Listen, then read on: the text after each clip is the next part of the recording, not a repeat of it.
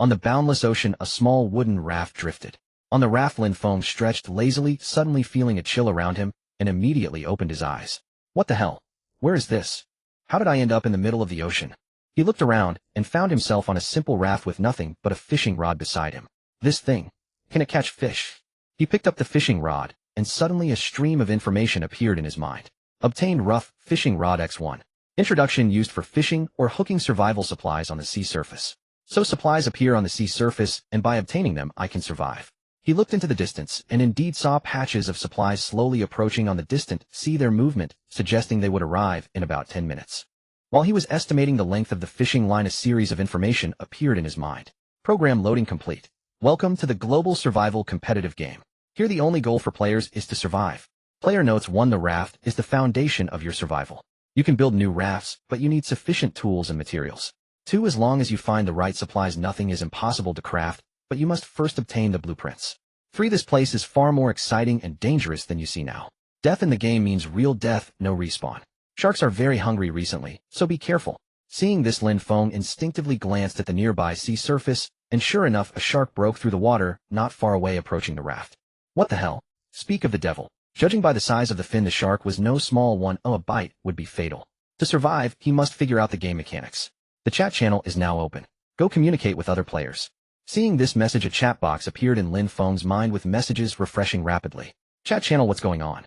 I woke up and ended up in the ocean. Am I dreaming? Using a fishing rod to hook supplies. Where are the supplies? No way. Are those the garbage? The problem is, how can I hook them up? It's over. I can't swim. Let me go home.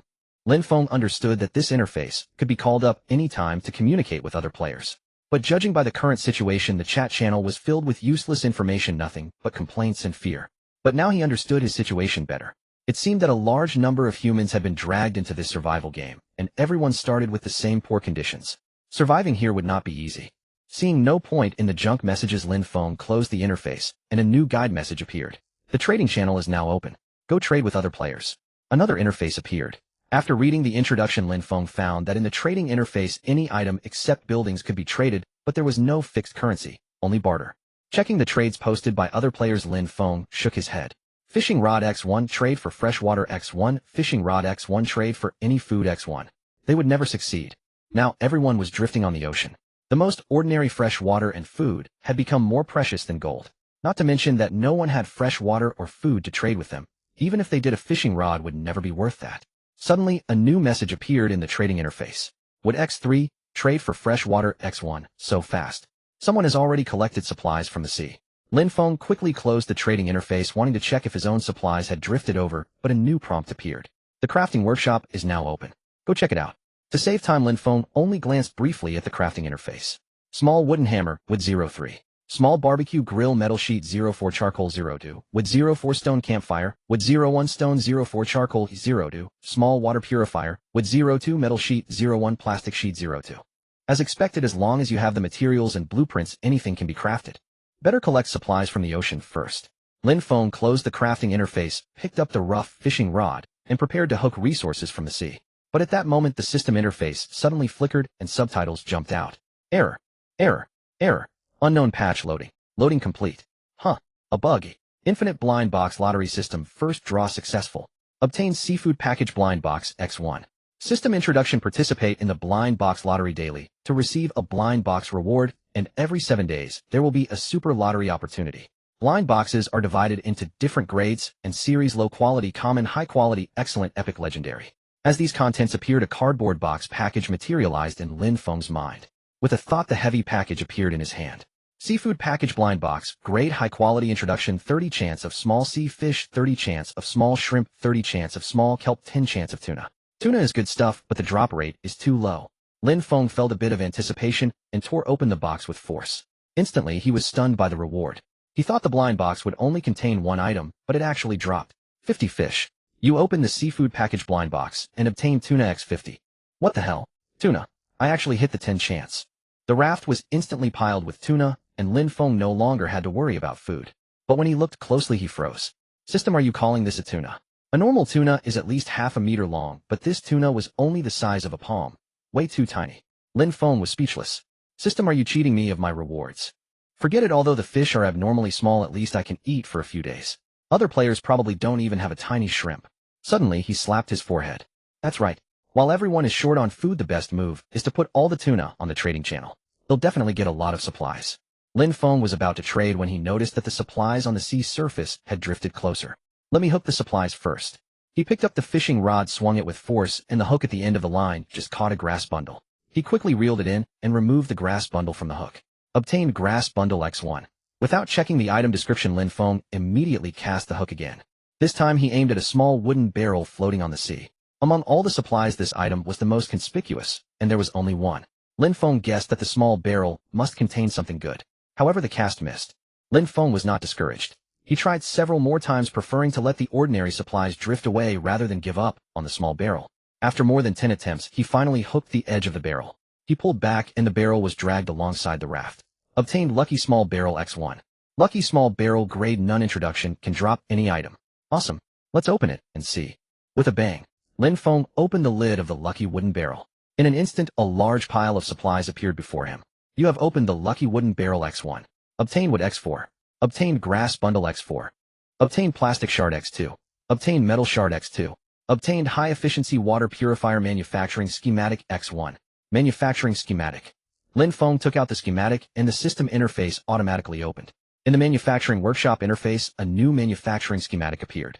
High Efficiency Water Purifier Wood 44 Metal Shard, 22 Plastic Shard, 22 Glass Shard 04 Grade Fine Description, has faster water purification speed, purifying 1 liter of fresh water in only 8 hours. Obviously, its water purification speed was much faster than the small water purifier, but no glass shards. Lin Feng shook his head, closed the manufacturing workshop, and prepared to continue hooking supplies from the sea surface, hoping to collect some glass shards. However, after half an hour of labor, the supplies he obtained were very limited. By then, other supplies had drifted away. Lin Feng put away the fishing rod and checked his current inventory. Current supplies: Grass Ball X8, Wood X10, Plastic Shard X3, a Metal Shard X6, Tuna X50, still no glass shards. Lin Feng was helpless. But it's okay, I have 50 tuna. Let's go to the trading interface to exchange supplies. Lin Feng opened the trading channel, and trading messages scrolled before his eyes. Grass Bundle X3, Trade Freshwater X1, Plastic Shard X3, Trade Any Food X1, Wood X2, Trade Freshwater X1. Obviously, everyone had obtained some basic supplies, but trying to trade these basic supplies for food and water was still wishful thinking. Unless they encountered a bug-like existence like himself. Lin Feng decisively filled in his trading requirements. Although the tuna was abnormally small, it was still food, and he had to exchange it for more supplies. Worried that a single player might not have enough glass shards to trade, Lin Feng added wood and grass bundles to the trade content, so he wouldn't lose out. Tuna X1, Trade Glass Shard X1, Wood X3, Grass Bundle X3, Tuna X1, Trade Glass Shard X1, Wood X3, Grass Bundle X3. For consecutive trades appeared instantly on the trading interface. In just a moment, Lin Feng received 2 trade notifications. Trade Successful Glass Shard X1, Wood X3, Grass Bundle X3. Trade Successful Glass Shard X1, Wood X3, Grass Bundle X3. Lin Feng smiled. It seemed the allure of food was quite strong. However, the remaining 2 trades still hadn't been completed. Lin Feng guessed that glass shards were very rare and few players had obtained them, and they might not have seen his trade information. Why not open the chat interface and notify other players? Lin Feng urgently needed glass shards to make the high-efficiency water purifier. He didn't want to die of thirst. Opening the communication channel. Messages refreshed one after another. This fishing rod is too hard to use. The supplies float by, but I can't hook anything. I only hooked 2 grass bundles. Stop complaining. Who has food and water? They'll trade my supplies. Lin Feng shook his head. It seemed many players couldn't survive here at all, but he had no mood to be merciful. In this post-apocalyptic-like environment, everyone could only rely on themselves. He quickly sent a message. I have tuna. Anyone with glass shards trade on the trading interface. As soon as this message appeared, the communication channel exploded. Holy shit. Tuna. Big shot, I have glass shards, he'll trade immediately. I have some too. This tuna is a bit expensive. What? Such a small tuna. Is this a tuna fry? Can't afford it. I'm starving. You're lucky to have something to eat. Lin Feng stopped paying attention to the communication channel and switched to the trading channel. Sure enough, both of his trades had been completed. Trade Successful Glass Shard X1, Wood X3, Grass Bundle X3. Trade Successful Glass Shard X1, Wood X3, Grass Bundle X3. Lin Feng nodded. All materials are ready. Of course, the high-efficiency water purifier was a building on the raft, so Lin Feng first had to craft a small wooden mallet before he could build the purifier. He opened the manufacturing workshop interface. Small wooden mallet would 33 craft. A few seconds later, a rough, small wooden mallet appeared in Lin Feng's hand. Small wooden mallet grade poor description can be used to craft various buildings, but with low efficiency. Lin Feng shook his head. He would definitely have to get a higher grade mallet in the future. Of course, at least this small mallet was practical for now. In the manufacturing workshop, Lin Feng located the high-efficiency water purifier schematic. High-efficiency water purifier would 44 metal shard, 22 plastic shard, 22 glass shard, 44. Next, he selected a 2x2 area on the raft and began construction. As the materials disappeared, a water purifier with 2 glass containers appeared before Lin Feng. Clearly, the upper glass container was the seawater tank, and the lower one was the freshwater storage tank. Lin Feng consumed another piece of wood to craft a small wooden bowl, scooped several bowls of seawater, and poured it into the purifier. Drip drop.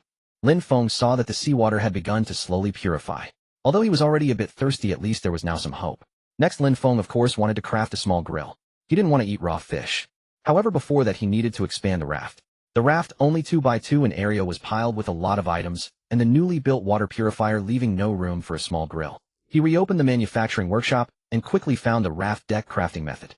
Raft deck, wood 33 grass ball, 22 grade poor description. The basic component of the raft can be freely assembled. That's easy. As long as I have enough materials, the raft can be expanded infinitely. Of course, Lin Feng's current materials were absolutely insufficient, but he had plenty of tuna. Decisively opening the trading channel, Lin Feng quickly posted 24 trades. Tuna X1 trade wood X3 grass ball X2, tuna X1 trade wood X3 grass ball X2, tuna X1 trade wood X3 grass ball X2. You see, as long as you have enough food, you can trade for any material. Sure enough, as soon as he posted the trades, he received a long string of trade notifications. Trade successful obtained wood X3 grass ball X2. Trade successful obtained wood X3 grass ball X2. Trade successful obtained wood X3 grass ball X2. These trades would provide Lin Feng with materials for 12 raft decks. The entire raft could be expanded to 4x4 area, 4 times the original size. As for why he wanted to expand into a square, for stability of course. If a sudden storm and huge waves came, a square raft was the least likely to be overturned. Materials in hand, Lin Feng began to work. He placed the materials aside, gripped the small wooden mallet, and selected manufacture in the workshop interface. In a few seconds, with the disappearance of 5 sets of materials, a 1x1 raft deck appeared at the edge of the raft. Lin Feng nodded in satisfaction. Continuing. Moments later, the expansion was complete. Standing on the now larger wooden raft, Lin Feng felt considerably safer. It seemed that due to all the labor, his hunger was becoming increasingly acute, accompanied by an emptiness in his stomach. He knew he had to craft a small grill immediately. After all, he couldn't starve to death, surrounded by a pile of tuna. Small grill, metal sheet, 44 charcoal 02, wood 44, charcoal needed. Lin Feng searched the crafting schematics and discovered that charcoal could be made from just 2 pieces of wood. He crafted 2 portions of charcoal, then chose to craft the small grill. Location selected. Seconds later, with the materials vanishing, a crude grill appeared before Lin Feng. Fuel requirement wood 11, so I need to add fuel too. Lin Feng took out a piece of wood and selected it to be added as fuel. With a whoosh, flames erupted beneath the metal grate of the grill. Lin Feng smiled slightly, took a tuna, processed it simply, and placed it on the metal surface. As the flames licked at the tuna, emitted a faint, enticing aroma. Lin Feng felt like drooling. Shaking his head helplessly, he opened the chat interface to distract himself and check on everyone else's progress. Messages were flying by in the channel, mostly complaints, though a few kind souls shared survival tips they had discovered. Clearly, the more adaptable players were starting to get the hang of this game world. After browsing for a while, a cry for help suddenly caught his attention. Help! That shark from before is approaching my raft. Holy crap! The shark bit off my raft deck. I only have 3 planks left. There's a shark coming for me too.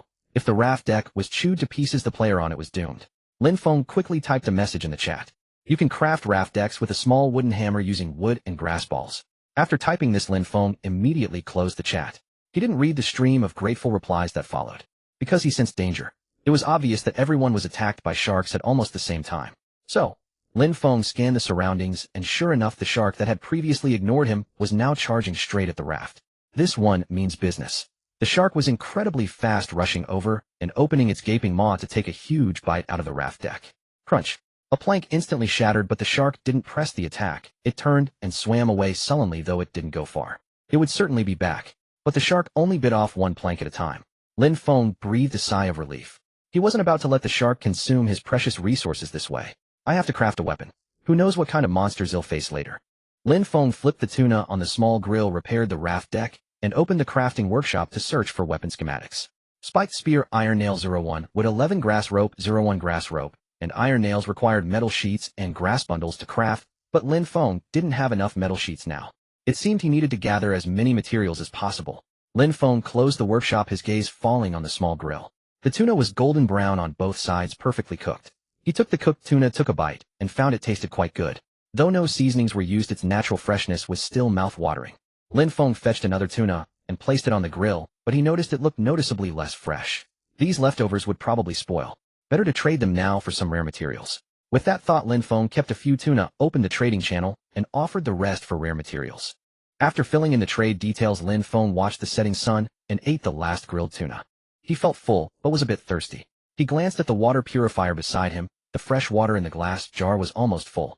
He'll wait a bit longer until the water is purified, then sleep. Lin Feng lay down on the raft waiting for the purifier while opening the chat channel. He never expected that everyone in the channel was talking about him. Did you see all those tuna posted in the trading channel? Tuna. That's food. Who's so rich? They can only be traded for glass, metal, and plastic sheets. Those materials are so rare. Big Shot. Can you lower the price? Big Shot, please lower the price. What the hell? They're all gone. Damn, I'm going hungry today. Big Shot, do you have any more fish? Lin Feng shook his head. He hadn't set the price high, thinking at least some players could afford it. In such a dire situation, no price for food could be too high. If they couldn't afford it, they'd just have to go hungry. Wait, did they all sell out? What the hell? I miscalculated. The price was still too low? Lin Feng finally realized and quickly closed the chat to check the trading channel. Sure enough, as soon as he opened the interface, he saw a series of trade notifications. In less than 5 minutes, all trades were completed. He had acquired a huge amount of metal sheets, glass sheets, and plastic sheets. Happily collecting all the materials, Lin Feng smiled slightly and looked at the high-efficiency water purifier, finding it full of fresh water. He used a small wooden bowl to take out the water, exactly one bowlful. Gulping it all down in one go, it felt incredibly satisfying. As he savored the taste, the water even had a hint of sweetness. Life is good. With the issues of food and water resolved, Lin Feng suddenly felt less like he was in an apocalyptic crisis and more like he was on a vacation at sea. He lay back down on the raft, closing his eyes in comfort. He needed a good rest. Tomorrow morning, a mystery box awaited him. The morning sea breeze swept in waves. Lin Feng opened his eyes comfortably, and his first action was to check today's blind box draw. Daily blind box draw successful. 27. Obtained lucky card pack blind box X1. A red envelope blind box appeared in Lin Feng's consciousness. With a thought, the red envelope materialized in his hand. Lucky card pack blind box grade epic description: 25 chance to drop a reward swap card, 25 chance to drop a reward critical hit card, 25 chance to drop a blind box reset card, 25 chance to drop a reward sweep card. A lucky card pack. Isn't this a special item? Drawing any of the 4 cards would be a great deal. Lin Feng's heart raced with excitement as he tore open the envelope impatiently. You have opened the lucky card pack blind box and obtained reward sweep card X3. With the reward dispensed, 3 red cards appeared in Lin Feng's hand, each bearing the inscription, Reward Sweep Card. Reward Sweep Card grade none. Description: used before opening a blind box to claim all prizes within, unlocking the full set of blind box rewards. Holy crap. What a treasure.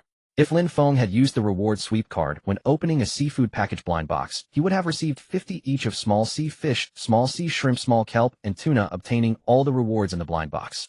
Of course, Lin Feng would never waste a reward sweep card on such a low-level blind box. If tomorrow's blind box turned out to be of higher quality, he might consider using the reward sweep card. Closing the blind box system, Lin Feng could only wish for tomorrow to come sooner. However, for now, he had matters to attend to. A large mass of supplies was drifting closer on the distant sea surface.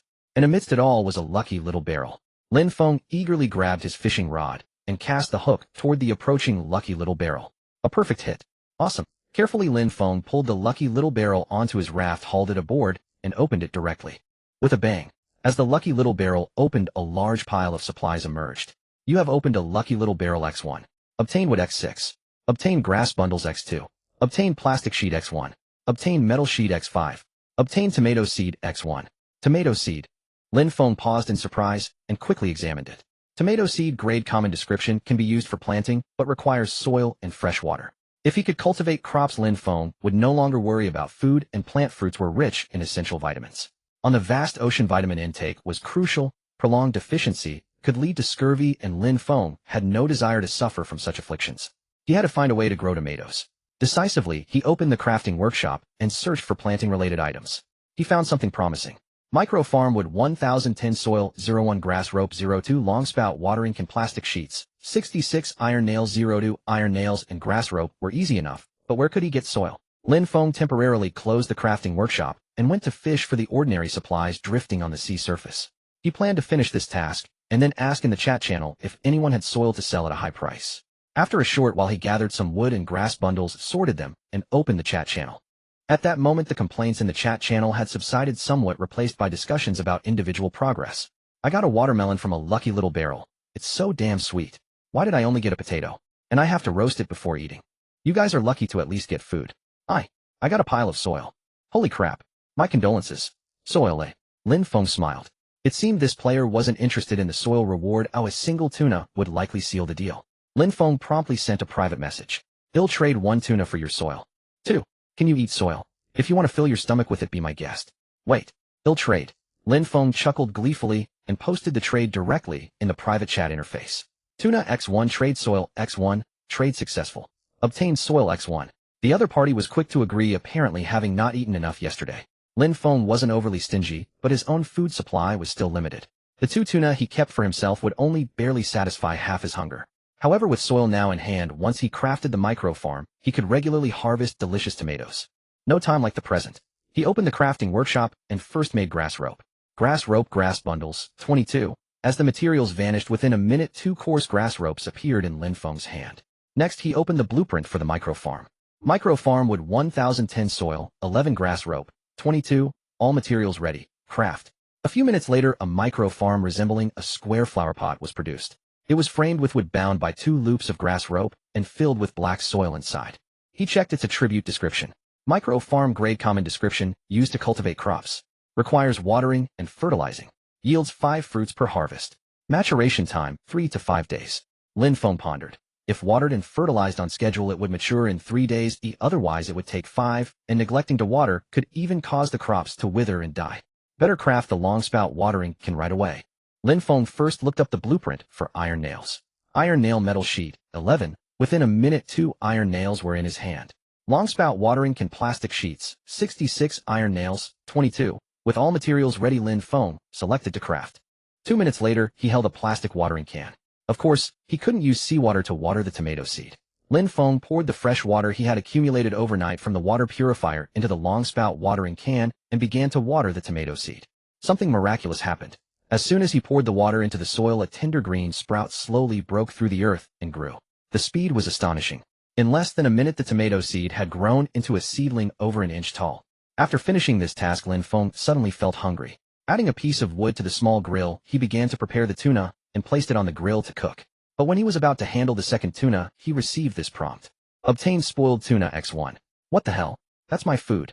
Lin Feng was speechless. 1 tuna was nowhere near enough to fill his stomach.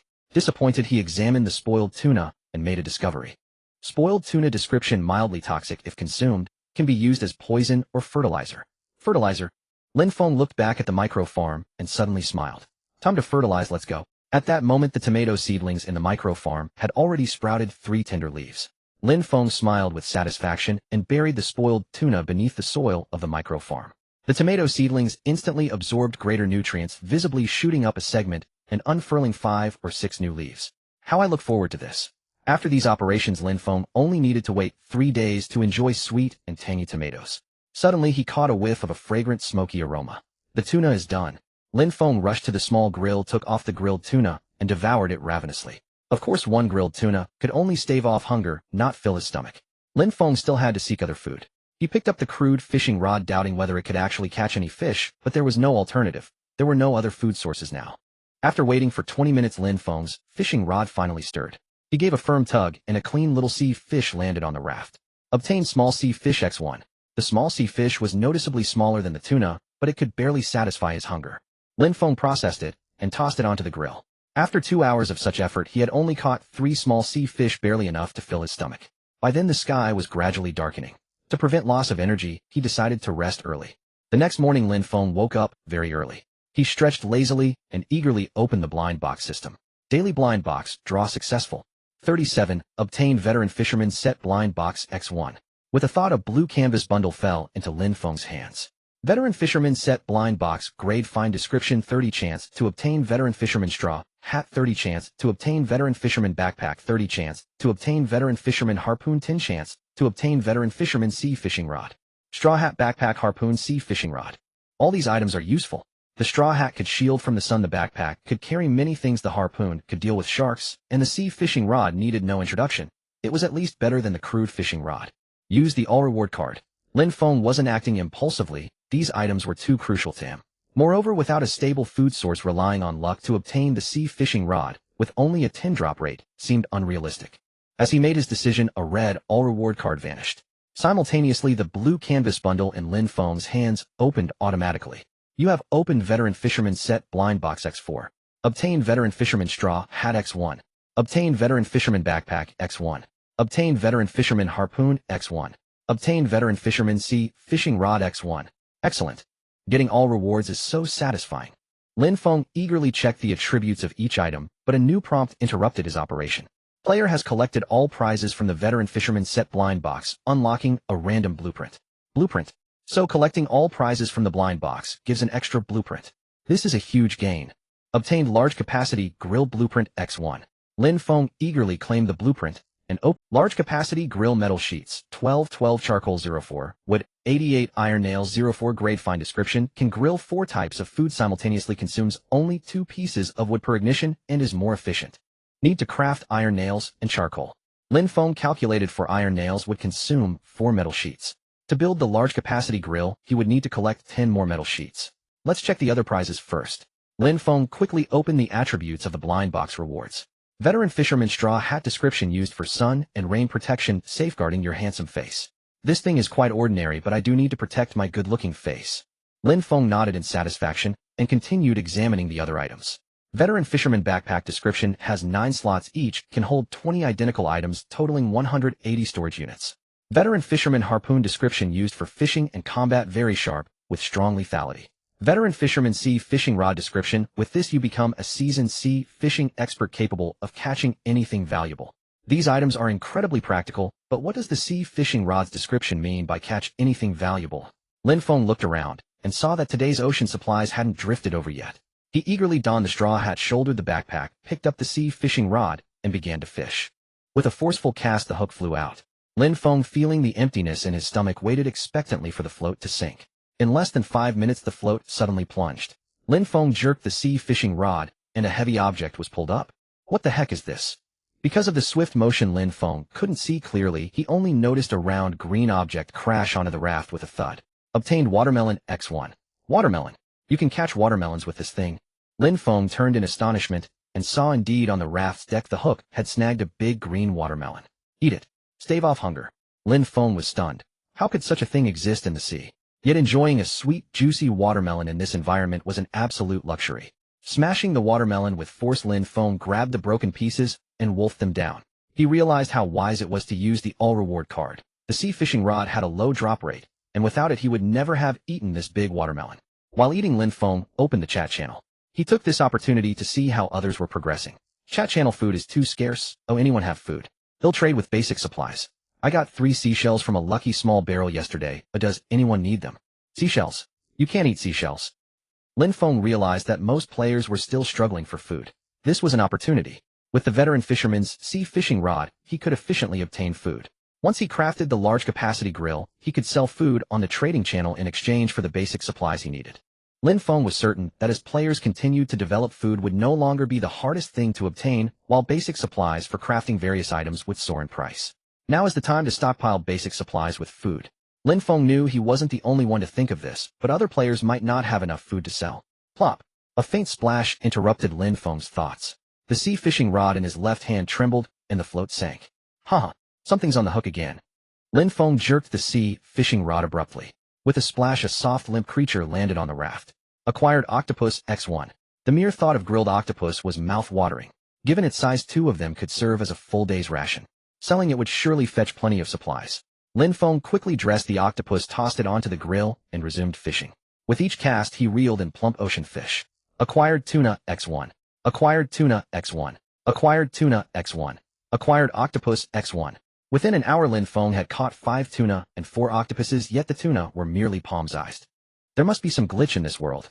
With too much food caught, Lin Feng decided to list them on the trading channel for rare. Grilled Octopus X1, Trade Metal Sheet X3, Plastic Sheet X2, Glass Sheet X2, Grilled Octopus X1, Trade Metal Sheet X3, plastic sheet X2, glass sheet X2. However, after 10 minutes, he received only one trade notification. Likely many players missed his listing. Quickly opening the chat channel, Lin Feng typed a line. Grilled tuna and grilled octopus available, first come first served. Instantly the channel exploded. Holy crap. Food. Good thing I woke up early or I'd have missed it. Gotta run for my grilled octopus. You guys are brutal. I saw the message and the food was already gone. Boss. Any fish left? Boss been starving for a whole day begging for tuna. A stream of replies followed, all begging him to sell more fish. Seeing the demand, Lin Feng quickly replied. Give me an hour. Boss. You really have more grilled fish to sell. Watch closely. Everyone wake up and grab some grilled fish. Starving souls waiting online. Lin Feng glanced at the later messages, then closed the chat channel. Since business was booming, he decided to craft a large capacity grill first to boost efficiency. Opening the crafting interface. Large grill metal sheet. 12 charcoal 04, wood, 88 iron nails 04. Lin Feng took out wood and metal sheets, and in less than 10 minutes crafted 4 units of charcoal and iron nails. Next he began crafting the large grill. As the materials vanished, a large grill appeared beside the small one, boasting 4 metal racks to cook 4 portions simultaneously, greatly saving time. Adding 2 pieces of wood to the large grill. With a whoosh, flames ignited. Lin Feng quickly prepared 2 tuna and 2 octopuses, placing them on the large grill. Within minutes an enticing aroma wafted from the grill.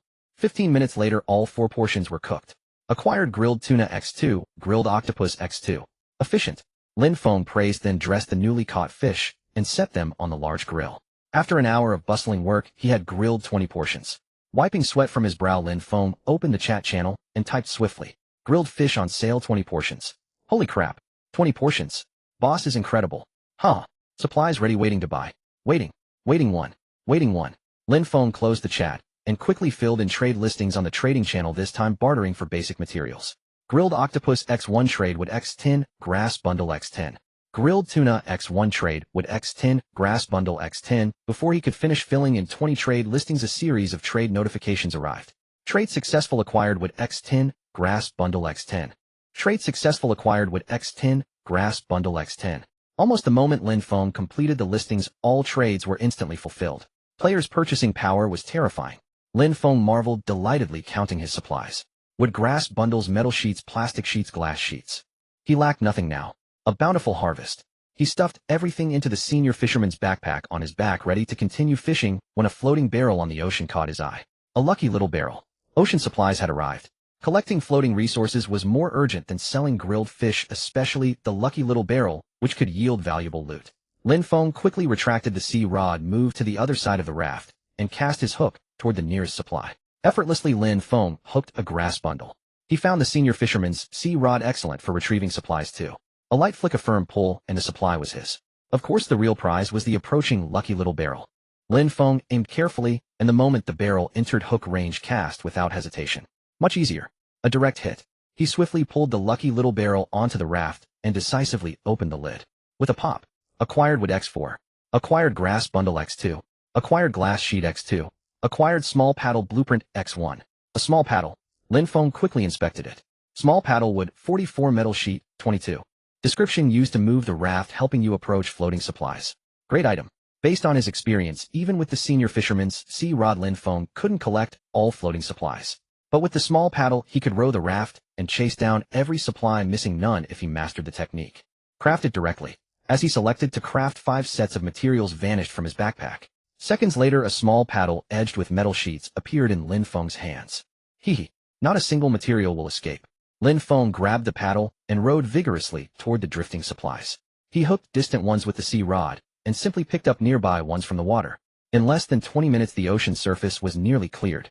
But as he paddled toward 2 grass bundles, a triangular fin rapidly approached from the sea. Holy crap! A shark! No. Shark fin. My delicious shark fin. A moment ago Lin Feng was still fraught with worry, but the next a smile crept across his face. With a harpoon, why should I fear you? The infuriating shark clearly did not regard Lin Feng as a threat, as it charged forward to gnaw at the raft. Lin Feng drew his seasoned fisherman's harpoon and thrust it fiercely toward the shark's head. With a piercing sound, the harpoon proved exceptionally sharp. The shark convulsed violently, attempting to flee, but it was too late. After a few frantic thrashings, it lay still, evidently dead. Lin Feng had initially expected the battle to drag on, yet to his surprise a single strike had ended the shark's life. Don't blame me. You brought this upon yourself. Lin Feng smiled faintly as he dragged the shark onto the raft. The shark was no small catch, and upon dissecting it he obtained some fine spoils. Dissected shark obtained shark meat x4, shark fin x1, a shark teeth x4. Is that all?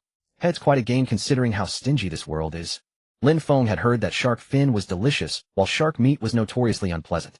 He tossed the 4 portions of shark meat onto the large-capacity grill, stowed away the shark fin, and began pondering the uses of the shark teeth. Opening the crafting workshop, Lin Feng examined the options and discovered that shark teeth were used to forge weapons, primarily for crafting crossbow bolts. Shark tooth crossbow bolt. Shark teeth, 11, wood 11 feathers 01 crossbow bolts were a valuable asset, but Lin Feng lacked sufficient materials for now, so he set the 4 shark teeth aside for future use. Before long, the 4 portions of shark meat were grilled to perfection. Lin Feng placed the shark fin on the grill to cook, while listing the 4 portions of grilled shark meat on the trading channel. He also opened the communication channel to notify everyone of the new listing. Listed 4 portions of grilled shark meat. In Lin Feng's view, it was a mundane announcement, yet it sparked a storm in the communication channel. Holy crap! Am I seeing things? Shark meat. How on earth did the big shot kill a shark? I used a spiked spear, but the shark's hide was too thick. I couldn't kill it. Too strong, too strong. Say, shouldn't the focus be on snatching up the shark meat? If I recall, that stuff tastes a bit funky, but I don't mind. Save a piece for me, will you? What? It's sold out. Lin Feng couldn't care less about the taste. He wasn't eating it anyway. A glance at his notifications showed 4 trade alerts. Trade successful, obtained wood x4. Trade successful, obtained wood x4. Trade successful, obtained grass bundle x4. Trade successful, obtained grass bundle x4. Stowing the materials away, Lin Feng smiled in satisfaction and replied in the chat interface. If you have rare materials, I still have a shark fin, but I won't accept ordinary materials for trade. Shark fin. Love it. Love it. Shark fin is a real treat. How about metal, glass, or plastic? Big shot, I have black pearls. I pulled a wooden backpack from a lucky little barrel. It has 3 storage slots holding 60 items. With all your gear, you must need it. Lin Feng shook his head. Not needed. Big shot is awesome. You want trade for that? I want that backpack. My raft is overflowing with supplies. The big shot must have even better gear. Lin Feng ceased browsing the communication channel. A wooden backpack was worthless to him with only a third the capacity of his seasoned fisherman's backpack. Far too paltry. In that case, I'll keep the shark fin for myself. Lin Feng looked forward, eagerly taking the grilled shark fin down and taking a bite. The flavor is excellent. He noticed that the large-capacity grill not only cooked efficiently, but also produced food with superb taste. Devouring the shark fin ravenously, he polished it off in under 5 minutes. As dusk began to fall, Lin Feng took advantage of the remaining light to expand his raft by another ring. His raft had now reached an area of 6 by 6, spacious and comfortable. Yawning, he lay down on the spacious raft, letting the sea breeze wash over him as he closed his eyes and drifted into a peaceful slumber. Dawn arrived early, and Lin Feng woke up bright and early. He intended to open a blind box first, but the scene before him captured his attention. On the distant sea surface, Lin Feng spotted a small green dot. More precisely, it appeared to be an island, but due to the distance, it was merely a faint speck in his field of vision. On the vast ocean, resources were scarce, but an island was a different story. The island's green hue suggested lush vegetation. Beyond that, there should be plenty of trees and grass, which when broken down would yield ample wood and grass bundles. It seems I need to make some preparations. To harvest the island's resources, Lin Feng had to prepare various tools: an axe for chopping trees, a pickaxe for mining stone, and a shovel for digging soil. Opening the crafting workshop, he quickly searched. Crafting workshop. Small stone axe, wood 11 stone 03, small stone pickaxe, wood 11 stone 03, small stone shovel, wood 11 stone 03. Damn. I need stone. On this endless sea, where am I supposed to find stone? Lin Feng speculated that he might pick up some loose stones on the island, but most would likely require mining. Waiting until he neared the island to gather scattered stones, and then crafting tools would be far too time-consuming. Thus the best approach was to trade for some stones. However, few players likely had stones, and they might not be willing to exchange them for ordinary food. Forget it, let's check today's blind box first. Lin Feng shook his head and opened the blind box system in his mind. Daily blind box, draw successful. 47, obtained drink to satisfy beverage blind box X1. Beverages. Lin Feng was taken aback. He never expected to draw such a blind box. The system really could yield anything. Through mental manipulation, a heavy cardboard box materialized in Lin Feng's hands. Drink to satisfy beverage blind box, grade quality description, 24 chance, for black tea 24, for green tea 24, for Sprite 24, for Cola 4, for Red Bull. Lin Feng was speechless. This truly was a drink to satisfy assortment. Of course, getting a Red Bull would provide an energy boost, but he wasn't picky. Any beverage would do. In such harsh survival conditions, even a drink was a luxury beyond measure. Lin Feng was not one to be choosy. Open the blind box. As Lin Feng chose to open it, the carton unfolded. With a clatter, countless beverages spilled across the floor. You opened a drink to your heart's content blind box and received cola X100. What the? So much. Lin Feng was stunned. He casually picked up a bottle of cola from the raft, twisted off the cap, and gulped down several mouthfuls. Refreshing. The icy smooth cola, though not the best reward, was aptly called fatty happy water. Drinking a whole bottle when parched was pure bliss. Right? Trade cola for stones. Stones couldn't float on the sea surface, so they could only be obtained from small wooden barrels, making them quite a rare resource. Lin Feng eagerly opened the communication channel and proudly sent several messages. Attention! Attention! New product listed. Snap them up fast. Everyone noticed Lin Feng's messages and was taken aback. What's been listed? No idea. So mysterious. In this godforsaken place, what else could be traded? Don't tell me there's cola or Sprite to satisfy my cravings. Whoa, a prophecy. Everyone check the trade channel. Cola's been listed. Seriously, what the hell is this? How could there be cola in this place? At that moment, the 9 bottles of cola Lin Feng had listed were instantly snatched up. Trade successful, received stone X3.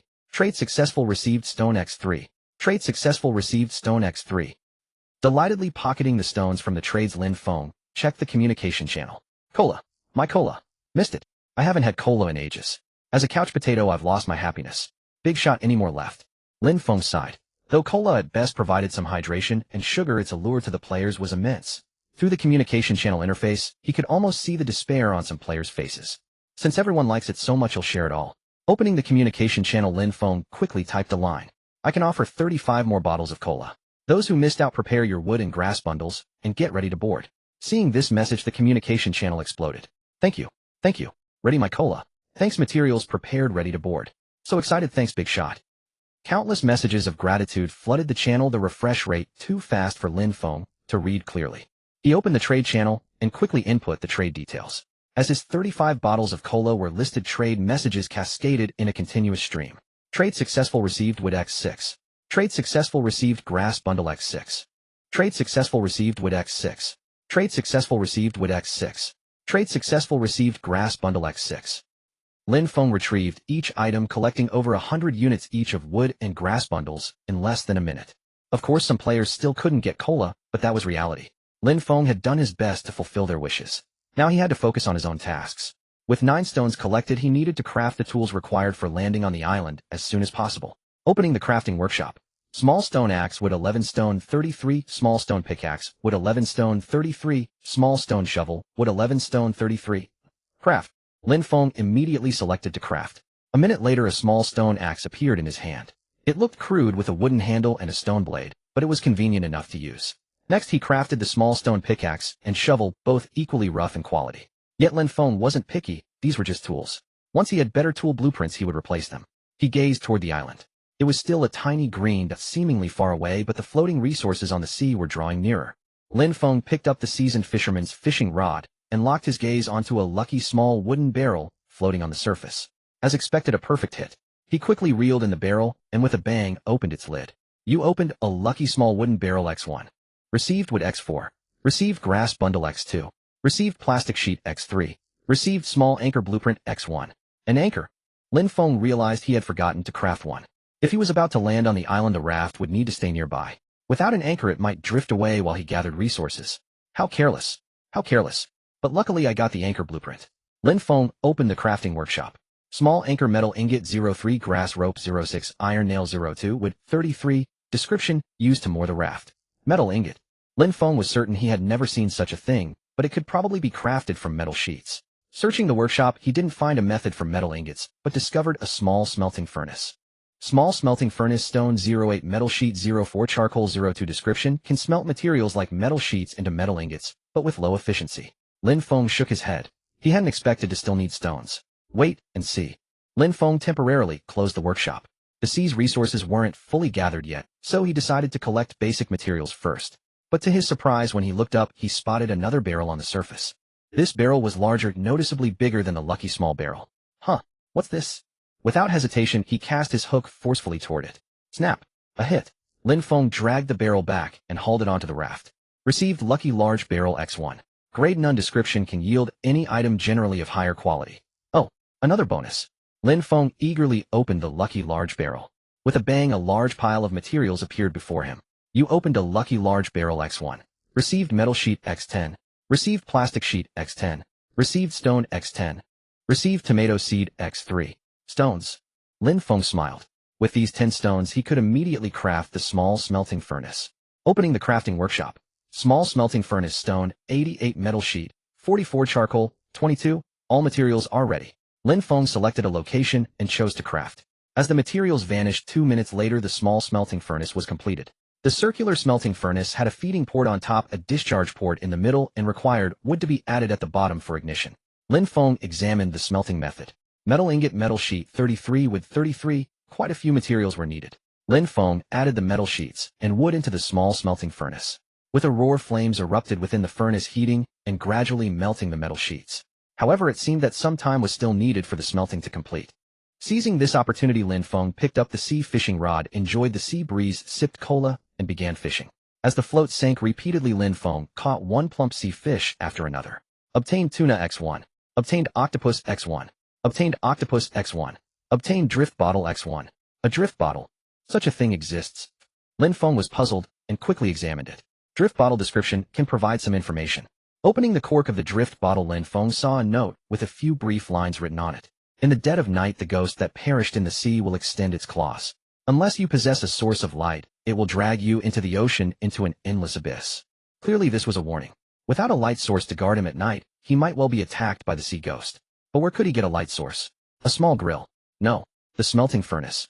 The small grill's burn time was too short, lasting only an hour or two, while the smelting furnace could work much longer with added materials.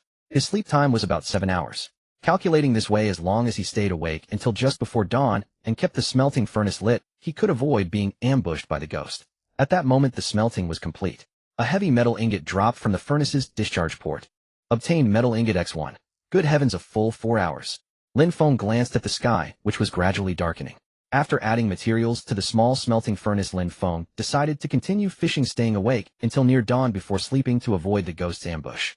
He placed the veteran fisherman's harpoon beside him, ready to strike any ghost daring to approach. As time passed, and the night deepened, Lin Feng was fishing when he suddenly felt a chilling aura behind him. He turned around, warily, breaking out in a cold sweat at the sight before him. Holy crap! On the sea surface behind him, a green glowing humanoid figure had appeared without warning. Lin Feng couldn't make out its features, but inexplicably felt its gaze fixed intently on him. However, it did not come closer because the furnace's fire had not yet died out. With a plop, suddenly a metal ingot dropped from the furnace's discharge port. Lin Feng's heart tightened as he instantly sensed danger. Once the fire died, the ghost would attack. He rushed over and chose to add materials. In the instant the fire died, Lin Feng felt a piercing chill, as if submerged in a deep dark sea. With a roar, as Lin Feng added materials, the furnace's flames blazed up instantly. In the firelight, Lin Feng clearly saw the ghost had already boarded his raft, extending an icy hand toward him. Fortunately, this thing was afraid of light. As the flames rose, the ghost recoiled in terror. Lin Feng felt as if his scalp had nearly exploded in that moment. Damn, how the hell am I supposed to sleep? Though he knew the fire would burn until dawn, Lin Feng had no desire to sleep now. Who could bear sleeping while a ghost watched? Unable to bear it, he would eliminate it. The thought crossed Lin Feng's mind. He gripped the harpoon and cautiously approached the ghost. When he was a meter away, he again felt an intense, eerie cold. The green glowing ghost showed no sign of retreat, instead seeming to eagerly anticipate his approach. Lin Feng, of course, would not get too close, ensuring he stayed within the firelight's range. Suddenly he thrust the harpoon fiercely. Thud! Faintly he heard the harpoon pierce the ghost's body, and the ghost shattered into countless fragments, sinking into the sea. Whoa! So it was that simple. Lin Feng breathed a sigh of relief. But just as he thought he had repelled the ghost, a faint green glow gradually rose from the water's surface. The ghost had reappeared. What the hell? It can't be killed. Lin Feng's composure crumbled. It seemed ordinary weapons were useless against such a spirit. Sleep. Impossible. Though Lin Feng was sure the ghost couldn't harm him, he still couldn't sleep peacefully. He had to fish. Resigned, he decided to wait until dawn to sleep. Putting down the harpoon, Lin Feng picked up the sea fishing rod, trying to calm himself, and continued fishing. While waiting for a bite, he opened the trade channel, intending to sell the sea fish. However, out of 7 or 8 trades, only one was successful. Right. The others should be encountering ghosts by now. Lin Feng suddenly understood. Everyone was too busy fleeing on their rafts to browse the trade channel. Opening the chat channel, sure enough, all messages were pleas for help. Help! There's a ghost chasing me here. Attack it with a weapon. It doesn't work. Hitting it just makes it respawn on the spot. What? You guys dare to attack that thing? Just try to hold out until dawn. The other players clearly didn't know how to deal with the ghost. Lin Feng quickly typed a message. Light a fire. Ghosts are afraid of fire. What do we use to light it? I know. I have a torch. It really works. After I lit my campfire, the ghost stopped coming near. Finally saved. I almost got caught by the ghost several times. Thank you. Thank you. But I'm too scared to sleep. Lin Feng shook his head. Being watched by that ghost indeed made sleep impossible. I have to find a way to kill it. Annoyed, Lin Feng opened the crafting workshop and searched for a while until he found a weapon. Magic Barbed Spear 01 Magic Energy Crystal 01 Description can attack spirit-type enemies, helping you solve the trouble of dealing with ghosts. Lin Feng was speechless. This thing was good, but he had no magic energy crystal to craft it. Forget it, it'll just get through this night first. Lin Feng had no choice but to continue fishing. Time passed minute by minute and the sky gradually brightened. At last that damned ghost vanished. Lin Feng yawned, feeling sleepy. He grilled 2 tuna he had caught, ate his fill, and then lay down on the raft ready to rest and recharge. When Lin Feng woke up, it was already noon. He stretched his limbs, feeling a slight headache, so he twisted open a bottle of cola and took a few large gulps to sober himself up. In the distance, the island had drawn much closer, but Lin Feng estimated that at his current pace, it would still take at least a day to reach it. However, he decided to craft the anchor first. Opening the crafting workshop, Lin Feng first used grass bundles and metal sheets to create 6 grass ropes and 2 iron nails. Small anchor metal ingot, 33 grass rope, 66 iron nail, 22 with 33, all materials were ready. At one end of the raft, Lin Feng selected the crafting option. As the materials vanished, a wooden post emerged at the raft's edge, followed by coils of grass rope, and finally a metal anchor hung from the end of the rope. Though it looked somewhat crude, it promised to be quite practical. Lin Feng smiled faintly, turned around, and approached the large-capacity grill, preparing to roast the 2 leftover octopuses from yesterday to stave off hunger. He had just placed them on the grill when in the distance ocean supplies drifted closer. Beautiful. Lin Feng picked up his fishing rod, and as usual began to hook the supplies. Obtained wood X1. Obtained grass ball X1. Obtained lucky small barrel X1. With a bang, Lin Feng deftly opened the barrel's lid. You opened a lucky small barrel X1. Obtained grass ball X3. Obtained metal sheet X3. Obtained stone X1. Obtained ghost radio X1. A ghost radio? There's actually such a thing. It was a palm-sized radio looking very old, even with some rust on it. Ghost radio description: when a spirit approaches, it emits sounds occasionally, transmitting words you can understand. A perfect late-night wake-up tool. Edge. It can be used as an alarm. Lin Feng laughed. This item couldn't be more practical. Yet looking at the radio, Lin Feng felt a chill run down his spine. Who knew what eerie things those spirits might say? After hauling in all the supplies, he even took a special look for sharks, since shark fin tasted rather good. On the sea surface, there was no sign of shark activity, but in the far distance, it seemed another raft was approaching. Encountering another player. Lin Feng quickly pondered the consequences of meeting another player. The best outcome would be an alliance. An extra hand was never a bad thing. Or perhaps they would simply pass each other by neither provoking the other. The worst outcome would be a fight, each side trying to plunder the other's supplies. In such a harsh environment, Lin Feng would never trust anyone easily. When everyone struggles to fill their stomachs, it's all too common for players to come to blows. With that thought, Lin Feng tightened his grip on the harpoon, staying on guard against any potential threat. However, as the opposite raft drew closer, Lin Feng was surprised to see no player on it. Could it be a raft left behind by a dead player? Puzzled, he picked up a small paddle and rowed toward the empty raft. Finally, he could see clearly. The other raft wasn't empty. The player was simply asleep, making it hard to spot from a distance. What a carefree soul. Bang! The 2 rafts gently collided. Only then did Lin Feng realize the sleeping figure was a girl. She wore a light blue dress, her long hair spread across the flat raft, and a shell-shaped hairpin adorned her head. She looked familiar. Could it be Song Xinling? My! As if hearing her name, the girl suddenly frowned and sat up. Raising her head, she saw a familiar young man staring at her, dumbfounded. You? Lin Feng. Hey, why are you sleeping on the raft in broad daylight? Lin Feng hastily dropped his harpoon and shrugged, saying, Don't be nervous, I was just worried about encountering pirates who might rob me. Song Xinling nodded vigorously, but her gaze still lingered on the sharp harpoon. It was easy to understand. Anyone waking up from a nap to see a person holding a harpoon standing before them would be startled. If she hadn't been half asleep, she would have screamed at the top of her lungs. System prompt: do you wish to form an alliance? Explanation: forming an alliance means you will share weal and woe, facing all dangers together. If you agree, the rafts will automatically merge. Lin Feng was visibly taken aback. He looked at Song Xinling and saw a dazed expression in her eyes. She had likely received the same system message. The 2 knew each other from before. They were classmates at Jiangxing University. She came from a well-off family and excelled academically, living in a completely different world from Lin Feng, a destitute orphan. Of course, Lin Feng had deliberately noticed this girl, who she loved wearing dresses and always had that shell-shaped hairpin, so when he saw the sleeping Song Xinling, he recognized her almost instantly. Now in this perilous game world, meeting an acquaintance was far better than encountering a stranger. Lin Feng wasn't opposed to an alliance, but he didn't speak first. Instead, he watched the girl waiting for her choice. Forcing a deal never worked in this situation. He was sure Song Xinling wouldn't refuse. Sure enough, after a few seconds the girl hesitated and asked, an alliance? Then let's form an alliance. Lin Feng nodded, but his face still wore a contemplative expression. I won't hold you back. Song Xinling pointed at her own raft. Among the players in this world I've developed quite well. I have a grill, a water purifier, and food supplies. Of course, if she had seen Lin Feng's resources, she wouldn't think she was doing so well.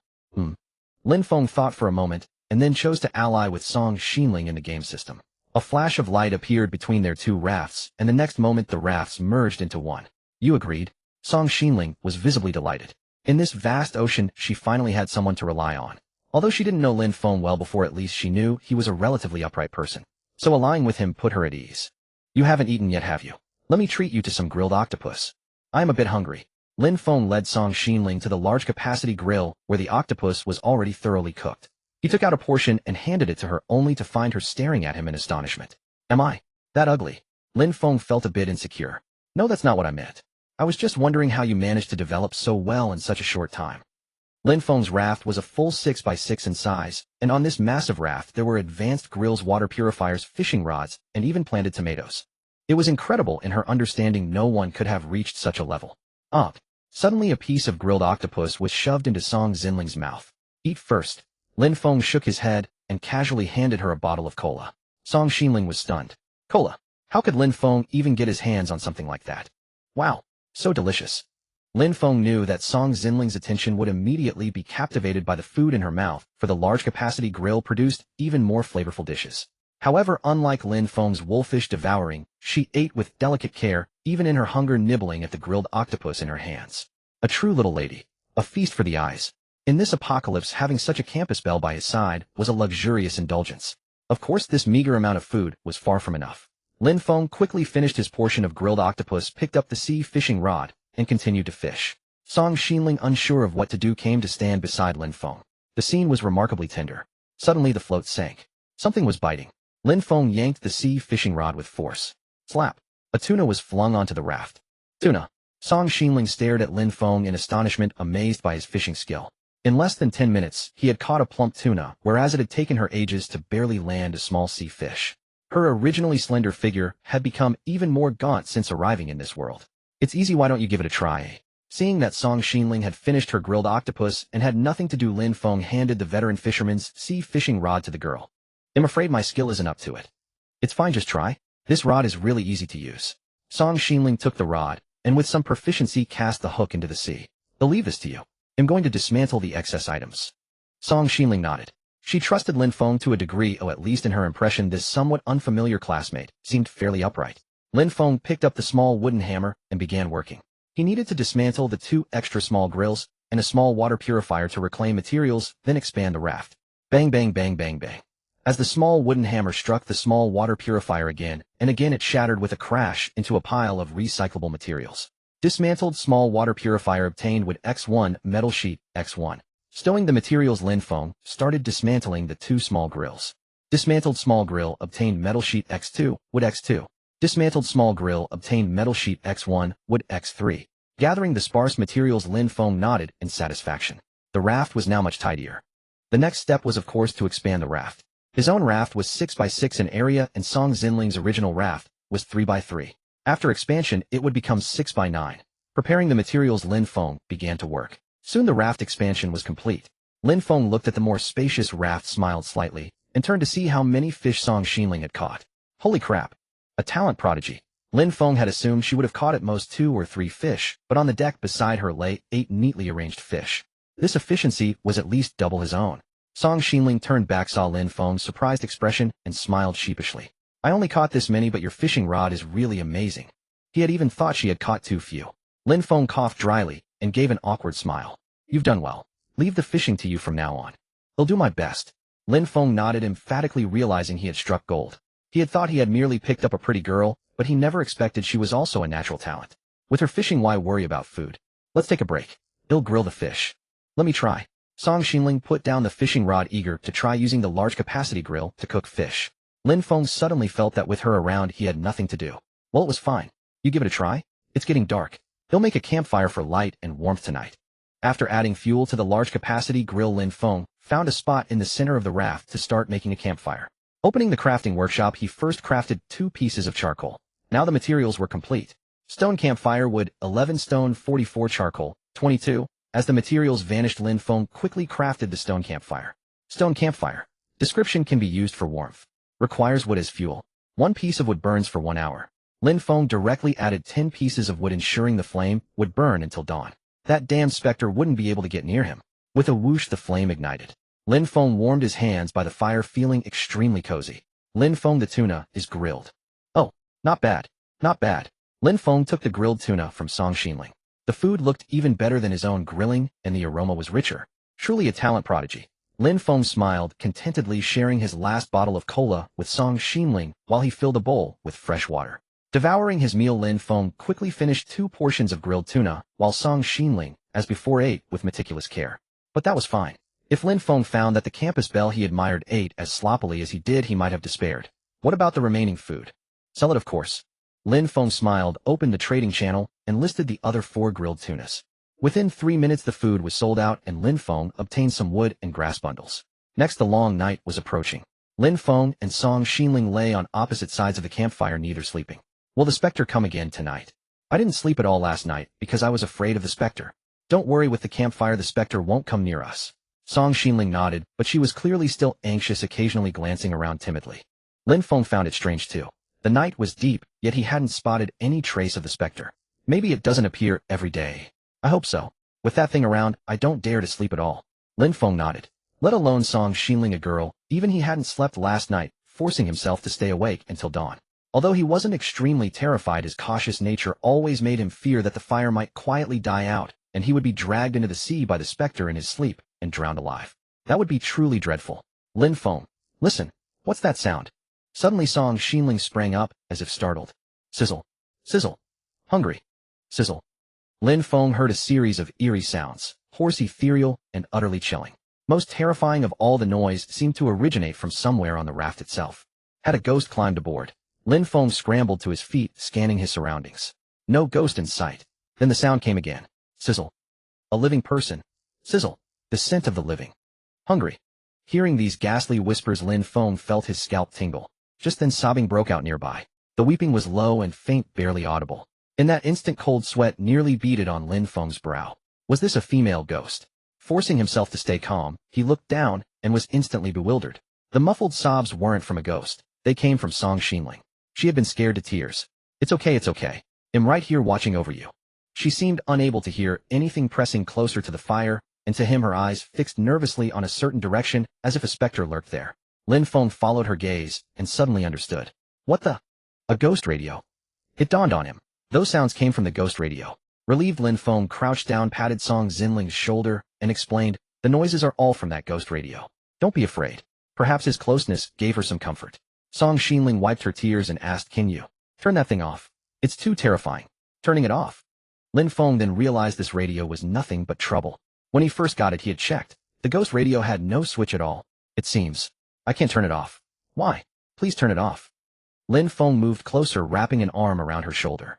Explaining the lack of a switch was pointless now. Calming the girl's nerves came first. To his surprise, Song Xinling cried even harder when he embraced her. Lin Feng was stunned. What was happening? Fear. Look over there, she choked out, pointing shakily at the raft's edge. Lin Feng jolted in fright. What the hell? Ghosts. 2 of them. Lin Feng was speechless. So the ghosts were doled out per person. It's fine, it's fine. As long as the fire burns, those 2 won't dare come close. As he comforted Song Xinling, the ghost radio next to them emitted more sinister sounds. The scent of the living. Hungry. Devour them. Lin Feng's single voice was no match for the ghost's 2 mouths. Song Xinling didn't calm down, instead she sobbed even harder. He felt utterly defeated. He endured a triple horror: ghastly howls, unending weeping, and ghosts glowing green. Life had lost all meaning. Not until the sky gradually brightened did the ghosts vanish, the ghost radio fall silent, and Song Xinling's sobs cease. The girl's head rested against Lin Feng's chest. He could hear her breathing slow and steady. The little tyrant had finally cried herself to sleep. Lin Feng held still, and once he was sure she was deeply asleep, he gently lowered her to lie flat on the raft. Rubbing his temples, Lin Feng felt his head throbbing, probably from the exhausting night. Suddenly, a crucial realization struck him. Damn, The blind boxes. I forgot to claim yesterday's blind boxes. Lin Feng panicked. He quickly opened the blind box system and saw a notification. Yesterday's blind box unclaimed. Player must claim within 24 hours. Phew, at least I can still claim it. Lin Feng chose to claim both days' blind boxes together. Daily blind box, draw successful. 57. Obtain seafood package blind box X1. Daily blind box, draw successful. 67. Obtained radiant crystal blind box X1. 2 cardboard packages instantly appeared in Lin Feng's hands. The larger one was the seafood package blind box, while the smaller, more refined one was the radiant crystal blind box. He checked their descriptions. Seafood package blind box. Grade high quality. Description: 30 chance for small sea fish, 30 for small sea shrimp, 30 for small kelp, 10 for tuna. Radiant crystal blind box. Grade high quality. Description: 45 chance for magic energy crystal, 45 for blood's hard crystal, 10 for demon god crystal. These are all great. Whatever came out of the seafood blind box didn't matter, any food would sell well. As for the radiant crystal blind box, Lin Feng recalled last night's ordeal and firmly decided that no matter how rare or important the demon god crystal was, he didn't care. What he needed now was a magic energy crystal. If he didn't craft the magic barbed spear today, the ghosts would torment him to death. Open the blind boxes. Lin Feng even made a mock prayer before opening them. The next moment, both packages opened simultaneously. You open the seafood package blind box and obtain small sea shrimp X50. You open the radiant crystal blind box and obtain magic energy crystal X10. Excellent. Magic energy crystal. My lovely magic energy crystal. Seeing the magic energy crystal drop, Lin Feng was almost moved to tears. He quickly gathered the crystals and opened the crafting workshop, searching for the blueprint of the magic barbed spear. Magic barbed spear, 01 magic energy crystal 11. Lin Feng prepared the materials for the barbed spear, and in less than a minute he had one in hand. In about 3 minutes, Lin Feng held a barbed spear embedded with a magic energy crystal. It looked crude and simple, but if it could harm spiritual entities, it was a treasure. He stored the remaining 9 magic energy crystals in his backpack instead of using them. He guessed that magic energy crystals would prove far more useful in the future. Lin Feng. Huh. Lin Feng looked down to find Song Xinling awake. Why did you only sleep for such a short while? The girl pursed her lips and said sheepishly, I'm a bit hungry again. Just then she noticed a huge pile of small sea shrimp beside Lin Feng. These? So many small sea shrimp. Where did you get them? Never mind that. Get up and let's roast some shrimp. Lin Feng said calmly, with a faint smile lighting up the large-capacity grill. Song Xinling was busy at the grill, while Lin Feng enjoyed the sea breeze, surveying their surroundings. The island was drawing closer. Lin Feng estimated that in another 2 or 3 hours they would be able to land and gather supplies. Seizing the moment, he emptied the excess items from his backpack, leaving only a few collection tools. Just then, he heard Song Xinling's cheerful voice from behind. The little sea shrimp are grilled. Turning around, Lin Feng saw her handing him a grilled shrimp. The tantalizing aroma surged into his nostrils, and had he not controlled himself, drool would have trickled down his chin. Removing the head, Lin Feng took a bite. The crispy shell paired with the tender, juicy meat was simply divine. I have to say, your cooking is truly amazing. He gave her a thumbs up, his praise heartfelt. Song Xinling beamed, with joy, a faint blush coloring her cheeks. Suddenly her bright eyes fixed on the distance. Look, supplies are coming. Supplies. Lin Feng followed her gaze, and indeed spotted them. Let's get to work. Popping another grilled shrimp into his mouth, he grabbed the fishing rod and dashed to the edge of the raft. With a single glance, Lin Feng was delighted to discover 2 lucky small barrels among today's supplies. So the rewards are distributed per person. He smiled. The decision to form an alliance had been incredibly wise. With 2 people allied, the ocean supplies doubled while the number of items needed to build decreased significantly. For instance, items like the grill water purifier and anchor only needed to be built once per raft. Swinging the fishing rod, Lin Feng flawlessly hooked both lucky barrels. Wow, you're amazing. Though this was routine for Lin Feng, Song Xinling cast him an admiring glance. Among all ocean supplies, the lucky barrels were the hardest to hook. Normally, Song Xinling had to try over a dozen times to reel one in. As she marveled, Lin Feng had already pulled the first barrel onto the raft. With a second cast, he hooked another. Time to open them. Hauling the second barrel onto the raft, he carried it over to Song Xinling. The girl gently lifted the lids of both barrels. Bang! Bang! Your teammate opened lucky small barrel X2. Obtained wood X4. Obtained metal sheet X8. Obtained plastic sheet X6. Obtained lemon X2. Obtained pink baseball cap X1. Obtained wooden backpack, crafting schematic X1. Why a pink baseball cap? Song Xinling wondered. Try it on.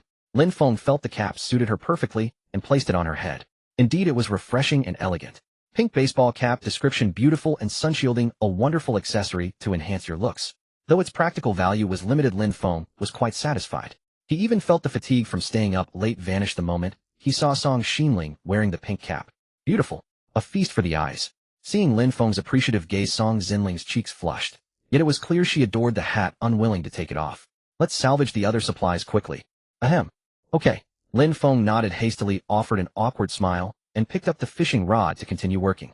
Song Xinling didn't idle either. Using a crude fishing rod, she hooked the nearer supplies beside Lin Feng. About half an hour later, all the supplies had been gathered. Song Xinling resumed grilling shrimp, while Lin Feng studied the newly acquired crafting schematic. Wooden backpack, wood 44 grass ball, 22 grass rope 02 description. A backpack, made of wood, crude in appearance, yet capable of holding items. It has 3 storage slots, each accommodating 20 identical items, totaling 60 storage units.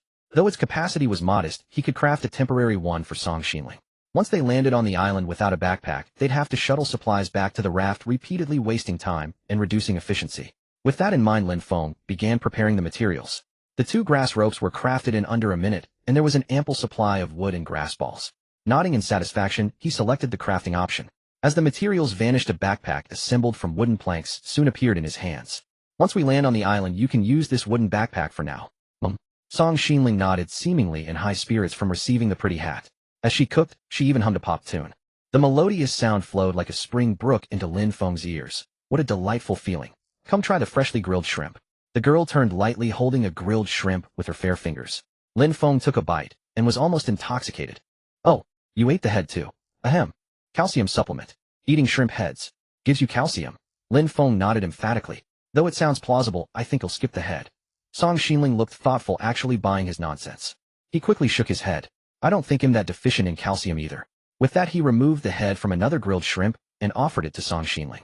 The girl smiled softly, murmured a thank you, and popped the shrimp into her mouth, savoring it happily. Gradually, the raft approached the island. Lin Feng, now full, picked up a small paddle to correct their course lest the raft drift past. Song Xinling, wearing the wooden backpack, eagerly prepared to set foot on land. It had been a long time since she had last stepped onto solid ground. Bang! With a gentle thud, the raft came ashore.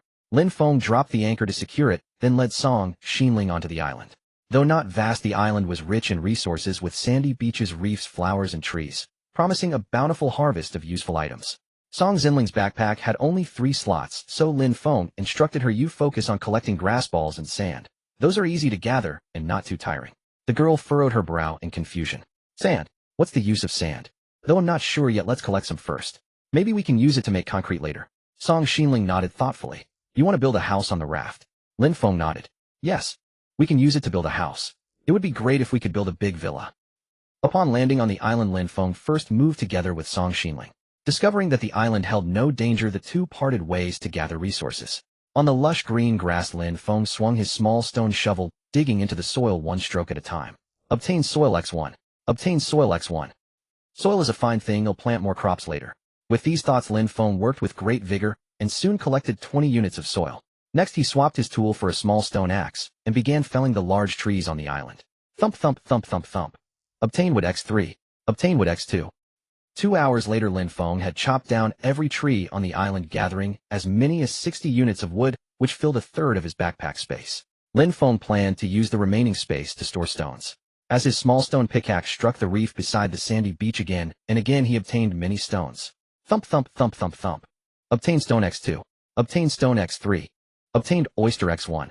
Oh, there are oysters here too. Lin Feng lowered his head for a closer look and discovered that some oysters were attached beneath the reefs. Oysters were not only delicious, but also rich in nutritional value. He'll have her roast these oysters for me today. With a slight smile, Lin Feng mined stones while gathering oysters. After 2 hours, he had accumulated 20 units of stone and collected 8 oysters, just enough for a meal. By now, Lin Feng's backpack was full and the sky was gradually darkening. He found Song Xinling and called her back to the raft to rest. When Lin Feng stepped onto the raft, he was astonished to find it piled high with sand and grass balls, leaving almost no room to stand. My God, you're incredibly capable, he exclaimed, turning around to look at the girl behind him. These things were easy to gather. Besides, won't we need a lot of concrete to build a big villa? That's true. More resources were always better. Lin Feng didn't blame her, but was amazed by Song Xinling's efficiency. He hadn't expected that someone who seemed so gentle could work without falling short of him. With a slight smile, he took the oysters from his backpack and said to Song Xinling, I found something great today. Come take a look. Wow, oysters. They're my favorite seafood. The oysters were naturally the ones Lin Feng had gathered, succulent and juicy, just as he had guessed Song Xinling would love them. Watching the girl hug the 8 oysters and rush over to the large capacity grill. While she busied herself roasting the oysters, Lin Feng sat down and pondered how to handle the resources on the raft. Selling them wasn't necessary. Even if he did trade, it would be for useful supplies. These items could be kept on hand as reserves for now. However, leaving them scattered on the raft was definitely not acceptable. It looked messy and made finding things difficult. Let me see if there are any storage boxes. Lin Feng opened the crafting interface and searched for storage items. Soon he found the blueprint for a wooden storage box. Wooden storage box, wood, 66 metal sheets, 44 iron nails. 04 description, can be used for storage with 9 slots, each holding 40 units totaling 36 units. Oh, this is handy.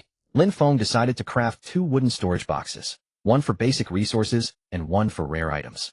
He spent some time making 8 iron nails, then selected a spot and chose to craft. With the materials consumed, a waist-high wooden storage box was completed. Its only drawback was its large size, but placing the 2 boxes side by side made them usable as a table. Shortly after, the second wooden storage box was also crafted. Lin Feng sorted the various resources scattered on the ground and stuffed them into the storage boxes. Now the raft looked much tidier. Just then Song Xinling finished roasting the oysters. She brought a serving over, eagerly handed it to Lin Feng. Try it quickly. Oysters taste bad when they get cold. Lin Feng sucked a tender, juicy oyster into his mouth. The natural freshness danced on his taste buds, utterly indescribable. It's absolutely delicious. Receiving Lin Feng's praise, Song Xinling beamed with joy. Oysters taste great, but they're probably not enough to fill our stomachs. With only 8 oysters total for each wouldn't be enough to satisfy their hunger. Fishing. That was an option, but after a long day's work, Lin Feng felt too lazy to move and didn't want Song Xinling to exert herself either. Huh, look, the tomatoes are ripe. Hearing Song Xinling's voice, Lin Feng quickly looked at the mini farm. Sure enough, several bright red tomatoes had grown on the lush green tomato vines. Hurry and pick them. Unable to wait any longer, Song Xinling ran to the mini farm, eagerly plucked a tomato and handed it to Lin Feng first. This tomato was larger than a fist. Biting into it, it was sweet, juicy, and both satisfying and thirst-quenching. Song Xinling also picked one, took a bite, and her face flushed with happiness. This tomato is way sweeter than any I've had before. Of course, things you eat in the city are grown with chemical fertilizers and pesticides. How can they compare to this? The 2 each ate 1 tomato. Lin Feng picked the remaining 3 and watered the tomato vines again. As for fertilizer, Lin Feng didn't have any spoiled food yet, so he skipped fertilizing for now. Next they had to face the long night again. Lin Feng added fuel to the campfire and said to Song Xinling, "Tonight we don't have to worry about ghosts." "Really?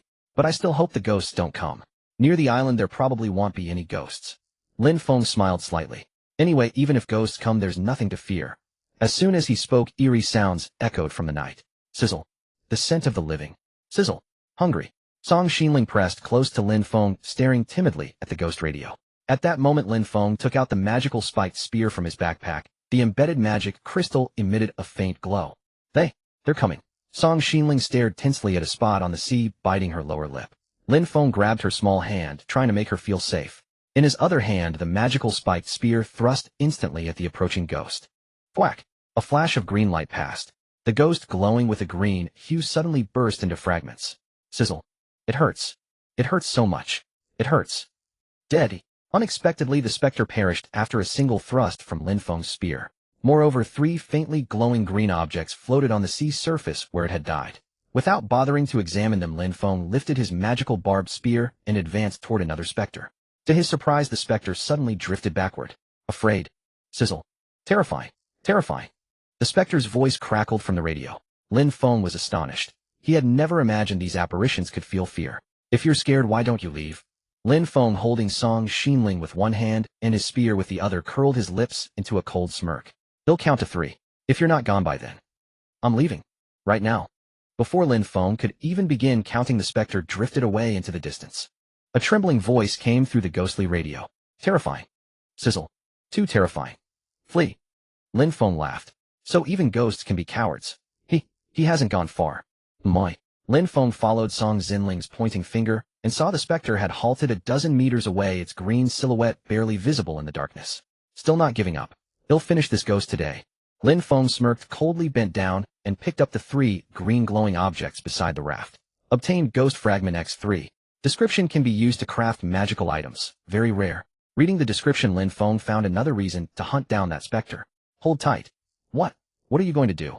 "Hunt the ghost." Hearing this, Song Xinling's mouth fell open. "You want to hunt a ghost? Who told it to linger?" Lin Feng grabbed the small oar and paddled vigorously, steering the raft toward the specter. At that moment the ghostly radio crackled. Sizzle. Coming. Coming. Flee. Whenever the raft drew near, the specter drifted away. Though it refused to give up, it dared not let Lin Feng close in. Lin Feng paddled faster, and the specter drifted faster in response. This won't work. Quickly craft another small oar and help me paddle. Oh. Song Xinling's mind was in turmoil. Never in her life had she imagined she would one day be chasing a ghost. It was absolutely terrifying. Despite her reluctance, under Lin Feng's relentless urging, she crafted a small oar and paddled beside him. The raft picked up speed, and the specter grew visibly more panicked. But even at this speed, he couldn't catch the specter. Damn it! Was this ghost toying with him? Frustrated by his inability to catch it, Lin Feng suddenly realized something. It must be past midnight now. Time to claim the new day's blind box reward. If I open a blind box, I might get something to deal with that ghost. With this thought, Lin Feng said to Song Xinling, keep paddling. What are you going to do? They'll chase it in the water. Are you insane? Before Song Xinling could react, Lin Feng had already dived into the sea with a splash. Plop.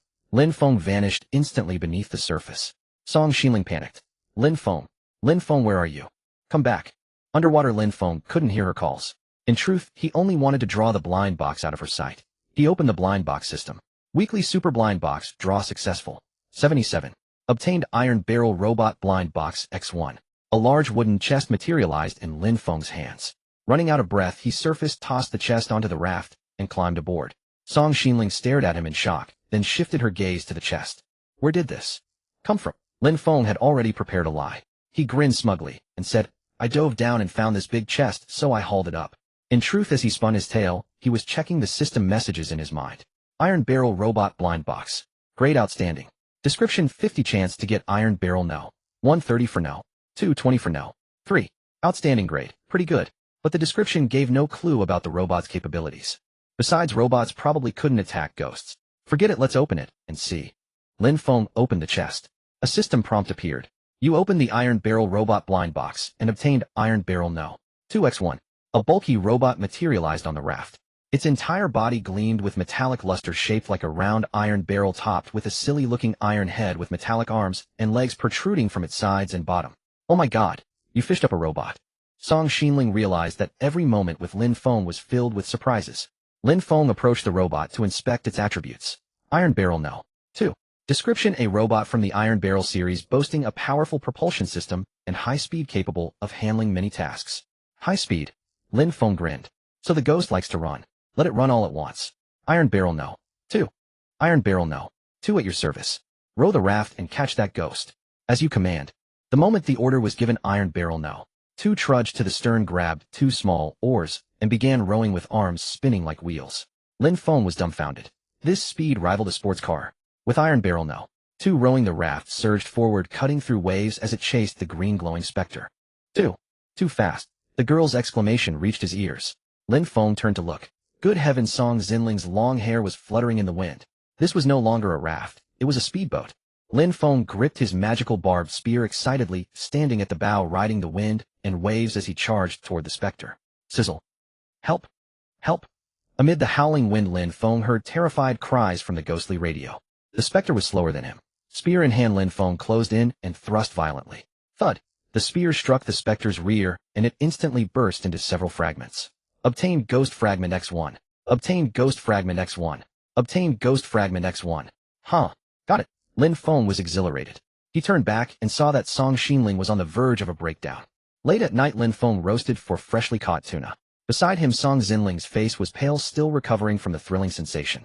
Want to eat something first? You go ahead, I need a moment. How long would this moment last? Tuna is no good when it gets cold. Just then he caught the sound of the girl's stomach grumbling reluctantly. Though faint in the quiet night, it was unusually clear. It seemed she was hungry after all. Lin Feng smiled faintly and began to murmur to himself. I'm hungry too. An empty stomach really feels awful. Look at this roasted tuna, so fragrant my mouth is watering. I heard that going hungry for too long can lead to stomach ulcers.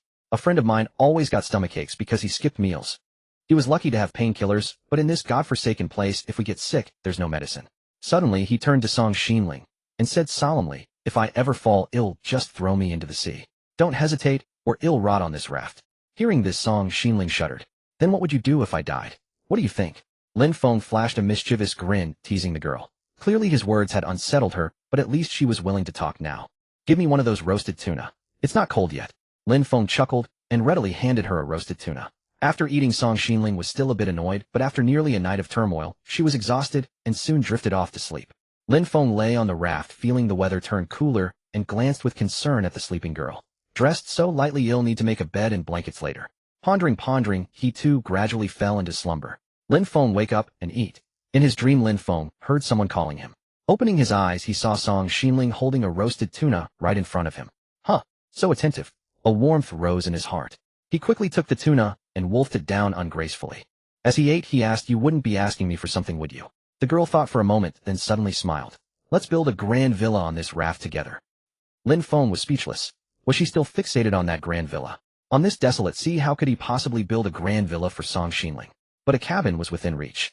With a cabin, the iron bucket two wouldn't struggle against the wind while rowing. Lin Feng quickly finished his food and said to Song Xinling, "The grand villa will have to wait, but we can build the cabin first." Song Xinling nodded. "Actually, to me, a cabin is like a grand villa. They'll help you build it. I checked the crafting workshop. We need a lot of wood and metal sheets to build the cabin. But where do we get that much wood?" Lin Feng smiled, gazing at a nearby island. "That's not a problem. Let's get closer to the island. There are resources to gather, and he'll have iron bucket to transport them to the raft. What about me? What should I do?" "Fish." Lin Feng had no doubt about Song Xinling's fishing efficiency. While he gathered resources on the island, she could catch plenty of fish. Then they could trade surplus supplies for wood and metal sheets to build the cabin. He explained his plan to Song Xinling, and the girl nodded in satisfaction, giving him a thumbs up. "This plan is brilliant." After eating, they got busy. Iron bucket two rowed the raft to the island and joined Lin Feng ashore, while Song Xinling had already started fishing. Lin Feng gathered resources quickly. Once he had 20 of the same type, he called iron bucket two to carry them to the raft.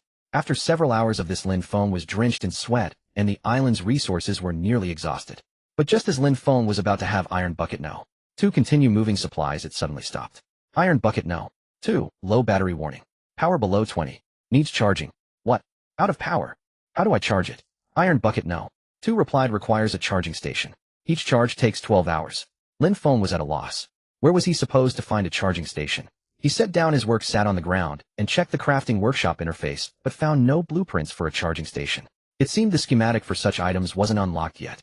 He waved his hand helplessly. "All right, take these materials back and rest on the raft." "Understood." This command iron bucket two obeyed promptly. Lin Feng sat cross-legged, feeling frustrated. With only 20 battery left, even in standby mode, iron bucket two wouldn't last more than a few days. If he couldn't make a charging station, soon it would become a useless heap of scrap. Sigh. Let's get back to work. Lin Feng gathered some more stones and returned to the raft to unload them, planning to make more trips himself. As soon as he stepped onto the raft, he froze. Beside Song Xinling, dozens of sea fish were neatly stacked along with 2 large apples. "Did you catch all these?" Song Xinling nodded proudly. "Of course. I discovered him really good at fishing. And this fishing rod is amazing. It even caught apples. I was waiting for you to come back, so we could taste them together." Lin Feng smiled. Based on their current supplies, they had more than enough to trade for the cabin materials. "Great, let's eat the big apples." Song Xinling carefully picked a large one and handed it to Lin Feng, while she bit into the other with delight. "So sweet." Lin Feng praised, munching away until he almost devoured the core. Suddenly Song Xinling felt the rod sink. A fish had taken the bait. She yanked the fishing rod hard. With a splash, a drift bottle landed on the raft. The two exchanged puzzled looks. "A drift bottle? You can catch something like this?" Song Xinling clearly had never seen such an item, but Lin Feng understood the importance of the message bottle. "There's vital information inside. Let's open it first." Lin Feng directly pulled out the cork. In the afternoon, a storm is coming with thunder and lightning. It's time to eliminate some useless vessels from the ocean. "A storm is coming." Lin Feng nodded. "We need to move faster." There were no longer any essential resources to mine on the island. Building a cabin was now the most critical task. With a cabin, they could take shelter inside during the storm. Otherwise, if they got wet and caught a cold, the consequences could be dire. Quick, open the trading channel and exchange all surplus resources for wood and metal sheets. We must build the cabin before the storm arrives at noon. Lin Feng swiftly opened the trading channel and filled in the trade details. As he listed each transaction, trade alerts flashed in rapid succession. Trade successful, obtained metal sheet X2. Trade successful, obtained metal sheet X2. While Lin Feng traded, Song Xinling quickly crafted the obtained metal sheets into iron nails for later use. Within less than an hour, they had amassed a large quantity of wood and metal items, and Song Xinling had produced enough iron nails. Even so, the materials were only sufficient to build a single cabin. Lin Feng wasted no time. After completing the trades, he promptly opened the crafting workshop. Wooden cabin, iron nails 05, wood 1010, metal sheets 55. All materials were ready. Selected the location. Craft. Lin Feng picked up the small wooden hammer and began constructing the cabin piece by piece. 20 minutes later the cabin was finally finished, leaving only a few scraps of material. It was a 4x4 cabin, quite spacious inside. During construction, Lin Feng deliberately enclosed the area with the storage chest within the cabin. This way the items in the storage chest would not get damp from the rain. As soon as he finished, he heard Song Xinling's voice from outside. The sky is darkening. Indeed, the message in the bottle had been accurate. Lin Feng quickly called her in to take shelter. The wind whipped the dark clouds, sweeping in within just a dozen seconds. Whoosh! A torrential downpour instantly fell. Outside the cabin, visibility was nearly zero, with nothing but howling wind and the crackling sound of rain. Seeing this scene, Song Xinling was visibly nervous. She leaned closer to Lin Feng and said worriedly, "Want the storm capsize our raft?" "Don't worry, I'll be fine. At least our raft is big enough." Boom. Before Lin Feng could finish his comforting words, a thunderclap exploded in the sky. Song Xinling was so startled that she squeezed into Lin Feng's arms, burying her head tightly against his chest. It's okay. Lin Feng comforted her, while anxiously glancing at the cabin's roof, fearing a massive thunderbolt might strike through it. In this dark, raging storm, it would be a lie to say he felt no fear at all. What he feared came true. Just as he thought this, a flash of lightning suddenly struck down, landing right beside the cabin. Instantly, a scorched smell wafted into the cabin. Damn, did lightning hit the raft? Suddenly Lin Feng recalled something. Could it be the iron bucket No. 2 that got struck? Lin Feng panicked. The iron bucket No. 2 was a treasure obtained from an excellent grade mystery box, extremely useful to him. If it was reduced to scrap metal by lightning, that would be a huge loss. Zzz. Huge crackling sounds came from outside. Lin Feng shouted nervously, "Iron bucket No. 2. Iron bucket No. 2 at your service." Amidst the storm, he actually heard its response. It was unharmed. Lin Feng relaxed a bit and quickly ordered Iron bucket No. 2 to take shelter in the cabin. A few seconds later, a robot emitting a faint burnt smell walked in with heavy steps. Lin Feng was stunned. At that moment, Iron bucket No. 2's iron head was glowing red and raindrops sizzled upon contact. "Iron bucket No. 2, were you really struck by lightning?" "Yes, lightning conversion successful. Temporary charging complete. Battery at 68. Lightning conversion. Charged. Could this thing charge by absorbing lightning?" "Huh, that's incredible. A single lightning strike charges 50 of the battery." "Iron bucket No. 2, why don't you go out and get struck again?" "Understood." Hearing Lin Feng's command, Iron bucket No. 2, with its feverish head, walked back out into the storm to charge. Song Xinling, still nestled in Lin Feng's arms, watched in shock, her eyes wide. That's black tech. Lightning carries such high voltage, an ordinary robot would have melted. Even if it didn't melt, it would short-circuit. Truly a top student. Her analysis was scientifically sound. Lin Feng patted her head. "I noticed that when you think about problems, you're not scared." "Oh." Song Xinling, who had momentarily forgotten her fear, was jolted back and burrowed deeper into his arms. Lin Feng felt this was rather pleasant. Maybe they could have more storms. They could charge Iron bucket No. 2, and also. Lin Feng nodded, stroking the girl's silky hair. The rain continued from noon until evening. By the time the clouds fully dispersed, the setting sun was nearly sinking below the horizon. Song Xinling suddenly broke free from Lin Feng's arms and dashed out. "Hey, where are you going?" Lin Feng looked at her, hurried back with confusion. "I'm hungry. I'm going to cook." Lin Feng shrugged. Clearly she was just shy. Gurgle. "Oh, I can't take it. I'm hungry too." He went to the large capacity grill, helped Song Xinling add fuel, and the two sat by the fire watching the tuna slowly char, chatting idly. "I miss my family." Lin Feng nodded. He could try to help her find them. Song Xinling noticed that Lin Feng never seemed to show homesickness, and he was indeed unusually calm. "What about you? Don't you miss your family?" I grew up in an orphanage. If I miss anyone, it's probably the friends I made back then." The girl's bright eyes showed a hint of sympathy. She picked up a freshly grilled tuna and stuffed it into Lin Feng's mouth. "Now you have a family." Cough, cough. Lin Feng nearly choked. He took a bite of the tuna. Family was not possible. Even if they were to become family in the future, she would have to marry him first. Lin Feng had no desire to be her big brother figure, only to watch her become another man's wife. Well, he'll think about it for now. In the early morning, when Lin Feng rose, Song Xinling was still in deep slumber. He tiptoed out of the cabin and, seizing the moment, opened the blind box system to draw today's prize. Daily blind box, draw successful. 17, obtained enchanted digital blind box X1. In Lin Feng's mind, a modern black metal chest materialized. With a thought, the chest appeared in his hands. An enchanted digital blind box. Could it yield a phone? It's been ages since I played mobile games. Filled with anticipation, he examined the box's description. Enchanted digital blind box, grade excellent, description 40 chance of an enchanted camera, 40 chance of an enchanted radio, 20 chance of an enchanted speaker. A phone is utterly impossible. These trinkets are hardly useful for survival, are they? Forget it, I'll open it first. As Lin Feng pried open the metal chest, a system notification appeared. You opened the enchanted digital blind box and obtained enchanted camera X1. In Lin Feng's hand, a black camera materialized. This object appeared quite exquisite. It was even a Polaroid capable of printing photos instantly. Enchanted camera description can be used up to 3 times daily. The photographed subject will have their work efficiency increased by 100 for the next hour. Moreover, it can print an infinite number of photos. Holy crap! A divine artifact. Boosts efficiency and can print endless photos. Before Lin Feng's inner ecstasy could subside, a game system message arrived. Announcement: player Lin Feng is the first to unlock a camera-type item.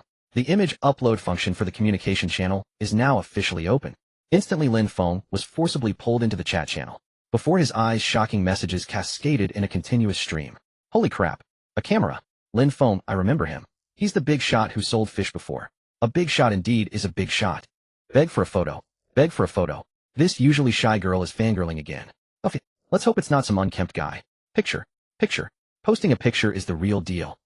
Post a photo. No way in hell. However, I could use the camera to help Song Xinling find her family. If I simply search for names in the communication channel ID, encounter a sea of identical names, wasting time and possibly never finding the right person. But if I uploaded Song Xinling's photo, the effect would be different. Her relatives would recognize her immediately upon seeing it. As for the possibility of a fraudster showing up, it would be easy to ascertain. A few more exchanges in the private chat, and if there were no inconsistencies, it would be almost certain. With this thought, Lin Feng approached the large-capacity grill, intending to prepare breakfast first. Lin Feng, let me do it. Turning around, he saw that Song Xinling had already woken up. The food she made tasted better. Lin Feng added fuel and stepped aside. Wasn't it nice to have someone cook for him? Watching the girl earnestly place the remaining small sea shrimp on the large grill, Lin Feng suddenly pulled out the camera. Look over here. Huh. The girl was visibly startled. As she looked up, she saw Lin Feng pointing the camera at her. Click. You took a candid shot of me. Wait. Where did you get a camera? The girl suddenly realized. How could a camera have appeared in Lin Feng's hands? With a slight smile, Lin Feng took out the developed photo and nodded, saying, the effect is quite good. You look beautiful. Praised by Lin Feng, her pretty face flushed, and she snatched the photo. Let me see it quickly. Girls love beauty and adore taking photos, as she naturally cherished this picture immensely. Against the backdrop of the blue sky and sea, her dress fluttered slightly, and the pink baseball cap adorned her delicate face, exuding purity. At the moment the photo was taken, Song Xinling's expression was one of slight surprise. In the picture, she looked both adorable and playful. Not bad, right? Your skills are far from good enough. Despite saying this, Song Xinling clutched the photo tightly, as if afraid it might be blown away by the wind. Give me the photo quickly. It's my photo, why should I give it to you? Hearing Lin Feng ask for the photo, Song Xinling grew tense. Shaking his head helplessly, Lin Feng pursed his lips and said, Didn't you say the photography skills were lacking? Still not giving it to you. Alright. Girls are always saying the opposite of what they mean. She clearly treasured it immensely, yet insisted the skill was far from adequate. It didn't matter, the camera was in his hands. He could just take another one. Lin Feng picked up the camera and took a candid shot directly. Sizzle, sizzle, sizzle. Another photo soon printed from the bottom of the camera. You took another candid of me. Lin Feng smiled faintly. This photo I want give to you. It has an important use. Huh, what are you going to do? Song Xinling eyed Lin Feng, suspiciously, fearing he might do something unsavory with her photo. However, in the next moment the photo in Lin Feng's hand vanished. Where's the photo? Uploaded it, didn't I? Lin Feng shrugged and said to Song Xinling, Open the communication channel and see for yourself. The communication channel can upload photos. Wait, you posted my picture in front of players all over the world. Song Xinling puffed out her tender cheeks and rushed over to grab Lin Feng's ear. Hey, let go of my ear. I'm trying to help you find your family. Hearing this, Song Xinling loosened her grip a little, but still looked huffy, pouting. If you don't believe me, go check the communication channel yourself. Song Xinling opened the communication channel and instantly saw a barrage of messages flooding the screen. I know her. Big Shot, I've sent you a private message. She's gorgeous. The Big Shot has such a beauty by his side. Just thinking about it is exhilarating. My fangirling heart is utterly shattered. You guys are just pretending. How could everyone know her? I don't know her, but can we chat privately? Uff, hypocrites. At this moment Lin Feng also saw this string of messages, and his expression stiffened. This group of bastards, not a single one is serious. 8 out of 10 aren't Song Xinling's relatives. Blame it on your stunning looks, otherwise there wouldn't be so many fakes claiming to know you. So it's my fault now. Forget it, it's better to have an eye-catching view. Lin Feng nodded thoughtfully. Turning his head, he saw that the grilled shrimp on the barbecue rack were almost done. Time to eat first. After breakfast, Lin Feng began taking photos of Song Xinling. Since only one photo could be taken today, the girl hesitated and fumbled for a long time before finally striking a pose she was satisfied with. Alright, finally done. Lin Feng wore a look of frustration, his arm holding the camera having grown stiff. Click. Sizzle. Lin Feng pressed the shutter, and a photo developed from the camera. It had to be said she really knew how to pose. Her delicate face was turned sideways to the sea breeze, her long hair, swaying gently, a pink baseball cap held lightly between her slender fingers. The style was quite artistic. Before Lin Feng could finish admiring it, Song Xinling rushed over eagerly, snatched the photo away, and gazed at it with delight. Your skills are still so terrible. Lin Feng was speechless. Terrible skills? Then why were you smiling so brightly? Fine. Fine. You're good looking, so whatever you say goes. Lin Feng naturally couldn't be bothered to argue. He turned around and noticed that today's supplies had drifted over. Just like before, a pile of basic supplies and 2 lucky small barrels floated on the sea. Perhaps because she was in an exceptionally good mood, Song Xinling was full of energy today. Using the crude fishing rod to hook supplies, she was even faster than Lin Feng with his veteran fisherman sea rod. Huh, why are you so fast today? Don't you know? I have a 300 work efficiency boost. Lin Feng then remembered that the enchanted camera had the effect of enhancing work efficiency. But could the effect of this thing stack? I overlooked that. This camera's value is greater than I imagined. Amid his surprise, Song Xinling had already pulled back a lucky small barrel. Not to be outdone, Lin Feng cast his hook and fished up the other lucky small barrel. Now it was time for the reveal. With 2 thuds, Lin Feng opened the barrel lids. You have opened lucky small barrel X2. Obtained wood X5. Obtained grass bundle X4. Obtained metal sheet X3. Obtained plastic sheet X4. Obtained concrete mixer manufacturing blueprint X1. Concrete mixer. Before Lin Feng could react, Song Xinling was already jumping for joy. With a concrete mixer we can build a big villa. Lin Feng rubbed his forehead. Just how deep is your obsession with a big villa? Anyway, hurry up and make it. Alright. Lin Feng nodded and directly opened the crafting workshop interface, though in his mind, he wondered if building a concrete structure on a raft would cause it to sink. Concrete mixer mechanical module 02 metal ingot 05 iron nail 44. We need mechanical modules. Song Xinling nodded. How about we check the trading channel? Lin Feng opened the trading channel and entered his trade offer. Trading small sea shrimp X10 for mechanical module X1. Trading small sea shrimp X10 for mechanical module X1. His offer was quite generous, but he still wasn't sure he could get his hands on this material. Sure enough, it took half an hour before Lin Feng received the first trade notification. Trade successful, obtained mechanical module X1. It seemed the other players didn't have mechanical modules either. This item was considered very rare. Lin Feng shook his head, feeling frustrated, when suddenly he heard Song Xinling let out a scream. Shark! Shark! Lin Feng was taken aback for a moment, but then he smiled. Wasn't it just a shark? He had only killed one a few days ago. If a shark came to them, wouldn't that mean they could eat delicious shark fin again? Looking at the sea, 2 massive sharks were heading straight for the raft, not far away. Seeing the triangular fins breaking the surface, Lin Feng confirmed these sharks were even larger. Had the difficulty increased? If he only had to deal with 1 shark, it would be a piece of cake for Lin Feng. 2 might be a bit more trouble, but still no big deal. Get behind me. Lin Feng pulled Song Xinling behind him and took out the veteran fisherman's harpoon. Wait here, I'll go kill them. Before his words had even faded, Lin Feng walked toward the front of the raft, harpoon in hand. Seeing this, Song Xinling was stunned. Don't go. These sharks are dangerous. Just ignore them, let them bite off a few planks. We have plenty of supplies. Lin Feng shook his head. No can do. It's not about the supplies. Then why are you risking your life against the sharks? Risking my life? Not at all, it's just a one-sided slaughter. By the way, have you ever had shark fin? Shark fin.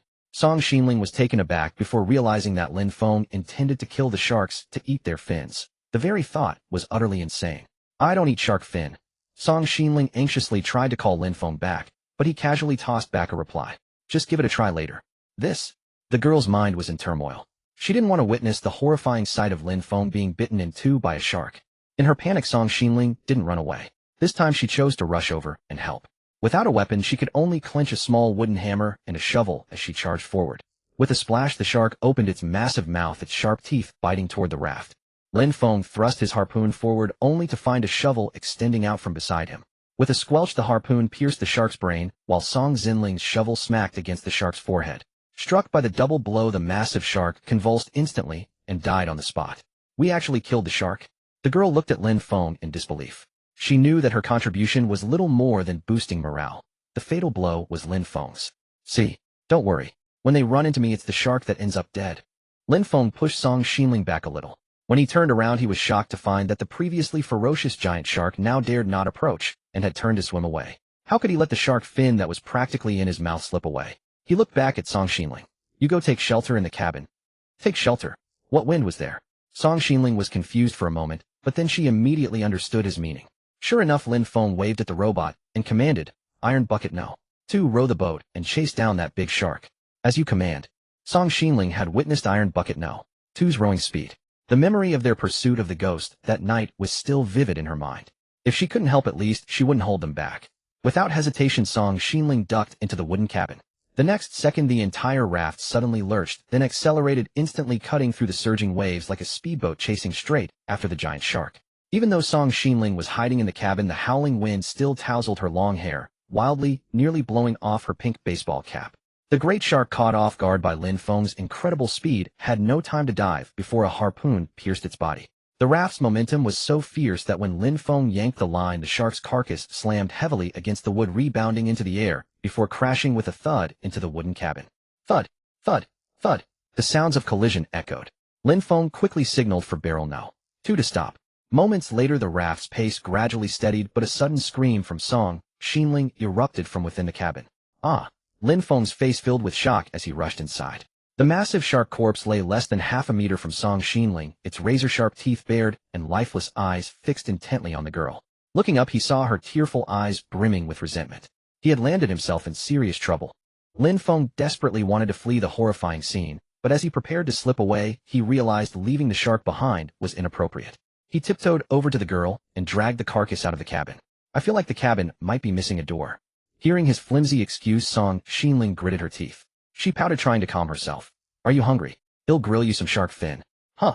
Lin Feng was taken aback by her sudden shift in attitude. You've worked so hard, I can't do much else, so I'll just cook. Song Xinling approached and helped Lin Feng dismember the great shark. Dismantle shark, obtain shark meat x4, shark fin x1, a shark teeth x4. Dismantle shark, obtain shark meat x4, shark fin x1, a shark teeth x4. After finishing, Lin Feng stored the shark teeth and listed the shark meat on the trading channel while he handed the 2 shark fins to Song Xinling.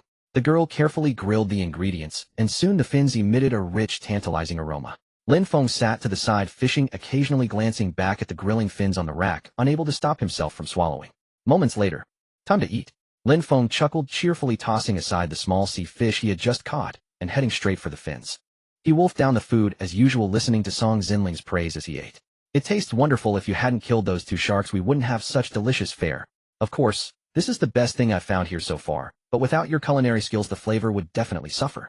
In the time that followed, Song Xinling busied herself with fishing while Lin Feng pondered what else to craft. Unbeknownst to them, dusk fell. After a late-night snack, they chatted idly by the fire and drifted off to sleep. Lin Feng slept soundly, but the next morning he was roused by Song Xinling's soft hand patting him awake. Get up. Get up. Huh? What's wrong? Seeing her urgent calls, Lin Feng sat up groggily. He nervously scanned the surroundings, expecting some emergency. What happened? The sunlight is perfect today. Take my picture now. Take a picture. Lin Feng was speechless. Just for a photo, this demanding girl had shattered his beautiful dream. He distinctly recalled that before waking up he had been in the midst of something indescribable. At that moment, Lin Feng fell into deep self-doubt. Was this camera a curse for him? As he brooded, Song Xinling had already moved to the edge of the raft, striking poses. But then she thought of something. Wait, the camera's function shouldn't go to waste. Let's take a group photo. Lin Feng then remembered that the enchanted camera had a 100 efficiency boost, an advantage not to be squandered. Fine, since you're worthy of my handsome face, let's do it together. He joked, squeezing into the frame. Little did he know this was just the beginning of his ordeal. You need to strike this pose. No, look over here. Hey, don't peek at that spot. Half an hour later, 3 photos were finally taken. They sat together, admiring the shots in Lin Feng's hand. Song Xinling looked adorable in the pictures while he appeared stiff, his handsome face marred by a dazed expression, clearly exhausted by her demands.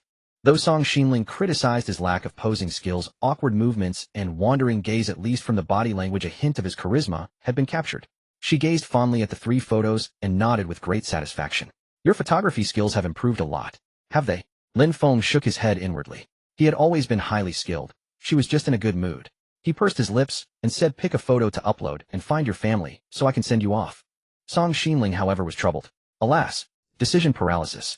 Lin Feng waited a full 10 minutes before she reluctantly selected a photo. I'll make breakfast. I want grilled sea fish and roasted seaweed.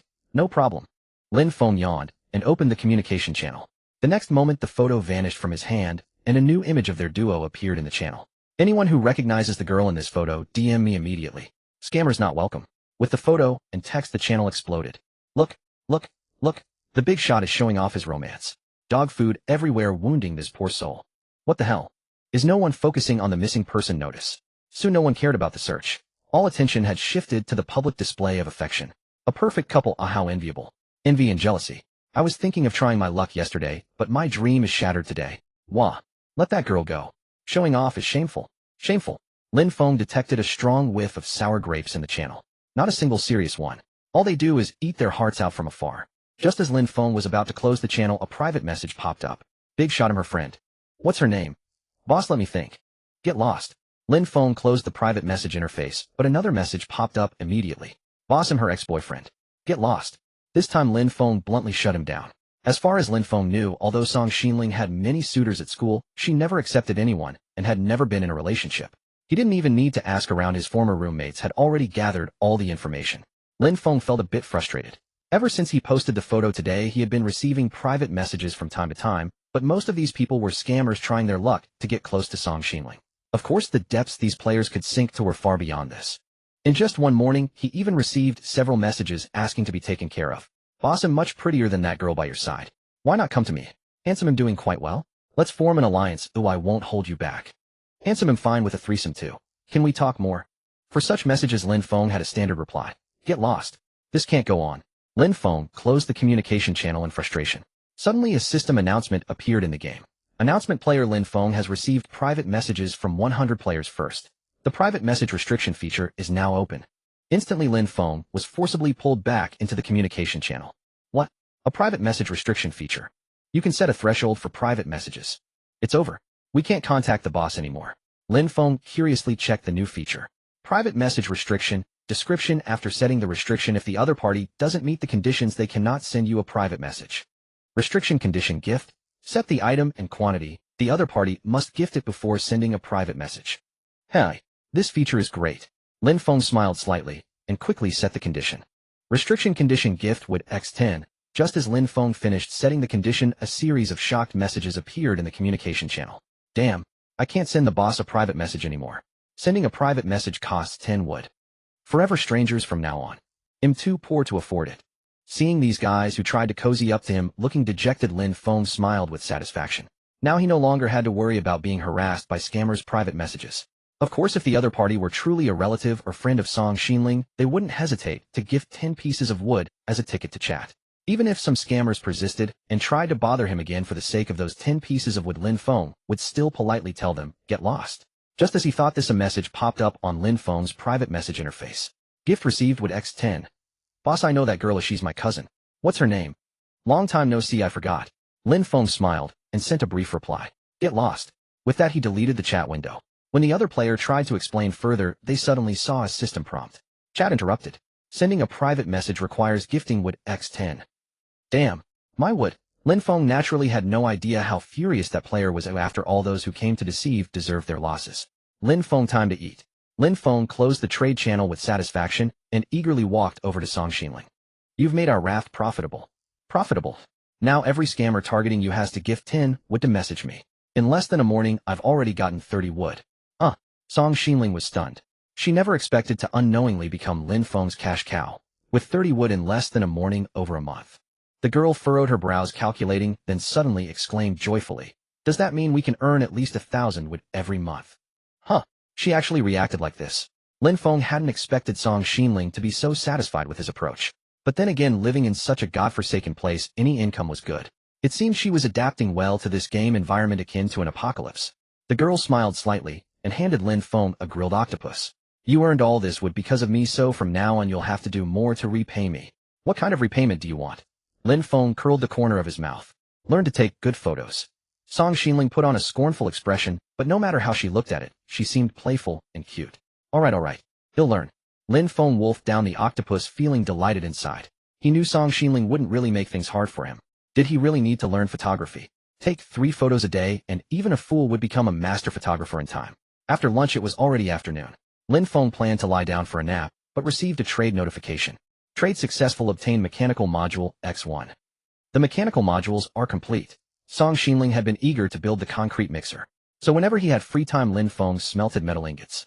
Now both the mechanical modules and metal ingots were ready. Time to start work. Finding an empty spot on the raft, Lin Feng opened the crafting workshop interface.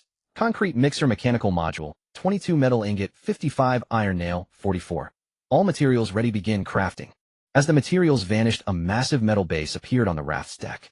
On top of the base was a feed port, below was a discharge port, and in the middle there was even a rotatable handle. 2 minutes later the concrete mixer was complete.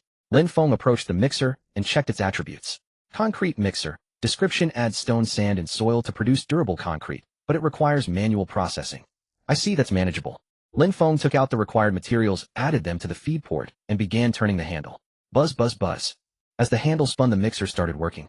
Song Xinling, wide-eyed with curiosity, leaned in, eagerly waiting for concrete to flow from the discharge port. 10 minutes later the discharge port finally splashed out a lump of gray-black substance. Obtained concrete X1. This efficiency is too low, Lin Feng complained. How about I do the mixing from now on, and you build me a big villa? Song Xinling looked at him expectantly.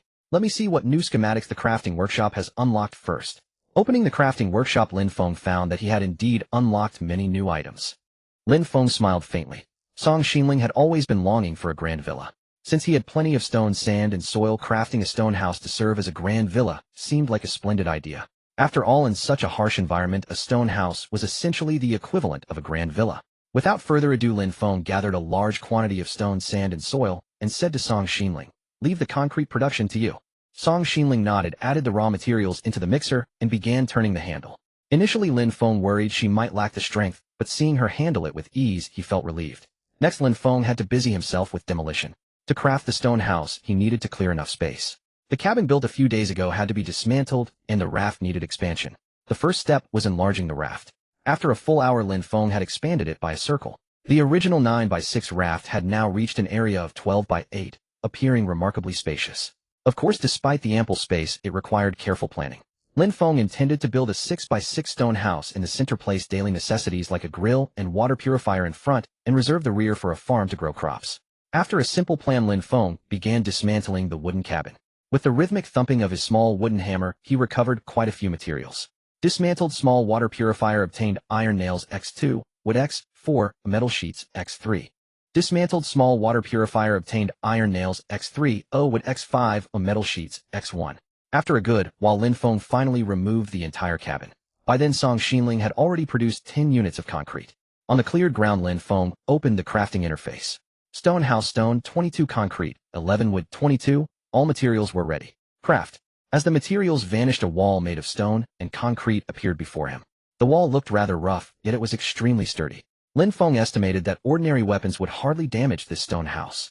Next he crafted a second wall adjacent to the first, forming a 90-degree angle. The moment it was completed, a stone roof automatically generated atop this 1x1 section of the house. Half an hour later, Lin Feng had built half of the stone house, but by then dusk was gradually falling. Seeing that the house couldn't be finished today, Lin Feng called for Song Xinling to stop and rest. Lin Feng had initially feared Song Xinling would find the stone house too unsightly, but to his surprise she stared at the half-built structure with bright blinking eyes and broke into a joyful smile. "Lin Feng, you're amazing. At this rate, we'll be living in the grand villa by tomorrow." "You call this a grand villa?" Lin Feng himself hadn't dared to say that, yet Song Xinling was utterly satisfied. She even rushed inside excitedly, already planning the future layout of this grand villa. The task of cooking naturally fell to Lin Feng. He didn't mind though. It was rare to see Song Xinling so happy. Even during dinner she kept discussing with Lin Feng how to arrange the grand villa, and after the meal she insisted on sleeping under the half-finished house. Lin Feng quietly sighed with relief, glad that this place never experienced earthquakes, otherwise he would have worried about the half-built stone house collapsing. That night, exhausted from the afternoon's labor, Song Xinling fell asleep early. Lin Feng lay on the raft gazing at the stars, occasionally stealing a glance at the girl's beautiful profile. Only after he was sure Song Xinling was sound asleep did he tiptoe out of the half-finished grand villa to draw today's blind box. He opened the system interface and a prompt appeared. Daily blind box, draw successful. 27, obtained refreshing drink blind box X1. I actually got this. Lin Feng had drawn a refreshing drink blind box once before, and the prize then was cola. Admittedly, the prizes from this series weren't very practical, but they could fetch a good price if sold, and drinking a few cans for pleasure was also nice. He checked the description. Description: 24 chance for black tea, 24 for green tea, 24 for Sprite, 24 for cola, 4 for Red Bull. Whatever, I'll take any of them. As Lin Feng chose to open the blind box, the cardboard box in his hand instantly popped open. You opened the refreshing drink blind box and obtained Red Bull X100. What the heck? I hit the 4 chance. Lin Feng stared at the 100 cans of Red Bull scattered on the ground, rubbed his eyes vigorously, and suddenly laughed. Let's have one to enjoy first. With a pop he opened a can and took several big gulps. Instantly he felt a surge of refreshment, as if his spirit had been invigorated. Moreover, he received a system notification. Obtained 100 work efficiency boost, duration 1 hour. This thing actually grants a 100 work efficiency boost in this game world. He quickly checked the Red Bull's attribute description. Description: sweet and tangy, refreshing and mind-clearing. It has the effect of relieving fatigue. Moreover, within 1 hour of consumption it grants a 100 work efficiency boost. Oh my goodness. Indeed, it boosted work efficiency. No wonder its drop rate was only 4. Lin Feng smiled, contentedly finished the can of Red Bull, and was about to sleep when he felt himself growing overly excited. Oh no, this stuff is too stimulating. Looks like he'll be up all night. Feeling full of energy, Lin Feng knew sleep was out of the question. Glancing at the concrete mixer nearby, he gave a wry smile. No choice, I'm destined for hard labor. Unable to sleep, and with nothing else to do, he decided to produce some concrete. After adding materials to the input port, Lin Feng vigorously turned the mixer's handle. In just 5 minutes a batch of concrete was ready. With the 100 work efficiency boost, I'm really twice as productive. A task that normally took 10 minutes was now done in 5. Within an hour Lin Feng had produced a full 12 units of concrete. Without hesitation, he opened another can of Red Bull. Gulping it down, a system prompt appeared. Obtained 100 work efficiency boost, duration 1 hour. Within this hour, he'll have enough concrete to finish building the house. Lin Feng spent over 2 hours preparing the concrete needed for the next day. However, after downing 2 cans of Red Bull in a row, he still felt wide awake. Too energetic, he muttered. There's no way I can sleep. I can draw the blind box for the next day. In the dead of night, with nothing else to do, Lin Feng suddenly thought of the blind box system and decided to go for a double draw. Daily blind box, draw successful. 37. Obtain Dark Witch set, blind box X1. Dark Witch set. Staring at the black suitcase that had suddenly appeared in his hands, Lin Feng froze. What did the system mean by this? He was a man, yet he had drawn a witch set. Is it asking me to cross-dress? The mere thought made Lin Feng shudder, but if he were to give this set to Song Xinling, the image instantly became much more pleasant. Right? She doesn't have suitable gear yet. Dressed in this, she'd be a real feast for the eyes. However, that would require using the All-Eat card. He only had 2 of those left, and Lin Feng didn't want to waste them. So he decided to carefully examine the rewards first. Dark Witch set, blind box grade, epic, description: 30 chance to drop Witch's cloak, 30 chance to drop Witch's hat, 30 chance to drop Witch's boots, 5 chance to drop lightning summoning spellbook, 5 chance to drop powerful magic blade. What the? Epic. This grade was an absolute rarity among rarities. As Lin Feng looked at the rewards within the blind box, he found them incredibly abundant. The full set consisted of 5 items, a cloak, a hat, boots, and 2 combat-related items. Pretty good. Without further hesitation, Lin Feng directly used the blind box All-Eat card. As he made his decision, a red reward All-Eat card vanished instantly. Almost simultaneously, the black suitcase in his hands opened automatically. You have opened the Dark Witch set, blind box X5. Obtain Witch's cloak X1. Obtain Witch's hat X1. Obtain Witch's boots X1.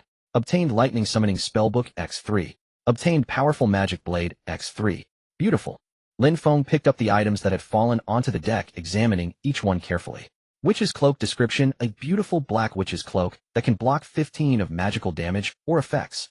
Witch's hat description: a beautiful black witch's hat that can block 15 of magical damage or effects. Witch's boots description: a beautiful pair of black witch's boots that can block 15 of magical damage or effects. Great stuff. Equipping all 3 items can reduce magical damage by 45.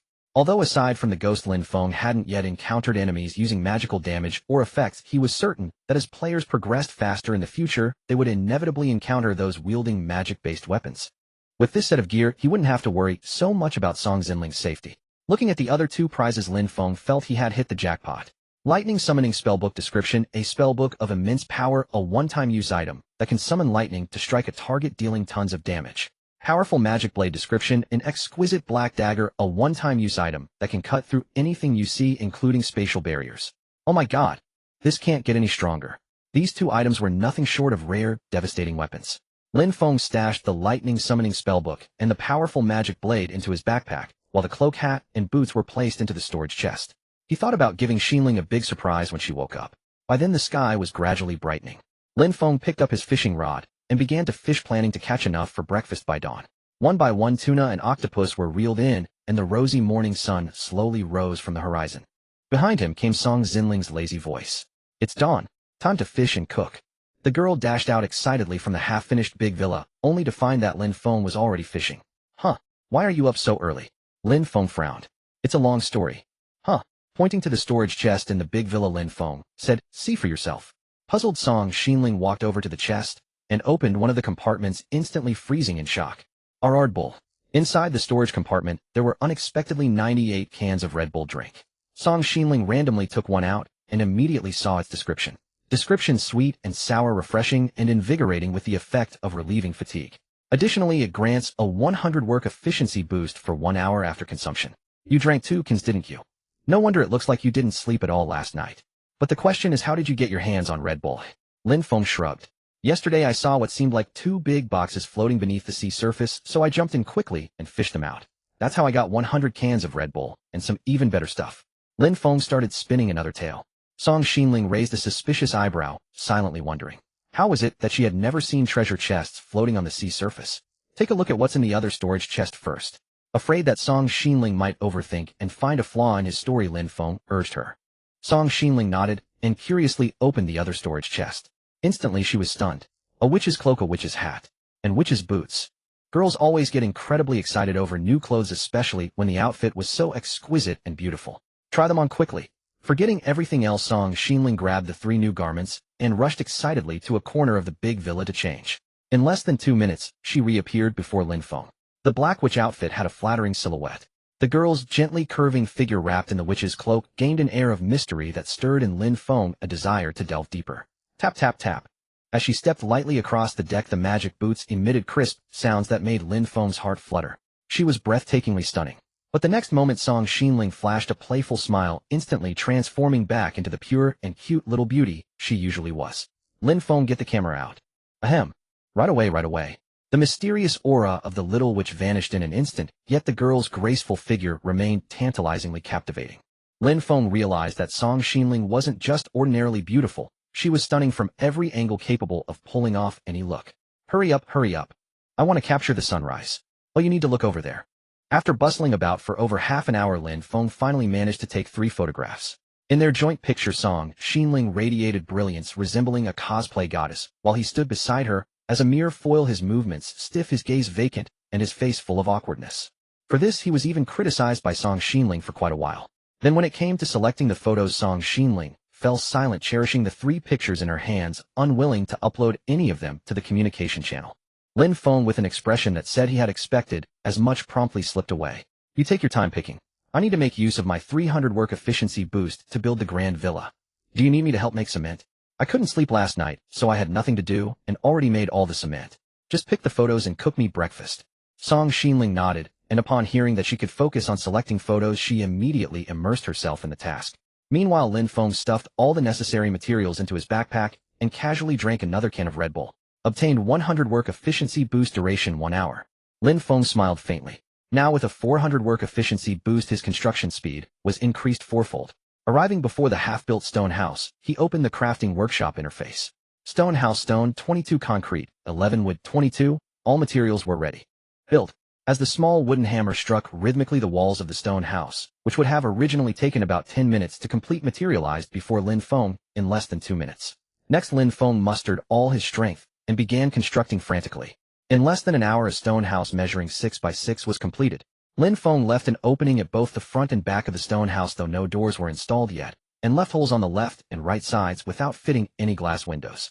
Although it looked decent overall, it still felt extremely crude and shabby. Wow, the grand villa is finished so quickly. The bunker is done. Compared to the name Grand Villa, Lin Feng felt that calling it a bunker seemed more fitting. A bunker. Song Xinling frowned, then suddenly smiled gently. From now on it shall be called Bunker Villa. Lin Feng nodded. This villa was indeed a bunker. He hadn't expected that even such a bunker would make Song Xinling incredibly excited. Nevertheless, having his creation acknowledged by her naturally filled him with joy. However, after working for so long, he felt his stomach aching with hunger. Moi. Lin Feng suddenly caught a whiff of a burnt smell. What's burning? Oh no, my grilled octopus. Song Xinling suddenly realized that when she came to see the Grand Villa, food was still cooking on the grill. She rushed over to the large-capacity barbecue grill and rescued the octopus that was nearly burnt to charcoal. You've worked hard, eat first. Lin Feng stared at the half-charred grilled octopus before him and swallowed hard.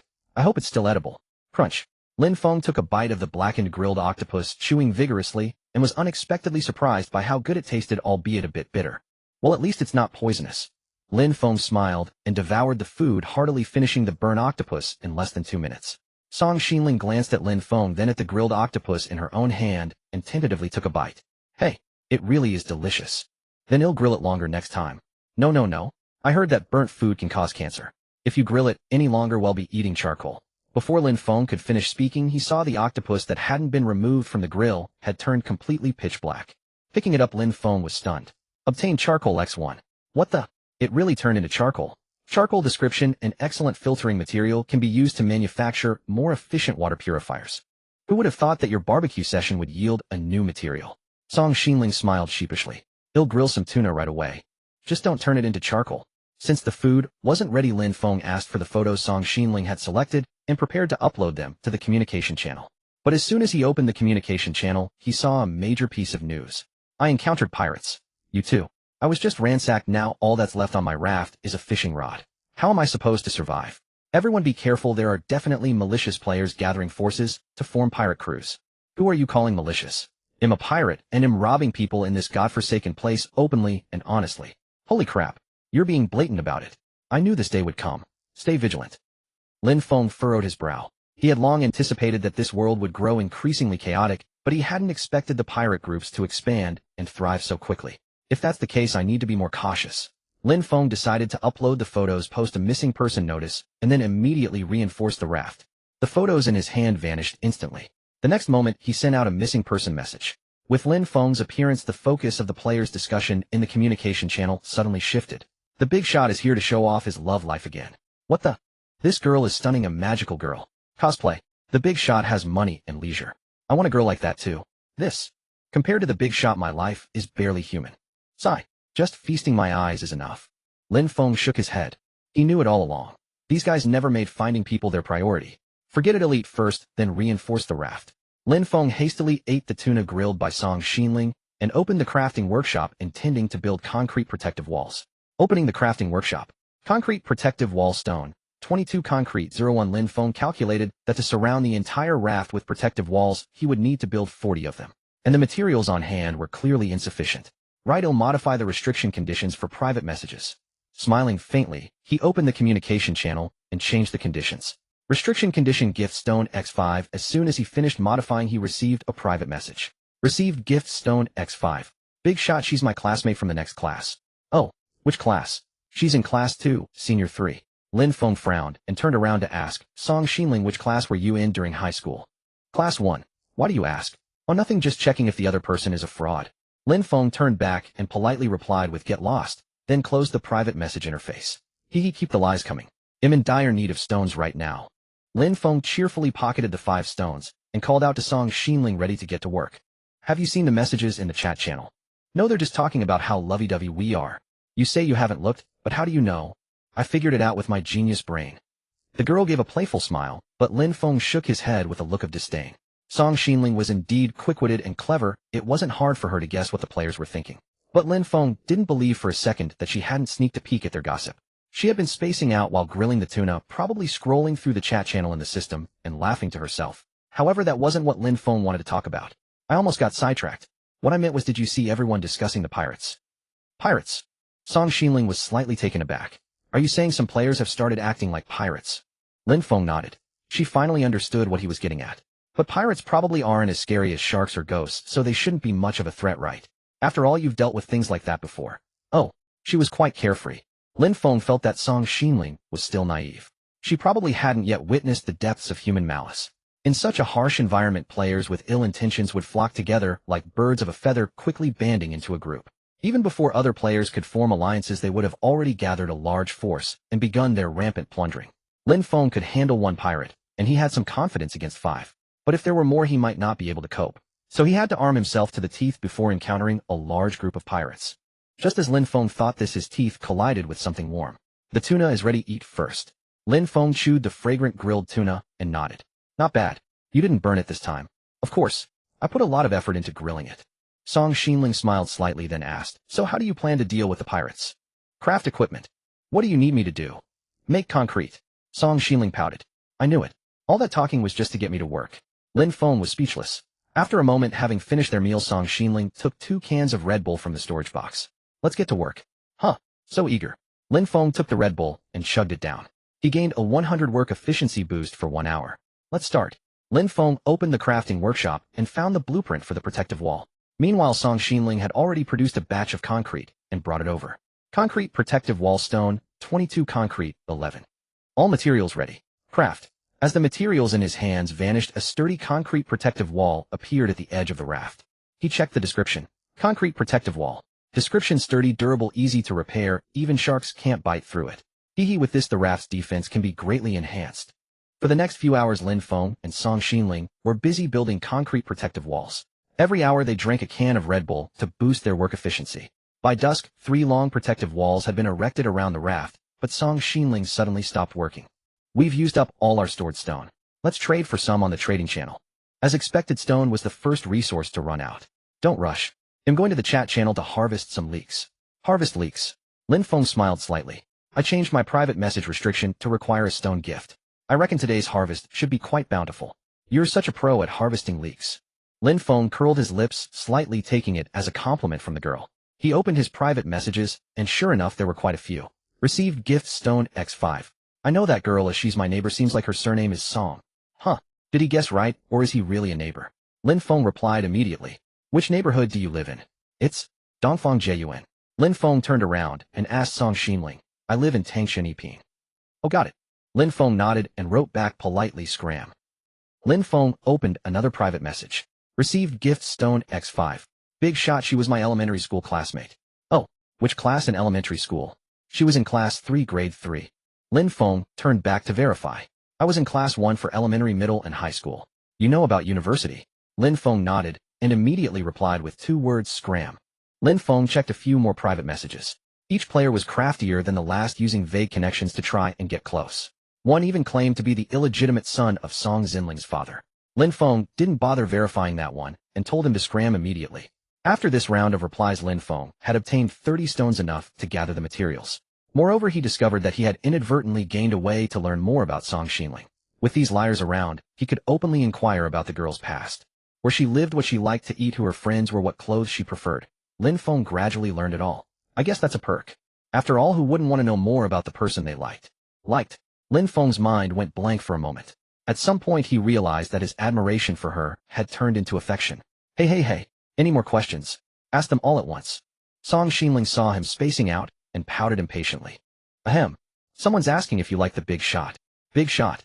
Song Xinling was momentarily stunned, and her face flushed red. Who else could the big shot be but Lin Feng, standing right in front of her? This question. Who asked it? Suddenly Lin Feng felt a dangerous aura from Song Xinling like never before. Ahem. We've got the stones, let's get to work. Oomph. Unexpectedly, the girl's anger dissipated instantly. She picked up the stones and walked over to the mixer to start making concrete. Aren't you going to hurry up and build the protective wall? Huh. She hadn't pressed further or gotten angry. In fact, her tone was even a bit playful. Although even if Song Xinling got mad, it was just a little tantrum. Lin Feng still found it significant. Calming down so quickly wasn't like her. Something was up. Could it be? She likes me too. Suddenly Lin Feng was filled with energy. Wasn't it obvious? Song Xinling must have guessed that the question was made up by him.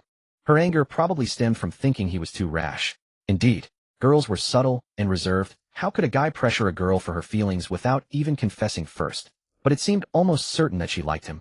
Lin Feng nodded firmly, his confidence inexplicably soaring.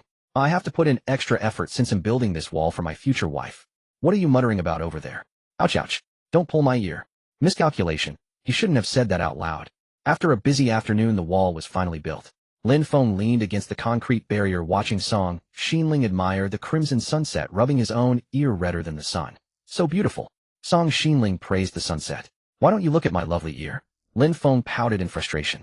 Hee. Your ear is even prettier. Song Xinling grinned, mischievously admiring her handiwork. That bright red ear. Tomorrow, when taking photos, shoot from the side. Don't let this ear show. Indeed, if that swollen crimson ear were exposed, the countless men infatuated with Song Xinling would suddenly realize the girl they adored might be a fierce domestic abuser. Lin Feng grumbled inwardly, but Song Xinling reached out her small hand and gently rubbed his swollen ear. All right, today I'll grill 2 extra tuna steaks for you to nourish that big ear of yours. With that, she picked up her fishing rod, leaned against the wall, and began to fish. Watching the girl's soft silhouette, Lin Feng felt a trace of happiness rise in his heart. He sat down to organize the supplies, but his mind lingered on the tender sensation of her rubbing his ear. What comfort! Lin Feng hadn't drunk any wine, but he felt intoxicated. After a moment, he gradually collected his thoughts, but then frowned, suddenly remembering something. I seem to have forgotten something important. He looked at Song Xinling, his gaze falling on her witch outfit, and froze. That's not right. The system missed my reward. Lin Feng had used the all-eat card to collect every item from the witch set blind box, yet the system hadn't issued the collection reward. He quickly opened the blind box system to check. However, system is upgrading, expected completion in 3 hours. What the hell? Is the system pretending to upgrade to avoid giving the reward? Or is there a bug? Random guesses were pointless. Lin Feng could only wait for the upgrade to finish and see if the reward would be retroactively granted. As he fretted, he suddenly heard Song Xinling's excited voice. Lin Feng, I caught some braised pork. Huh. At the words braised pork, Lin Feng instantly cast his worries aside. Since arriving in this world, he hadn't tasted pork, let alone braised pork. Let me see. Song Xinling handed 2 tin boxes to Lin Feng. They turn out to be 2 cans. Braised pork can description: soft and delicious braised pork in a can rich in calories and easy to store. This can be used as emergency rations. No, I want to eat it today. Song Xinling was clearly tempted, clutching the cans tightly, cherishing them immensely. Lin Feng smiled slightly. Then we'll eat it today? With the veteran fisherman's rod, Lin Feng wasn't worried about running out of food. Besides, Lin Feng suddenly remembered his mini farm. Right, the tomatoes should be ripe. Great. Today we'll have braised pork, cans, tomatoes, and grilled tuna. Song Xinling said as she ran with Lin Feng to the back of the big villa. By then the mini farm had indeed yielded bright red, plump tomatoes. Harvesting. Obtain tomato X1. Obtain tomato X1. In a moment Lin Feng picked all 5 big red tomatoes. He didn't eat them immediately, but first fetched some fresh water to water the tomato seedlings, while Song Xinling eagerly went to the large capacity grill to cook the tuna. Soon the two gathered in the big villa to have dinner together. They used a row of storage boxes as a table, setting out 2 portions of grilled tuna, 2 large tomatoes, and 2 cans of braised pork. Everything seemed perfect, but Lin Feng felt something was off. It seems we still need 2 chairs. Song Xinling nodded in agreement. Such a sumptuous meal would lose its enjoyment if eaten standing up. Opening the crafting workshop interface, Lin Feng quickly searched for chair blueprints. In a few seconds, he actually found 2 blueprints. Small wooden stool with 44 nails, 22 description, can be used to sit and rest. No other uses. Comfortable chair with 44 metal sheets, 22 plastic sheets, 22 nails, 66. Description: very comfortable to sit on, allows for faster stamina recovery, and can be used for fighting if necessary. Fighting aside, just the ability to recover stamina quickly made Lin Feng choose the comfortable chair. Besides, was he lacking materials? Smiling, Lin Feng directly selected to craft. With the materials consumed in less than 5 minutes, 2 comfortable chairs were made. Lin Feng moved one in front of Song Xinling. Try it. Song Xinling nodded and sat down. Surprisingly comfortable. Lin Feng grinned proudly and sat down as well. He had to admit the chair was indeed comfortable, with plastic-wrapped armrests. Thoughtful to the extreme. Time to eat. With a pop, Lin Feng opened a can of braised pork and handed it to Song Xinling, then opened another for himself. Delicious. Even before tasting it, Lin Feng caught the aroma of braised pork. He stuffed a piece of sweet, glutinous pork belly into his mouth and wolfed it down. He took a bite of the tangy sweet tomato, which refreshed his palate and felt wonderful. The meal lasted a full half-hour, and by the end Lin Feng even noticed the girl's belly was slightly rounded. Seeing Lin Feng staring at her full stomach, Song Xinling glared at him. Don't look. I'm looking at my own. He looked down and saw his own belly was also bulging. The night sea breeze blew into the stone house, carrying a chill. Song Xinling wrapped her witch cloak tighter and said thoughtfully, have you noticed it's been getting colder lately? If she hadn't mentioned it, Lin Feng might not have realized, but now he too felt the nights were getting chillier. It might be a temperature drop. If this world has seasons, it's probably autumn now. So that means a cold winter is coming. Lin Feng nodded gravely. We need to prepare cold weather supplies. The girl wrapped her cloak even tighter and lay down to rest. Lin Feng, however, frowned and thought. At this rate, winter would arrive soon, but he hadn't yet found any materials to keep warm.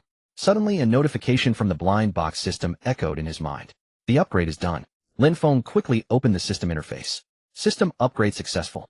New feature: every 4 weeks you can activate the Wish Blind Box Grand Draw with a 100 chance of getting an epic grade or higher blind box. A wish feature. This is great. If he could make a wish, Lin Feng could obtain blind boxes tailored to his needs, and the draw would guarantee epic and legendary ones. I'm satisfied with this update. Before Lin Feng could finish celebrating, another system message appeared. Player has collected all prizes from the Dark Witch set blind box, unlocking 1 random blueprint. Obtained large farm blueprint X1. Hehe. The reward was retroactively issued. Large farm wood 40 soil, 88 nails, 48. Description: can plant 4 crops simultaneously, requires watering and fertilizing, yields 6 fruits upon harvest, maturity period is 3 to 5 days. After reviewing the item's description, Lin Feng nodded with satisfaction. The large farm could not only accommodate more plants, but also boost each plant's yield by 20. He still had 3 tomato seeds and used, if he could transplant the tomato seedlings from the small farm, he could fill the large farm perfectly. But first I should sleep. Building a farm in the dead of night will surely wake her up. Lin Feng closed the crafting workshop, lay down in the big villa, and shut his eyes comfortably. The next day Lin Feng was awakened by Song Xinling. Get up now. Can't we take photos later? Lin Feng thought the girl was pestering him for photos again, and kept his eyes shut, looking reluctant. It's not about photos. There are ocean supplies today. Supplies? Ocean supplies were valuable, and Lin Feng had noticed over the past few days that they didn't appear daily. So he had to secure this batch. He sat up abruptly, rubbed his eyes vigorously, and quickly made his way to the raft's deck. Sure enough, 2 lucky little barrels floated on the sea surface, not far away, scattered with various basic supplies around them. Retrieving the lucky barrels was top priority, as they could yield many rare items. Taking 2 cans of Red Bull from the storage chest, Lin Feng opened one and gulped down a big mouthful. Obtained 100 work efficiency boost, duration 1 hour. As the work efficiency boost took effect, Lin Feng felt his drowsy mind instantly clear up. Truly a miraculous refresher. With a slight smile, Lin Feng opened the other can of Red Bull and handed it to Song Xinling. Both gained a 100 work efficiency boost, doubling their efficiency in hooking supplies. In no time they had amassed a large quantity of basic materials, and the 2 lucky barrels were pulled onto the raft one after another. Time to open them. Song Xinling looked at Lin Feng expectantly. Let's open them. With 2 thuds, Lin Feng popped the lids off both barrels. You opened lucky little barrel X2. Obtained wood X6. Obtained grass bundle X7. Obtained plastic sheet X5. Obtained metal sheet X4. Obtained mechanical module X2. Obtained cotton seed X2. Well, quite a haul. Mechanical modules were extremely rare materials worth keeping for future use. As for cotton seeds, they were even more valuable. The temperature had been steadily dropping, so Lin Feng needed to prepare warm clothing. With cotton seeds, he could plant cotton and use it to make clothes, solving the warmth problem. At this thought, Lin Feng perked up immediately. You could go build the large farm first. But we haven't taken a group photo yet. Lin Feng moved too quickly, not hearing Song Xinling's words, as he had already taken materials from the storage chest and headed behind the stone house. He first picked up a small stone shovel and dug into the microfarm instantly, holding a tomato seedling in his hand. Obtained tomato seedling X1.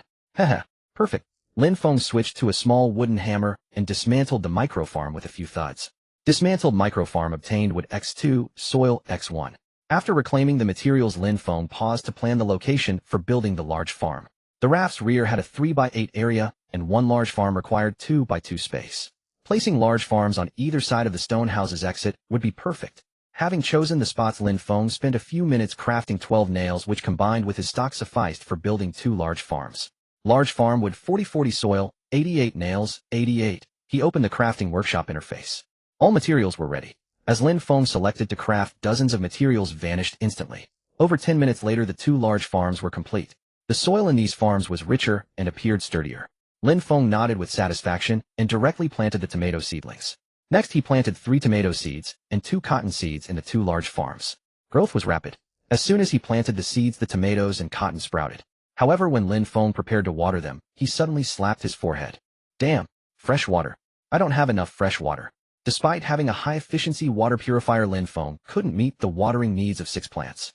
If he didn't quickly get more fresh water to irrigate the farm, the plants would either grow slowly or wither and die. At that moment, Song Xinling ran over with a piece of grilled tuna, intending to get Lin Feng to eat something, but found him sitting on the ground lost in thought. What's wrong? She noticed the 2 large farms Lin Feng had built on either side of the stone house exit, and was even more puzzled. Aren't they already built? There's no fresh water to irrigate them. Lin Feng shook his head.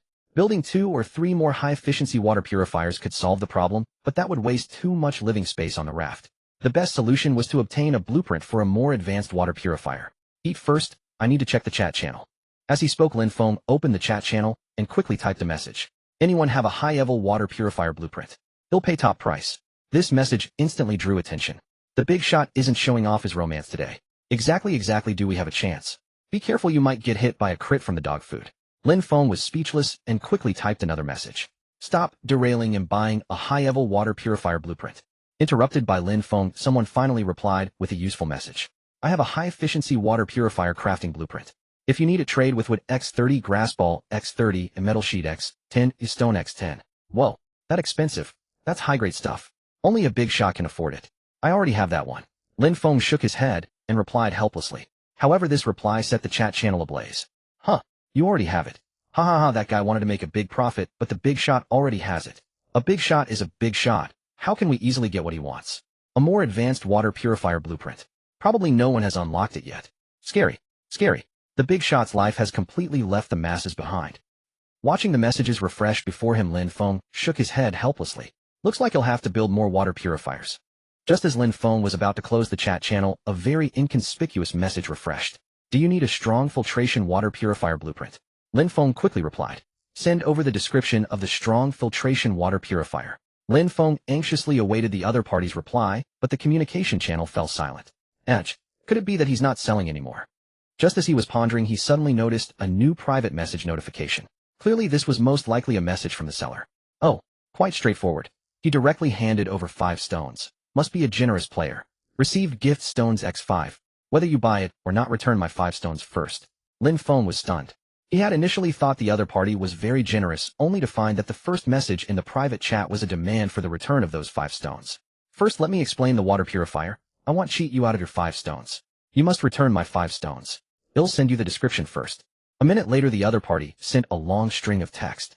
High-efficiency filter water purifier description. Multi-layer filter cartridge effectively improves purification speed, purifying 1 liter of fresh water in just 2 hours, but the cartridge needs replacement after prolonged use. This efficiency is impressive. Purifying 1 liter of fresh water in just 2 hours, 4 times faster than a standard high-efficiency purifier. Calculating this way, the 8 liters needed for 2 large farms could be purified in 16 hours. Lin Feng absolutely had to secure this deal. Name your price. Let me think. Once the schematic was sold, he wouldn't be able to craft the corresponding item again unless he obtained the schematic anew. Thus, even if the other party asked for a higher price, Lin Feng could understand. A few seconds later, the other party sent a message. I want what X80 grass bundle X80. Plus rare materials, glass shards, metal shards, and plastic shards, 30 each. And the 5 stones I gifted you. Lin Feng was speechless. This guy really dared to ask for a fortune. With such a quantity of materials, no other player could afford it.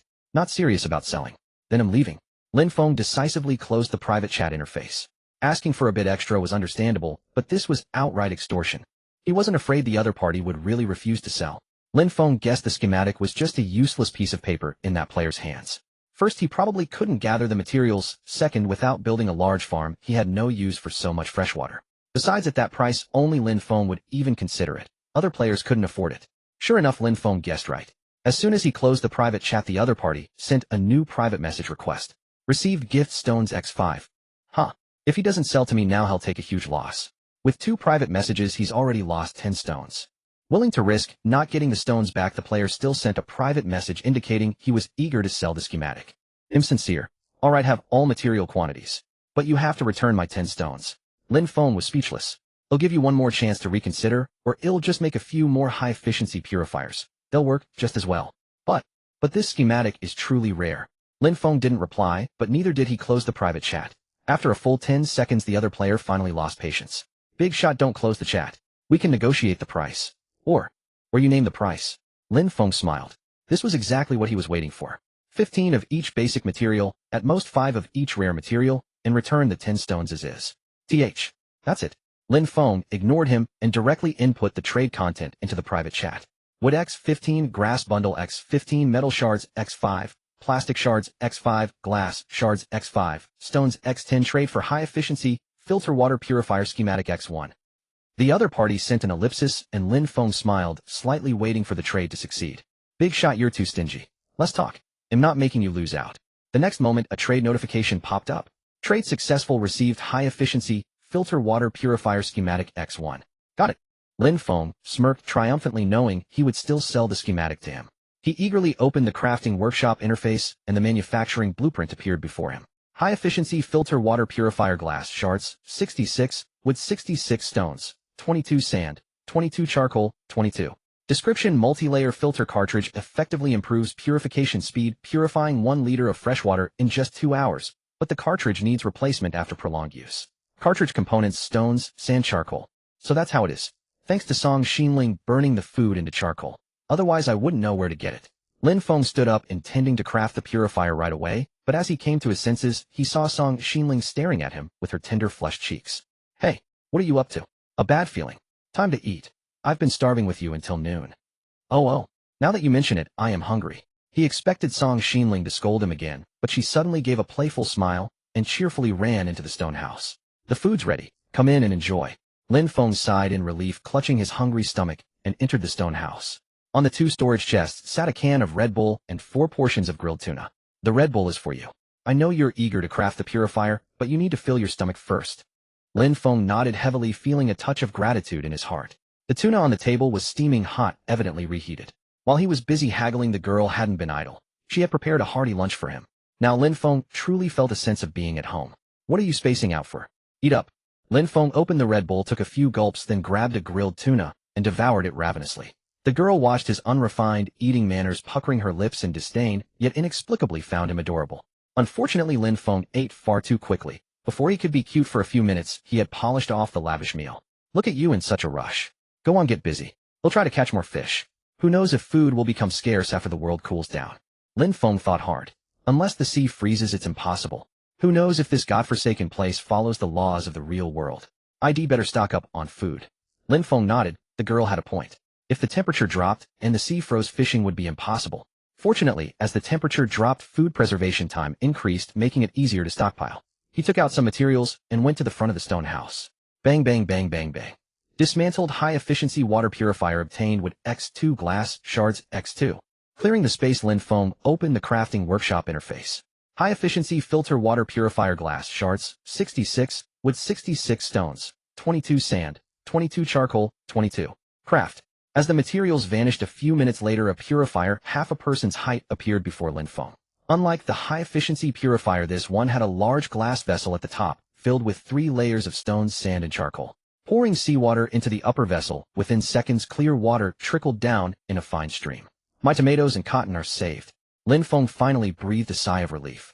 The high-efficiency water filter could only produce 1 liter of fresh water every 2 hours. Lin Feng had no choice but to fish while waiting to irrigate both the tomatoes and cotton. He would have to stay up late into the night. Yet Lin Feng was not worried, for he still had dozens of cans of Red Bull stashed away. Staying up late was a trivial matter. Beside him, Song Xinling furrowed her delicate brows and tidied her long hair, tousled by the wind. It seems the wind is picking up. Lin Feng felt the breeze. It was indeed getting stronger. He looked up and was suddenly startled by the sight before him. This was no mere gust of wind. It was clearly the herald of a violent storm. The distant horizon was shrouded in gloom, and the oppressive dark clouds were about to drift directly overhead. Get inside quick. Lin Feng grabbed Song Xinling's hand and dashed into the stone house. Seconds later, a torrential downpour crashed down. Worse still, the fierce wind carrying coarse raindrops seeped through the door and windows of the stone house, leaving puddles on the floor. Though they were inside, the air remained cold and damp. It's chilly in here. Lin Feng nodded. If the rain didn't let up soon, they might catch a cold. Falling ill. That was out of the question. In such an environment, lacking medicine and medical supplies was an understatement. If one fell sick, they could only wait for self-recovery. Those with weaker resistance might not survive 2 days. I'll build a fire pit. Lin Feng opened the crafting workshop, and within 2 minutes a fire pit appeared in the center of the room. But to his dismay, the fire had barely been lit when the wind extinguished it. The wind is too strong. The fire pit is useless. Song Xinling wrapped her cloak tighter, her body trembling visibly. Bear with it. I'll craft the doors and windows right now. Opening the crafting workshop, Lin Feng searched for door and window blueprints. Simple wooden door, wood 44, plastic sheet 22. Description: a wooden door not very sturdy but can block the wind. Sturdy wooden door with 66, metal sheet 22, glass sheet 44. Description: a wooden door with metal edging thicker and better at sheltering from wind and rain. Small wooden window with 33, plastic sheet 11. Description: a crude window, in winter it really lets the draft in. In the crafting workshop, Lin Feng found only these 3 blueprints. With sufficient materials, he naturally chose to craft the highest quality item. However, the small wooden window was far too rudimentary. No time to worry about that. Watching Song Xinling shiver from the cold, Lin Feng made his choice without hesitation. In less than 10 minutes, 2 sturdy wooden doors were crafted. Closing the doors significantly reduced the wind inside the house. Lin Feng relit the fire pit, but the flames flickered unsteadily, as if on the verge of being extinguished. Come warm yourself by the fire first. Lin Feng told Song Xinling to approach the fire pit, while he hurriedly crafted the small wooden windows. Within 5 minutes, 2 small windows were completed, but even after closing them, drafts still seeped through the gaps. Lin Feng glanced back, relieved to see that the fire in the pit had finally stabilized. Your clothes are soaked through. Come warm up. Lin Feng nodded and joined her by the fire, extending his hands to the flames. By now the girl had stopped trembling though her cloak was still damp. I didn't expect such a fierce storm. Luckily you crafted the doors and windows in time. It's much warmer now. The girl looked at Lin Feng with gratitude and accidentally sneezed. Alarmed, Lin Feng quickly reached out and touched Song Xinling's forehead. Good, no fever. Feeling that her forehead was not hot, Lin Feng breathed a sigh of relief, but Song Xinling gave a playful smile and comforted him. I'm fine. Even if I did catch a chill it wouldn't turn into a fever so quickly. Though meant as reassurance, Lin Feng frowned and said seriously, then I'll check again later. Song Xinling pouted. Are you addicted to touching? Huh. Lin Feng hadn't thought much of it, but now that he reconsidered, the girl's forehead was fair and smooth, and it did feel quite nice. But if he could touch somewhere else it would probably be even better. Seeing Lin Feng's dazed look and wandering thought, Song Xinling puffed out her cheeks and said indignantly, Lin Feng, get a grip. Ahem. Lin Feng snapped back to reality and quickly changed the subject. Why isn't there any thunder? Are you actually hoping for thunder? Without thunder how can I charge Iron Bucket now? 2. Lin Feng pondered seriously. Whenever it rained, he hoped for thunder as it allowed him to get free electricity. But the storm raged fiercely without a single thunderclap. Rumble. Just as Lin Feng was wondering, a deafening thunderbolt suddenly struck. Song Xinling trembled with fright and instinctively jumped closer to Lin Feng. Oh, Lin Feng, you jinx. Don't be scared, don't be scared. It sounds like the thunder didn't hit the robot. Lin Feng put an arm around the girl as if to comfort her, but his mind was on the outside. Song Xinling looked at him with contempt. A beautiful woman was right beside him, needing comfort, yet Lin Feng was completely preoccupied with the battery level of Iron Bucket. No. 2. Indeed, distance creates beauty. She even entertained the thought of running away from home. But then she reconsidered. She was no longer in her original world. If she ran away, where would she live? What would she eat? Who would comfort her when she was upset? Looking up at Lin Feng's focused gaze fixed on the door, Song Xinling pursed her lips and muttered to herself, forget it. Since you've been so good to me, I'll let it slide this time. Rumble. Suddenly, another thunderclap exploded. Song Xinling instantly abandoned the idea of running away. It was safer to stay by Lin Feng's side. Though the guy could be as dense as a log sometimes, he was at least dependable. She silently acknowledged him only to hear his puzzled voice. Huh. Why didn't it hit him again? Lin Feng. Huh. You only care about that robot, not about me. Lin Feng immediately pulled Song Xinling closer, and before she could reach for his ear, he put on a mischievous grin. I'll care about you right now. The playful look on Lin Feng's face was a rare sight. Seeing this, Song Xinling decided not to dwell on it, and pouted, I'm hungry. Gurgle. Lin Feng's stomach rumbled. Yeah, I'm hungry too. The girl was speechless. Low emotional intelligence. She pulled away from his arm, walked to the storage chest, and took out 2 large tomatoes. If I waited for you to bring me food, I'd probably starve to death. Lin Feng unselfconsciously took the tomato and devoured it ravenously. Next time I'll bring it to you for sure. Next time for sure. Better not, or I'm afraid I'll starve.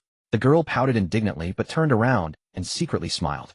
Today she discovered that Lin Feng's occasional foolishness was actually quite amusing. The tempest raged on, punctuated by occasional thunderclaps. Song Xinling dared not sleep, so Lin Feng opened 2 cans of Red Bull, intending to stay awake with her until dawn. With nothing else to do, they opened the communication channel to see how the others were faring. Communication channel, what a heavy rain, I'm drenched. At least there's a cabin to shelter in, but it's freezing. It's raining where you are. It's clear here, I can see the stars and moon. Then why aren't you sleeping? Just here to mock us. I dare not sleep, there are pirates nearby. Pirates. And you have time to chat. They can't see me in the dark. I dare not do anything, just keep rowing. But I'm too exhausted, so I stopped to rest a bit. Seeing this message, Lin Feng quickly sent an inquiry. How many pirates are there? What's their strength? Don't know, can't see clearly. But at least 5 or 6 rafts, and they're all quite large. Damn. That many people. Good luck, buddy. Never run into them, it's terrifying. Just a few pirates, what's there to fear? Suddenly, a different voice emerged in the communication channel. Lin Feng paused, looked closely at the player ID, and nearly jumped. Song Xinling. He immediately turned to look at the girl beside him. Song Xinling nodded. It was me. You're not worried about the pirates at all.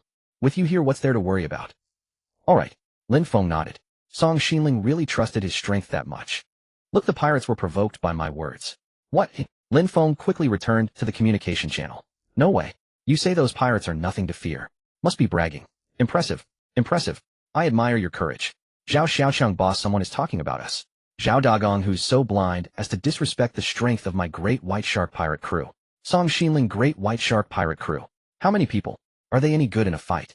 Zhao Xiaochang, boss, tell him. Zhao Dagong. It's a woman. Zhao Dagong, want to know how powerful my pirate crew is.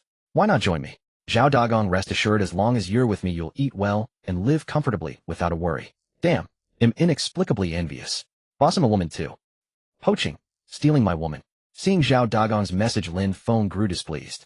So what if he's a pirate? He didn't believe Zhao Dagong could outdo him. Lin Feng scram. Lin Feng, don't you dare covet my woman. Lin Feng get lost. And stay lost. Zhao Dagong damn. You dare to act tough with me. Zhao Dagong believe me you'll come over right now and kill you. Lin Feng laughed. On the vast ocean players were extremely scattered. Even if Zhao Dagong wanted to kill him he'd have to find him first. Lin Feng scram. Damn. The big shot is mighty. Curse these despicable pirates to death. After sending this message Lin Feng closed the communication channel.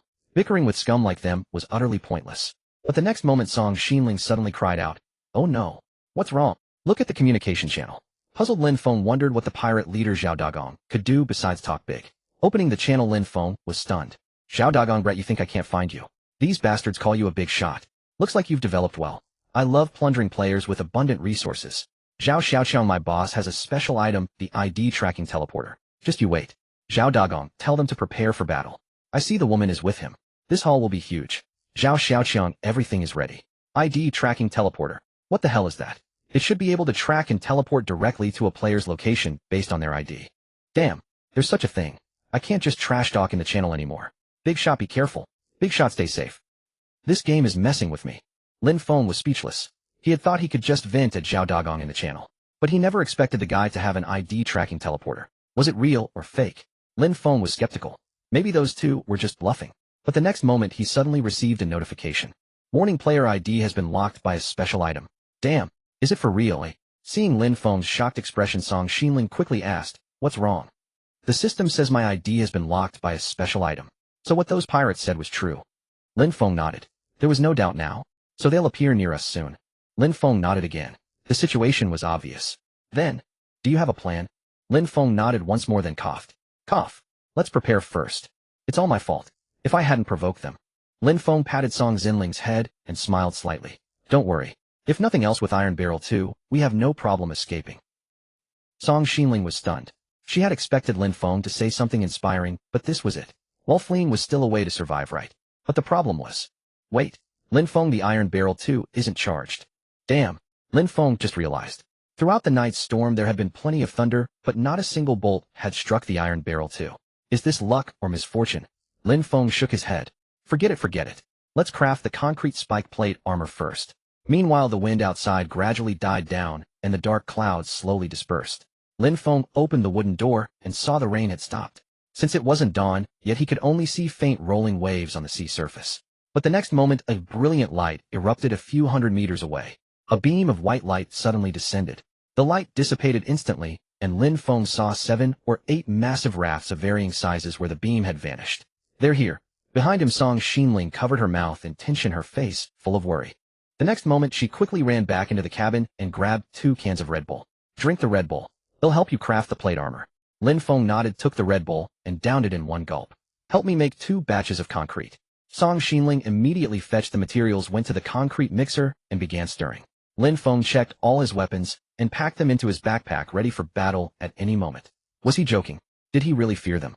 In fact, if he had an ID tracking teleporter, he would have loved to go settle the score with them, coveting his supplies and his woman. This was absolutely unforgivable. Especially the woman. Unforgivable.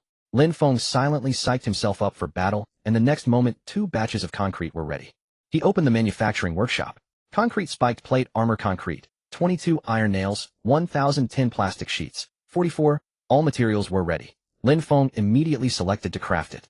As the materials vanished within less than 2 minutes, a heavy suit of concrete spiked plate armor appeared in his hands. This item was extremely heavy, boasted formidable defensive capabilities, and had several prominent spikes protruding from both the front and back, the optimal gear for close-quarters combat. However, this was still not enough. To deal with so many pirates, Lin Feng had to prepare to the utmost degree. "Iron bucket no. 2. Iron bucket no. 2 at your service." "Can you fight?" "I can fight, but it is best to fight with a weapon." Lin Feng smiled faintly. Was a weapon that hard to come by? He quickly crafted a spiked spear and handed it to Iron bucket no. 2, positioning him by his side. As for Song Xinling, Lin Feng turned around. "You hide in the big villa first. Can't I help with anything?" The girl clearly wanted to participate as well. Lin Feng thought for a moment. "You guard the supplies inside, and bring me Red Bull anytime. You're just putting me in charge of logistics." "Logistics are very important." Lin Feng scratched his head. Song Xinling knew that Lin Feng was afraid she might get hurt in a fight. She thought seriously for a moment. Fighting. She really wasn't good at it. If she were at the forefront, she might just become a burden. With that thought, she resignedly walked into the big villa, but her bright eyes kept fixed on the outside. At that moment Lin Feng held the magical spiked spear in his hand with the simple-minded iron bucket no. Two by his side. It wasn't exactly awe-inspiring. One tall, one short, one stout, one lean. The combination looked rather comical. However, this scene appeared entirely different from the perspective of the pirates across the way. Several hundred meters away, 10 rafts slowly approached, carrying a scattered group of 17 or 18 pirates. They paddled closer, but suddenly stopped when they were less than 100 meters from Lin Feng. What is that thing next to that guy? Looks like a robot. What? A robot? We're going to fight a robot with this. One pirate looked at the spear in his hand, then at Iron Bucket No. 2's massive metallic frame, and fell into deep self-doubt. Another person nervously shuffled back 2 steps. Who knows, that robot might even have thermal weapons. Then what's the point of fighting? Let's talk to the boss, or maybe we should retreat. On the central raft, Zhao Dagong was eating a watermelon he had snatched from other players when he suddenly noticed the rafts had stopped. What's going on? Zhao Xiaoqiang hurried over to explain. Boss, there seems to be a robot on that raft over there. Everyone's afraid to get close. They say the other side might have thermal weapons. A robot. Thermal weapons. Zhao Dagong quickly picked up his telescope and looked toward Lin Feng's raft. The more he looked, the tighter his brows furrowed. In his field of vision, he clearly saw a robot shaped like an iron bucket standing beside Lin Feng. Setting aside its combat prowess, its formidable defensive capabilities alone would give his men a hard time. If it were also equipped with thermal weapons. Cold sweat broke out on Zhao Dagong's forehead. He was still using cold weapons, a spear against a machine gun. Wasn't that like lining up to die? However, in the next moment, Zhao Dagong's brows relaxed, and he suddenly smiled. Zhao Xiaoqiang asked in confusion, Boss, what did you see? Zhao Dagong smiled faintly. That's just an ordinary robot not equipped with any thermal weapons, just a simple spiked spear.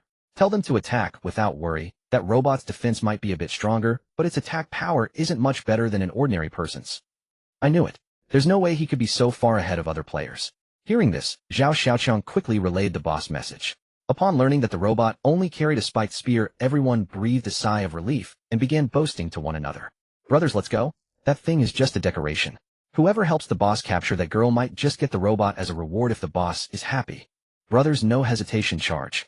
In no time, all the pirates perked up. Zhao Dagong nodded with satisfaction, eating his watermelon, while imagining the beauty who would soon be conquered by his formidable strength. Listen up, capture the woman alive. Yes. Count on us, boss. They'll claim the first credit. 10 rafts rapidly closed in. Seeing the pirates suddenly charging over aggressively, Lin Feng was a bit puzzled. Oh, were they having a pep rally? Don't know. Iron Bucket No. 2 actually responded. Lin Feng turned to look at him and asked, how many can you fight? Don't know. What do you know? Do you know if we can beat the pirates? This time Iron Bucket No. 2 was silent for a few seconds. Lin Feng smiled, faintly thinking it was carefully analyzing the combat strength of both sides. However, after a moment, based on numbers, there is a 100 chance we will be defeated by the pirates. Lin Feng was speechless. It seemed Iron Bucket No. 2 couldn't analyze complex problems. Analyzing battle tactics with such a dim-witted robot was pure folly. Sigh, what an idiot. Get ready to fight. Also, from now on, you're a retard No. 2. Yes, retard No. 2 at your service. Lin Feng nodded speechlessly. Hold this position and attack any pirate who tries to board the raft. Understood. Although retard No. 2 answered quite crisply, Lin Feng, still worried it might not understand. After all, it was too stupid. But at this moment, he couldn't worry about that anymore, as 17 or 18 pirates were already upon him. Brothers, charge. Kill this brat, and capture the woman alive. Whoa, there's a wall here. The first pirate to charge, spear in hand, tried to board Lin Feng's raft, but was blocked by the concrete barrier. Lin Feng raised his spear and thrust it fiercely, piercing through the pirate's wooden armor and sending him plunging into the sea. Everyone charged together. Instantly 7 or 8 pirates rushed over at once. No matter how skilled Lin Feng was, he was still only one person. If this continued, some would inevitably slip through and board the raft. The pirates saw this clearly and swarmed over aggressively. But at that moment, retard No. 2 acted. Before Lin Feng could react, he saw retard No. 2 swing his spear and rapidly stab at the pirates climbing onto the raft. Bang, bang, bang, bang, bang. Lin Feng could barely make out retard No. 2's movements. He only saw it constantly running along the edge of the raft, swiftly thrusting its spear whenever a pirate scaled the wall. Splash, splash, splash. The pirates who fell into the water stared wide-eyed in shock. Who the hell said it was just a decoration? It's too fast. Help me. I'm injured. Seeing the robot's incredible attack speed, the pirates in the rear dared not approach. Lin Feng stood there dumbfounded. Wow, this strong. Looks like there's nothing for me to do in the fight. He very sensibly stepped back, fetched a chair, and sat down on the deck, watching to see who else dared to climb up. Come on then. A bunch of idiots. Charge. You charge now. Zhao Dagong was fuming. His men accustomed to bullying the weak had turned disobedient upon encountering a tough opponent. Zhao Xiaoqiang hurriedly handed an apple to his elder brother and said, "That robot is incredibly fast. If it weren't for our wooden plate armor, half of us would already be dead." Damn it. Zhao Dagong took a bite of the apple, chewed a few times, and a sinister smirk crept across his lips. "Call them back. Release the arrows. Once Lin Feng is dead, that robot without anyone to command it will be nothing but scrap metal." Zhao Xiaoqiang quickly nodded. "Brother, this is a brilliant move. What's it called?" "Drawing the firewood from beneath the cauldron. It's cutting the ground from under someone's feet." "Hurry up." Zhao Xiaoqiang immediately relayed the order. The pirates scrambled onto their rafts and began distancing themselves from Lin Feng, trying to flee. Lin Feng chuckled. Now that he had the upper hand, how could he let them escape? He started rowing in pursuit. Wait. Suddenly, a realization struck Lin Feng. Before, the raft carried nothing, and rowing hadn't been too strenuous. But now, with all the structures built on it, the weight made it impossible for 10 men to move. So he'd have to make Retard No. 2 do the heavy lifting. Retard No. 2, how much battery do you have left? 25 charge remaining. Pursue. Though the battery was low, he couldn't let these pirates slip away right under his nose. A quick chase should be enough. Upon receiving the command, Retard No. 2 grabbed an oar and began rowing in pursuit of the pirates. However, due to the raft's excessive weight, their forward speed was noticeably slower, barely enough to keep up. Yet in the next moment, Lin Feng realized he had miscalculated. The enemy wasn't fleeing at all. They were creating distance to unleash arrows. What the hell? I miscalculated. These pirates have bows. No martial honor. Unable to win in close combat, they switched to ranged attacks. Lacking any long-range options, Lin Feng had to get close to strike back. Whoosh whoosh whoosh. Amid his frustration, arrows flew toward him from the opposite side. Lin Feng quickly ducked behind a concrete barrier, narrowly dodging several shafts. He couldn't afford to drag this out. He had to catch up to the pirates quickly. Retard No. 2 speed up. Speed up. Retard No. 2 low battery warning. Charge below 20. Recharging required. What? Out of juice already. Lin Feng was speechless. The robot was failing him at the worst possible moment. Still, 20 charge should be enough to catch the pirates. Thinking this, Lin Feng shouted to the robot, "Keep accelerating. Overloaded. Can only operate for 10 minutes. Will enter hibernation when charge drops below 5. What? Lin Feng was utterly exasperated. Whether he could catch the pirates within 10 minutes was uncertain. If Retard No. 2 ran out of power, fighting them alone would exhaust him. More critically, if he lost, not only would he die, but Song Xinling would also fall into Zhao Dagong's hands. No, I must resort to extreme measures. Lin Feng immediately pulled a lightning summoning tome from his backpack. Out of power, huh? He'll charge you right now. Picking up the tome, he chose to use it. As he opened the book, he locked onto his target in his mind. Strike Retard No. 2 with lightning. With the target locked, the tome suddenly dissolved into a cluster of light particles, vanishing instantly. At the same time, a fierce wind swept across the sky. Within moments, a mass of dark clouds gathered overhead. Seconds later, flashes of lightning flickered at the center of the clouds. Suddenly, a deafening roar. A thunderbolt shot down from the cloud's core, striking Retard No. 2 directly. Sizzle. A strong smell of burning wafted through the air. Lightning conversion successful. Temporary charge complete. Battery at 70. Perfect. 70 is more than enough. Lin Feng. Just as he was reveling in his triumph, Lin Feng heard Song Xinling's furious voice. Was that lightning strike you're doing? I did it to charge Retard No. 2. Believing his quick thinking in the crisis was ingenious, Lin Feng smirked proudly. Now Retard No. 2 has 70 battery. More than sufficient. Seeing Lin Feng so smug, Song Xinling was livid. The thunderclap so close had terrified her, and using such a precious item just to charge a robot was a sheer waste of a treasure. With something so powerful, why didn't you just strike the pirates directly? Lin Feng was stunned. Right, why had he wasted it on charging? Striking Zhao Dagong dead would have been far more satisfying. Lin Feng's mind was in turmoil. Oh no, what a waste. What a loss.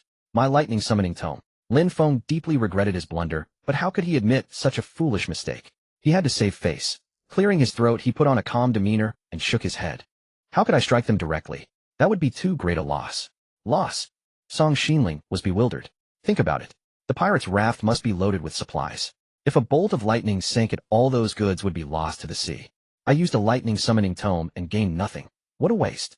Is that what you really think? Lin Feng nodded emphatically, puffing out his chin with an air of complete control.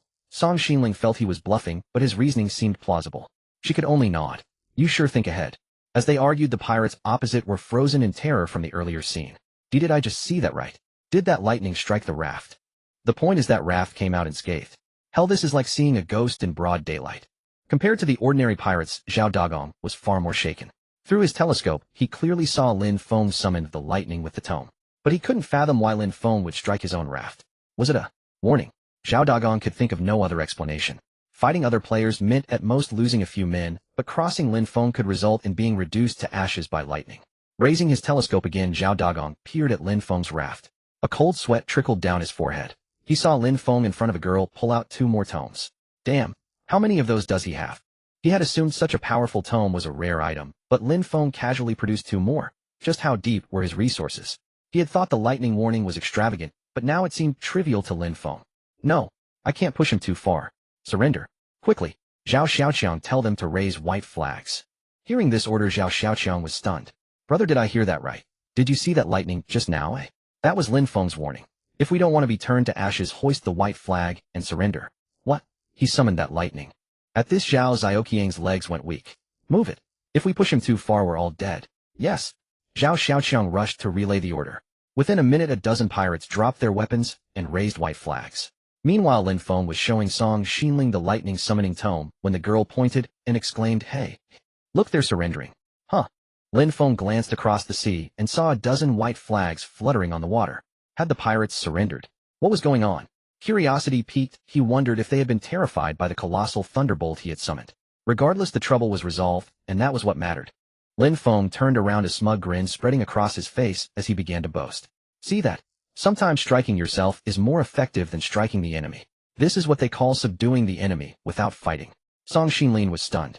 He hadn't mentioned any of this earlier. Was he really not trying to fool her? Seeing the girl eyeing him with suspicion, Lin Feng paid it no mind. After all, the pirates' surrender was an indisputable fact. Now it was time to deal with this ragtag bunch. He stood on the raft, cleared his throat, and bellowed at the surrendering pirates. Call your leader out. The pirates exchanged uneasy glances, none daring to speak, their gazes fixed on the central raft. Moments later, a middle-aged man with a scarred face emerged from the cabin. "I'm their leader, Zhao Dagang." "Well, boss, could you spare our lives?" It was clear that the scar-faced man had once been a domineering figure, yet before Lin Feng, he bowed and scraped with a servility that clashed grotesquely with the scar on his face. Lin Feng nodded. Being ugly wasn't a crime, and a good attitude in surrender was commendable. Still, this fellow had been so arrogant earlier, even threatening to kill him and take Song Xinlin. That was an insult he simply couldn't swallow. "I can spare your life, but you must hand over all your supplies. On top of that, you'll issue a public apology in the chat channel." This, Zhao Dagang accepted, losing the supplies to Lin Feng.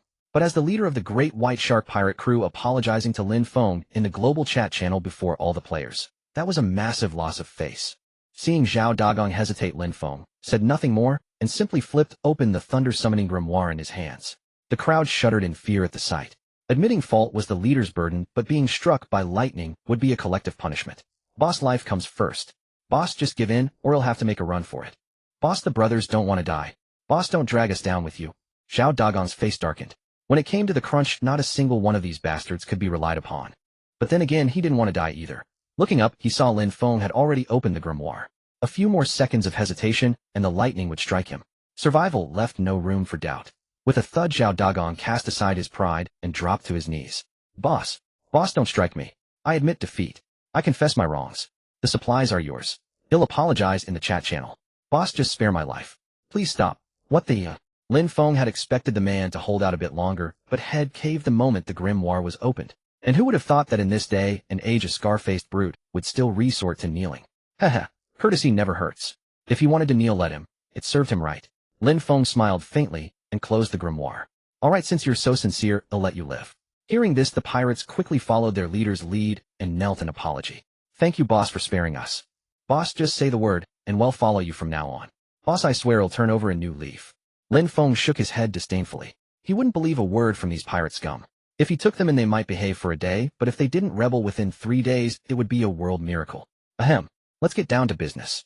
He waved his hand, silencing them. Zhao Dagang quickly shot the others a glare and said obsequiously, "I'll go apologize in the chat channel right away." Lin Feng nodded and opened the channel. At that moment, everyone was still discussing his encounter with the pirates. The big shot hasn't posted in a while. Could he be? That pirate crew was huge, though I think the big shot might have fallen. Morning one. What the? No faith in me. Lin Feng was speechless, but didn't mind. Once Zhao Dagang spoke, the truth would come out. The next moment, he saw the message Zhao Dagang had sent. Zhao Dagang, boss Lin Feng.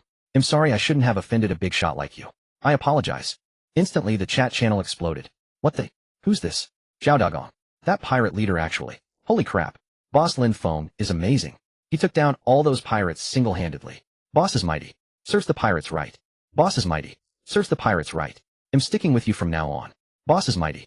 Serves the pirates right. I want to latch onto your coattails.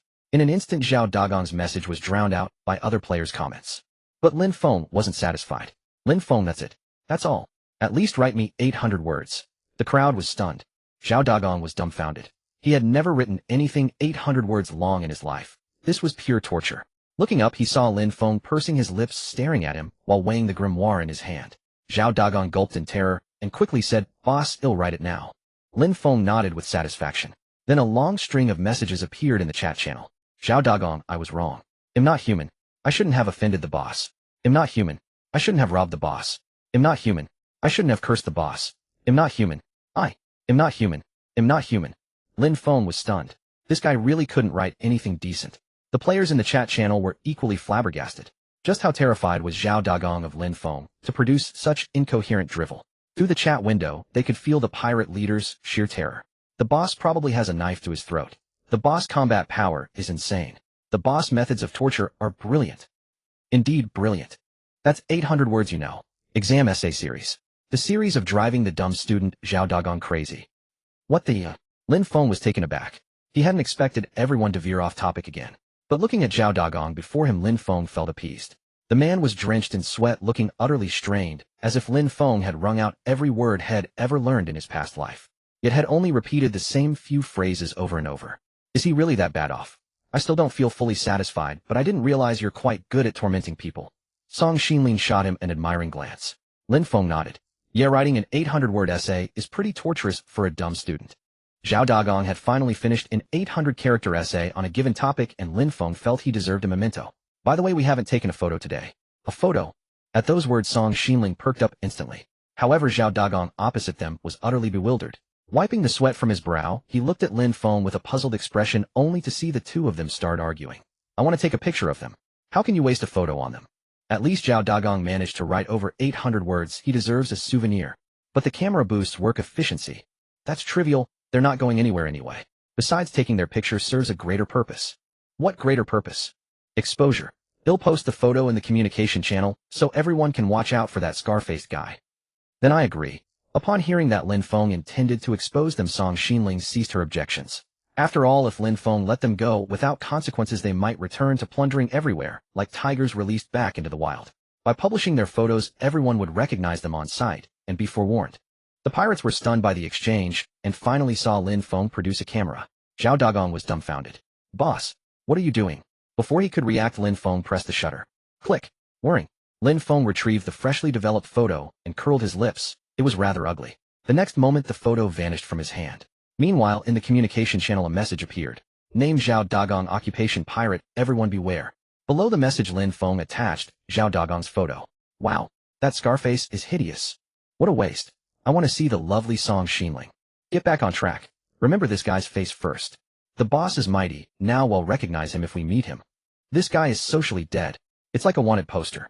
Boss, I want a photo too. I confess I'm actually a pirate. Boss, come arrest me, I'm also a pirate. Lin Feng was speechless. The players in the chat always had such bizarre thought processes. At that moment, Zhao Dagong's heart was shattered. He had completely lost face. He had planned to make a comeback, but now Lin Feng had turned him into a pariah? Just then Lin Feng picked up the camera and said to the other pirates, everyone gather around. Boss, what are you doing? Since you're about to disband, let's take a group photo. The crowd was speechless. Having witnessed what happened in the communication channel, the pirates knew that being photographed and exposed would ruin their reputations. But they dared not resist.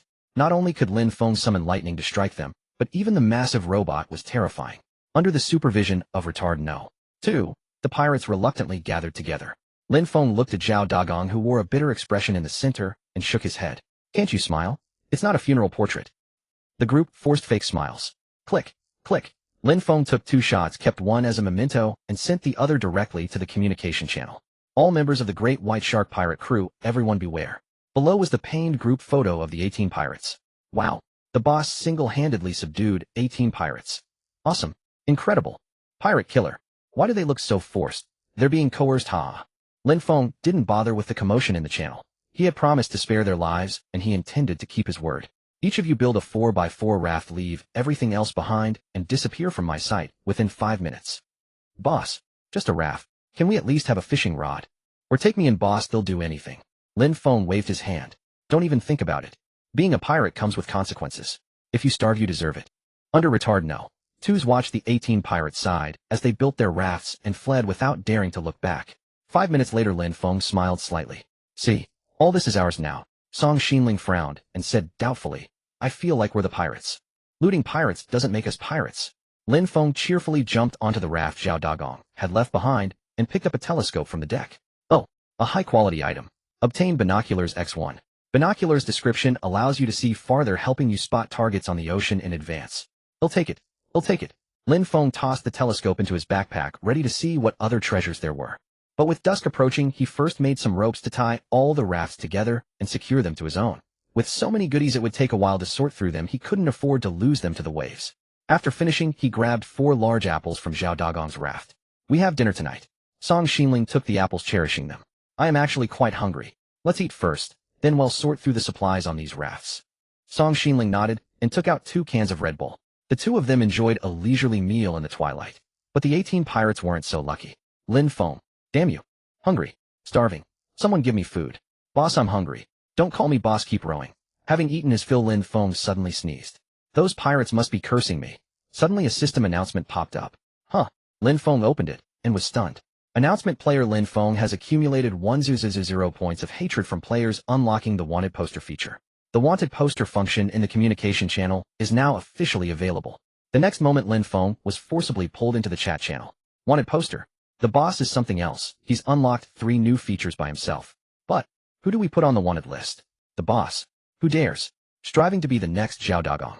Lin Feng was bewildered. He didn't even know how this new feature worked. After opening the interface to check, he immediately grew furious. Game, you're targeting me. Wanted poster description: any player who accumulates 1,000 points of hatred can be placed on the wanted poster by other players. Other players can invest. If the wanted player is killed within 7 days, the killer and the initiator split all investments equally, and investors receive a 5-fold return on their investment. If no one kills the wanted player within 7 days, all resources are automatically awarded to the wanted player. Lin Feng, you've been put on the wanted poster. Needless to say, he was the only one in the world who had accumulated 1,000 points of hatred from players. Wait, those 18 pirates hating me makes sense, but why do the other 9982 hate me? Song Xinling rolled her eyes at Lin Feng. Don't you know that the tallest tree catches the wind? Just because I'm too outstanding. Lin Feng was at a loss for words. In the communication channel, a bounty notice was automatically pinned. Then messages began to flood the screen in rapid succession. Watching the messages refresh and the number of investors climb, Lin Feng sank into frustration. Lin Feng checked and found that the bounty was initiated by a woman named Chen Bing. Before he could make a move, she proactively sent him a private message. Lin Feng was speechless. Could this woman really want him dead? The next moment, another message arrived. Lin Feng was dumbfounded to realize she was the woman who had previously wanted to form a trio with him. Without another word, Lin Feng closed the private message interface. Beside him, Song Xinling looked puzzled. Lin Feng was speechless. He believed if Song Xinling knew about the trio incident, she would be even angrier than him. Lin Feng rubbed his temples and said gloomily, "You're the smart one." Lin Feng turned his head and saw that the girl was being completely serious. He gave an uneasy smile and quickly changed the subject. Lin Feng was stunned. She took it way too seriously. Lin Feng sighed, then suddenly remembered something important: the blind box. He had been fighting all afternoon and had forgotten to open today's box. Song Xinling heard a splash and quickly turned to look. The sound of Lin Feng choking on seawater came from. In that instant, Lin Feng had already opened the blind box system. Lin Feng checked the blind box description. Although Lin Feng didn't know what these items could build, he was certain they were related to mechanical devices, and perhaps his raft could achieve automated operation in the future. He dragged a heavy box and quickly climbed onto the raft. By now, Song Xinling was staring at him with curiosity. Lin Feng smiled slightly and opened the metal box directly. Instantly, a pile of mechanical parts appeared. Although he didn't get the chip module with the lowest drop rate, Lin Feng felt this would be sufficient for now. Opening the crafting workshop, Lin Feng checked for newly unlocked blueprints. Looking at these newly unlocked blueprints, Lin Feng felt a bit overwhelmed. To make a generator or propeller, he first needed a low-speed engine. But crafting a low-speed engine required finding magnets first. Of course, he could buy magnets on the trading channel, but even if he built the engine, it wouldn't be very useful. Lin Feng was frustrated, but Song Xinling suddenly exclaimed with delight. Lin Feng looked further down. Lin Feng continued scrolling through the unlocked blueprints in the workshop. The next moment, his eyes lit up. Gluttonous generator, low-speed engine, 01 mechanical module, 55 mana crystal, 55 metal sheet, 88. Introduction. It can utilize magic to convert food into fuel, fully driving the generator to spin and produce a ceaseless stream of electrical energy. This thing is great. But why must it consume food? Wouldn't would work as fuel? Needless to say, food was a scarce resource in this world. If other players found out that Lin Feng was using an endless supply of food as fuel to power the generator, they would surely berate him for wasting precious resources, then sulk in envy and resentment. Of course, even so, generating electricity with food was far better than hand cranking. Lin Feng nodded. In that case, I just need to gather some magnets to build the gluttonous generator and the raft propeller. With a satisfied smile, he glanced at the pitch-black sky, turned to Song Xinling, and said, "Let's go rest." The girl nodded, yawning adorably. "I am quite sleepy." After eating the grilled tuna, the two returned to the stone house to rest. Having prepared for battle, fought, and been hunted, Lin Feng was utterly exhausted. The moment he lay down, he began to snore. The next day, the weather was fair. When Lin Feng woke up, he could already smell the aroma of grilled tuna. He rushed out eagerly and saw Song Xinling roasting food. However, despite the nice weather and bright sun, the temperature had dropped even further. Song Xinling wrapped her cloak tighter, looking rather cold. Lin Feng shook his head. The temperature was dropping faster than he had anticipated. He needed to take measures for warmth as soon as possible. "You're up." At that moment, Song Xinling turned and saw him. With a gentle smile, she handed him a freshly cooked grilled tuna. "It's getting colder. Eating some grilled fish will warm you up a bit, and then take a photo of me. Let's wait until noon when it's warmer for the photo." "All right, sounds good." The girl nodded and carefully began to eat her grilled tuna. While eating, Lin Feng gazed at the 10 rafts linked together behind him. There was still much to do today. With all these spoils, it would take a long time to salvage everything. As for the magnets, he thought he might first check if any could be found among the loot. After wolfing down 2 grilled tuna, it was time to get down to business. Lin Feng first jumped onto a pirate's raft and began gathering supplies. Obtained hardwood bow X1. Obtained spiked spear X1. Obtained feather arrow X2. Apart from weapons, this raft only had a campfire. Lin Feng took out a prepared small wooden mallet and started frantically dismantling. Thump, thump, thump, thump, thump. Dismantled stone campfire. Obtained stone X1, a charcoal X1. Dismantled raft deck. Obtained wood X1, a grass ball X1. Dismantled raft deck. Obtained wood X2, grass ball X1. Half an hour later, Lin Feng dismantled the last piece of the raft deck. With a splash, Lin Feng fell into the sea and swam toward the second raft. Meanwhile, Song Xinling hadn't been idle. She had already gathered all the directly collectible supplies on that raft, namely some arrows and weapons. Seeing Lin Feng arrive, she smiled slightly. "He'll handle picking up the supplies, and you dismantle the things that can't be moved." "That's a good idea." Working together was much faster than Lin Feng toiling alone. They busied themselves for 2 or 3 hours clearing the supplies from 6 rafts. Most of these were wood and grass balls along with a few weapons. Lin Feng looked at the sun hanging overhead and waved at Song Xinling. "Take a break, eat something, and he'll take your photo." Upon hearing about the photo, the girl immediately ran back, grabbing 2 carrots on the way. "We can make do with these for lunch." "Carrots? No thanks." Lin Feng hated the taste of carrots and quickly waved his hand. At this point, Song Xinling's studious nature came to the fore. "Carrots are great. They're rich in many vitamins, especially beta-carotene, which can be converted into vitamin A in the body." Seeing Lin Feng still had no desire to try, the girl continued explaining. "A lack of vitamin A can cause night blindness. You should have learned that in high school biology. And in such a harsh environment, if you got night blindness." "Stop." Lin Feng was afraid of Song Xinling. If he didn't eat the carrot, she would probably force him to sit through a 45-minute biology lesson. He grabbed a carrot and bit into it without hesitation. "For the beta-carotene. He'll eat it. That's more like it." Seeing Lin Feng chewing the carrot in big mouthfuls, the girl smiled, feeling a strange sense of accomplishment. Lin Feng grimaced, eating the carrot bite by bite until it was gone, then immediately let out a burp. "Burp." Song Xinling looked at Lin Feng with confusion. "1 carrot filled you up. Maybe it's a rejection reaction." Lin Feng muttered an excuse and hurried off to get the camera, fearing the girl would launch into a 45-minute biology lecture explaining what a rejection reaction was. Of course, even without the biology lesson, Lin Feng still felt immense pain. Or rather, it was a bittersweet agony. "Why are your movements so stiff? Look over there. Oh dear, do it over this angle is backlit." Every time they took photos, Lin Feng felt it was more tiring than standing at attention during military training. He wondered how Song Xinling could hold a pose for over 10 seconds without moving. Of course, taking a photo was supposed to be an instant, but the reason they held a pose for over 10 seconds was that the girl was waiting for Lin Feng to strike a pose she found satisfactory. And then the process was endlessly repeated with revisions. After half an hour of this, 3 photos were finally taken. Wait. Boring wait. Once the photos were developed, Song Xinling entered her indecisive mode. She spent over 10 minutes picking among the 3 photos before reluctantly handing one to Lin Feng. Phew. Finally done. Lin Feng took the photo and directly opened the communication channel. Before he could send the picture, he saw the pinned bounty information. Bounty wanted Lin Feng initiator Chen Bing, number of investors 300, max 300, total investment kill reward, wood x 230, grass ball x 180, plastic sheet x 90, glass sheet x 50, metal sheet x 30, remaining time 6 days. Next, a stream of chat messages came into view. What the heck? It's already full. I wanted to invest. Too late, too late. Who will actually kill Big Shot Lin Feng? Hard to say, maybe a group of pirates. Big Shot is the pirate killer in memory of all members of the Great White Shark pirate crew. Lin Feng was speechless. For such a trivial matter, these idle players had been chatting about it all day long. Let's put the photo up first. The photo in Lin Feng's hand vanished instantly, and at the same time a missing person notice appeared in the chat channel. Unsurprisingly, the chat channel exploded as usual. The Big Shot has posted another missing person notice. Nonsense. It's clearly showing off. So beautiful. A dark magical girl. Jealous. If I kill the Big Shot, can I claim the magical girl? Lin Feng scram. Song Xinling scram. The Big Shot is domineering. The magical girl is domineering. A toad biting the dust live? Even though they had seen it countless times, these players were still so fresh. But then again, who could blame them when Song Xinling was so stunningly beautiful? Her personally joining in to curse people caught Lin Feng by surprise. First time swearing, and it feels oddly satisfying. Lin Feng shook his head. No. Don't you dare pick up bad habits. Song Xinling pouted. One takes on the color of one's company. Ooh, I learned it from you. Lin Feng was left speechless. He shook his head helplessly. Let's get back to work. Shutting down the chat channel, the two continued salvaging the seized supplies. An hour later, only 3 rafts remained to be looted. But these 3 rafts were no ordinary ones.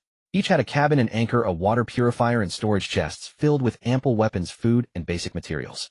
Lin Feng opened a chest and began retrieving the items one by one. Obtained wood x80. Obtained grass bundle x60. Obtained plastic sheet x35. Obtained apple x6.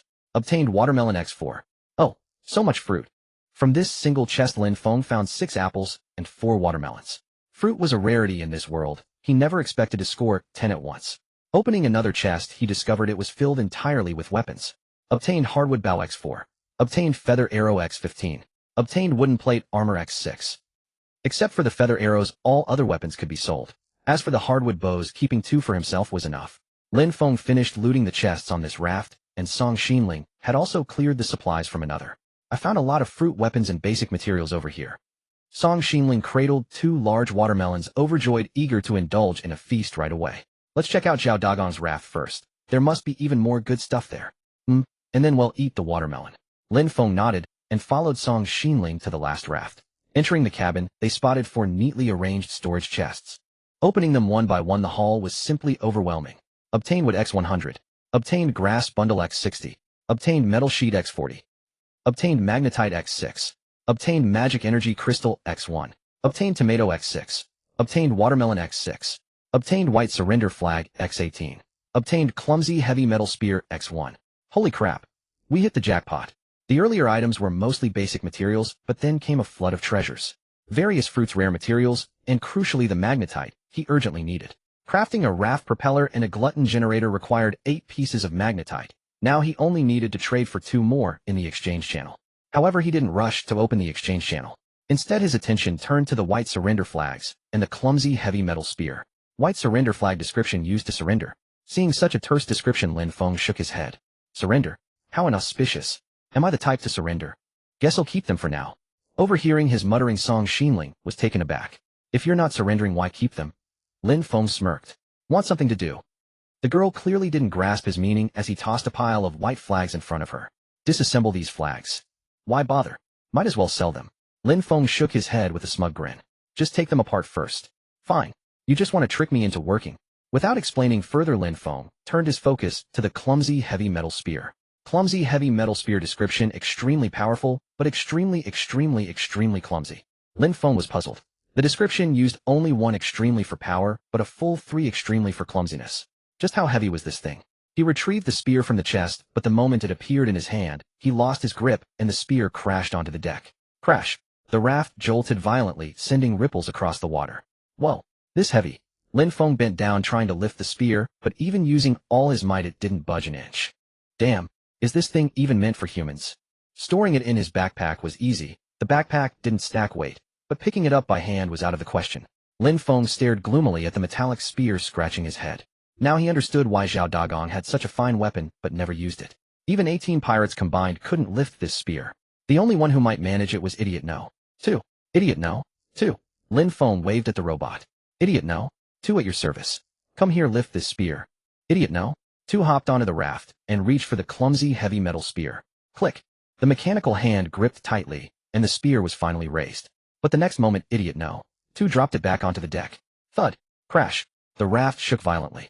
Why did you put it down again? Lin Feng stared at Idiot No. 2 in exasperation. Idiot No. 2 is a speed-enhanced robot. The target load is too high, suitable for Iron Bucket No. 1 to carry. Damn. Lin Feng rubbed his temples wearily. So this thing is just a piece of scrap metal to me. Affirmative. Lin Feng looked up and shot a glance at Idiot No. 2. This lousy robot sometimes responded far too smoothly. He seriously suspected its idiocy was an act. Forget it, let's just pack it up. He touched the spear and chose to store it in his backpack. Meanwhile, Song Xinling had finished disassembling the white flags. Lin Feng, am done. Got some wood and cloth. Haha, so they really can be decomposed into cloth. Song Xinling was puzzled. What do you need cloth for? Well, why do we grow cotton? Song Xinling suddenly caught on. I get it. Cotton makes cloth, cloth makes clothes. I got 8 pieces of cloth, meaning we can make new clothes. Lin Feng frowned. 18 white flags yielded only 8 pieces of cloth. Was that enough for a single garment? Soon Lin Feng realized that no matter how much cloth he had, he couldn't make a single piece of clothing. On the crafting workshop page, Lin Feng searched for a long time, but found nothing about the principles of fabric manufacturing. How strange. Why haven't new crafting principles been unlocked? Song Xinling was also at a loss, as she had already searched several times. Not to mention clothes, not even a blueprint for socks was found. Is our approach flawed? Lin Feng nodded. Quick, activate your top student's invincible intellect, and think again. I'm hungry. My brain won't work. Lin Feng turned around and saw Song Xinling's sparkling big eyes staring intently at the large watermelon on the deck. I forgot. We promised to eat the watermelon first. Lin Feng scratched his head. So shall we dig in? Song Xinling suddenly looked at Lin Feng with anticipation. Let's eat. Lin Feng directly cracked open 2 large watermelons, and they both enjoyed them. However, while Song Xinling ate gracefully, Lin Feng devoured his ravenously. By the time Lin Feng had finished his, Song Xinling was still savoring hers in small, delightful bites. Yet once her mood improved, her mind seemed to become sharper. I know. Lin Feng, check if the crafting workshop has unlocked any new mechanical items. Mechanical items. Lin Feng scratched his head and opened the crafting workshop. Sure enough, within a minute Lin Feng found a mechanical item related to fabric. Manual sewing machine description can be used to craft clothing from various materials requiring fabric and cotton thread. You're so clever. Hearing Lin Feng's praise, Song Xinling smiled smugly. I am a top student. Lin Feng nodded. I've learned my lesson. Top students consume a lot of power and need more fuel. Eat more from now on, we have plenty of food. Lin Feng had intended it as a joke, but Song Xinling immediately became displeased. Oomph, I don't want to. Eating too much will make me fat. Lin Feng quickly tried to smooth things over. Then eat less. Oomph, do you want to starve me? Lin Feng shut up, knowing it was best to keep his ears open, talk less, and work more. He jogged over to their own raft, opened the crafting workshop, and prepared to expand it. Seeing Lin Feng slip away, Song Xinling let out a playful giggle. So emotionally unintelligent. Clearly she wasn't angry, in fact, she was quite happy. It was evident that Lin Feng treated her well, even if he was a bit clumsy with words. While Lin Feng was busy expanding the raft, she kept herself occupied. Fruit wasn't very filling, so she planned to catch some fish and roast them for his dinner. Lin Feng had plenty of wood and grass bundles, so he simply enlarged the raft by a full circle. By dusk he finally finished. The raft had now expanded from its original 12 by 8 size to 20 by 12. He didn't plan to dismantle the concrete protective wall, keeping it as an inner layer of defense. As for the newly extended area, Lin Feng had no immediate plans. In truth, expanding the raft was solely for installing the raft propeller. If he installed the propeller first and later needed to expand, he'd have to dismantle and rebuild it. Too much trouble. Once he finished, Song Xinling had dinner ready. Seeing the wider raft, the girl ran over happily and stuffed a whole roasted tuna into Lin Feng's mouth. So spacious. You're amazing. MMPH, MMPH, MMPH. Lin Feng wanted to brag, but the tuna in his mouth got in the way. After working so long, he was hungry, so he wolfed it down. While eating, he gave a thumbs up, praising the girl's roasted tuna. After dinner, both were exhausted. The supplies on the 3 rafts remained untouched, but Lin Feng wasn't in a hurry. He posted 2 trades on the trading channel and drifted off to sleep. Lin Feng, wake up. The weather is so beautiful today. Lin Feng was shaken awake by Song Xinling rubbing his eyes in pain. Can't we take photos later? I didn't wake you for photos. The scenery is too stunning. Come see. Lin Feng reluctantly opened his eyes and was met with a can of Red Bull shoved in his face. Perk up. He took the can, opened it, and chugged a few mouthfuls. Instantly his mind felt clearer. Following the girl's pointed finger, he was momentarily stunned. In the distance, the sea at sunrise was adorned with wisps of clouds tinged with a faint red glow. Those clusters of clouds covered half the sky, brilliantly illuminated by the sunlight. So beautiful. Lin Feng exclaimed sincerely, but before he could fully appreciate it, a camera was shoved in his face. The girl smiled playfully. I wasn't lying, was I? Such a great view. It would be a shame not to take photos. I knew it. Lin Feng became Song Xinling's laborer once again, toiling on an empty stomach for half an hour in the early morning. However, Song Xinling soon prepared a hearty breakfast. Roasted tuna, roasted octopus, and 2 large apples. Just as Lin Feng was about to eat, he received a game trade notification. Trade successful, obtained Magnet X1. Trade successful, obtained Magnet X1. Trade successful. Song Xinling was puzzled and asked curiously what item was traded. A magnet. Lin Feng smiled slightly, took a bite of the roasted tuna, and said smugly, aren't they trying to hunt me down? Once I build the glutton generator and the raft propeller, let's see who can catch me. Song Xinling was taken aback. Why is your first thought always about escaping? I could also chase those players all over the world. That's more like it. I don't believe anyone can defeat you. Song Xinling had always had such faith in Lin Feng, especially after they defeated the Great White Shark pirate crew. She never doubted his strength. However, while other players were easy to deal with, the dropping temperatures were not. The girl wrapped her cloak tighter and said to Lin Feng, we should make the sewing machine first, it's too cold. Lin Feng nodded. The temperature was dropping day by day. If this continued, they would surely catch a cold. After a hasty full meal, Lin Feng returned to the stone house and opened the crafting workshop to check the sewing machine's blueprint. Manual sewing machine, mechanical module, 22 metal sheet, 88 wood, 44 iron nails, 04 iron needle, 0 on the method to make an iron needle was simple. It only required 1 iron nail. Soon the iron nails and iron needle were crafted. Next, Lin Feng found a corner in the stone house and began making the manual sewing machine. 2 minutes later, the base and tabletop were done, and after a while the horsehead-shaped sewing machine head was also completed. Done. Lin Feng tried using the sewing machine to see what he could make. A prompt appeared. Crafting list: socks fabric, 22 cotton thread, 02 cloth shoes fabric, 44 cotton thread, 04 shirt fabric, 88 cotton thread, 06 pants fabric, 88 cotton thread, 06 note. Other clothing requires clothing blueprints to unlock. Damn. Lin Feng was speechless. Without clothing blueprints, this piece of junk could only make 4 types of clothes. Is this warmer than what I'm wearing? Just as Lin Feng was feeling frustrated, Song Xinling's excited voice came from outside. Lin Feng, I fished up a clothing blueprint. Well, ask and you shall receive. The fishing rod. Upon obtaining the clothing blueprint, Lin Feng hurried back to the manual sewing machine. After selection, a new option appeared in the manufacturing list of the sewing machine. Fleece women's coat fabric, 88 cotton thread, 06 cotton, 06 description, a beautiful white coat with excellent warmth. Sure. Lin Feng smiled slightly. Now we just need to wait for the cotton to mature before we can make new clothes. The cotton should have matured by now, right? Song Xinling reminded him, and Lin Feng finally realized that it had been 3 or 4 days since planting the cotton, so it should be ready for harvest. Indeed, when the two arrived next to the large farm, they saw the ripe tomatoes and cotton. Without hesitation, Lin Feng walked over to the cotton and began to harvest. Gained cotton X6. Gained cotton X6. In less than a minute, Lin Feng harvested 12 units of cotton, while Song Xinling was not idle either, having picked 24 bright red tomatoes. They ran back to the stone house, and Lin Feng opened the manufacturing workshop interface beside the sewing machine. He first consumed 6 units of cotton to produce 6 pieces of cotton thread, and with these materials, he could just make a fleece women's coat. Just as he was about to get started, Song Xinling eagerly approached him. Let me take care of this. All right. It was indeed more suitable for a girl to handle such tasks. With nothing else to do, Lin Feng slipped outside the stone house planning to draw today's mystery boxes, while Song Xinling was busy making clothes. As he opened the mystery box system, a prompt popped up. Yesterday's mystery box, not claimed player, must claim it within 24 hours. Damn, I forgot to draw the mystery box yesterday. Seeing the prompt, he remembered that he hadn't drawn the mystery box, but since he could still make up for it, wouldn't it be even better to get a double draw? Thinking of this, Lin Feng directly chose to draw from the mystery box. Daily mystery box, draw successful. At 57, gained refreshing drink mystery box X1. Daily mystery box, draw successful. 67, gained refreshing drink mystery box X1. What the hell? I actually drew 2 of the same mystery box. Lin Feng could recite the prizes from the refreshing drink mystery box by heart, which included Cola, Sprite, black tea, green tea, and Red Bull. Unfortunately, even if he got 2 refreshing drink mystery boxes, he still couldn't gather the rewards to unlock a new blueprint. However, since he had already drawn them, what was there to hesitate about? Lin Feng simply opened the large box in his hands. You opened the refreshing drink mystery box, gained black tea X100. You opened the refreshing drink mystery box, gained green tea X100. With a clatter, Instantly, 200 bottles of drinks scattered across the ground. Lin Feng looked at them, scratching his head in frustration. I wonder how long this stuff is good for. He casually picked up a bottle of green tea, twisted off the cap, and took a sip. To his surprise, the taste was unexpectedly good, with a light tea fragrance intertwined with a hint of honey sweetness, very refreshing. Lin Feng smiled slightly and took a bottle back into the stone house.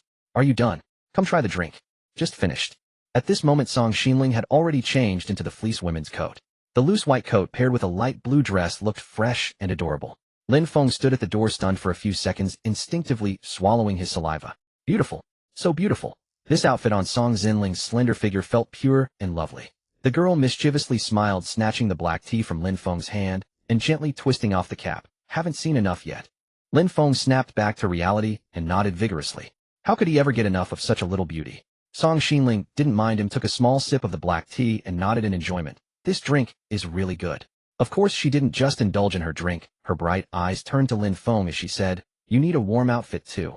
Lin Feng felt a warmth in his heart and smiled slightly. That's easy to say. I plan to go to the trading channel to acquire cotton and clothing blueprints. Song Xinling nodded. That's a good idea, so hurry up, and once we have the materials and blueprints, it'll help you make new clothes. With that, Lin Feng felt motivated. The thought of Song Xinling making clothes for him was something he had never dared to imagine in real life. Why hesitate any longer? Lin Feng quickly opened the communication channel, preparing to send a message to notify the other players. Upon opening the communication channel, the first thing that caught his eye was still the pinned bounty notice. Bounty notice wanted Lin Feng, initiator Chen Bing, number of investors 300, maximum 300 people, total investment, kill reward would x 230, grass ball x 180, plastic sheet x 90, glass sheet x 50, metal sheet x 30, remaining time 5 days. Seeing that there were only 5 days left on the bounty, Lin Feng smiled. What does it matter to be wanted? Those players still couldn't find him anyway. Once the 7 days were over, he would surely receive the full investment from all 300 players. In high spirits, Lin Feng looked at the messages below. But it didn't matter whether he looked or not. Once he saw it, he was stunned and furious. Zhou Hai, high price for cotton, high price for clothing blueprints, 1 unit of cotton for 5 units of basic materials, 1 blueprint for 10 units of basic materials. I have. Isn't this price unreasonable? Then keeping the cotton is useless. Zhou Hai, if you find this expensive, then leave. By this point, everyone should be expanding their rafts. Without basic materials, you can't do anything, so what's the point of keeping cotton and clothing blueprints? Damn. So shady. He'll trade. The law of true fragrance. Clearly the player named Zhou Hai had also crafted a manual sewing machine. As the weather grew colder, he surely needed to stockpile cotton to make warm clothes. Ordinary players were somewhat unaware of the importance of cotton, as some knew, but struggled without a sewing machine to make clothes. Lin Feng had originally planned to be a shady merchant, but unexpectedly Zhou Hai had seized the opportunity first. It's just basic materials, right? Lin Feng gritted his teeth. I don't lack basic materials. Lin Feng, high price for cotton, high price for clothing blueprints, 1 unit of cotton for 10 units of basic materials, 1 blueprint for 20 units of basic materials. As soon as the message was sent, someone immediately cheered. Great conscience, big shot. I have blueprints. Big shot. I have cotton. My goodness. I traded and now regret it. Zhou Hai, who was happily lounging on his raft, suddenly sat up upon seeing the messages in the communication channel. Damn. Cut off. He felt frustrated. He had heard of Lin Feng, but thought that he had gathered a team of over 20 players, and in terms of financial resources, he didn't believe Lin Feng could outmatch him. Zhou Hai, Lin Feng, do you have that many basic materials? Stop pretending. At this price, you'll go bankrupt eventually. Upon seeing this message, Lin Feng felt displeased.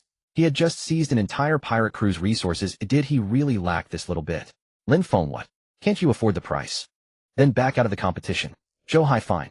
Just wait. In the next moment, Zhou Hai quickly sent out a new acquisition message. Zhou Hai, high price for cotton, high price for clothing blueprints, 1 unit of cotton for 15 units of basic materials, 1 blueprint for 30 units of basic materials. Damn. Not bad. Quick trade. God's Battling Series. Lin Feng was speechless at the price. Was Zhou Hai out of his mind? Recovering cotton at this price was practically asking for losses. If that was the case, it would be unwise for Lin Feng to follow suit and drive up the price.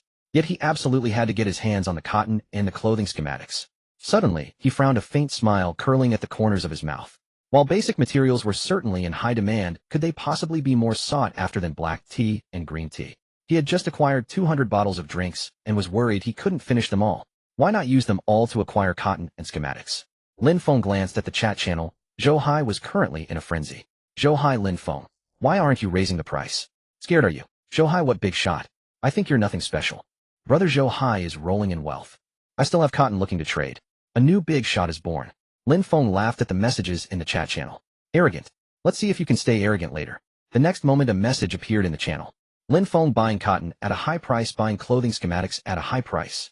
1 unit of cotton for 5 basic materials plus black tea or green tea. 1 schematic for 10 basic materials plus both black tea and green tea. Instantly the chat channel exploded. Whoa, black tea and green tea. So tempting. A true big shot, the allure of drinks. I can't resist. Lin Feng quickly posted trades on the trading channel. Would X5, black tea X1 trade cotton X1. Would X5, green tea X1 trade cotton X1. Would X10 black tea X1 green tea X1 trade clothing schematic X1. Lin Feng listed dozens of trades in one go, and 5 or 6 were completed instantly. Trade successful, obtained cotton X1. Trade successful, obtained clothing schematic X1. Trade successful, obtained cotton X1. Lin Feng smiled, while Zhou Hai was stunned. Zhou Hai, what's the point of trading for drinks? Basic materials are what truly matter. If you don't have drinks, just say so, don't curse the heavens. What use is a few more pieces of wood? I don't know when I'll die, I might as well enjoy myself while I can. Deal done. The black tea is damn delicious. Awesome. Really? Is it true? Big shot, Lin Feng, I have a schematic. Zhou Hai, damn. Lin Feng, are you cheating? Lin Feng, how did you know? Zhou Hai. Ha ha ha. A major confession scene. Big shot, put up a few more trades, I still have cotton. Whoa. All traded out. Seeing the chat channel messages, Zhou Hai gritted his teeth in fury, but he simply had no drinks. Facing such an opponent, Zhou Hai felt like he was being attacked on a whole different level. Lin Feng, if I ever run into you, I'll tear you limb from limb. Zhou Hai was utterly dejected, while Lin Feng happily restocked. Trade successful, obtained cotton X1. Trade successful, obtained cotton X1. Trade successful, obtained clothing schematic X1. Trade successful, obtained cotton X1. After all, the black and green tea had no other function besides quenching thirst. If he wanted a drink, he could just crack open a can of Red Bull. Selling all the tea was no great loss. In less than half an hour, Lin Feng had acquired several dozen units of cotton and 2 clothing schematics.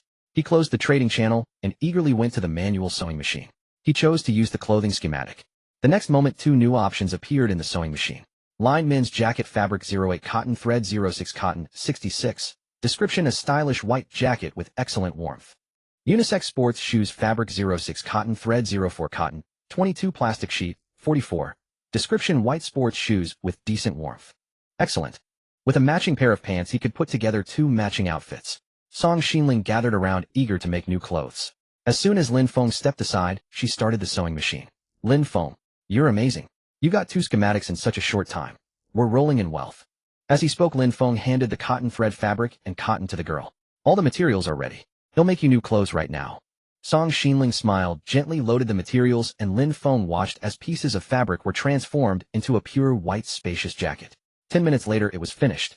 Song Xinling happily placed the jacket into Lin Feng's hands. Put it on, let me see.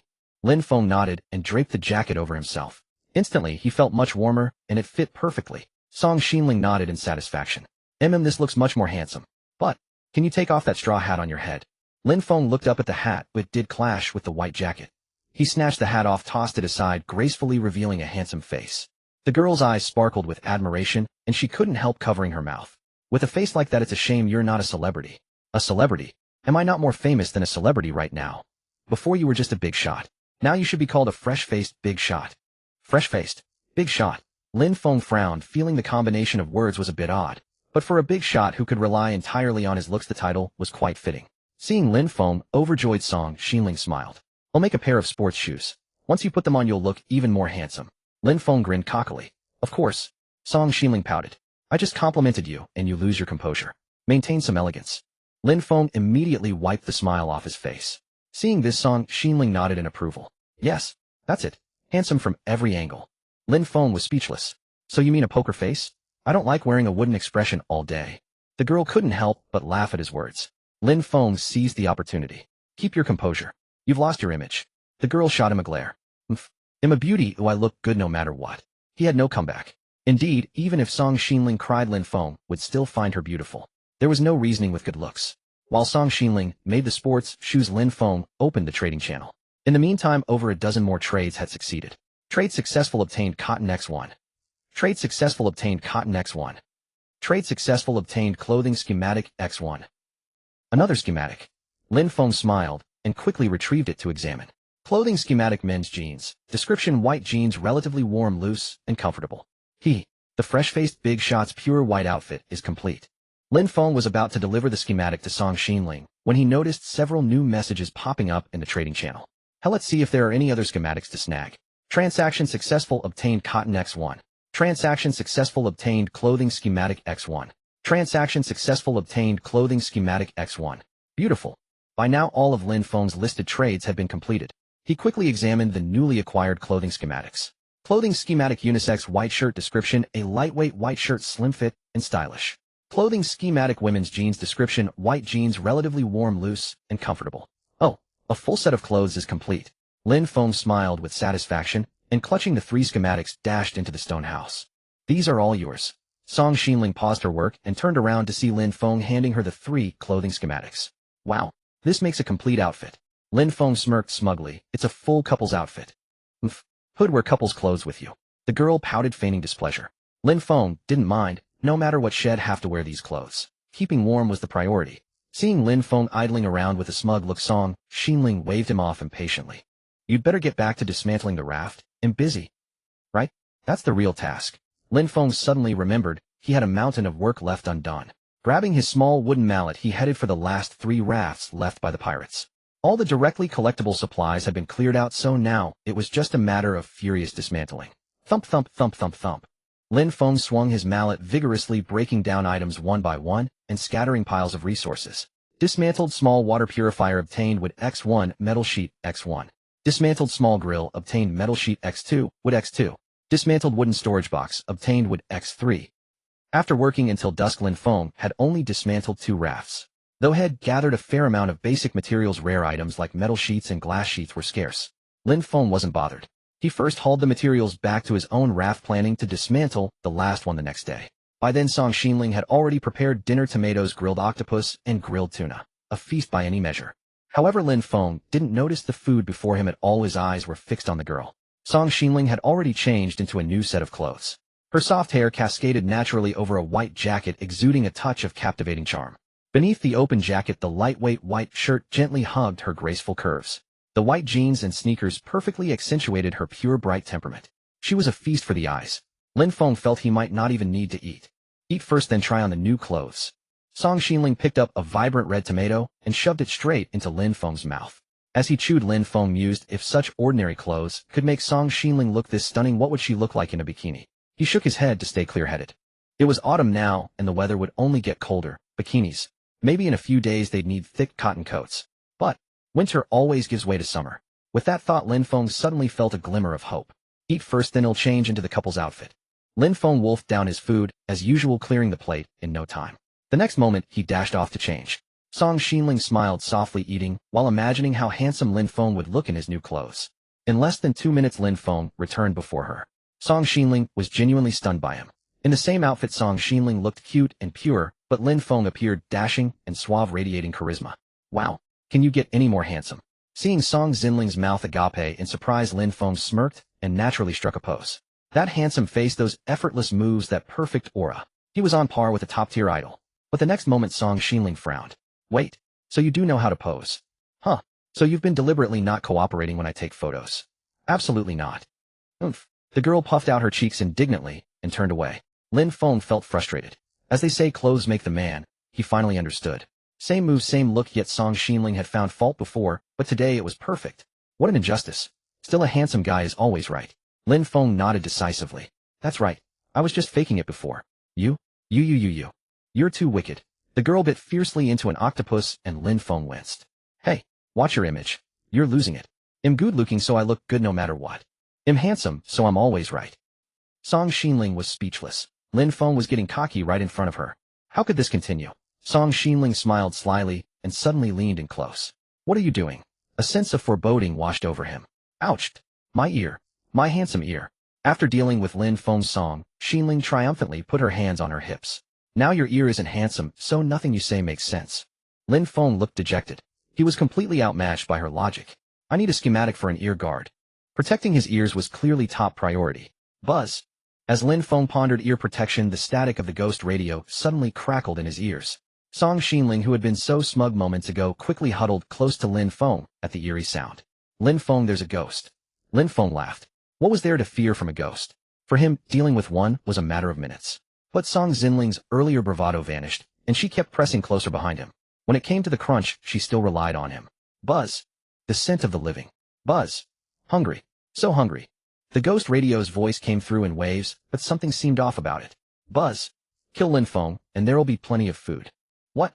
Lin Feng was dumbfounded. How did this ghost know him? And why would killing him bring so much food? Lin Feng felt he had gone too far. Not only did every player in the world recognize him, but even the ghosts here knew his name. He scratched his head, leaned closer to the ghost radio, and tried to listen for any further sounds. Just then the girl suddenly let out a scream. Lin Feng. The ghosts are coming. Lin Feng looked up. What a sight. A vast expanse of green figures was faintly emerging on the sea surface. Holy crap. How many ghosts are there? Lin Feng didn't count precisely, but conservatively estimated there were no fewer than 100 ghosts before him. Last time he had only encountered 2 ghosts, today over 100 appeared at once. The game's difficulty spike was simply outrageous. Was he being targeted? Or had the game difficulty increased for all players? Lin Feng quickly opened the communication channel and found that no one was discussing ghosts at all. Is the game really singling me out? Lin Feng was speechless. This wretched game was utterly detestable, constantly throwing obstacles in his path, as if determined to see him fall. As the ghosts drew nearer, the ghost radio emitted a series of sounds again. It's him. That's right, he's Lin Feng from the wanted poster. ZZZ. Jackpot, kill him, and we won't go hungry. Exquisite food. And a little girl delicious. Hearing this, Lin Feng finally understood. After all this commotion, the wanted poster was effective not only on players, but damn it on ghosts too. What kind of twisted setting is this? Song Xinling clutched Lin Feng's arm nervously. With so many ghosts, can you handle them? Her voice betrayed her genuine terror. To be honest, if all these ghosts attacked at once, he really wasn't confident. But if he couldn't do it, wasn't there still Idiot No? 2. With Idiot No. 2's attack speed, as long as he equipped it with the magic barbed spear, not a single ghost would escape. However, Lin Feng had learned to be cunning. These ghosts weren't stupid either. If he launched an attack now and killed one, the others would all scatter. Since they had come, of course, he couldn't let them leave for nothing. He had to kill a few more and collect more ghost fragments. To others, these ghosts were terrifying demons, but in his eyes they were free materials. He grabbed the girl's wrist and comforted her. Don't be afraid. He'll take them all out when they get closer. You want them to come even closer. Hearing this, Song Xinling's tears nearly flowed. Thrilling. Too thrilling. She had never experienced a more exciting scene in her life. Lin Feng remained remarkably calm. He led the girl toward the center of the raft, stood beside Idiot No. 2, and considerately extinguished the campfire for the ghosts. You? Why did you put out the fire? Shoo. If I don't lure them up, how can I take them all out? The girl was on the verge of collapse. The only source of light had now been extinguished by Lin Feng. With over 100 ghosts swarming, and she was no longer worried about whether Lin Feng could handle them. She was terrified of how many pieces she would be torn into. The more she thought, the more frightened and tense she became. One small hand tightly gripped Lin Feng's arm, not daring to make a sound. Lin Feng's brow was furrowed deeply, not from tension or fear, but because his arm truly ached. He felt it might lose circulation from the girl's grip. ZZZ. With no light, Lin Feng is doomed. He's finished. Charge. Tear him to shreds and eat. Delicious. Hearing the voices from the ghost radio, Lin Feng sneered coldly to himself. Go ahead and be arrogant now. He sincerely hoped these ghosts would climb up faster, or else he feared his arm might be ruined. Fortunately, without the light source, the ghosts had fewer misgivings and climbed toward the raft more quickly. Thump, thump, thump. Though he couldn't see the ghosts' legs clearly, Lin Feng could hear the heavy footsteps of those that had climbed aboard drawing nearer. The scene was eerily spine-chilling. Even though Lin Feng was confident he could defeat them, he couldn't help but break out in a cold sweat. Reason told him there was nothing to fear from these ghosts, but his instinctive physiological reactions still caused his heart to race. Especially as they drew closer, revealing their mutilated faces. The thrill was no different from encountering zombies in broad daylight. However, all of this was about to end. Lin Feng watched as over 100 ghosts all climbed onto the raft, with the nearest dozen already scaling the concrete barrier. He immediately took out the magic barbed spear and handed it to Idiot No. 2 beside him. Idiot No. 2, attack these ghosts. As you command. Idiot No. 2 received the order and immediately charged forward with the magic barbed spear. The ghosts, seeing the weapon that could kill ethereal beings, hesitated. Idiot No. 2 was incredibly fast. In less than a second, it thrust the spear and stabbed directly into a ghost. It hurts. Instantly, the ghost was exploded by Idiot No. 2, leaving 2 ghost fragments on the deck. Before the other ghosts could react, Idiot No. 2 launched another series of attacks. Boom, boom, boom. 3 ghosts instantly burst apart, transforming into 6 ghost fragments that fell onto the deck. ZZZ. Trouble. Run. This iron lump is too strong. Run. Lin Feng watched as the ghosts that had climbed inside the barrier turned around to scramble back out. As if it were that easy. They turned, and just as they were about to climb out, Idiot No. 2 stabbed them into fragments with a few thrusts. One ghost, which had almost gotten out, was stabbed in the rear by Idiot No. 2, let out a scream, and turned into 2 resource items. By now the ghosts outside were fleeing into the sea. Lin Feng smiled faintly, and issued a command to Idiot No. 2. Don't let a single one escape. Kill them all. How preposterous. A whole crowd of living people couldn't handle him, yet these dead souls dared to dream of killing him for the wanted reward. This time he would make sure these ghosts were utterly and thoroughly dead. Idiot No. 2 leaped high, directly vaulting over the concrete barrier. What followed was a massacre. How could the ghosts' escape speed match Idiot No. 2's pursuit? One by one they fled in panic, but still ended up as ghost fragments in Lin Feng's pocket. Within 5 minutes over 100 ghosts had been mostly slain, though more than 30 had escaped into the sea. Idiot No. 2 moved too slowly in the water. It wasn't designed for diving. Lin Feng shook his head unperturbed. If they ran, he would just chase them. His raft was rather heavy, and relying on human power alone made it impossible to catch up to these ghosts, but he could build a glutton generator and a raft propeller. Trying to run? No way. Song Xinling felt Lin Feng was about to go on a rampage again. Chasing down ghosts wasn't something Lin Feng was doing for the first time. Sure enough, the girl was pulled by Lin Feng to the back of the raft. Before she could ask, she saw him start building the raft propeller. Clearly Lin Feng wouldn't stop until he had killed all these ghosts. Opening the manufacturing workshop, Lin Feng quickly scanned the blueprints. Low-speed engine mechanical modules, 22 magnets, 44 metal sheets, 55. Raft propeller low-speed engine, 01 mechanical modules, 33 propeller, 11. Glutton generator low-speed engine, 01 mechanical modules, 55 mana crystals, 55 metal sheets, 88. Perfect. With an ample supply of magnets, building 2 low-speed engines would secure both the propeller and generator. As materials vanished, 2 engines were crafted in under 5 minutes. Lin Feng looked up to see the remaining ghosts lingering dozens of meters away, staring at him with hungry eyes. Lin Feng smiled, feeling no need to rush. He moved to the raft's stern and crafted a propeller from metal sheets. Within 5 minutes the raft propeller was complete, a bulky casing with a propeller extending into the water below. Of course, without electricity the propeller was useless. Lin Feng promptly built the glutton generator ahead of it, finishing in under 5 minutes.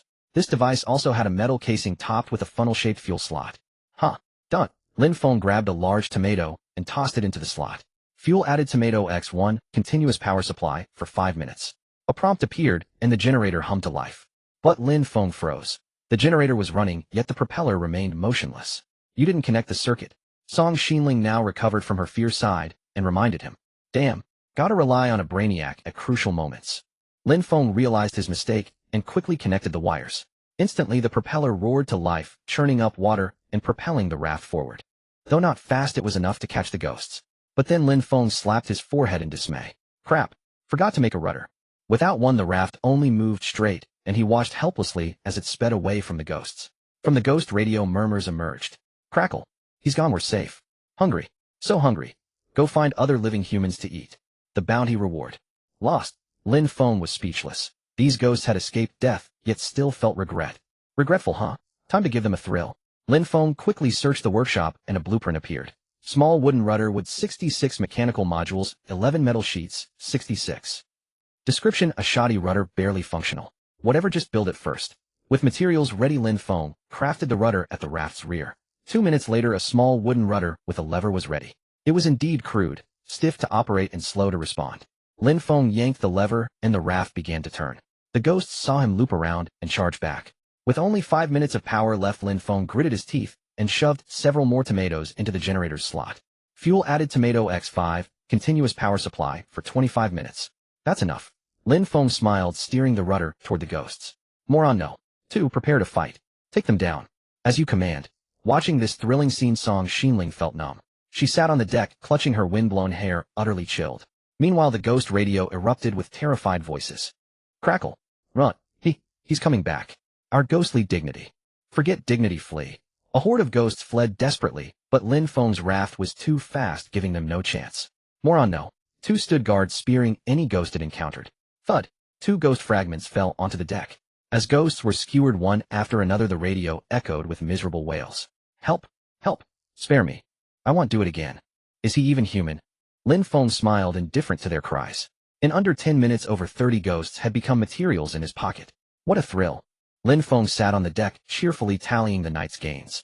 Song Xinling tugged his sleeve, looking annoyed. You've killed them all, now stop the raft. Right? Save energy. The glutton generator consumed precious food. How could he waste that? Lin Feng rushed to shut it off, but then realized this thing has no switch. Why do you always get things without switches? Lin Feng shrugged. It wasn't his fault. The radio generator and propeller all lacked switches. Don't worry, it'll run out in 10 minutes. Just bear with it. Your flowing hair looks great. Song Xinling looked utterly desolate. She resembled a ghost in the wind, a mess of tangled hair. While she wallowed in misery, Lin Feng began counting his loot. 211, 212, 213. 220 pieces. In just one night, I got 220 ghost fragments. Song Xinling pouted. You can't eat those. Eat? Can I? Lin Feng picked up a fragment and took a bite. A prompt appeared.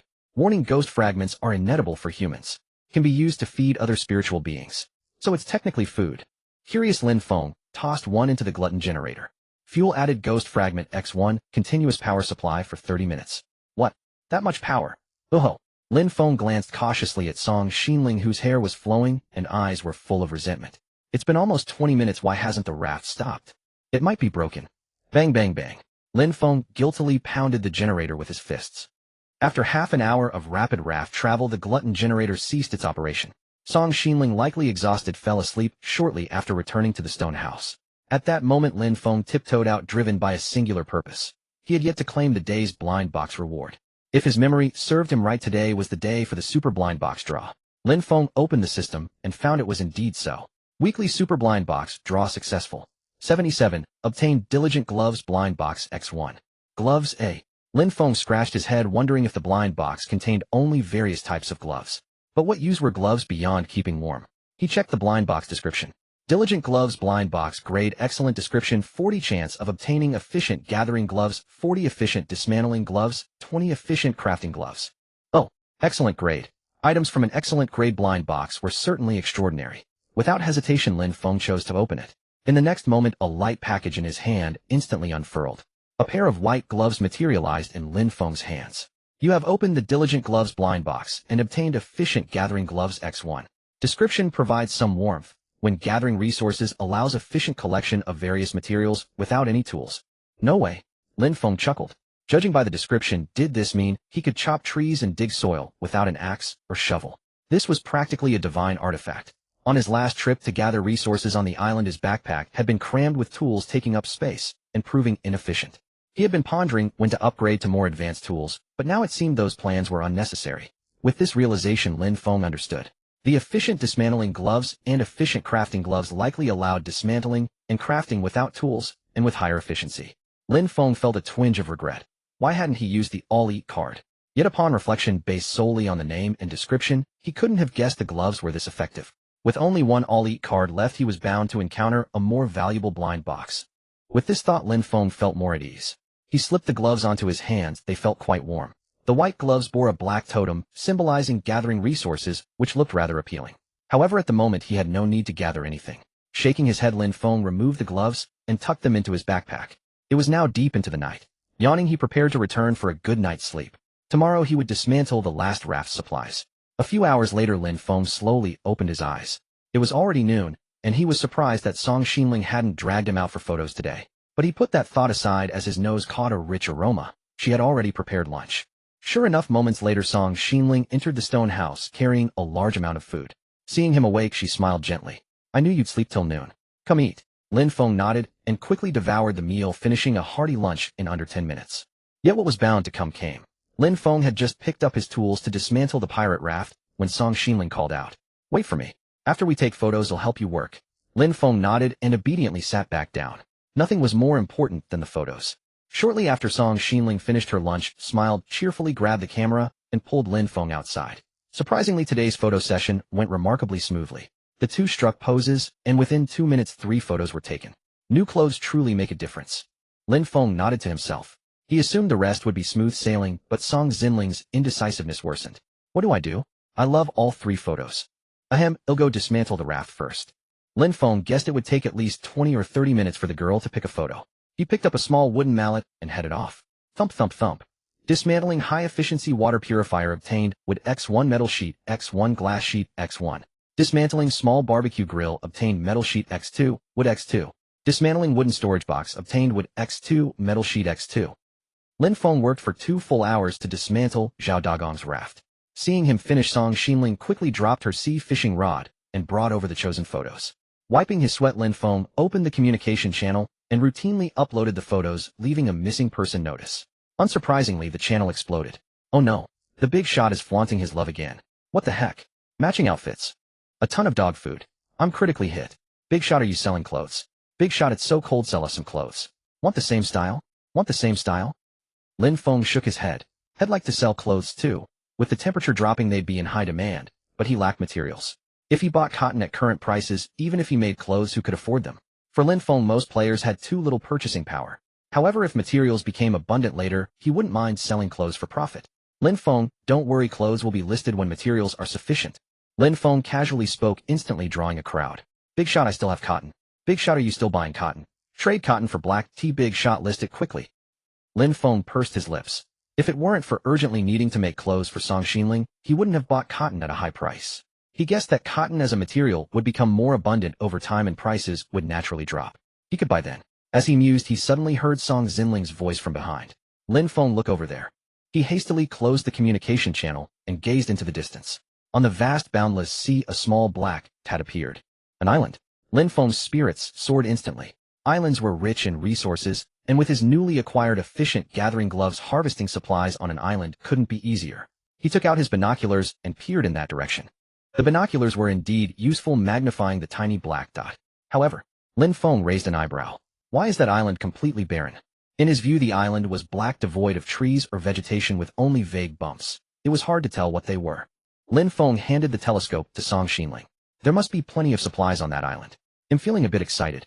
But it's too far away, or it'll probably take about 3 days to drift there. Lin Feng turned to look at the girl and asked in confusion, why do we have to drift? Why not just use the propeller? The girl rolled her eyes at Lin Feng. Using food as fuel is too wasteful. A tomato only powers it for 5 minutes. Lin Feng chuckled. Using ghost fragments as fuel can power it for half an hour at a time. As he spoke, he raised his chin smugly, completely unaware of the impending danger. Suddenly, Lin Feng felt a sharp pain in his ear as the girl grabbed it. So that's why the generator ran for so long last night. You threw in ghost fragments. And you said it was a generator malfunction. Humph. You lied to me. How dare you? Lin Feng grimaced. How could he even remember that? I let it slip. He'll be more careful next time. You think there'll be a next time? A few minutes later, Lin Feng sat beside the glutton generator, clutching his swollen ear, utterly dejected. He couldn't understand why the girl always grabbed the same ear. If this kept up, he'd end up with one ear bigger than the other. Shaking his head helplessly, Lin Feng took out 10 ghost fragments and stuffed them into the glutton generator.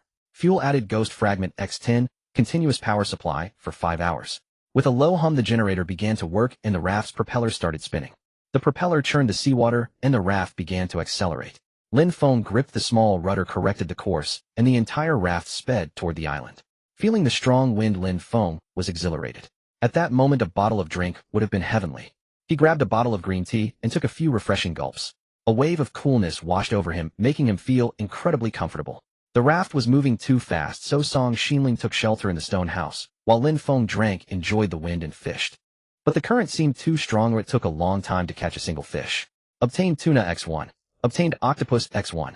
Obtained octopus X1. Obtained tuna X1. By dusk, Lin Feng had only caught 4 fish, barely enough for 1 grill. He continued casting his line against the strong wind when suddenly the float plunged down. What? That fast? He quickly pulled the rod, and with a splash a hard object landed on the raft's deck. He rushed over to look and was stunned. What's this? Obtained rotten boot X1. Rotten boot description: emits a strong putrid odor unbearable to most. Can be used as a biochemical weapon. It's recommended not to take it out of the backpack unless necessary. Before he could finish reading the description, Lin Feng was already dizzy from the overpowering stench. This thing is really a biochemical weapon. He quickly stuffed the rotten boot back into his backpack, and the smell faded somewhat. But he worried it might contaminate his backpack. Wow, this world really has all kinds of bizarre things. Lin Feng never wanted to take that boot out again. As the sky darkened, he picked up the telescope and looked at the island. The scene on the island was becoming clearer. It was a reef island scattered with some mechanical objects that seemed damaged. He estimated they would reach the island by nightfall. What supplies were there would become clear then.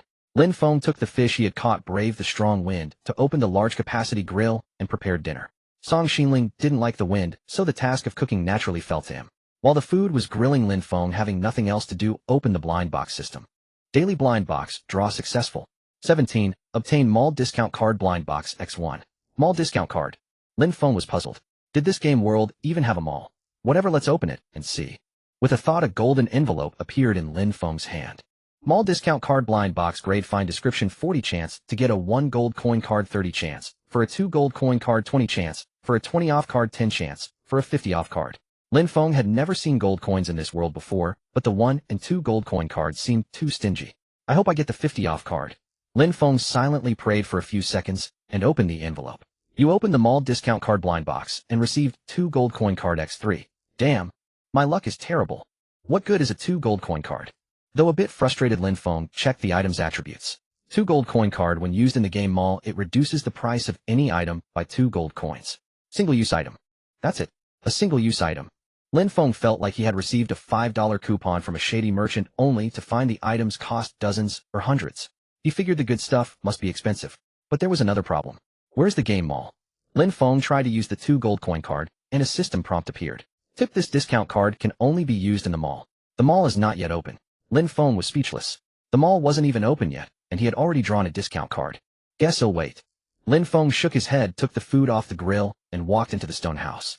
By the campfire, Song Xinling sat on a chair, seemingly deep in thought. Time to eat. Come have dinner. Song Xinling gestured for him to be quiet and wait. Lin Feng was curious. What are you doing? The girl pouted. I'm memorizing the schematics. What? Why would you memorize those? Song Xinling smiled slightly. If I memorize all the schematics, I'll know every item we can craft without wasting time searching. Lin Feng frowned in disbelief. He thought memorizing schematics was a waste of time, a searching wouldn't take that long. How many have you memorized? Almost all of them. Song Xinling said proudly, a smirk curling on her lips. What? Are you kidding me? Although the schematics they had unlocked were just a fraction of the game world, there were roughly 100 or 200 of them. With all that data, she had nearly memorized them all in one afternoon. Lin Feng didn't believe her and casually asked, what furniture items have we unlocked? Without a second thought, Song Xinling rattled them off. Small wooden stool, comfortable chair, simple dining table, wooden storage box, small wooden cabinet, small wooden bed, solid wood double bed. Wait. We unlocked a solid wood double bed. How come I didn't know?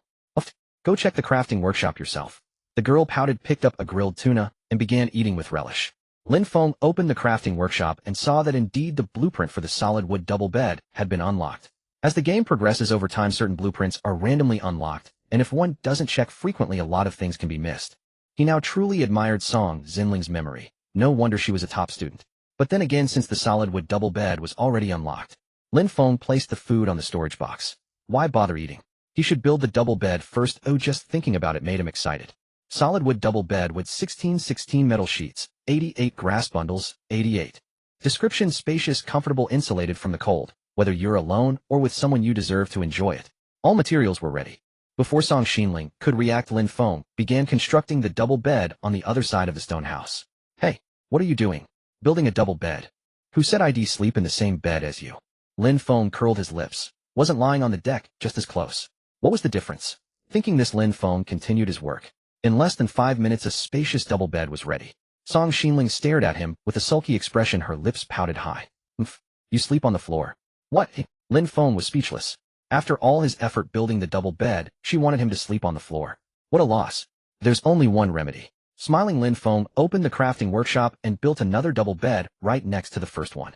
The 2 double beds were side by side, looking like a long Kong. That should be fine, right? Although they were 2 beds placed together, they were no different from one bed, just a bit wider. Song Xinling was speechless. She stared at Lin Feng, reached out her dainty little hand, and unexpectedly grabbed his ear. Lin Feng, hey, can you stop bullying the same ear all the time? 10 minutes later, Lin Feng, clutching his reddened ear, dismantled the outer double bed and built another one on the opposite side of the room. Song Xinling pouted, muttering inwardly. No sincerity. No wonder you've always been single. She had never met a more reckless blunderer than Lin Feng. But then again, watching him bustle about with a dejected look, the girl actually felt a bit sorry for him. Once he finished building the second double bed, Song Xinling handed him a bottle of black tea. Have a drink, and let's continue eating. Seeing that the girl had calmed down, Lin Feng smiled, took the black tea, and gulped down several mouthfuls. Although they couldn't sleep in the same bed, staying in the same room wasn't so bad. After dinner, the two lay down on their respective large beds to rest. The raft was moving too fast, and the window let in some draft.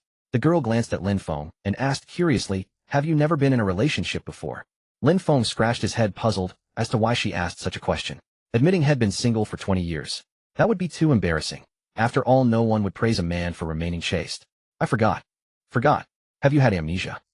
Lin Feng rubbed his temples thinking about how to answer. But just then bang. The raft suddenly struck something. What happened? Let me check outside. The girl startled and jumped up only to see that Lin Feng had already dashed out of the house. He moved so quickly, firstly because he was worried about the raft, and secondly because he was at a loss for how to answer the girl's question. As soon as he slipped out, Lin Feng was astonished by the sight before him. What is this? Before him, a massive rock jutted out of the sea. Looking up, the rock was steep and smooth, impossible to climb barehanded. Lin Feng stood frozen for a few seconds before realizing in shock. Is this the island? He was troubled. It seemed the island was surrounded by such steep cliffs.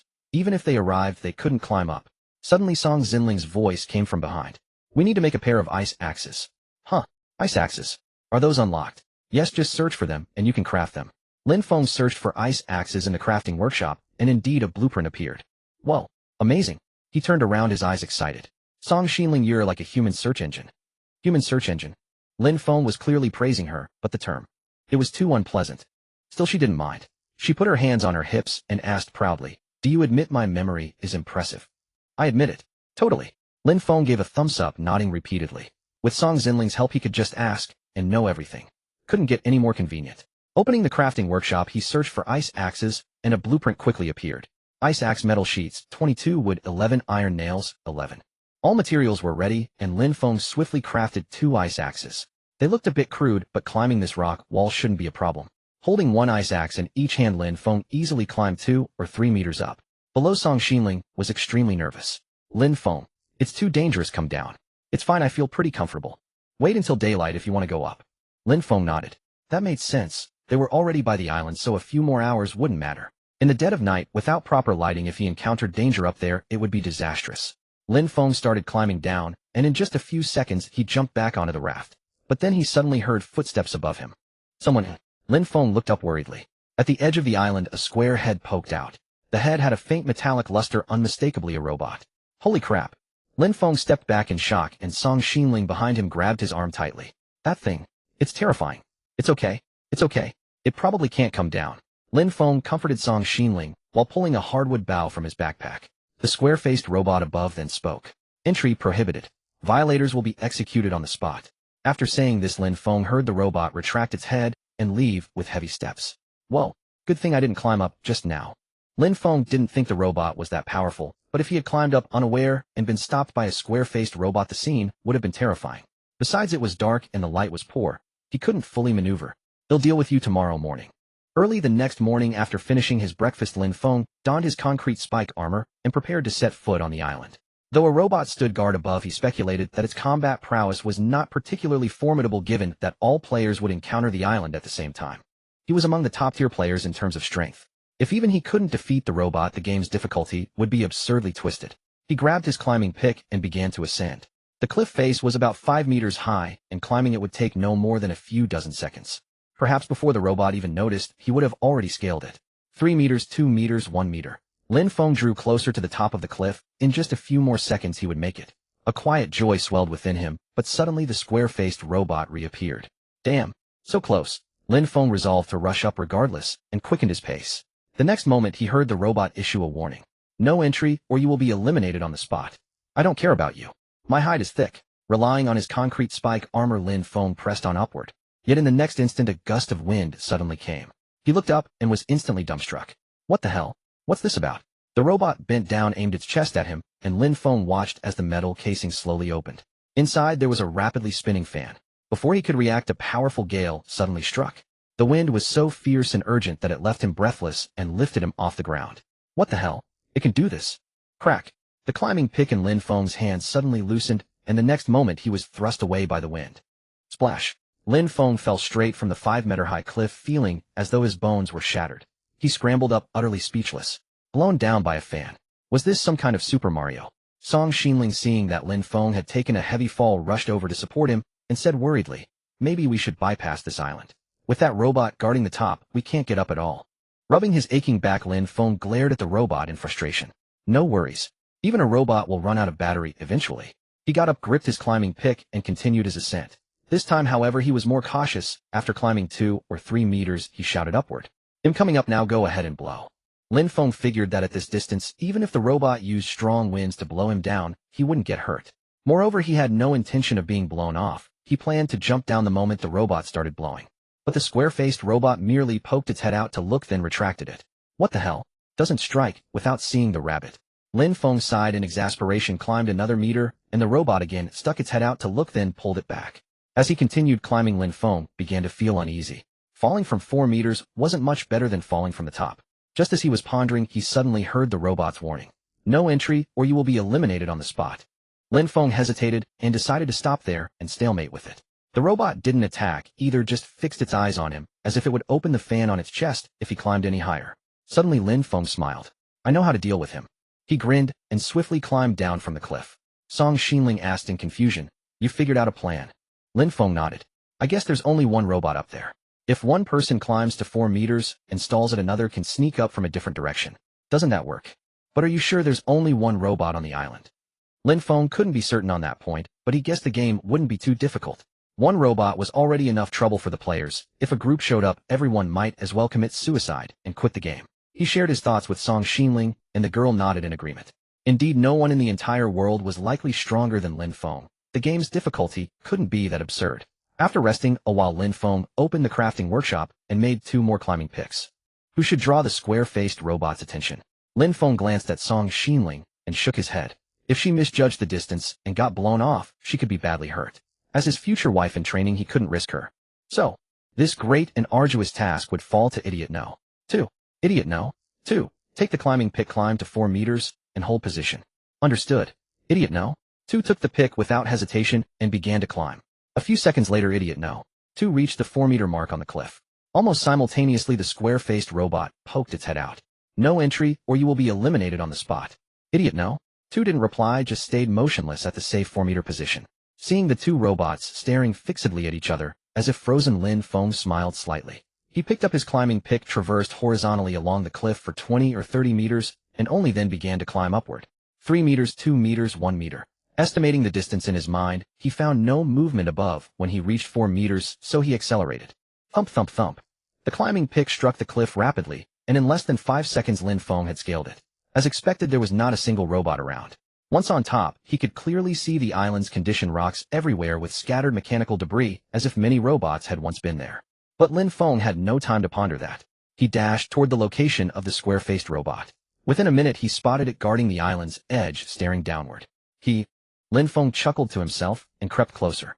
He wasn't noticed until he was less than 2 meters away. The square-faced robot suddenly turned around. No entry, or you will be eliminated on the spot. Eliminate my ass. Get down there. Lin Feng charged at it without hesitation. Before the robot could open its fan, he shoved it off. Splash. The square-faced robot plunged into the sea. Lin Feng looked down and saw it still issuing warnings as it sank. No entry, or you will be eliminated on the spot. ZZZZ. Critical component flooded. Malfunction. Malfunction. Malfunction. Boom. The square-faced robot exploded in a burst of electric light and was instantly destroyed. Lin Feng shook his head. Even more idiotic than Idiot No. 2. Hopeless. Oh right, Idiot No. 2. He suddenly remembered the robot still hanging on the cliff. Lin Feng quickly commanded, Idiot No. 2, come on up. Idiot No. 2. Low battery warning. Battery below 20. Needs charging. Lin Feng sighed in exasperation. Alright. Go down and rest. Idiot No. 2 went into standby mode, and Lin Feng also climbed down. The reason was none other than the scrapped square-faced robot. Using his veteran fisherman's sea rod, Lin Feng hooked the robot and hauled it onto the raft. The square-faced robot was damaged in multiple places, seemingly beyond repair. However, Lin Feng didn't care, as retrieving it wasn't about fixing it. The materials on this thing were what truly mattered. Picking up a small wooden hammer, he began to dismantle it. Bang, bang, bang, bang, bang. In less than 2 minutes, the square-faced robot before him was reduced to a pile of material fragments. Dismantled strong wind defense robot obtained metal sheet X5, metal ingot X3, a mechanical module X2, precision module X1. Precision module. Lin Feng smiled slightly and checked its description. Precision module description can be used to manufacture precision equipment. The introduction was very brief, but it seemed highly useful. Instead of checking the manufacturing workshop, Lin Feng picked up his climbing pick, preparing to scale the island and gather its resources. He could ask Song Xinling about what he needed later once he was done. The path was unobstructed, and in less than a minute Lin Feng climbed up the cliff, revealing a vast expanse of mechanical wreckage and rocks before him. Lin Feng smiled faintly and directly put on the newly acquired efficient collection gloves. Approaching the pile of mechanical wreckage, he reached out with his hand. Instantly materials poured into his grasp. Obtain metal sheet X2. Whoa, truly efficient. Lin Feng reached for another piece of mechanical wreckage. Obtain mechanical module X1. Then he grabbed at the rocks beside it. Obtain stone X3. Lin Feng grinned. This was incredibly fast, he just had to bend down and pick things up. Could there be anything easier? He kept his head down gathering items, and every object transformed into materials the moment it touched the gloves. In less than half an hour his backpack was full. Glancing at the sun, it was nearly noon. Lin Feng smiled, carrying a large haul of supplies as he climbed down from the island ready for lunch. Over at Song Xinling's spot the grilled tuna wasn't ready yet, so Lin Feng returned to the stone house and built 2 more wooden storage chests. There were too many materials now, 2 storage chests simply couldn't hold them all. After finishing, Lin Feng organized the supplies and began his sumptuous lunch. Song Xinling ate while curiously asking, "Can you take me to the island this afternoon?" Lin Feng thought for a moment, figuring the island was no longer dangerous, and nodded. "Sure, you can help me carry more stuff." "Great. I haven't set foot on land in ages." Song Xinling smiled and handed Lin Feng a bottle of drink. Delightful. Eating with a lovely girl attending to him. What a blissful life. Having her around was wonderful. The more Lin Feng ate, the happier he became, devouring 4 grilled tunas in one go. Then he started burping nonstop. Burp. Let's go. Burp. I'm stuffed. Burp. I wonder if I can climb while burping. Burp. Lin Feng, hiccuping and jolting, climbed up the rock wall, making Song Xinling watch with bated breath, fearing he might fall. Maybe we should wait a bit before going up.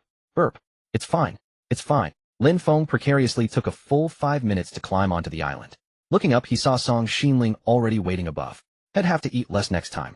Reminding himself, he burped as he rolled over the edge. Next they continued gathering supplies. The entire island was composed of rock with no proper paths, and Lin Feng often had to scale cliffs to collect materials. Song Xinling followed behind him, picking up the items he couldn't carry. After a while, Lin Feng had gathered plenty of stones, metal sheets, metal ingots, and a few mechanical modules. However, when he climbed onto another rock, he was surprised to find a round, shiny metal ball. Huh, what's this? Lin Feng picked up the palm-sized metal ball, and a prompt appeared. Obtain mechanical seed X1. Description: needs to be fertilized with metal sheets. It can grow vines and bear fruit. What the heck? This thing is a seed.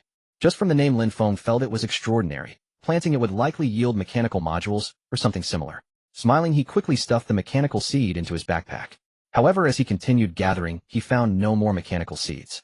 Lin Feng wasn't troubled. He figured he could buy them from players at a high price later. Collecting 4 would be enough to fill a large farm. Just as both their backpacks were nearly full and Lin Feng was about to return to the raft to unload, he noticed a faint golden glimmer on a rock ahead. Huh, what's that? It looks like a gold coin. Let me check it out. Lin Feng quickly grabbed his climbing pick and ascended the rock. When he reached the top and saw the spinning golden coin before him, he was stunned. Whoa, a gold coin. This is just like Super Mario. Without hesitation, he picked up the coin. A prompt appeared. Obtain gold coin X1. Gold coin description: can be used to enter the Doomsday Mall. Doomsday Mall. Before Lin Feng could react, a system announcement flashed. Announcement: player Lin Feng is the first to obtain the key item gold coin, unlocking the Doomsday Mall function. All players receive a complimentary gold coin. Entering the Doomsday Mall costs 1 gold coin per person. The next moment, Lin Feng received a prompt. Received gift gold coin X1. Another gold coin appeared in his hand. Almost simultaneously, Lin Feng was forcibly pulled into the chat channel. The channel was already flooded with messages from players. Awesome, big shot. I got a gold coin. I got one too. What functions does the Doomsday Mall have? Whoa, there's a free buffet in the mall. Buffet. I haven't had a buffet in ages and it's free. Thanks to the big shot, I can finally eat my fill in this lifetime. No words, just thanks. Thanks. I'm off to the buffet. Buffet. Lin Feng was taken aback. He hadn't expected the Doomsday Mall to have such a feature. Come to think of it, he hadn't thoroughly checked the Doomsday Mall's description. Lin Feng picked up the gold coin and chose to use it. Doomsday Mall features a supermarket, free buffet, leisure area, and more functions to be developed. Pay 1 gold coin to teleport to the Doomsday Mall. Stop. Lin Feng decisively declined. He and Song Xinling had only 3 gold coins in total. After paying the teleportation fee, they'd be left with just 1 coin. What could they buy with that? Let's search more. There might be more gold coins hidden on the island. Lin Feng scoured the entire island, and ultimately found only 3 gold coins. Adding those to what he had acquired earlier, he had a mere 6 gold coins in total. 6 gold coins. What can that buy? This is too poor. Lin Feng shook his head, helplessly gathered the remaining supplies, and returned to his raft. By now the sky had dimmed. Song Xinling picked up the fishing rod, preparing to catch fish for dinner. Lin Feng sorted the supplies into storage chests, then while Song Xinling was engrossed in fishing, he opened the blind box system. Daily blind box, draw successful. 27. Obtained money-making nouveau riche blind box X1. Money-making. Nouveau riche.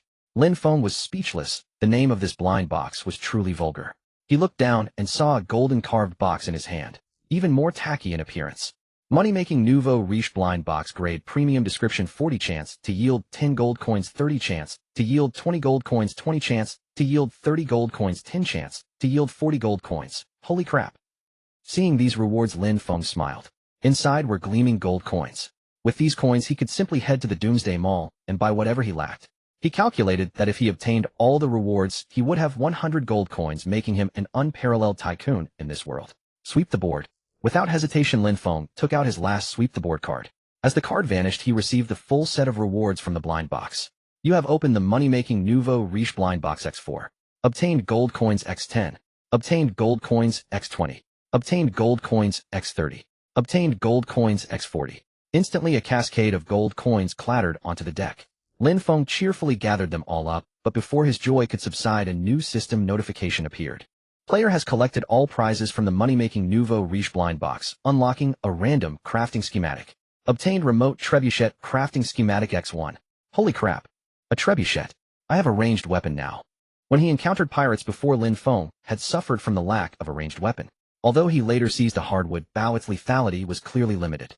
But with a trebuchet it would be formidable, its power comparable to a crude cannon. He quickly checked the crafting schematic. Remote trebuchet large iron pot 01 mechanical module, 66 metal ingot 66, wood 1010 straw rope 55. Description: a powerful ranged weapon that only requires loading with stones. Drawback: a long firing interval and significant stamina consumption. After reading the description, Lin Feng was very satisfied. Though the firing interval was long and it consumed stamina, its power was immense. An ordinary raft would likely be completely wrecked after a few hits. However, how was he to craft the large iron pot? Lin Feng was about to open the crafting workshop to check, when he suddenly thought of Song Xinling, his human search engine. He ran over and asked, "Have we unlocked the large iron pot?" Song Xinling, busy fishing, shook her head without a second thought. "No, it's not unlocked. We've only unlocked a few grills among the kitchenware." Lin Feng nodded. "Alright, it seems he'll have to wait." Although he couldn't build the trebuchet for now, unlocking the large iron pot was only a matter of time. For the moment, he had something else he wanted to do. Lin Feng snatched the fishing rod from Song Xinling's hand and smiled slightly. "No need to fish. Come on. I'm treating you to a buffet. Are you going to the Doomsday Mall?" "Exactly. Let's have a good meal and buy a few things while we're at it." "Are you kidding? We only have 6 gold coins in total. The entrance fee alone costs 2 gold coins. What else can we buy?" Song Xinling truly wanted to go for a good browse. After all, what girl doesn't enjoy shopping? But 4 gold coins. She'd probably be unable to afford anything. The girl was feeling dejected when suddenly she saw Lin Feng pull a large handful of gold coins from his backpack, followed by another handful. Where did you get so many gold coins?" Song Xinling was astonished. Judging by the look of things, Lin Feng must have several dozen gold coins in his hand. Lin Feng smiled faintly and said proudly, "Now we have a total of 106 gold coins. We'll definitely have plenty to buy at the Doomsday Mall." "But where did you get all this money?" "I fished it out of the sea." "Forget it, don't worry about it. Let's go check out the mall first." Before Song Xinling could react, a system notification appeared. "Player Lin Feng has paid 1 gold coin for your teleportation fee. Do you agree to enter the Doomsday Mall?" "Agree, right?" Seeing the girl still in a daze, Lin Feng quickly reminded her. Song Xinling hastily agreed. The next moment, Lin Feng saw a white light envelop him. Instantly, he felt as if he had lost weight for a moment. When the white light dissipated, the two of them had appeared in a small square. Tip: each visit to the mall can last up to 24 hours. You may choose to leave early from the square. Tip: your raft and non-portable assets will be temporarily stored and automatically returned upon departure. Tip: players cannot fight within the mall nor attack mall NPCs. There are NPCs. Lin Feng was startled. He looked up and saw, besides the players coming and going at the mall entrance, staff members dressed in black formal wear. Above the staff members' heads floated 3 glowing letters: NPC. "Please come in." The NPC nodded politely and made a welcoming gesture toward Lin Feng. "Well, pretty good service." Lin Feng smiled slightly and pulled Song Xinling into the hall. Inside, it was bustling with activity, especially the free buffet on the left, which was packed to the brim. Lin Feng saw a huge crowd of players queuing up waiting to get in. The players inside the buffet were gorging themselves like starving ghosts, taking forever to finish and come out. On the other side, the supermarket and leisure areas were much quieter. There was no helping it. No one had spare gold coins. Lin Feng noticed that although some players had already eaten their fill, they had no intention of leaving. Instead, they huddled in groups in the mall corridors to chat, or simply lay down to sleep. "What the?" This is livelier than a train station during Spring Festival. Song Xinling nodded in agreement. It's comfortable here, and you can eat for free. I guess they plan to stay until the 24 hours are up before leaving. Well, this place is turning into a refugee camp. Lin Feng shook his head, looked at the long queue ahead, and felt a bit frustrated. At this rate it would take hours before they could get in. Just then an NPC in formal wear approached and bowed politely. Sir, a new seat has become available. Would you like to dine now? Before Lin Feng could respond, the players waiting in line protested. Hold on. Why does he get a seat while we have to queue? Exactly. We've been waiting for over half an hour. What makes him deserve to cut in line? Let us go first. Mr. Lin Feng and Miss Song Xinling are high-level VIPs of the Doomsday Mall enjoying various priority rights. Facing the crowd's doubts, the tuxedo NPC disdainfully glanced at them, then politely addressed Lin Feng, saying, "Please, after you." Lin Feng was bewildered. He had just arrived here. How had he inexplicably become a high-level VIP? The crowd was also unconvinced, blocking his way one by one. How did he become a high-level VIP? How does one apply for a high-level VIP? We've never heard of this. Exactly. This is clearly unfair. We need an explanation. The tuxedo NPC first looked at Lin Feng, seeking his opinion. Lin Feng, also confused, nodded to let him explain how to become a VIP customer. Individuals or teams entering the Doomsday Mall with total assets exceeding 10 gold coins automatically become junior VIPs, those exceeding 100 gold coins become high-level VIPs, and those exceeding 1,000 gold coins become supreme VIPs. Mr. Lin Feng's team has total assets exceeding 100 gold coins, so he is naturally a high-level VIP. You all are so poor, yet you still wish to become high-level VIPs. Beautiful. Lin Feng didn't expect the NPC to end with a taunt towards the crowd. At this moment the faces of the crowd were astonished. What? He has over 100 gold coins. Who's he trying to fool? Where would he get that much money? There must be something shady going on. Lin Feng was speechless. Before they had been shouting about unfairness due to ignorance, but now they were blocking his way and being unreasonable. However, fighting with players was not possible here, so he shook his head, disdainful of arguing with them, and asked the tuxedo NPC, "Is there a VIP passage?" The tuxedo NPC immediately nodded, yes. Please follow me. He then led Lin Feng to another side, entering a narrow passage that directly led to the buffet restaurant through another entrance. The crowd was dumbfounded. They had initially wanted to reason with Lin Feng, but unexpectedly he completely ignored them and walked directly into the VIP passage. This is infuriating. The mall is so snobbish. I want to file a complaint.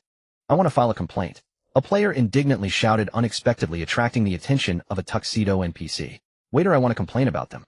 When the player saw the NPC approach, he immediately grabbed him, but before he could speak, the NPC disdainfully pulled back his sleeve and vigorously brushed off some dust. Non-VIP players have no right to complain. What the hell? Do you look down on me, NPC? What's wrong with looking down on you? Poor wretch. Just queue up, honestly. The NPC didn't even look at him and simply walked away. At this moment, Lin Feng had already been brought into the restaurant by the NPC. It looked similar to a cafeteria, but it was incredibly spacious. Looking around, there were thousands of tables, all filled with players, and each table accommodated 4 players with empty seats quickly filled. At Lin Feng's table there were only him and Song Xinling. Players waiting outside saw that there were empty seats beside them and one by one insisted on coming in, but were blocked by the tuxedo NPC. Why do they get to occupy 4 seats with just 2 people? I recognize him. He's Lin Feng, the one on the wanted list. What's wrong with Lin Feng? Does he get special privileges? Players in the back heard the discussion in front and explained in frustration. That big shot is a VIP customer, we can't compare. What the hell is VIP? We've never heard of it. While those people were arguing, they suddenly saw the words high-level VIP exclusive seat in green above Lin Feng's table. What the hell? He really is a VIP. I refuse to accept this. I've never heard that you could apply for VIP here. What are they eating? Lobster steak cream cake. The crowd was astonished. They saw other players eating grilled swordfish, grilled seaweed, and several common fruits, drinking only ordinary beverages like cola and Sprite. But Lin Feng ordered delicious steak, sweet cream cake, and even had red wine to drink. The difference was too stark. At this moment, the players sitting at the table next to Lin Feng were even more dumbfounded. Looking at the food on Lin Feng's table, then at their own, they felt their meal was pitiful in comparison. Lin Feng was also dumbfounded. He didn't expect to be able to eat such delicious food here. The menu had all kinds of high-end dishes, and he ordered over 10 plates in one go. Lobster, abalone, durian pastry, fruit salad. In no time, a huge table was set. Let's eat. Lin Feng was not polite at all, tearing off a piece of lobster meat and happily indulging himself. I must say the taste of this food was simply divine. The fragrant lobster meat was full of fresh flavor and had a delightful texture. Thirsty, he poured himself another glass of red wine, which was sweet and tangy, refreshing and exhilarating. At this moment, Song Xinling also forgot about her image, taking a big bite of cream cake, while praising this cake is so delicious. Lin Feng, you should try it too. As the two of them gorged themselves, the players beside them were utterly envious. "Waiter, why doesn't my menu have lobster?" A nearby player wiped his drool and said, "Can't you see they are VIP customers?" That person was not having it. "So you won't serve me? I'll do it myself." He stood up and walked towards Lin Feng's table, reaching out to grab the lobster on the table. But as he grabbed hard, his hand was suddenly rebuffed. "What the hell?" That person looked at the food on the table in shock, then glared at his palm. "Why can't I grab it?" Lin Feng smiled. He looked at the person and shook his head, saying, "Young man, do you want to become a high-level VIP like me? Work hard to save money." That person was speechless. Seeing Lin Feng's age, he was not that much older than himself, yet he arrogantly took on the demeanor of a senior, humiliating him for being poor. Unable to tolerate it, he clenched his fist and swung it towards Lin Feng. Bang! With a dull sound, Lin Feng remained unscathed while the other person let out a pained yelp, stumbling back. Lin Feng impatiently shook his head. "Young man, don't be impulsive, you can't fight inside the mall." The other person angrily held his red and swollen cheek, nearly crying from rage. "You just wait. What's going on?" At that moment, a man in a suit approached from not far away. Lin Feng glanced over, initially thinking he was an NPC, but upon closer inspection, he realized the man didn't have those 3 letters on his head, and his suit was not that of a waiter's tuxedo. As the man walked over, his eyes suddenly widened, filled with hatred. "Huh, did I provoke him before?" Just as Lin Feng was puzzled, the man spoke up. "Lin Feng, it's actually you." Lin Feng was speechless. Why did everyone who came here seem to know him? "Who are you?" "Zhou Hai. I'm the one you snatched the cotton business from." Hearing this, Lin Feng recalled the memory. What a small world. Wasn't this the player who had competed with him to buy cotton last time? Later, Lin Feng had intercepted and taken away a large amount of cotton. It seemed the other party still held a grudge. But what could he do now that they had met? They were in the mall where fighting was prohibited. Zhou Hai glanced at his subordinate, whose face was swollen, and his anger flared. "Isn't fighting not allowed? Lin Feng, you dare to lay a hand on my man. I'm going to file a complaint." Another one threatening to complain. Lin Feng was speechless. Was he a public enemy? Before Lin Feng could explain, suddenly the NPC in formal attire rushed over like the wind. Standing before Zhou Hai, the NPC squinted at the player with the swollen face. "Player Zhou Ming, for openly attacking the high-level VIP Lin Feng in the Doomsday Mall, you are subject to damage rebound penalty. Please leave immediately and stop causing trouble here." "What?" Zhou Hai was dumbfounded. He hadn't expected the NPC here to side with Lin Feng. Suddenly, a realization struck him. What VIP? Why is he a VIP? Annoyed by the constant questioning, the NPC in formal attire directly retorted. "Because Mr. Lin Feng is wealthy." What? A blatant humiliation. Zhou Hai was enraged. He refused to believe it, and was determined to teach Lin Feng a lesson. No, he decided to take down this NPC as well. Seeing Zhou Hai ready to attack, the NPC leaned in his face and said, "Go ahead, hit me." Damn, how shameless. Unable to contain himself, Zhou Hai mustered all his strength and punched the NPC square in the face. The onlookers gasped. Lin Feng silently marveled at Zhou Hai's ruthlessness toward himself. A dull thud echoed. The NPC remained unscathed, but Zhou Hai's face was struck hard, sending him staggering back several steps before he landed flat on his rear. "Damn it. Lin Feng, just you wait." "Hey, how is this my fault?" Lin Feng was speechless. He hadn't lifted a finger or even said a word the entire time, so why was the grudge pinned on him? Zhou Hai scrambled to his feet, angrily pointing at Lin Feng, ready to hurl more curses. Suddenly, the annoyingly smug NPC spoke up. "Player Zhou Hai, for maliciously attacking an NPC, you are hereby expelled from the Doomsday Mall and banned from entry for 24 hours. Before the NPC in formal attire finished speaking, a white light appeared around Zhou Hai. "What the hell? Are you serious? Damn it. My gold coins." Zhou Hai hadn't even finished eating before he was instantly teleported away. The crowd stared in shock. What? They can expel players? Everyone behave. High-level VIPs. We can't afford to mess with them, can't afford it. One by one, everyone lowered their heads and ate quietly, afraid of being expelled themselves. After all, they had paid 1 gold coin to get in. Even if the food was mediocre and the service poor, it was better than being kicked out. With the crowd subdued, Lin Feng felt at ease. Being a VIP customer was worth it. Not only did he get great treatment, but the NPCs also served him obediently. Lin Feng looked up and asked, "What's your name?" The NPC in formal attire quickly offered a polite smile. "Honorable Mr. Lin Feng, you may call me number 008. Lin Feng nodded. "I'll come to you if I need anything." "It's my pleasure to serve you." Lin Feng smiled slightly and asked, "Can I take food to go?" Number 008 paused briefly before explaining, "Mall regulations prohibit taking food from the buffet." This wasn't surprising.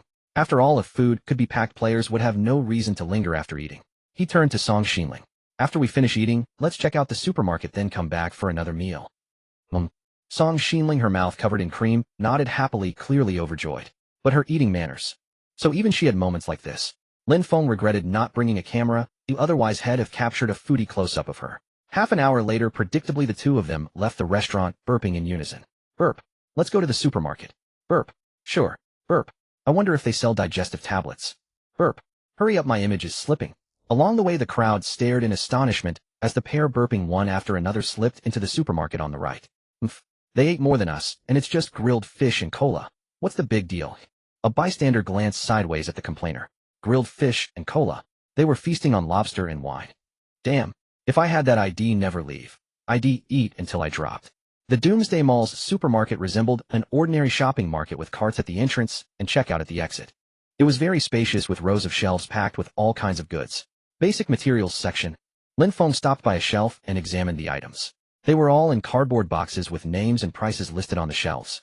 Item wood X 200 price 1 gold coin. Item grass bundle X 200 price 1 gold coin. Item plastic sheet X 100 price 1 gold coin. Lin Feng scratched his head, unsure if this price was cheap or expensive, but it didn't matter. He never lacked basic materials. He pushed his cart past this section and headed to the advanced materials area, where prices jumped significantly. Item mechanical module X 5 price 2 gold coins. Item precision module X 5 price 2 gold coins. Item magic energy crystal X 5 price 2 gold coins. Shaking his head, Lin Feng found these prices a bit steep. Just as he was about to move on, Song Xinling suddenly ran over from not far away. Lin Feng, there's a clearance section. Clearance section. Hearing this, Lin Feng quickly pushed his cart over. Sure enough, near the checkout exit, he spotted several rows of clearance shelves. They held food, drinks, materials, tools, and even manufacturing schematics for sale. Holy cow, this is amazing. Lin Feng scanned every item from start to finish, and the first thing that caught his eye was a square metal box. Item robot portable storage box, price 5 gold coins, current price 1 gold coin. Below the price, a tag, thoughtfully included a description. Description: can be used for a robot to carry equipment and supplies on the go, with 4 storage slots, each holding 20 identical items, for a total capacity of 80 units. 80 capacity units. Neither too much nor too little, perfect for equipping idiot no. 2. Besides, at just 1 gold coin it was a steal.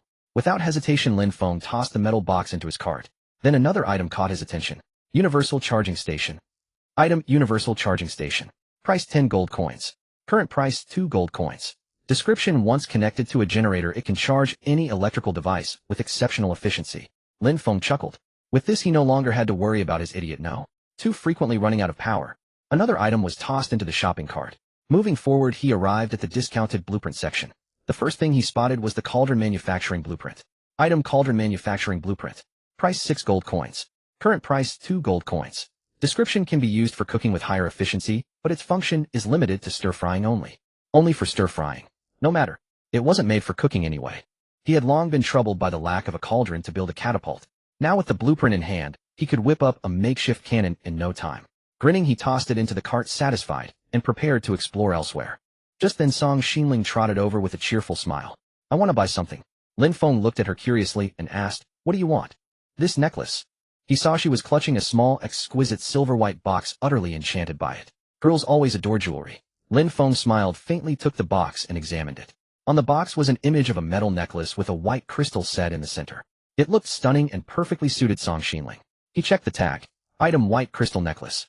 Price 50 gold coins. Current price 5 gold coins. Description: a beautiful crystal necklace that resists 15 of magical damage or effects. What the? This was a steal. A 1/10 discount item that could resist 15 of magical damage or effects. Combined with Song Xinling's previous witch outfit, she could now block 60 of magical damage. The best part was that such a powerful item cost only 5 gold coins after the discount. Seeing the shock on Lin Feng's face, Song Xinling thought he hesitated over the price. She was about to suggest dropping it when he decisively stuffed the box into the cart. You have excellent taste. Sold. Sold. Really? Her face lit up with joy. Lin Feng smirked proudly and patted his chest. I'm the richest man in this world. Ask for whatever you want. As he started boasting, Song Xinling pursed her lips and pointed at another item. Then I want that. Lin Feng looked over and was dumbfounded. Item: nuclear generator. Price 1,000 gold coins. Current price 250 gold coins. Description: can supply power. With one fuel rod, it operates continuously for 28 days, featuring multiple ports and switches. What the? Even after the discount, it's 250. But what do you need this for? Lin Feng was speechless. Was she really going this far just to deflate his boasting? Still, he had to admit, this thing was practical. After wandering the supermarket a bit longer, they decided to check out. At the counter, Lin Feng unloaded the items from the cart. The cashier was swift, calculating the total in under a second. Hello, your total is 10 gold coins. The cashier was impressed that all 4 of Lin Feng's purchases were from the discount section. Still, he was among the few players who could afford anything at all. Lin Feng reached into his backpack and pulled out 4 gold coins. The cashier looked puzzled and repeated, "Hello, your total is 10 gold coins." I know. Lin Feng nodded and retrieved several golden cards from his pack. "I have a 2 gold coin discount card." "What?" The cashier froze. The mall had only been open for a day. Where did Lin Feng get a discount card? Could it be that high-level VIPs like joking with NPCs? As he wondered, Lin Feng handed over 3 gold cards. The cashier was stunned. These were clearly discount cards issued by the Doomsday Mall, but he remembered they hadn't been distributed yet. Seeing the cashier staring blankly at the cards, Lin Feng reminded him impatiently, "What? Are my discount cards expired?" The cashier quickly shook his head. No.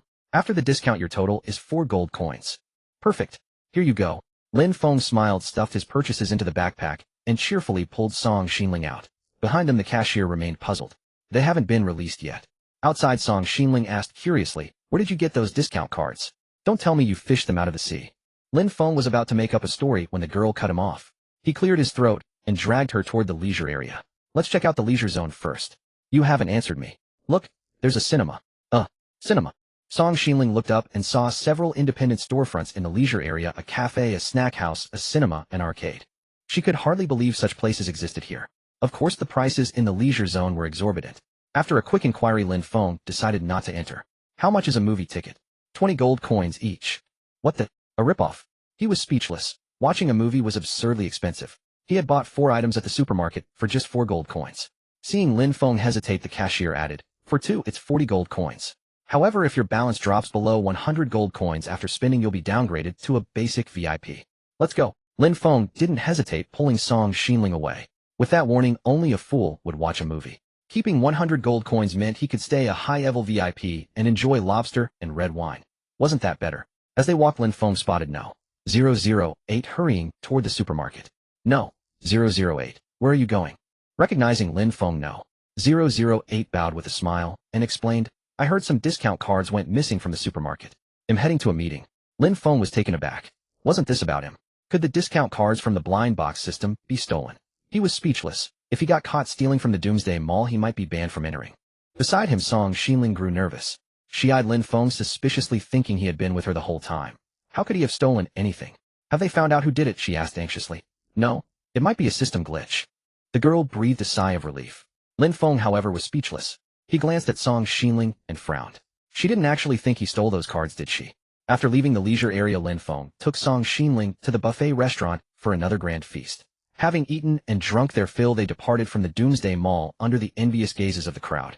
A flash of white light swept over them, and they returned to the sea area they had been in before, though it was now the morning of the next day. Lin Feng yawned, planning to get some sleep first, but before he could lie down, a system notification arrived. Warning: as no players participated in the hunt during the bounty period, the system will invite players or teams of comparable strength to be teleported for free to the nearby sea area within the 24 hours before the bounty period ends. What the hell? Initially, Lin Feng had planned to claim the bounty reward while lying down, but he never expected the system to pull this trick. Since players couldn't find him, the system would help them and even teleport them over for free. Lin Feng lost all desire to sleep. He quickly got up and cracked open a can of Red Bull. Seeing this, Song Xinling asked curiously, "What are you busy with?" "Getting ready for battle." Lin Feng briefly explained the system warning, and upon hearing it, the girl promptly grabbed a can of Red Bull and downed it as well. "What do you need to build?" "They'll help." Lin Feng pondered for a moment. Currently, he needed to construct a catapult and install the universal charging station. The catapult would serve as his primary weapon, while the charging station would be used to power the idiot No. 2. Besides that, he also needed to open today's mystery box to see if there were any useful equipment or items. The system notification was very clear. This time he would be facing opponents of comparable strength, so he absolutely could not underestimate them. Moreover, enemies could appear at any moment within the next 24 hours, perhaps in a few hours, or even in the next second. Lin Feng took out the items purchased from the Doomsday Mall and handed the universal charging station and necklace to the girl. "Help me install the charging station and have Idiot No. 2 recharge." The girl nodded and ran off with the charging station toward the glutton generator. Taking advantage of the moment, Lin Feng opened the mystery box system. Daily mystery box draw successful. 37. Obtain foul-smelling mystery box X1. Foul-smelling. Lin Feng was speechless. He needed weapons and equipment right now, and not only did the system fail to provide anything useful, but it even gave him a box with such a pungent odor. But there was no choice. Since he had already drawn it, he might as well open it and see. Looking down, a rotten cardboard box appeared in Lin Feng's hand, and a faint stench wafted into his nostrils. Damn, this is disgusting. Enduring the smell, Lin Feng checked its description. Foul-smelling mystery box, grade outstanding. This piece of junk is actually outstanding grade. Lin Feng shook his head and continued reading. Description: 40 chance to drop fresh rotten eggs, 40 chance to drop rotten boots, 20 chance to drop the lazy sailor's laundry basket. What the hell? It's a biochemical weapon gift pack. Lin Feng quickly chose to open the mystery box, already pinching his nose. The next moment a notification appeared. You opened the foul-smelling mystery box and obtained lazy sailor's laundry basket X1. Instantly, a grimy iron basket fell to the ground. Lin Feng was stunned. He had actually drawn the grand prize, the most foul-smelling one. A thick, nauseating odor invaded his nostrils, and even with his nose pinched he felt a wave of dizziness. Enduring the stench, Lin Feng inspected the item's description. Lazy sailor's laundry basket description: you cannot imagine how filthy the items once stored in this basket were. Though disgusting, if you place it over an enemy's head it will choke them with nausea, and the odor will spread to a distance of several dozen meters in a short time. Before Lin Feng could finish reading, he heard Song Xinling's shout from not far away. Lin Feng, what are you doing? It stinks. What? It spread that fast. Oh, I can't take it. Lin Feng quickly tossed the laundry basket into his backpack, and the surrounding air finally returned to normal. How terrifying. Lin Feng rubbed his temples, still feeling dizzy. Though this item was utterly disgusting as a weapon to attack enemies, it could certainly produce unexpected results. The contents of this mystery box were essentially a set of 3 biochemical weapons. Lin Feng smiled faintly. Boots, laundry basket. I've got 2 biochemical weapons now. Even if I can't kill the enemy, it'll stink them to death. While Lin Feng was drawing from the mystery box, Song Xinling had finished installing the charging station. As she connected the wires and added fuel, both the charging station and the raft propeller began working simultaneously. The raft slowly started moving, accelerating forward. Song Xinling ran over against the strong wind and said to Lin Feng, "It's done. Idiot, no? 2 is charging, but it'll take 12 hours to fully charge. That long? Oh well, take whatever charge we can get." Knowing that Song Xinling disliked being out in the wind, Lin Feng told her to craft a large iron pot and place it inside the stone house so she could cook there. He himself went to the front of the raft, ready to build a catapult there first. First, of course, he needed to craft the large iron pot. Large iron pot, metal ingots, 55, with 22 materials sufficient. As the materials vanished, a large iron pot appeared in Lin Feng's hands a few minutes later. The pot was heavy, with a diameter of about 50 centimeters and a considerable capacity. Large iron pot description: to use, place it over a campfire for cooking.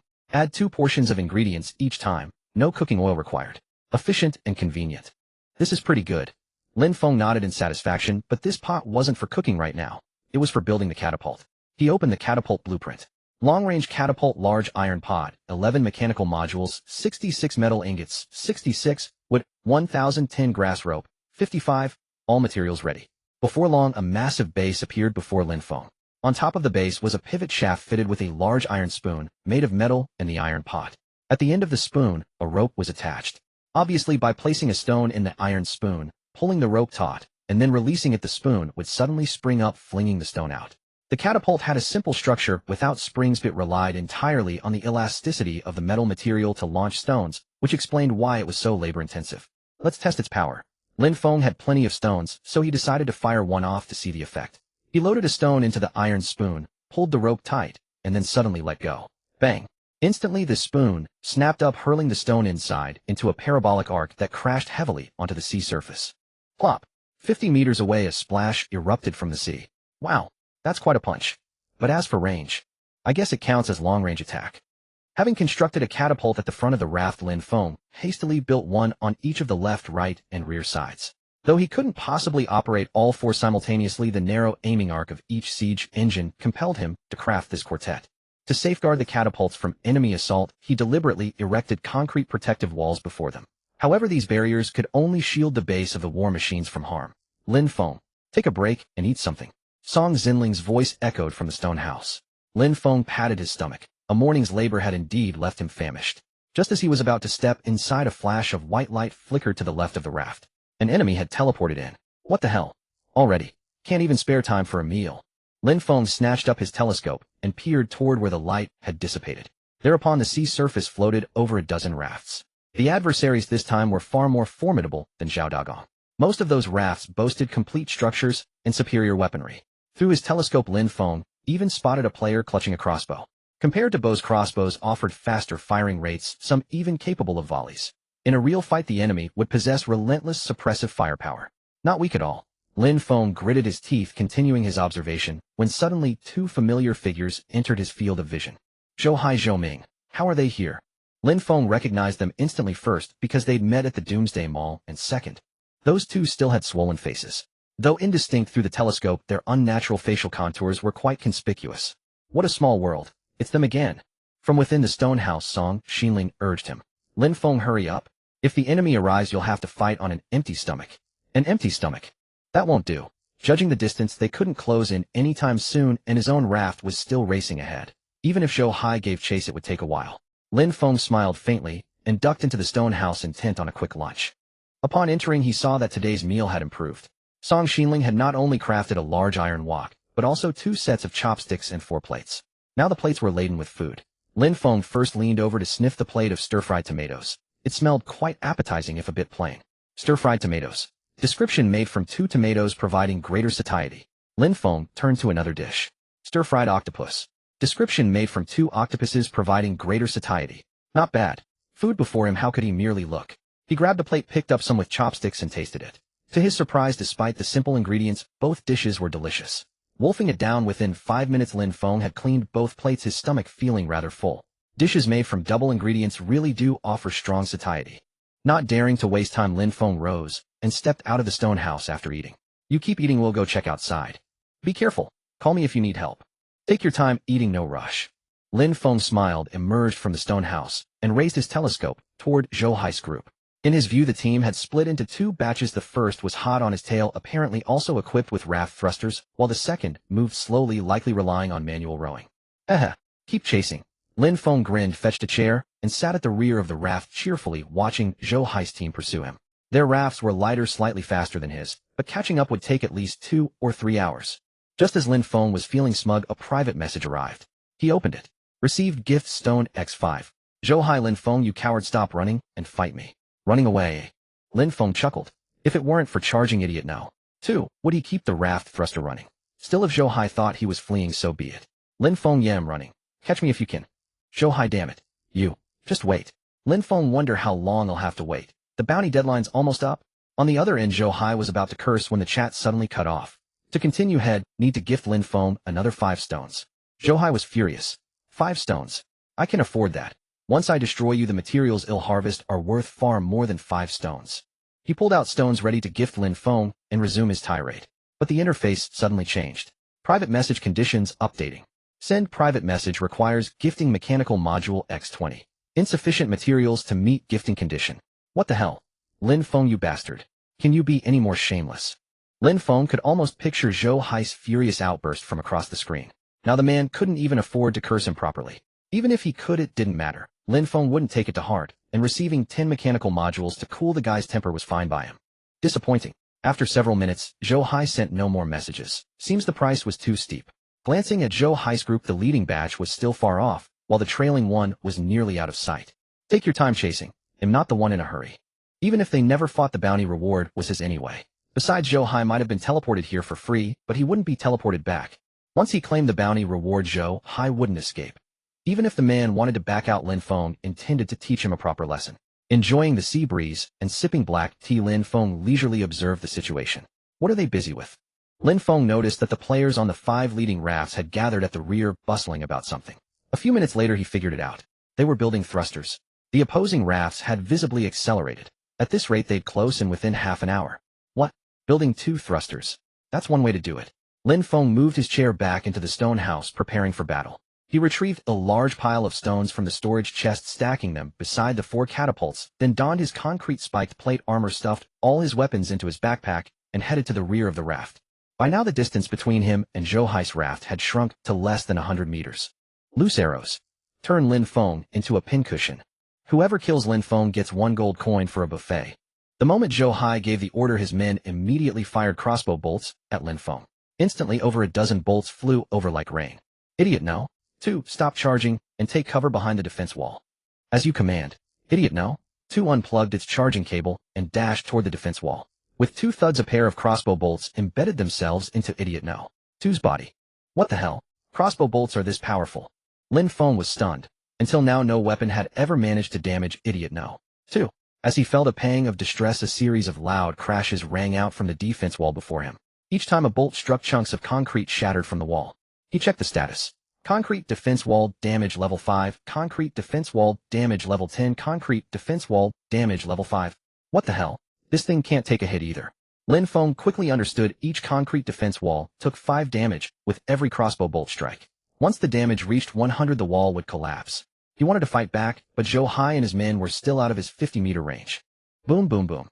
The crossbow bolts came relentlessly as if they cost nothing. In less than 5 minutes, a concrete defense wall crumbled to the ground. On the other side, Zhou Hai shouted arrogantly, "Lin Feng, you cowardly turtle. Why don't you come out from behind that wall? Haha, we've got plenty of bolts. Keep firing." Crash. Another defense wall collapsed beside Lin Feng. "Zhou Hai, don't you dare come closer, or he'll smash you with a rock." Cursing through gritted teeth, Lin Feng began constructing new defense walls. After much effort, he managed to repair one wall only to have another collapse beside him. However, by then Zhou Hai's raft had entered Lin Feng's firing range. "Idiot, no. 2, load a rock. As you command." Braving the incoming bolts, Idiot no. 2 picked up a rock and tossed it into the big iron ladle. Lin Feng pulled the rope tight, then suddenly released it. With a thud, the catapult hurled a rock into the air. With a resounding crash, the rock arced through the air and slammed directly into the center of Zhou Hai's raft. The roof of the cabin was smashed through and most of the compartment collapsed. What the hell was that? A catapult. "Captain, all our bolts are in the cabin." Zhou Hai fumed. "Get the damn bolts out and shoot that catapult. Don't let him fire another shot." "Captain, our sewing machine is destroyed." "What?" Zhou Hai's eyes widened at the news. Lin Feng's catapult was devastating. A single rock had wrecked 2 of his key structures. "Lin Feng, I swear I'll kill you. Everyone attack. Take out his catapult." The men scrambled to grab crossbows and unleashed a torrent of bolts at Lin Feng's catapult. Thud, thud, thud, thud, thud. In less than a minute, the catapult showed signs of damage. Long-range catapult, damage level 50. What the hell? That's some insane firepower. At this rate, his hard-built catapult would be destroyed in no time.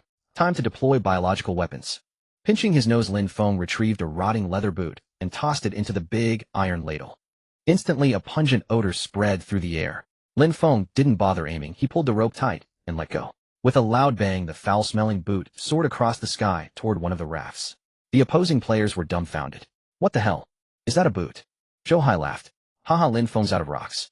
But then he paused. Lin Feng was so resourceful. How could he be out of rocks?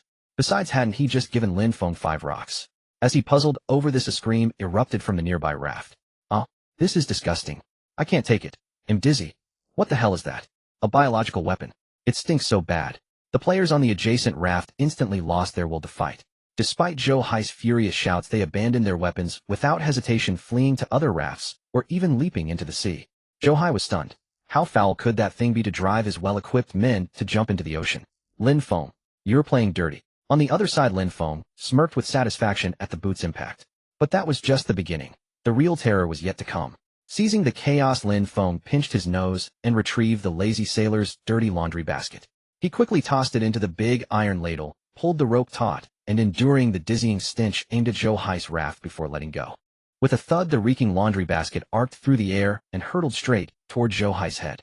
He stared wide-eyed at the iron basket descending upon him, utterly bewildered. What the hell is this now? Bang! A sharp pain shot through his head as the basket clamped onto it. Instantly, a wave of nauseating stench erupted and spread rapidly. "Damn it! Lin Feng, you." Zhou Hai didn't finish his sentence before he was overcome by the stench foaming at the mouth. His eyes rolled back as he struggled to free himself from the basket, catching a blurry glimpse of his men collapsing around him, also foaming at the mouth. Mustering his last strength, he stumbled to the back of the raft, surrounded by the groans of his men. "Ugh! Spit! Disgusting, I'm going to throw up. Help! It's too damn stinky. Run! Get out of here!" The stench from the laundry basket spread instantly. On the more distant rafts, players jumped into the water en masse. Seeing this, Lin Feng grinned. "Go, idiot, no. 2, load a rock. As you command." "Idiot, no." 2 quickly loaded a rock. Lin Feng pulled the rope taut, aimed, and released. Thud! Crash! A massive hole was torn into Zhou Hai's raft, sending water splashing into the air. Lin Feng kept firing rock after rock, arcing toward the raft. Amid a series of thunderous crashes, Zhou Hai's raft was battered into pieces. A few unlucky players were crushed by the rocks, spitting blood as they died. Yet Zhou Hai himself proved tenacious. Lin Feng bombarded him for a while without hitting him. Then Lin Feng spotted him. The bastard had somehow endured the stench and crafted a small raft to escape. "Oh, come on. You think you can get away?" Lin Feng ordered. "Idiot, no. 2. Take control of the small rudder and chase Zhou Hai." As you command. Idiot no. 2 moved to the small rudder and pulled the lever, changing the raft's direction. You think a bare little raft like that can outrun me? Lin Feng initially believed it would be a simple task to catch up with Zhou Hai. However, to his utter astonishment, Zhou Hai had constructed a greedy generator and a raft propeller on his escape vessel. The raft was small and light, swiftly widening the distance between them. Chasing like this was utterly futile. Lin Feng scratched his head, then suddenly grinned. If I build 2 more propellers and push all 3 to full throttle, how can you possibly escape? As he spoke, he carried materials to the rear of his raft, preparing to construct 2 additional propellers beside the existing one. Yet upon opening the crafting workshop, Lin Feng was dismayed to find he lacked lodestone. Should he turn back now to harvest materials from those foul-smelling rafts? Lin Feng felt he lacked the fortitude. Enduring the stench to work was far worse than simply purchasing what he needed at a premium on the trading channel. Swiftly opening the trading channel, Lin Feng posted 8 transactions. Mechanical module X2 for lodestone X1, a repeated 8 times. Mechanical modules were now in high demand. Trading 2 modules for 1 lodestone was hardly unreasonable, was it? As Lin Feng pondered this, he received trade notifications. Trade successful, obtained lodestone X1. Repeated 8 times. In less than 5 minutes, he had acquired all 8 lodestones. With the lodestones in hand, Lin Feng began crafting low-speed engines and raft propellers. Meanwhile, Zhou Hai, seeing that Lin Feng could not catch him, boldly circled back to the stench-ridden rafts to pick up several of his subordinates. Captain, we need to flee. Lin Feng is utterly treacherous. I'm dizzy. I still want to vomit. Zhou Hai glared at them. All of you shut up and hurry to rendezvous with the rafts behind us. He fixed his gaze on Lin Feng's raft, constantly wiping cold sweat from his brow. As the distance between them grew, he finally breathed a sigh of relief. If he hadn't played dirty, I'd be a corpse by now. They'll settle the score with him sooner or later. Upon hearing this, his subordinates eagerly flattered him. The captain is right, we'll eliminate that brat eventually. We must kill him, or else our brother's suffering will be in vain. Captain, just give the word, and we'll take Lin Feng's wretched life. The group was arrogantly boastful, completely lacking the awareness of their flight. After bragging for a while, they suddenly heard a thunderous roar in the distance. What's that sound? Holy crap. Lin Feng is coming. Nonsense, how could his raft be that fast? Zhou Hai cursed, then turned to look, and instantly froze. On the distant sea, a colossal raft was hurtling towards them, pushing white waves at high speed. At the front of the raft, Lin Feng was staring at them through a telescope. How is he so fast? Captain, we have no weapons, what do we do? Quick, make small paddles, all of you row. Zhou Hai was out of options, now desperate flight was all he could do. Hearing this, his subordinates hastily crafted small paddles. They strained their necks and swung their shoulders, rowing frantically. Yet even so, the small raft's speed barely increased. Zhou Hai panicked, crafting his own paddle and rowing desperately, all the while cursing loudly. All of you row faster. I'm exhausted. Lin Feng, I'll remember you for life. Zhou Hai was gasping for breath, wiping sweat incessantly, but dared not slow down in the slightest. Lin Feng, watching through his telescope, felt a surge of satisfaction at Zhou Hai's miserable state. As they almost entered firing range, he approached the catapult and began loading stones. Then he pulled the catapult's rope taut and suddenly released it. Boom. The stone flung by the big iron spoon landed right behind Zhou Hai's raft. Damn it. Row faster. Put your backs into it. The 5 players exerted every ounce of their strength, rowing with all their might. Yet no matter how hard they tried, they couldn't match the speed of Lin Feng's raft. Boom. Another stone flew over, striking one of the players squarely on the head. Before he could react, he was knocked into the sea. Oh God. Run. Jump overboard. I'm done rowing. The other 3 plunged into the sea without hesitation, leaving Zhou Hai alone on the raft. What the hell? Get back here and row. Before he could finish, another stone came crashing down. Boom. A thunderous sound. Lin Feng watched as the stone shattered the raft. Zhou Hai, caught off guard, tumbled into the sea. The 4 swam desperately, but Lin Feng's raft was far too fast. With a splash, Zhou Hai turned to see Lin Feng's raft bearing down on him. It's over. His face ashen, his swimming motions froze. The next moment, Lin Feng's raft charged forward. Zhou Hai didn't even have time to scream before a massive wave crashed over his face. Then he was crushed beneath the high-speed raft. Lin Feng shook his head. He's probably not making it out alive. Picking a fight with me serves him right. Lin Feng raised his telescope and spotted a second group of Zhou Hai's rafts in the distance. Hey, these are all weaklings with no combat ability. He turned and commanded Moron No. 2. Turn left, charge at those enemies. As you command. Moron No. 2 adjusted their course, and the raft sped towards the slowly advancing vessels. The players on those rafts, noticing the rapid approach, all looked over. Everyone be careful, a raft is approaching us. Several nearby players sneered disdainfully. That must be the captain, having captured Lin Feng's raft. Exactly. Lin Feng's raft is indeed huge and impressive. Get ready to welcome him. A vigilant player asked suspiciously, but why aren't our rafts following behind? Don't worry, the captain won't fail. The other rafts must be collecting the dropped supplies. The others nodded in agreement, their faces full of anticipation. But just then a loud bang erupted from the approaching raft. Boom. What the hell was that? A cannonball. No, that's not the captain. It's Lin Feng. At that moment someone spotted Lin Feng standing behind the catapult loading another stone. Panic erupted among them. Boom. Before they could even grab their weapons, one raft was struck by a stone. Holy crap. The hull is leaking. Quick. Prepare for battle. A player had just picked up his weapon when a flying stone struck him, causing him to vomit blood and die. To hell with fighting. Let's flee. The raft has no propeller. Jump into the sea. Jump. He wants the supplies.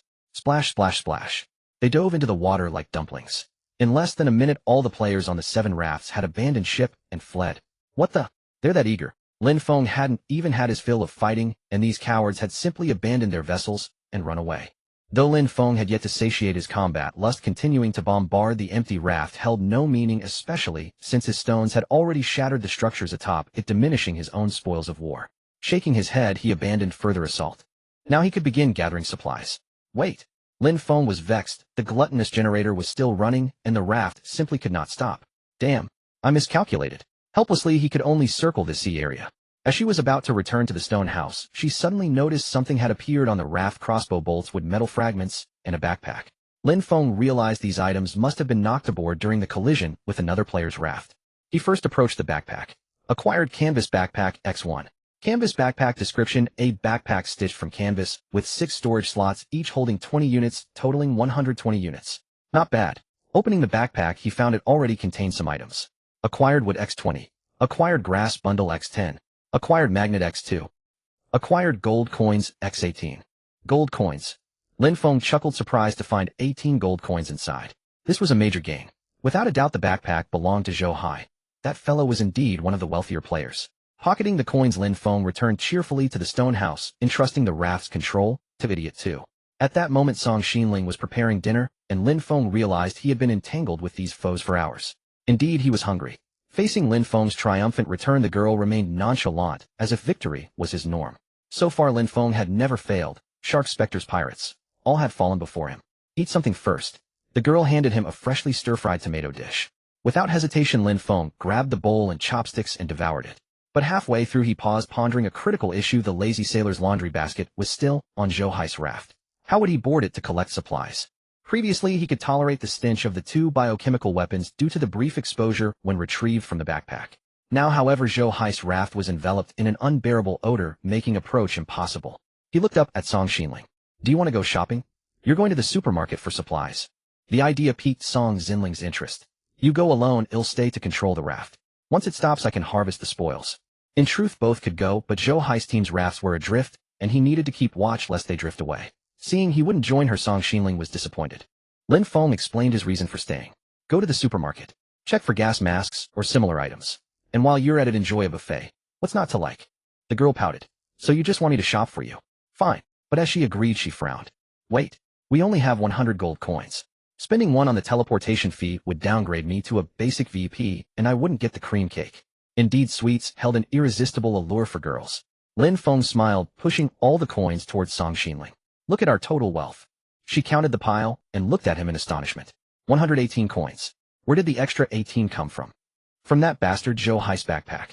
Lin Feng smirked, tossing her a white canvas backpack. Swap to this. Wow. This backpack is gorgeous. And it's spacious. Put it on. The girl slung it over her shoulder. It matched perfectly: white shirt, white jacket, white pants, white sneakers, and a white backpack. Pretty, but Lin Feng found it monotonous. The sewing machine seemed unable to produce clothes in other colors. Song Xinling didn't mind. Though monochrome, the outfit was harmonious, far better than clashing colors. She stuffed all the coins into the backpack and grinned happily. I'm off. Lin Feng nodded. Don't forget the gas mask. Got it. She rolled her eyes impatiently, paid 1 gold coin, and began teleporting. With a flash of white light, her figure vanished. Lin Feng continued eating his stir-fried tomatoes, musing how fortunate it was that coins, regardless of quantity, occupied only 1 storage slot. Otherwise, even as a millionaire, he'd have no place for them. Soon after 2 servings, he sipped black tea and stepped onto the raft's deck. Idiot 2 had been steering the raft in circles nearby, but as dusk deepened, the air grew colder, especially with the strong wind. After 2 or 3 hours, the gluttonous generator finally ran out of fuel.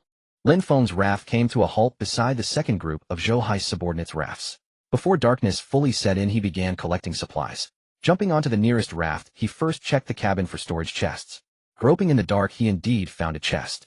But opening it revealed nothing but basic materials.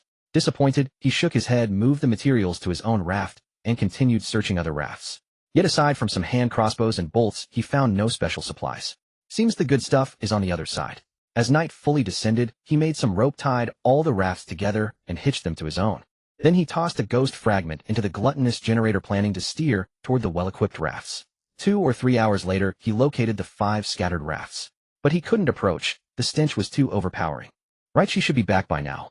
Lin Feng opened the private message interface and sent a message to Song Xinling. Lin Feng, it's been so long, haven't you finished shopping yet? After a short while, the girl replied. Song Xinling, what's the rush? I haven't had enough of shopping. Lin Feng, don't forget the gas mask. Song Xinling, I know. Oh, there's a dress on sale up ahead. Gotta go. Lin Feng was speechless. She was indeed out shopping. It would probably be hours before Song Xinling returned. He simply lay down ready to sleep. After 2 days without rest, he was truly exhausted.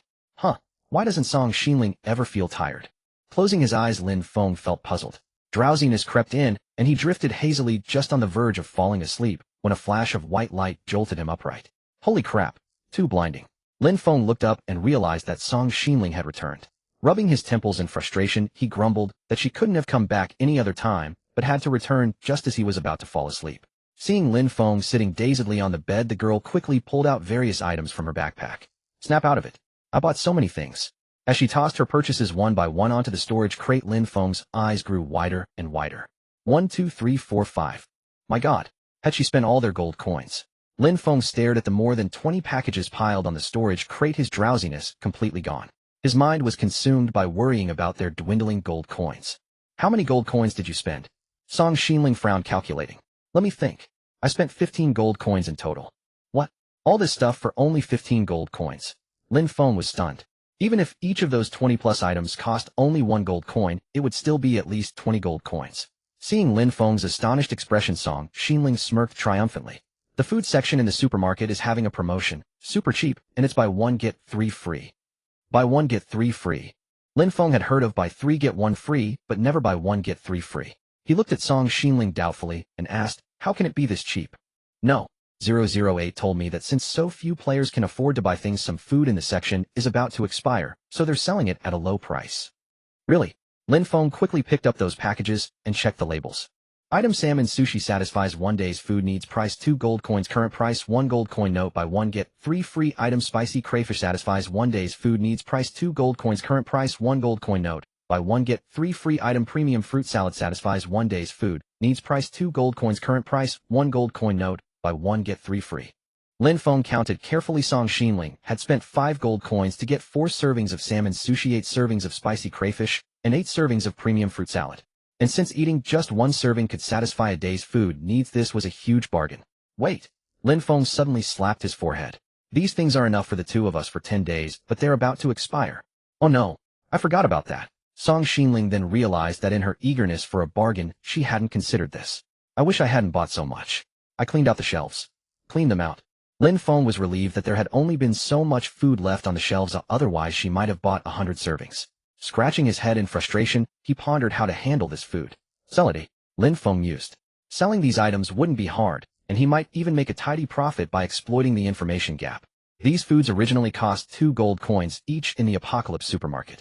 He could sell them for 1 gold coin to unsuspecting players, netting 3 gold coins for every 4 servings sold. He had to be quick.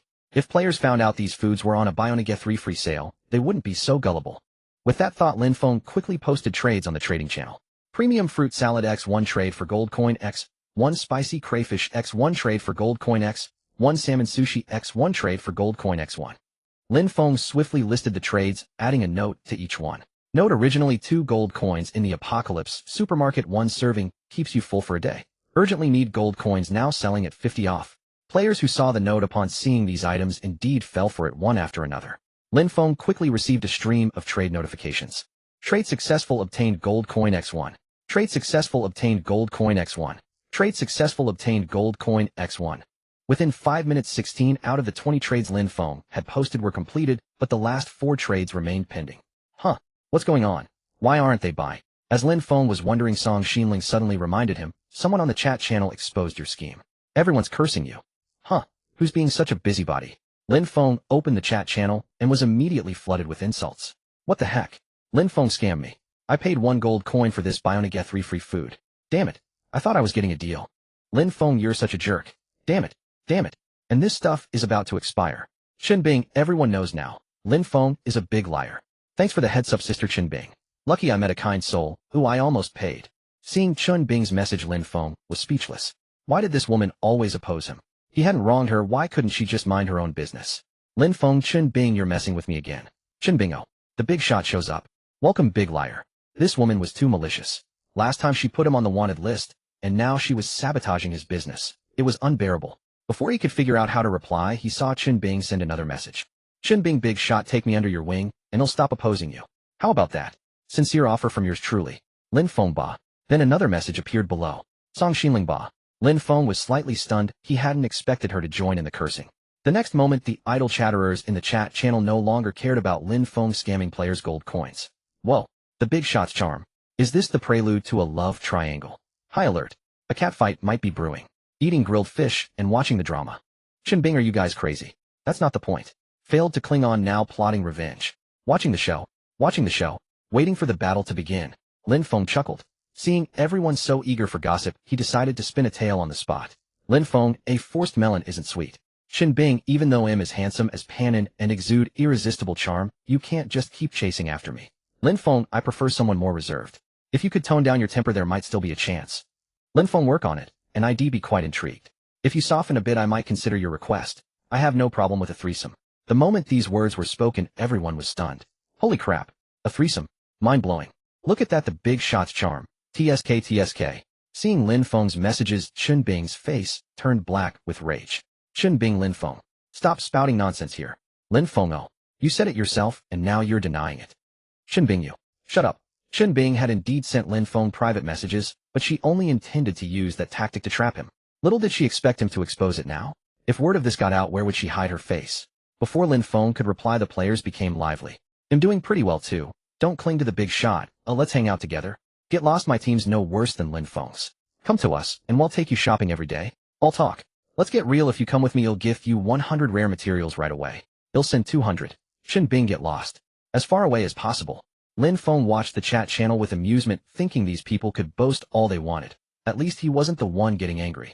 He had sold 16 portions of food, and he could handle the remaining for himself. Calculating, Song Xinling spent 1 gold coin entering the Apocalypse Mall, 15 gold coins on purchases, and he just earned 16 gold coins, meaning he hadn't spent a single coin.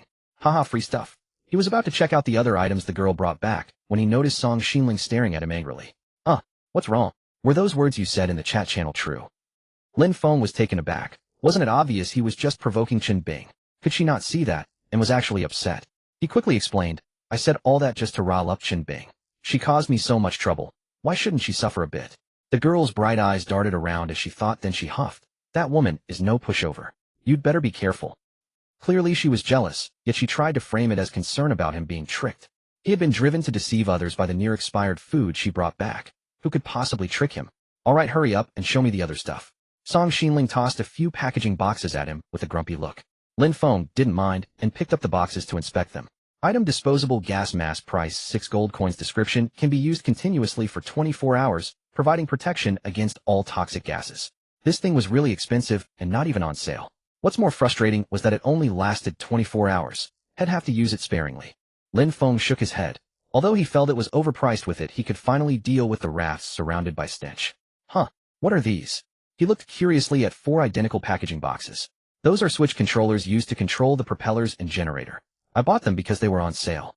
Wow, these are great. Lin Feng had been struggling with no way to independently control the raft's propellers. With these it would be much easier. He gave the girl an approving glance and quickly checked the item label. Item: simple switch controller, price 3 gold coin, sale price 1 gold coin, description: installed on electrical devices, compact in size, can be turned on and off independently. Lin Feng nodded. With these switches his raft could have variable speed. 3 propellers with 3 switch controllers meant 3 speed levels: 1 on for slow, 2 for medium, and 3 for full speed ahead. He excitedly carried the 4 boxes to the glutton generator and opened one. Obtained simple switch controller X1. Instantly a portable switch appeared in his hand. He placed it on the glutton generator, and it automatically integrated. Lin Feng smiled faintly, ready to test its effect. He took out a piece of ghost fragment and tossed it into the glutton generator. The next moment the generator started working and the 3 raft propellers roared to life. Just as the raft was about to move, Lin Feng flipped the switch on the glutton generator. Click. With a crisp sound the generator's hum faded, and it finally stopped. The propellers deprived of power gradually ceased. Works perfectly. With this switch Lin Feng could add fuel to the glutton generator in advance, and just flip it when needed. He tossed another 10 pieces of ghost fragment into the generator, then started installing switch controllers on the propellers. Soon all controllers were installed. Lin Feng yawned, feeling incredibly sleepy. Now that he had the gas mask, he could rest well tonight and harvest supplies tomorrow. Yawning, he returned to the stone house, and found Song Xinling already asleep in bed. Makes sense. If not for the supermarket trip that perked her up, she'd probably have been even sleepier than him. The next morning Lin Feng had just opened his eyes when a system announcement arrived. Announcement: wanted notice Lin Feng expired. Announcement: during the wanted period, the wanted player Lin Feng was not killed, all investment rewards awarded. Announcement: player Lin Feng received rewards with X230 grass ball, X180 plastic sheet, X90 glass sheet, X50 metal sheet, X30. Yawning, Lin Feng was forcibly pulled into the chat channel. By now the channel was in chaos. Holy crap. All my invested materials are gone. Isn't it obvious? Who could kill Lin Feng? I didn't invest from the start. Chen Bing. I hate you so much. It's all Chen Bing's fault. If she hadn't issued the wanted notice, my materials wouldn't be lost. Chen Bing. Get the hell out here. Long live the big shot. Knew no one could take down the big shot. The big shot hit the jackpot. This is hitting the jackpot. Lin Feng shook his head helplessly. The rewards from the wanted notice were too meager. The player's investments were way too conservative. Less than what had seized from Zhou Hai. He had no mood to reply. Click to collect the rewards, and was about to close the chat channel for breakfast when a new message suddenly popped up. What the hell? Another wanted notice. It's not for me again, is it? The wanted notice read: wantedly gone. Issued by Qin Qin. Investors 3 max 300. Total reward: kill reward with X8, glass, shard X1. Time remaining 7 days. Seeing this, everyone grew intrigued. Who is Li Gan? Never heard of him. Damn, I know him. He robbed me of everything. Right? I've seen him too. That bastard is despicable. He plundered my 10-man team and killed 9 of my brothers. Fast runner, huh? So you're the only one who escaped. Ahem. I did my best. Then the issuer of the wanted notice, Qin Qin, spoke. Help. Li Gan is hunting me down. Who will kill these wretched pirates? I will. Hang on, beautiful. Rafting my way there. Lin Feng smiled as he read the chatter. So it's not me they're after. I should definitely invest in this. What do I need most right now? Lin Feng pondered, deciding that stockpiling more ghost fragments was the best course. They made excellent fuel, but lately the ghosts seemed afraid of him and hadn't appeared. If this continued, his fuel would run out. Lin Feng opened the wanted notice options. Tip: players can invest in wanted notices with a maximum of 30 items. Only 30. He shook his head and took out 30 ghost fragments, filling them in. Investment successful. Ghost fragments X30 invested. The pinned wanted notice updated instantly. Wantedly gone. Issuer Qin Qin. Investors 11 max 300. Total reward with X18 grass bundle, X20 glass shard, X2 metal sheet, X8 ghost fragment, X30. Time remaining 7 days. The chat channel erupted. Someone invested ghost fragments. What's that? It's material from killing ghosts. I've only ever gotten 1. Damn, when there were 10 investors there were no ghost fragments. At 11, there are 30. Who's that powerful? Lin Feng. Ahem, it was me. Everyone invest more. He'll personally take down Li Gan. The crowd was stunned by Lin Feng's message. The big shot is awesome. 30 ghost fragments. That's insane wealth. I just want to know how the big shot killed so many ghosts. Curious. Can't understand. Lin Feng chuckled, imagining the players' expressions if they knew he chased ghosts across the vast sea. Lin Feng, anyway, invest generously. I guarantee that the pirate Li Gan will die. Everyone knew Lin Feng's strength. With his word, they didn't hesitate. Within 10 minutes, the wanted notices 300 investment slots were filled. Investors 300 max 300. Total reward with X210 grass bundle, X330 glass shard, X90 metal sheet, X30 plastic sheet, X28 magic energy crystal, X8 magnet, X4 mechanical module, X10 ghost fragment, X30. This time, with Lin Feng's involvement, players invested more boldly, even contributing magic energy crystals, magnets, and mechanical modules. The chat channel refreshed with uplifting messages. With the big shot on the case, Li Gan is doomed. Big shot, my magnet is in your hands. This investment is safe. Damn, I was too slow, missed out. You guys are ruthless. 300 slots gone in under 10 minutes. While some rejoiced, and others regretted, the pirate chasing Qin Qin was furious, his face dark. Li Gan, Lin Feng, if you dare cause trouble, I'll tear you limb from limb. Lin Feng saw the wanted man himself show up and grinned, sending a message. Lin Feng, come on. Be cocky while you can. Insult me all you want, just don't regret it later. Li Gan, you bastard. Lin Feng, if you've got guts, come. Seeing Lin Feng's message, Li Gan was at a loss for words. Fuming, he shut down the chat channel and yelled at his men. Turn off the chat channel and keep chasing. Chin-Chin'll catch you today. Boss, we're low on fuel. One subordinate nervously explained. Trade other supplies for food in the exchange channel. We must catch Chin-Chin today, and he'll kill that Lin Feng too. Meanwhile, Lin Feng was cheerfully plotting how to eliminate Li Gan when he noticed Song Xinling looking at him quizzically. Huh, what's up? You're going after pirates. Yeah, but how will you find him? We don't have an ID tracker. Lin Feng laughed. We can buy one. I saw it at the supermarket last time. It's pricey, but if we buy it and kill Li Gan, it'll be worth it. So I can go to the supermarket again. Song Xinling perked up at that. Lin Feng was speechless. Since she could enjoy the Doomsday Mall's buffet and shopping, she had even forgotten about taking photos. Take a photo first, then you go shopping while I gather supplies. Oh, I've been forgetting to take photos these past 2 days. Lin Feng shook his head. Only shopping could make her forget photos. He took out the camera, went through the motions, took a photo, waited for her to pick one, and posted it to the chat channel with a missing person notice. Of course, the idle players in the chat channel were envious and full of praise, but Lin Feng was numb to it. Flirting? No way. He didn't have the leisure for that. Why not use the time to gather supplies? After the photo, he gained a 300 work efficiency boost.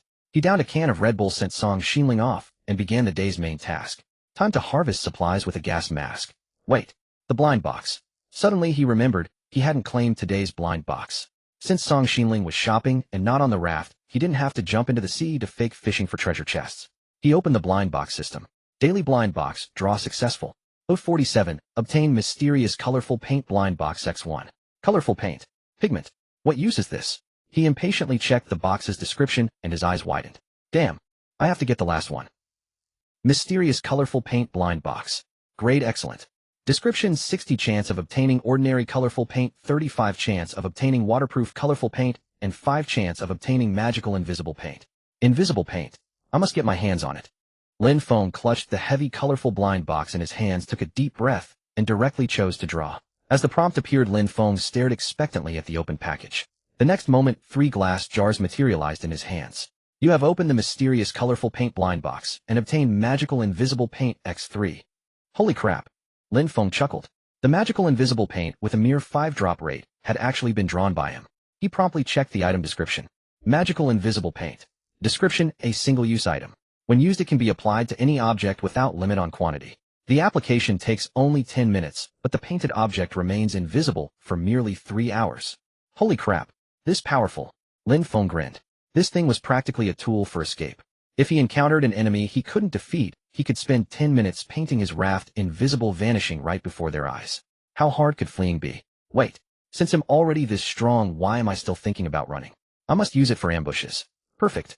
After I finish gathering supplies, I can use the magical invisible paint to ambush Li Gan. I wonder how much longer Chin-Chin can hold on. Lin Feng shook his head. I can't worry about that. She'll have to fend for herself. With all these supplies I have, how can I spare the time to save her before dealing with them? A hero saving a beauty. Forget it.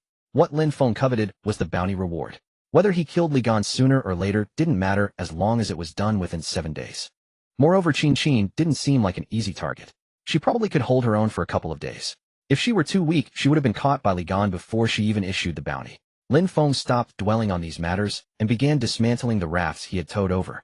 Though these rafts lacked quality materials, he couldn't bear to waste them. As he busied himself, each raft transformed into basic materials in Lin Feng's inventory. He also gathered some metal sheets, glass shards, and plastic pieces, though their quantities were far fewer compared to wood and grass bundles. By the time it was nearly noon, Lin Feng took out a serving of spicy crayfish, ready to take a good break and enjoy a decent meal. Opening the box, Lin Feng glanced at it and saw 20 oil-red crayfish neatly arranged inside. He took one out, peeled off the shell, and tasted the meat. It was spicy with a hint of sweetness, and the flesh was chewy and delicious. Absolutely perfect. Moreover, this dish was addictive. Lin Feng's face flushed red from the spice, but he couldn't stop himself devouring all 20 crayfish in one go. So satisfying, but too spicy. He panted heavily, gulping down black tea, yet his tongue still tingled with numbness. Better get back to work. Lin Feng picked up a small wooden hammer, trying to distract himself with labor. After working for a while, the burning sensation on his tongue finally eased. He glanced at the sun, now slightly westward, and scratched his head in confusion. Why hasn't she returned yet? Song Xinling had been gone for hours to the Doomsday Mall. Even if she was just browsing, it shouldn't take this long. Besides, though the supermarket was vast, one would tire of wandering after a few rounds. Just as he was thinking, a flash of white light appeared on the raft, and Song Xinling returned. Lin Feng quickly went back to the raft, eager to see what goodies the girl had brought back. Most of all, he was concerned about the ID tracking teleporter. How did it go? Did you get the teleporter? Song Xinling nodded. I bought it, but it was so expensive. How many gold coins? 25 gold coins. As soon as I paid, we dropped from advanced VIP to basic VIP. Lin Feng recalled that the item wasn't cheap, but he hadn't expected it to be this exorbitant. From the original 118 gold coins after deducting the 1 coin for teleportation and the 25 coins for the teleporter, only 92 gold coins remained. Be gone. I hope you can make up for this huge loss. My 25 gold coins. Lin Feng took the exquisite packaging box with a pang of regret and checked the product label. Item ID, tracking teleporter. Price, 25 gold coins. Description, a single-use item that can lock onto a player's name and teleport you near their sea area. No worries about duplicate names when using it. Opening the package, he saw a slender metal rod. At its tip was a button, presumably the teleportation trigger. I didn't expect this thing to be so compact. What a shame it's single-use. The more Lin Feng thought about it, the more it stung. He carefully stowed the item away, then looked at Song Xinling with a shared sense of grievance. Don't worry, once I kill Li Gan, I'm sure we'll loot plenty of gold coins back. I hope he's wealthy enough. The girl nodded. She wasn't worried that Lin Feng couldn't defeat Li Gan, but was consuming a 25 gold coin teleporter really worth it just to take him down. Looking up, she saw Lin Feng had gone back to dismantling rafts. After a long bout of work, the poorly equipped rafts were finally cleared. Next, he had to handle those shrouded in thick stench. Donning a gas mask, Lin Feng jumped into the sea and swam to the 5 rafts. The gas mask was quite effective.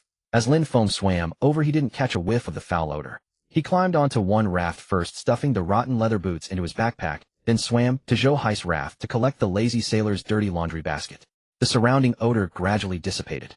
10 minutes later, Lin Feng tried taking off the mask. Instantly, a wave of intense nausea hit him. Holy crap! So persistent. He put the gas mask back on and began inspecting the storage chests on Zhou Hai's raft.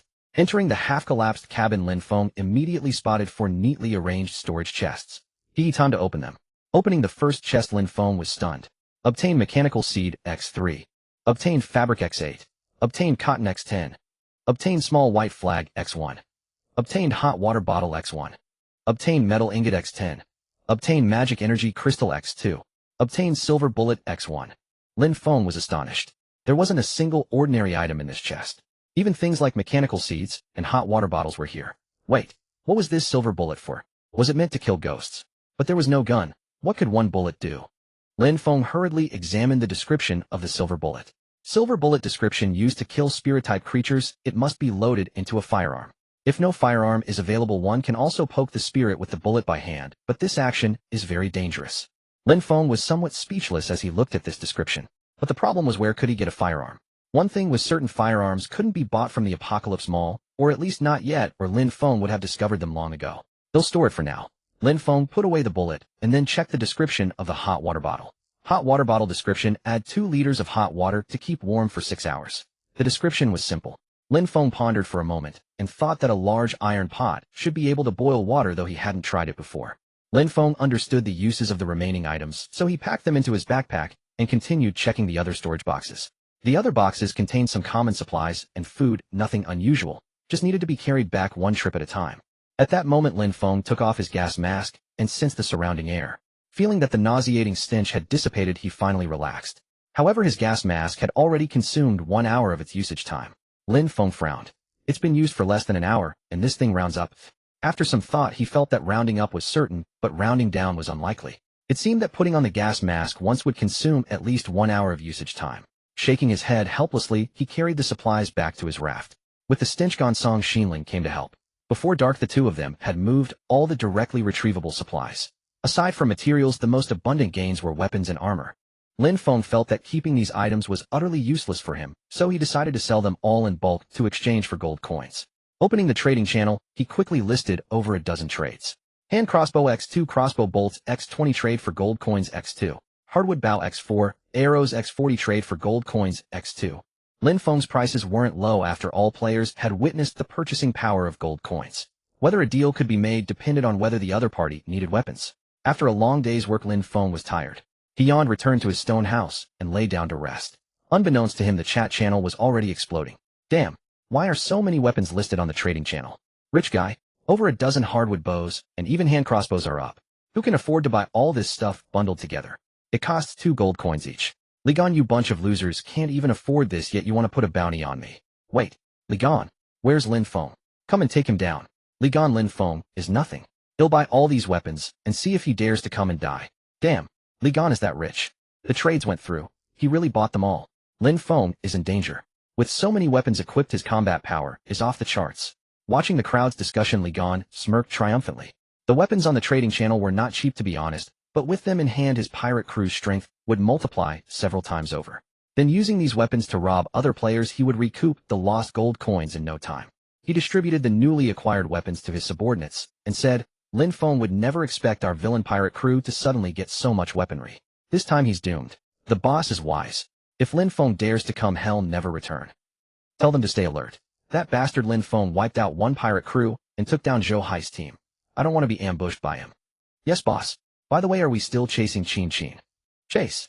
That girl can run, but I don't believe she has more fuel than us. The glutton generator consumes food, so she won't last long.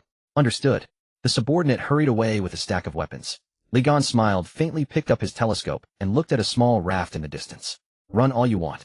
When you can't run anymore, when your food runs out and you're starving, you'll naturally come to beg me. Putting down the telescope, he lay back, his mind full of thoughts about how to toy with Qin Qin once he caught her. As for Lin Feng, he was no longer so worried. At dawn, Lin Feng yawned and opened his eyes.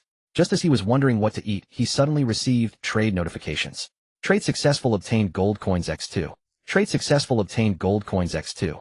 Trade successful, obtained gold coins X2. Oh, there really is a buyer with such a big appetite. All trades went through. Lin Feng did a quick calculation. He had completed 15 trades, earning 30 gold coins, bringing his total assets to 122 gold coins. The premium VIP is back. Lin Feng laughed, feeling immensely pleased when he suddenly heard Song Xinling's anxious voice. Lin Feng, bad news. Li Gan bought a lot of weapons. Lin Feng was momentarily stunned and asked in confusion, what weapons did he buy? Check the chat channel. Opening the chat channel, Lin Feng quickly scanned the messages. Did you know? Last night Li Gan got a ton of weapons and equipment. Hardwood bows, hand crossbows, maybe 20 or 30 in total, plus lots of bolts and arrows. I heard he spent a fortune, many gold coins. It's over, it's over. Lin Feng might not be able to kill Li Gan now. Damn, my investment is going down the drain. Lin Feng was speechless. So it was Li Gan who bought his weapons. What a joke. Li Gan paid a high price for the junk equipment he had looted and then turned around to use it against him. Wasn't that the funniest thing ever? Lin Feng, Li Gan, thanks for that. Those junk weapons were all sold by me. The moment Lin Feng's message appeared, everyone was stunned. What? You call those junk weapons? Awesome. The boss is the boss. Li Gan funds his enemy series. Hahaha, Li Gan was so cocky yesterday, but it turns out he bought the boss cast-offs at a high price. Originally, Li Gan was in a great mood today, standing on his raft enjoying the breeze, when he suddenly saw a subordinate rushing over. Boss, those weapons you bought yesterday were all sold by Lin Feng. What? Li Gan was stunned for a moment before it sank in. He quickly opened the chat channel, and seeing the crowd's discussion, his face darkened with rage. So Li Gan had been thrilled all night, only to end up paying a high price for a pile of trash equipment that Lin Feng had discarded. This? Screwed. Staring at the barrage of mocking messages in the chat channel, Li Gan was fuming, yet he couldn't find a single word to retort. Seeing that everyone had been mocking him for a while, without Li Gan showing up, Lin Feng sent another message. Lin Feng, Li Gan, you there? I want to express my heartfelt gratitude. Thank you for spending 30 gold coins to buy so much of my junk equipment. If you need more, just let me know, don't hesitate. Boss Lin Feng is looking for you in the chat channel. Shut up. I can see. Li Gan shot a glare at his subordinate, gritting his teeth as he stared at the chat messages. Li Gan, Lin Feng. Stop humiliating me here. If you've got guts, let's fight, and I'll make sure you regret it. Before Lin Feng could reply, the players began to mock. Livid. Absolutely livid.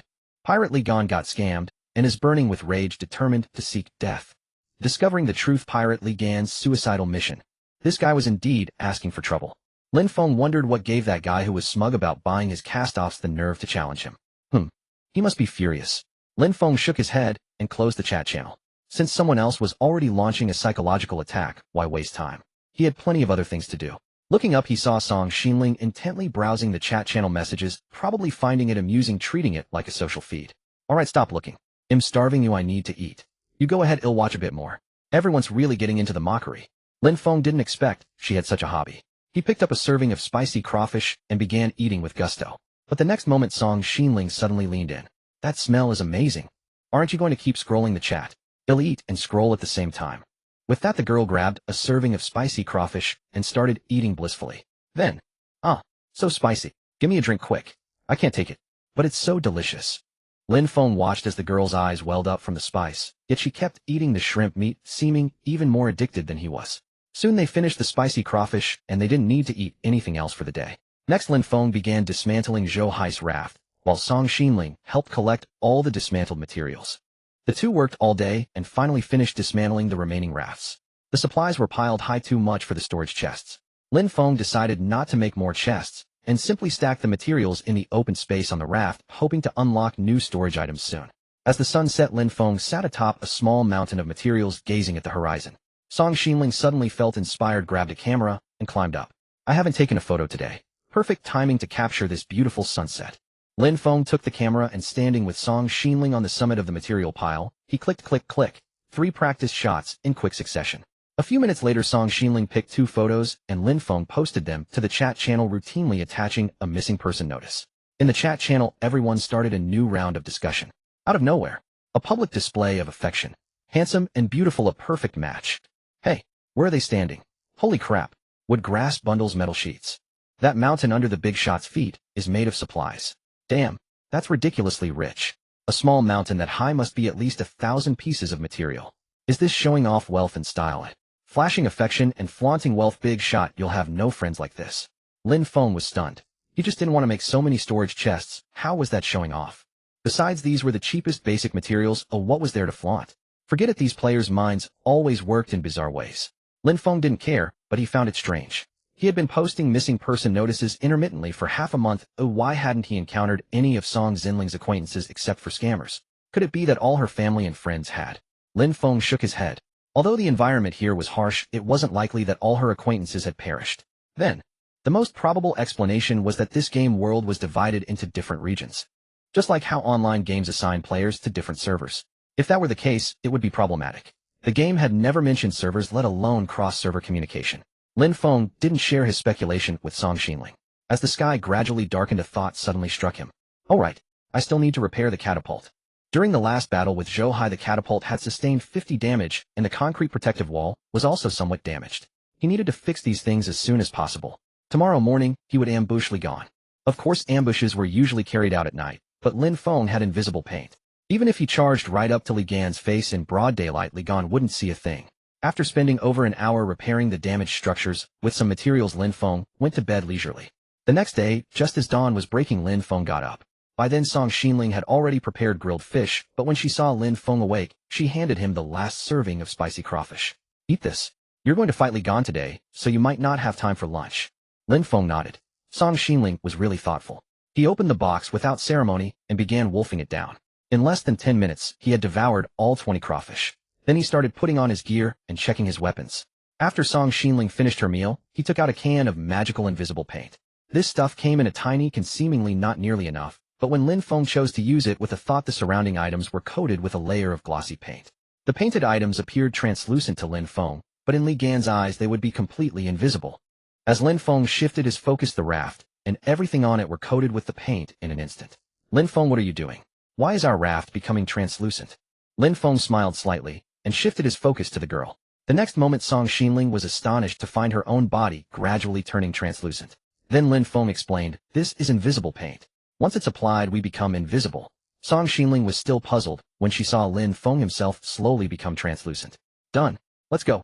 Lin Feng retrieved the eye-tracking teleporter and activated it immediately. A prompt appeared instantly. Please enter the player ID to track. Player ID Li Gan. Lin Feng entered Li Gan's name, and the next message appeared. Player Li Gan has been locked on. Press the teleporter button to instantly transport yourself near his current maritime location. With a faint smile, Lin Feng pressed the button in his hand. A sharp click echoed. Then in an instant, a beam of white light descended from above. In the next moment, Lin Feng and his raft materialized upon an unfamiliar stretch of open sea. Though unfamiliar was hardly accurate, all such waters appeared equally desolate, stretching endlessly beneath a pallid sky. Lin Feng noticed something subtle. That white light had grown noticeably paler than before. Could it be? Even the teleportation light remains invisible while under stealth. Brilliant. Absolutely brilliant. Lin Feng smiled faintly, raised his telescope, and scanned the horizon. After a long search, he finally spotted several rafts cutting swiftly across the waves. Their course was urgent, clearly in pursuit of some target. Chasing Qin Qin? Surely not. 2 full days have passed, and Li Gan still hasn't caught her. For a moment, Lin Feng couldn't decide whether to admire Qin Qin's tenacity or mock Li Gan's incompetence. Yet there was no time for spectacle. The stealth coating's effect lasted only 3 hours. He had to close in on Li Gan immediately and eliminate him. Lin Feng instructed Song Xinling to take shelter inside the stone hut, then moved aft, switched on the greedy ghost generator, and activated all 3 raft thrusters simultaneously. Instantly, colossal waves surged beneath the raft, propelling it forward with accelerating force. Within 5 minutes it reached its maximum velocity. Bracing against the gale, Lin Feng gripped the small rudder, adjusted course precisely, and charged headlong toward Li Gan's pirate flotilla. At that very moment, Li Gan stood scanning the horizon through his telescope. He'd just risen at dawn when the system alerted him his ID had been locked by a special item. Yet despite scanning relentlessly through his lens, he saw nothing. No vessel, no shadow, no sign of life. Strange. Who could possibly have locked my ID? Lin Feng. Frustration mounted. Fine, lock it if you must, but then show yourself. The sea stretched barren and empty in every direction. As he stewed, one of his subordinates rushed up breathlessly. Boss, Xin is nearly exhausted.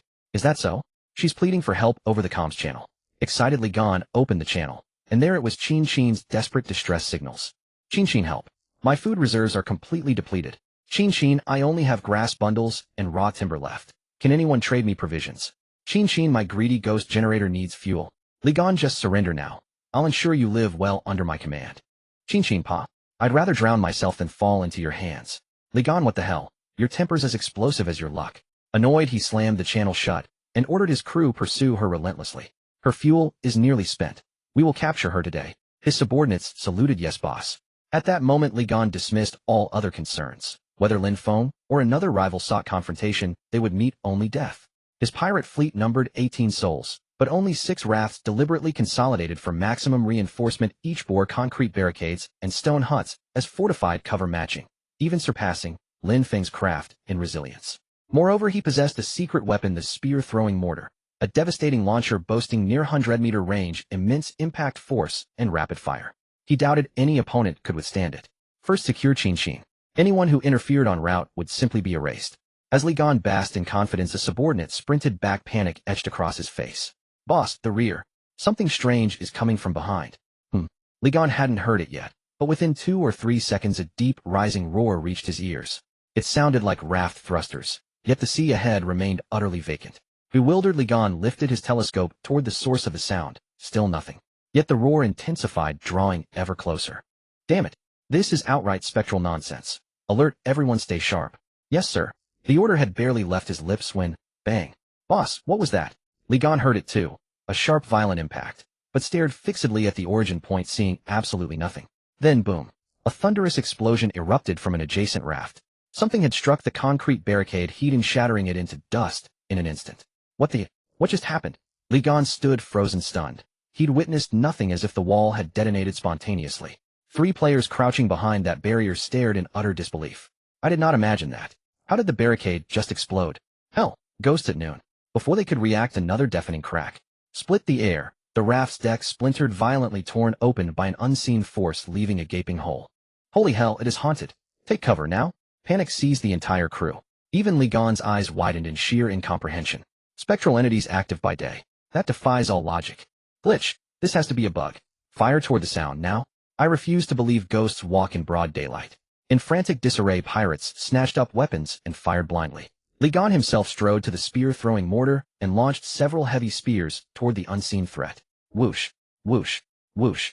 Lin Feng, thoroughly enjoying the chaos, suddenly heard piercing whistles overhead and looked up just in time to see spears streaking toward him. Thud, thud, thud. Each spear struck his concrete barricade, instantly inflicting 50% structural damage. One section hit twice, crumbled entirely into rubble. Whoa, that's new. A spear launching device. Pursuing Li Gan directly made him too easy to locate. He needed unpredictability. Idiot Unit 2, steer the rudder. Circle their rafts, tight and fast. Affirmative. Idiot Unit 2 adjusted course, but Lin Feng soon realized the pirates were still hitting him. I'm cloaked. How the hell are they striking me? Confused, he glanced sideways and instantly understood. Damn, it's the markers. Though his raft remained invisible, the arrows and spears embedded in its hull were fully visible. He had to remove them immediately. As the raft accelerated, pirates struggled to aim accurately. Lin Feng swiftly yanked every projectile free and hurled them into the churning sea. Within 2 minutes, Lin Feng vanished once more, leaving no trace, no echo, no warning. Just empty water where his raft had been. What the hell? What in the world is this? Are we really fighting a ghost? The arrows and spears have all been pulled out. Where is it now? The pirates watched as the arrows and spears embedded in the air seemed to be yanked out by some unseen force and tossed into the sea. They had lost their target. Li Gan fumed inwardly. He had barely managed to mark the enemy's position, and now he was blind again. At this moment the only thing he could be sure of was that the enemy was still nearby. The rumbling noise circled his pirate crew, now here now there. Lin Feng was amused. He felt like he was playing a shooting gallery. He went to the catapult on the side of the raft, loaded a stone, aimed and fired. Boom, boom, boom. Invisible stones arced through the air, smashing directly into the opposite raft, sending the pirates scrambling for cover. Damn it! Where is it? It's haunted. This is a foolin' haunting in broad daylight. I surrender. Li Gan looked up, his face turning black with rage. One of his subordinate rafts had actually raised a little white flag and begun to surrender. No surrender. Anyone who surrenders, will kill them. The fleeing pirates paid no heed to his command. They hid behind cover one by one, waving their little white flags of surrender. Li Gan gritted his teeth and swung the spear thrower toward his surrendering men. Whiz, whiz, whiz. Several piercing sounds rang out, and the pirates holding up white flags felt their chests pierced through by spears. Seeing this, the others dared not surrender.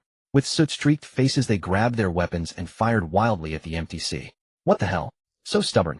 Lin Feng had been planning to toy with them for a while, but now the pirates had gone berserk, shooting in every direction. His raft was invisible, but at this rate it would eventually be marked. Had time for some heavy stuff. Pinching his nose and enduring the stench, Lin Feng couldn't bring himself to put on a gas mask. He loaded the rotting boot into the catapult's big iron spoon and launched it. Bang! The rotting boot had been stored in his backpack, untouched by the invisibility coating. The pirates stared in shock as a boot flew through the air. What the hell? What's that? Damn, it stinks. As the boot landed on a raft, 2 or 3 pirates were immediately overwhelmed by the foul odor, their heads spinning. Li Gan was dumbfounded. He watched his men stagger, vomit, and leap into the sea without hesitation. But as he puzzled over this, another bang echoed. He looked up to see an iron basket flying through the air. Suddenly he recognized the object. The lazy sailor's dirty laundry basket. He had seen it in the apocalypse shop. It emitted an unbearable stench, but it was extremely expensive, far beyond the reach of ordinary players. Lin Feng. It must be him. Li Gan realized that the only one who could afford the laundry basket was likely Lin Feng. Bang! Startled, Li Gan felt a sharp pain in his head as the laundry basket clamped down over him. He was instantly knocked flat by the indescribable stench. Lin Feng. You're disgusting. Li Gan struggled to pull a mask from his backpack. Disposable mask. Description: reduces poison gas damage by 50, duration 10 minutes. Putting on the mask, Li Gan felt his mind clear slightly. He tossed the iron basket aside, but looking around, all his men had been knocked out. One by one they crawled into the sea, swimming desperately into the distance. Li Gan was furious. Cursing, he aimed at the sea and fired wildly. Lin Feng. If you've got the guts, come out. He'll kill you. Whiz, whiz, whiz. Spear after spear shot into the sea, hitting nothing. He loaded another and continued his barrage, grinding his teeth in rage. But at some point the opposite raft fell silent. He couldn't locate Lin Feng's position at all. Suddenly he heard a strange voice. Li Gan, I'm here. Li Gan spun around, but there was nothing before him but the calm sea. Bang! Suddenly a loud crash came from a dozen meters away. Damn! Before Li Gan could dodge, a transparent stone slammed into his chest. He and the stone tumbled with a splash into the sea. Lin Feng smiled faintly, put on his gas mask, and jumped onto the now empty raft. He collected the biological weapon from the deck. Dead, I hope. The next moment a system announcement appeared. Announcement: player Lin Feng has killed Li Gan, completing the bounty mission within 7 days. The investment materials are split with the bounty initiator player Qin Qin. All investors receive a 5x return on their investment. Lin Feng was forcibly pulled into the chat channel. Wow, the big shot is awesome. My 2 pieces of wood turned into 10. I regret not investing more. Mechanical module X5, thanks to Big Shot Lin Feng. I was just a bit too slow back then, so envious of you guys. No more words needed, the big shot is mighty. Lin Feng was a bit dazed reading the messages. Why hadn't my rewards been distributed? He closed the chat channel and checked immediately, spotting a notification. Obtain bounty investment reward Ghost Shard X150. Nice. Fuel for days. Obtain bounty kill reward Wood X105, Grass Bundle X165, Glass Shard X45, Metal Sheet X15, Plastic Sheet X14, Magic Energy Crystal X4, Magnet X2, Mechanical Module X5, Ghost Shard X15. Perfect. From now on, whoever gets put on a bounty, he'll take them out. In less than 3 days, Lin Feng had amassed a huge pile of supplies. And there were still 6 rafts worth of loot to scavenge. Lin Feng was about to happily check what treasures Li Gan's raft held. Suddenly he received a private message. Received gift stone X5. Lin Feng opened it to find it was from Qin Qin, the one who had been hunted. Qin Qin, thank you so much. I was almost caught by Li Gan. You appeared just in time and saved my life. Lin Feng, no big deal. I just came for the bounty reward. Lin Feng replied, secretly thinking, what good is just saying thanks? How about something real? He was pouting inwardly when he saw a trade request from her. Gold coin X5, trade with X1. Chin, I don't have any supplies you'd care about. These 5 gold coins are my thanks. A girl like her saving up 5 gold coins isn't easy. Lin Feng sighed, then completed the trade without hesitation. Trade successful, obtained gold coin X5. But hey, free gold is free gold. Closing the private chat, Lin Feng cheerfully walked into the stone house on Li Gan's raft. On the other side, Chin stared at the trade result in shock. My gold coins. He actually took them. Lin Feng, you're not playing by the rules. Aren't you supposed to decline first? After the battle concluded, Lin Feng cheerfully prepared to collect the supplies from the enemy's raft. However, his gaze was instantly drawn to the javelin thrower on Li Gan's raft. He approached to examine it. The javelin thrower could launch javelins rapidly with a range of up to 100 meters and a fast firing rate. However, its parts were severely worn. Each launch increased its damage by 1%, requiring frequent repairs. This thing has long range and considerable power, but it needs constant maintenance. Lin Feng checked the damage level. The javelin thrower was at 95% damage. In such a short time, Li Gan actually fired 95 javelins. Staring at the nearly broken machine, he attempted repairs and found that only a few mechanical modules were needed to fix it. However, Lin Feng chose not to repair it. This item was good, but as a building object it could only be dismantled. He couldn't move it onto his own raft. Wait, can I join the 2 rafts together? That way I won't have to take it apart. With this thought, Lin Feng immediately began dismantling the excess items on Li Gan's raft. 3 hours later, he had stripped the raft down to only the stone house and the javelin thrower. Next, he returned to his own raft, activated the thruster, and brought the front of his raft close to the back of Li Gan's. He then crafted deck planks to fill the gap between them. As the materials in his hands vanished, the 2 rafts were truly connected. Excellent. Lin Feng quickly sealed all the gaps between the rafts. In less than 5 minutes, his raft's area had expanded by a third, and he now possessed 2 stone houses.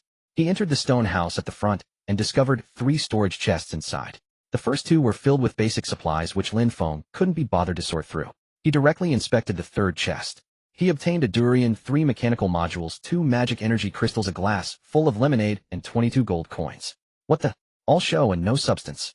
I thought he had some good stuff. This is all his wealth. Lin Feng shook his head. Only the 22 gold coins brought him some comfort. As for the rest, let's take a look. The glass full of lemonade was created by some bored mage, forever filled with lemonade. Once you drank it, it would immediately refill. It could quench thirst and tasted good, but had no other use. Although it could only be used to quench thirst, it was inexhaustible. With this, he would never have to worry about being thirsty again. Lin Feng picked it up and took a sip. The sweet and sour taste was very refreshing. Can I pour it out and sell it?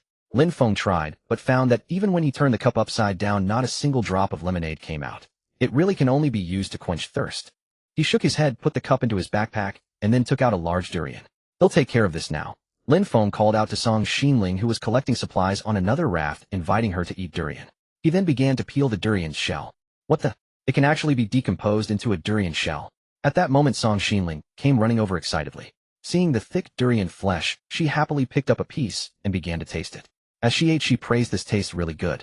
While eating, Lin Feng opened the crafting workshop. As expected, after acquiring the durian shell, the workshop unlocked a new crafting blueprint. Spiked durian shell mine requires 1 durian shell and 1 gunpowder. It can be buried in the soil to kill enemies who step on it, causing area explosive damage. What the? This is great. But the problem is, see, where can I bury a mine? Just as he was feeling frustrated, he suddenly heard Song Xinling say, look over there, it seems like there's an island. Lin Feng looked in the direction the girl was pointing, and indeed saw a faint black dot. To Lin Feng, an island meant supplies. He forgot about the durian, grabbed his binoculars, and looked over. Huh. In his field of vision, Lin Feng saw some creatures moving on the island, seemingly animals like cattle and sheep. This is it. As long as I set foot on that island, I can feast on steak and lamb skewers. Thinking this, Lin Feng stuffed the remaining durian flesh into his mouth. You keep eating, I need to tie all the other pirate rafts together and drive our raft to the island. Just as he was about to get busy, he remembered the glass full of lemonade. He took it out, took a sip, and handed it to Song Xinling. Try this, it tastes great. The girl took the cup, curiously took a sip, and found it delicious.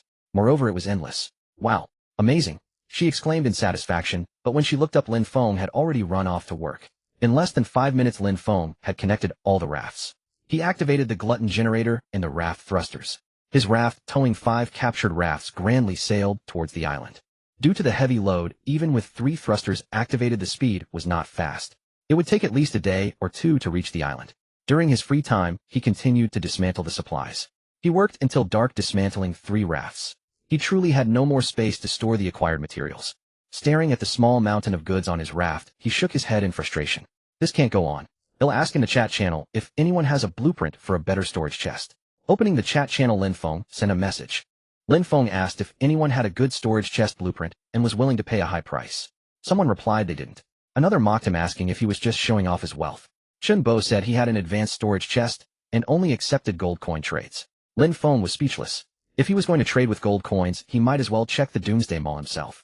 Still, he decided to see what the blueprint and price were. He asked Chun Bo what kind of chest it was, its capacity, and the price.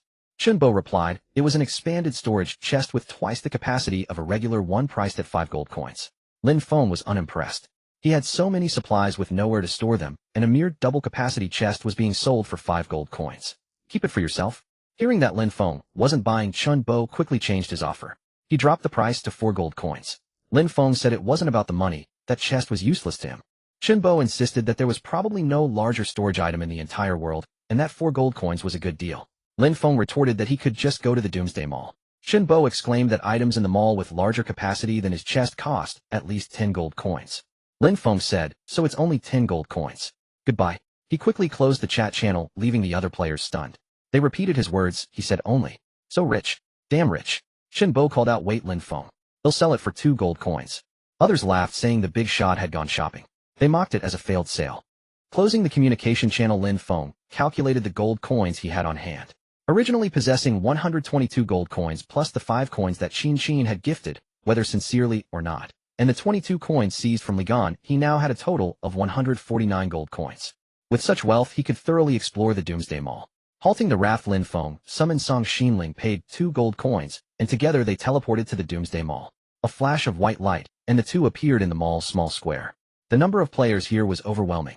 Last time Lin Feng visited, he only had to queue at the buffet. Now, even the main entrance of the Doomsday Mall had a long, winding line. Players crowded at the entrance were clamoring at the NPC butler to let them in, but the NPC looked disdainful, staring blankly at the sky, as if deaf. Yet as he turned his head, he suddenly spotted Lin Feng and immediately greeted him with a beaming smile. Mr. Lin Feng, you've arrived. Oh, it's no. 008.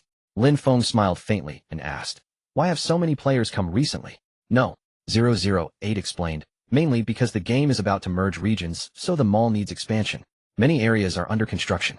Lin Feng keenly seized on the keyword region merge. You mean this game has different partitions? No. 008 nodded. Please follow me. There's a dedicated passage for high-level VIPs. The waiting crowd was already puzzled to see the NPC chatting amiably with Lin Feng. To their astonishment, they didn't need to queue and entered through a side door. Why don't they have to wait? Exactly. We've been waiting forever. A butler NPC glared at them and said disdainfully, if you don't want to queue, then leave. Oh, come on. What's your attitude?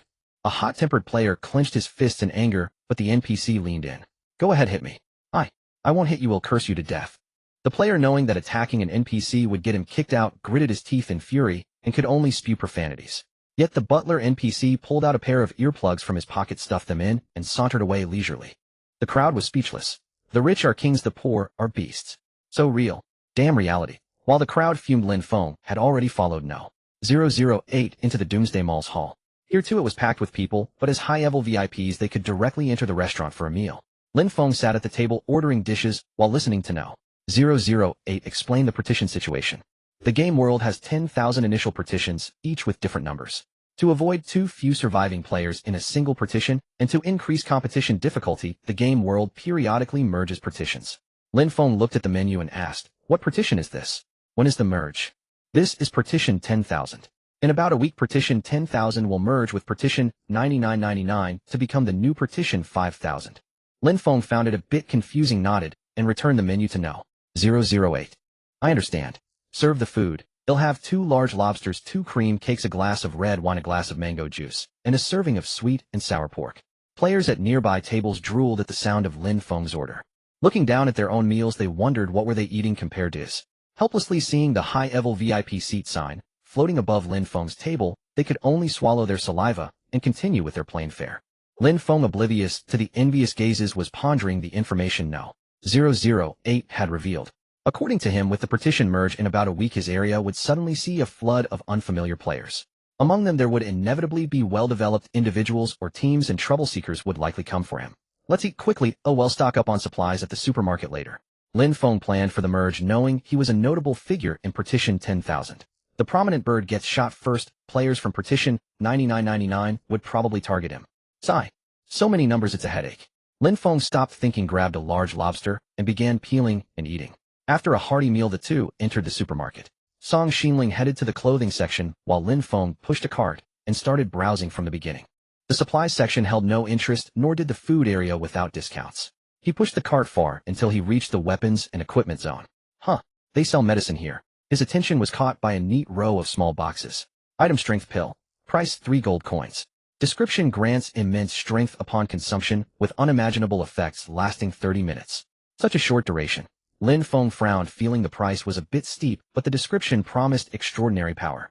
He recalled a weapon he had yet to use, the extremely cumbersome heavy spear. If he used the strength pill. Lin Feng nodded, decisively grabbed a strength pill, and tossed it into his cart. After all, he wasn't short on cash. Buying it to test its effects was worthwhile. Continuing down the shelves, his attention was drawn to a set of protective gear. Item: ultra fiber protective helmet. Price 5 gold coins. Description: high defense. Ordinary cold weapons cannot inflict any damage. Item: ultra fiber protective top. Price 10 gold coins. Description: high defense. Ordinary cold weapons cannot inflict any damage. Next to these were the ultra fiber protective pants and ultra fiber protective boots, both priced at 5 gold coins with identical descriptions. This protective suit set, though expensive, was highly practical melee defense gear. Lin Feng wasn't worried about ranged attackers thanks to his catapult and spear thrower. Ordinary foes couldn't match him. But close combat was different. With the future enemy's strength, idiot no. Two would struggle, and he only had spike plate armor and a regular spear. If he combined this protective suit with the strength pill and the heavy spear, he'd likely be invincible in melee. Lin Feng nodded and tossed all 4 packaging boxes into his cart. Next, he pushed the cart to the schematic section. Whoa, a space compression safe. Does this thing prevent theft? Item: space compression safe. Price 18 gold coins. Description: boasts 500 storage units equipped with a 4-digit password lock, fireproof, theft-proof, and compact in size. Lin Feng nodded, satisfied with the safe's comprehensive features and its capacity, though he found the password setting function somewhat superfluous. What use is a password on the vast ocean with no thieves around? Despite his mild bewilderment, he unhesitatingly tossed the safe into his shopping cart. Lin Feng continued browsing for a while, eventually arriving at the clearance section. After a careful inspection, his gaze settled on a discounted schematic diagram. Item: gunpowder manufacturing schematic. Price 5 gold coins.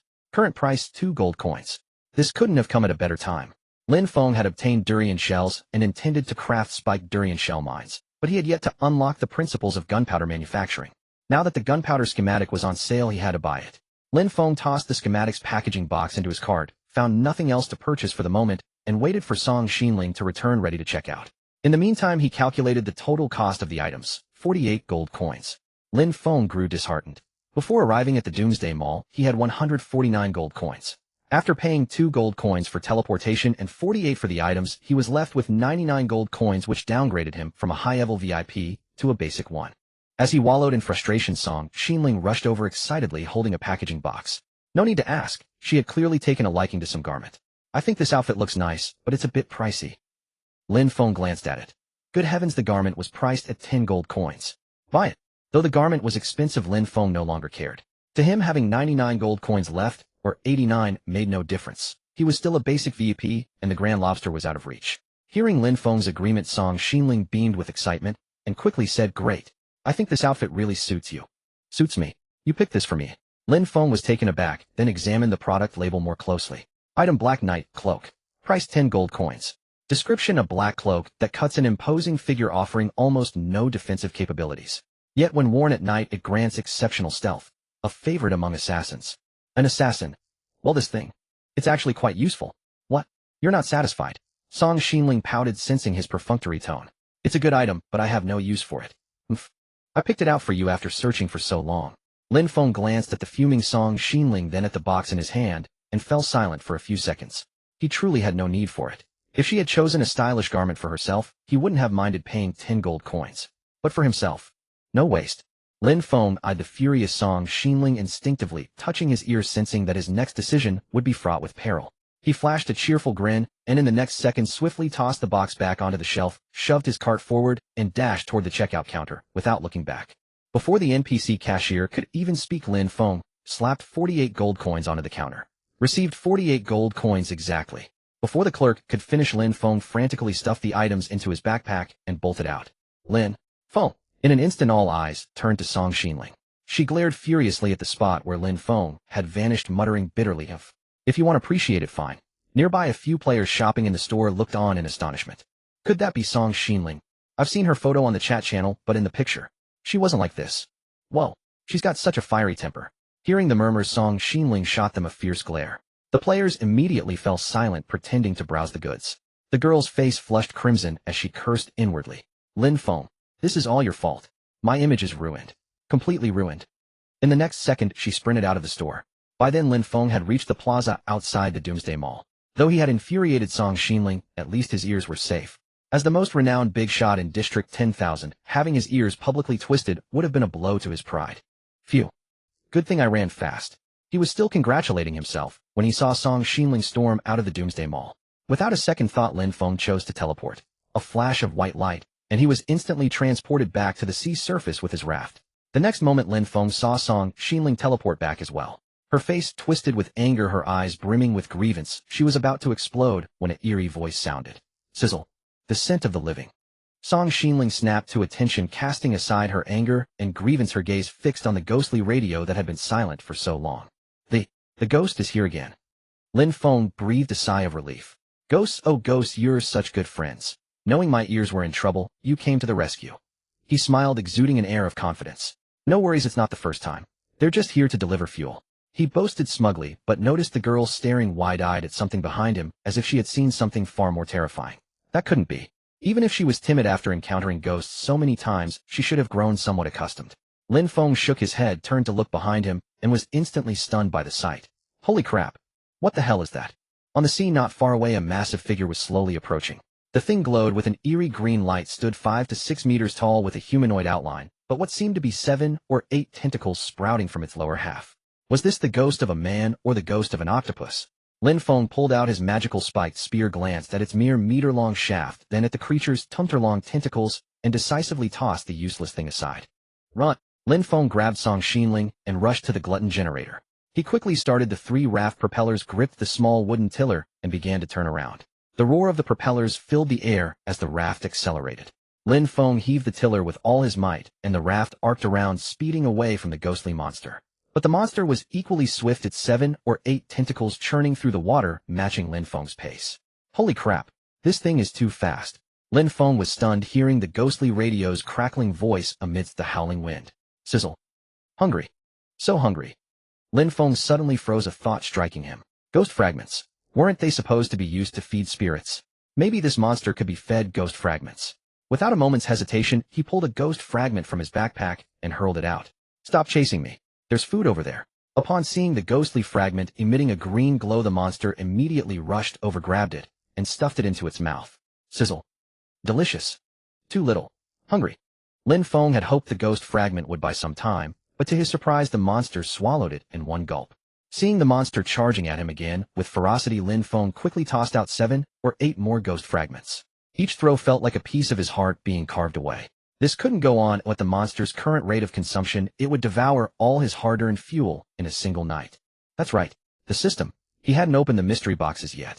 Lin Feng, no longer caring whether Song Xinling might see, hastily opened the mystery box system. Instantly a prompt appeared. Yesterday's mystery box unclaimed. Player must claim it within 24 hours. Hurry, claim it immediately. Lin Feng issued the command anxiously. Then 2 prompts popped up in succession. Daily mystery box, draw successful. 57, obtained frenzied instrument mystery box X1. Daily mystery box, draw successful. 67, obtained planting grand pack mystery box X1. What the heck? None of this is useful.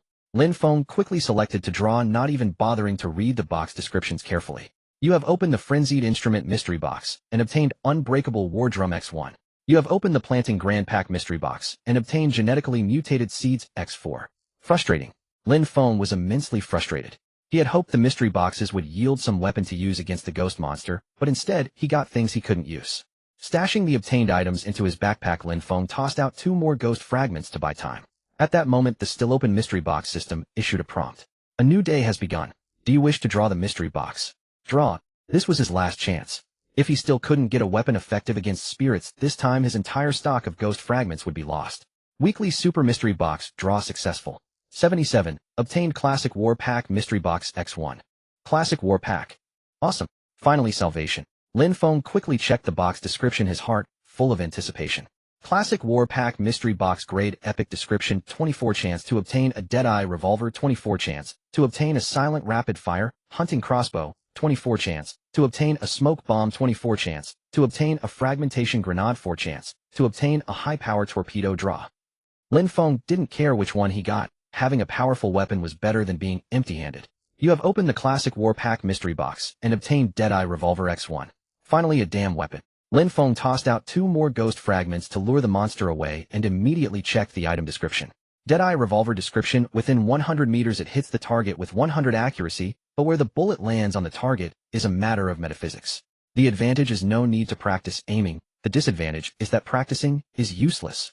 Faced with such a description, Lin Feng was beyond speechless. He directly aimed the revolver at the ghost monster and pulled the trigger. Click. The firing pin made a crisp sound, but nothing came out. It doesn't even have bullets. Lin Feng was dumbfounded. What good was a gun without bullets? Wait, silver bullets. He suddenly remembered the silver bullets he had seized earlier. They were highly effective against spiritual entities. Lin Feng quickly took out the silver bullets and fumbled to load them into the cylinder. By this time the ghost monster had charged to within less than 20 meters of the raft. Delicious living humans. You can't escape. Go to hell. Lin Feng suddenly pulled the trigger, not even bothering to aim. Bang! A loud report echoed as gunpowder smoke burst forth. The silver bullet left the chamber instantly and struck the ghost monster's massive body with a thunderous impact. In an instant, a silver light flared.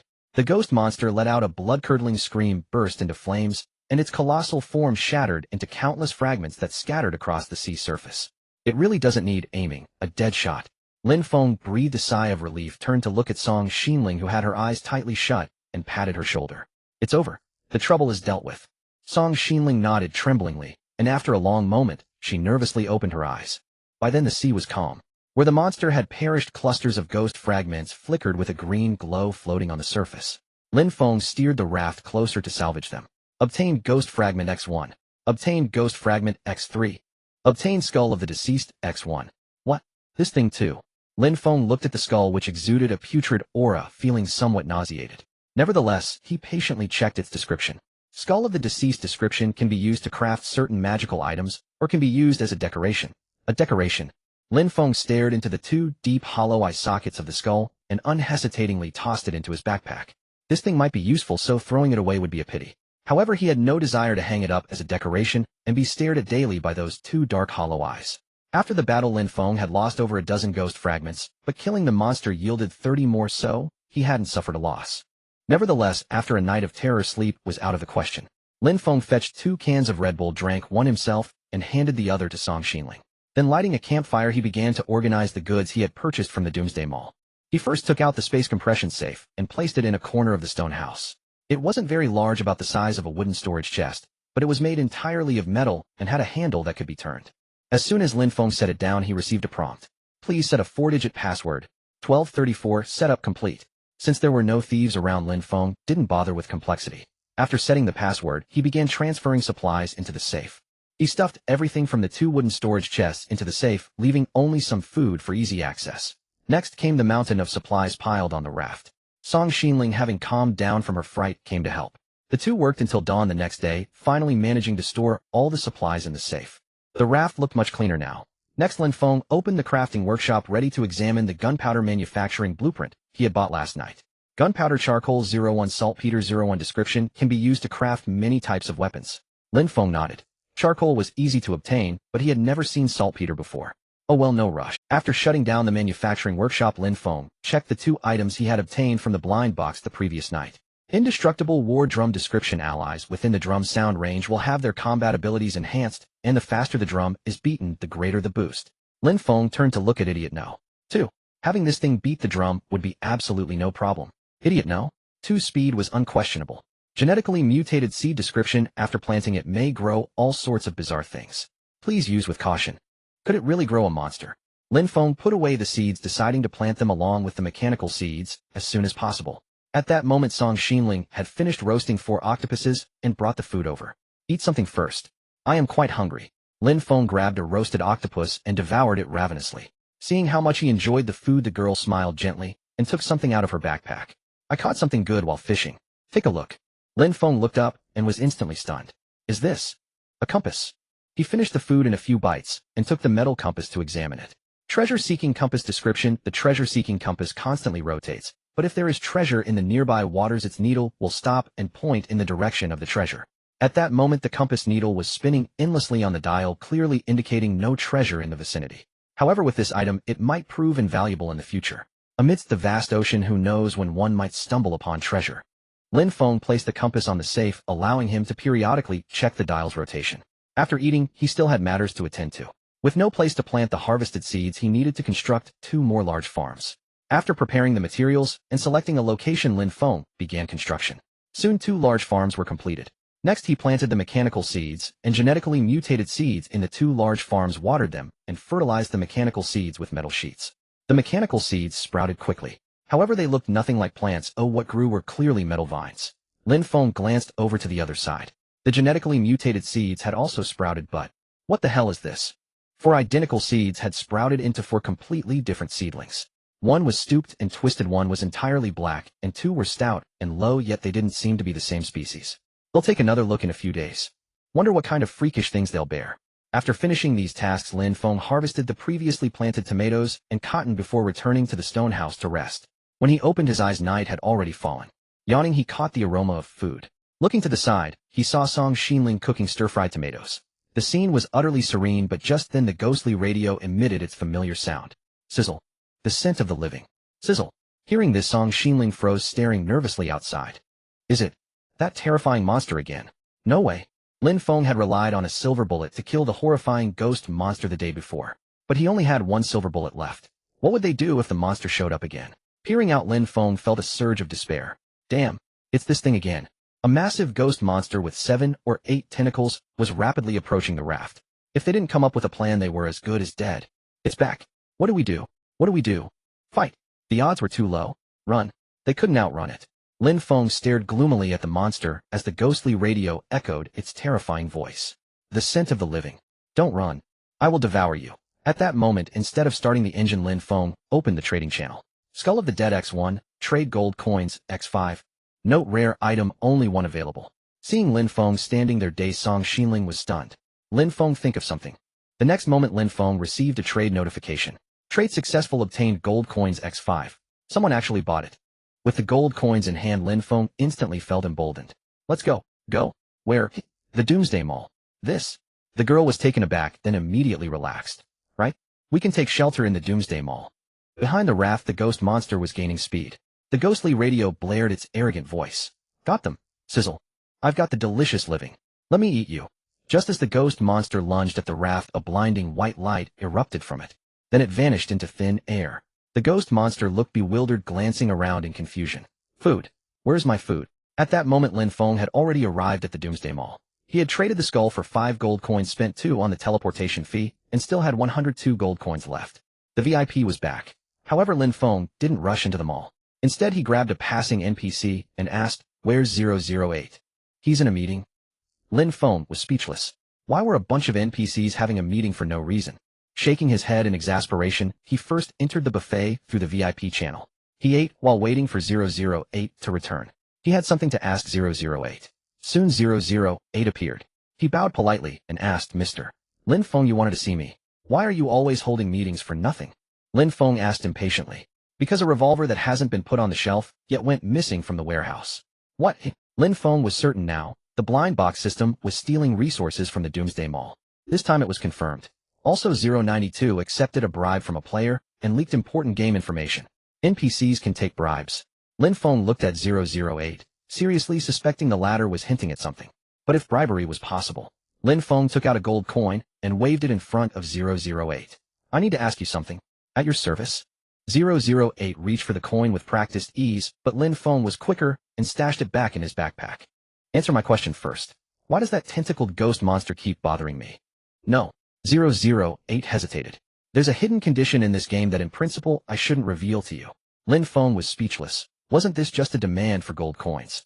"Tell me first, and I'll give you 1 gold coin after you do." Hearing this no, 008 perked up. At the current stage, ghost monsters will only attack the player in zone 10,000 who possesses the most ghost fragments. So as long as I keep having the most ghost fragments, I'll encounter that ghost monster every night. No. 008 nodded. Theoretically, yes. Then what are ghost monsters afraid of? No. 008 hesitated. Could you add another gold coin? Lin Feng was exasperated.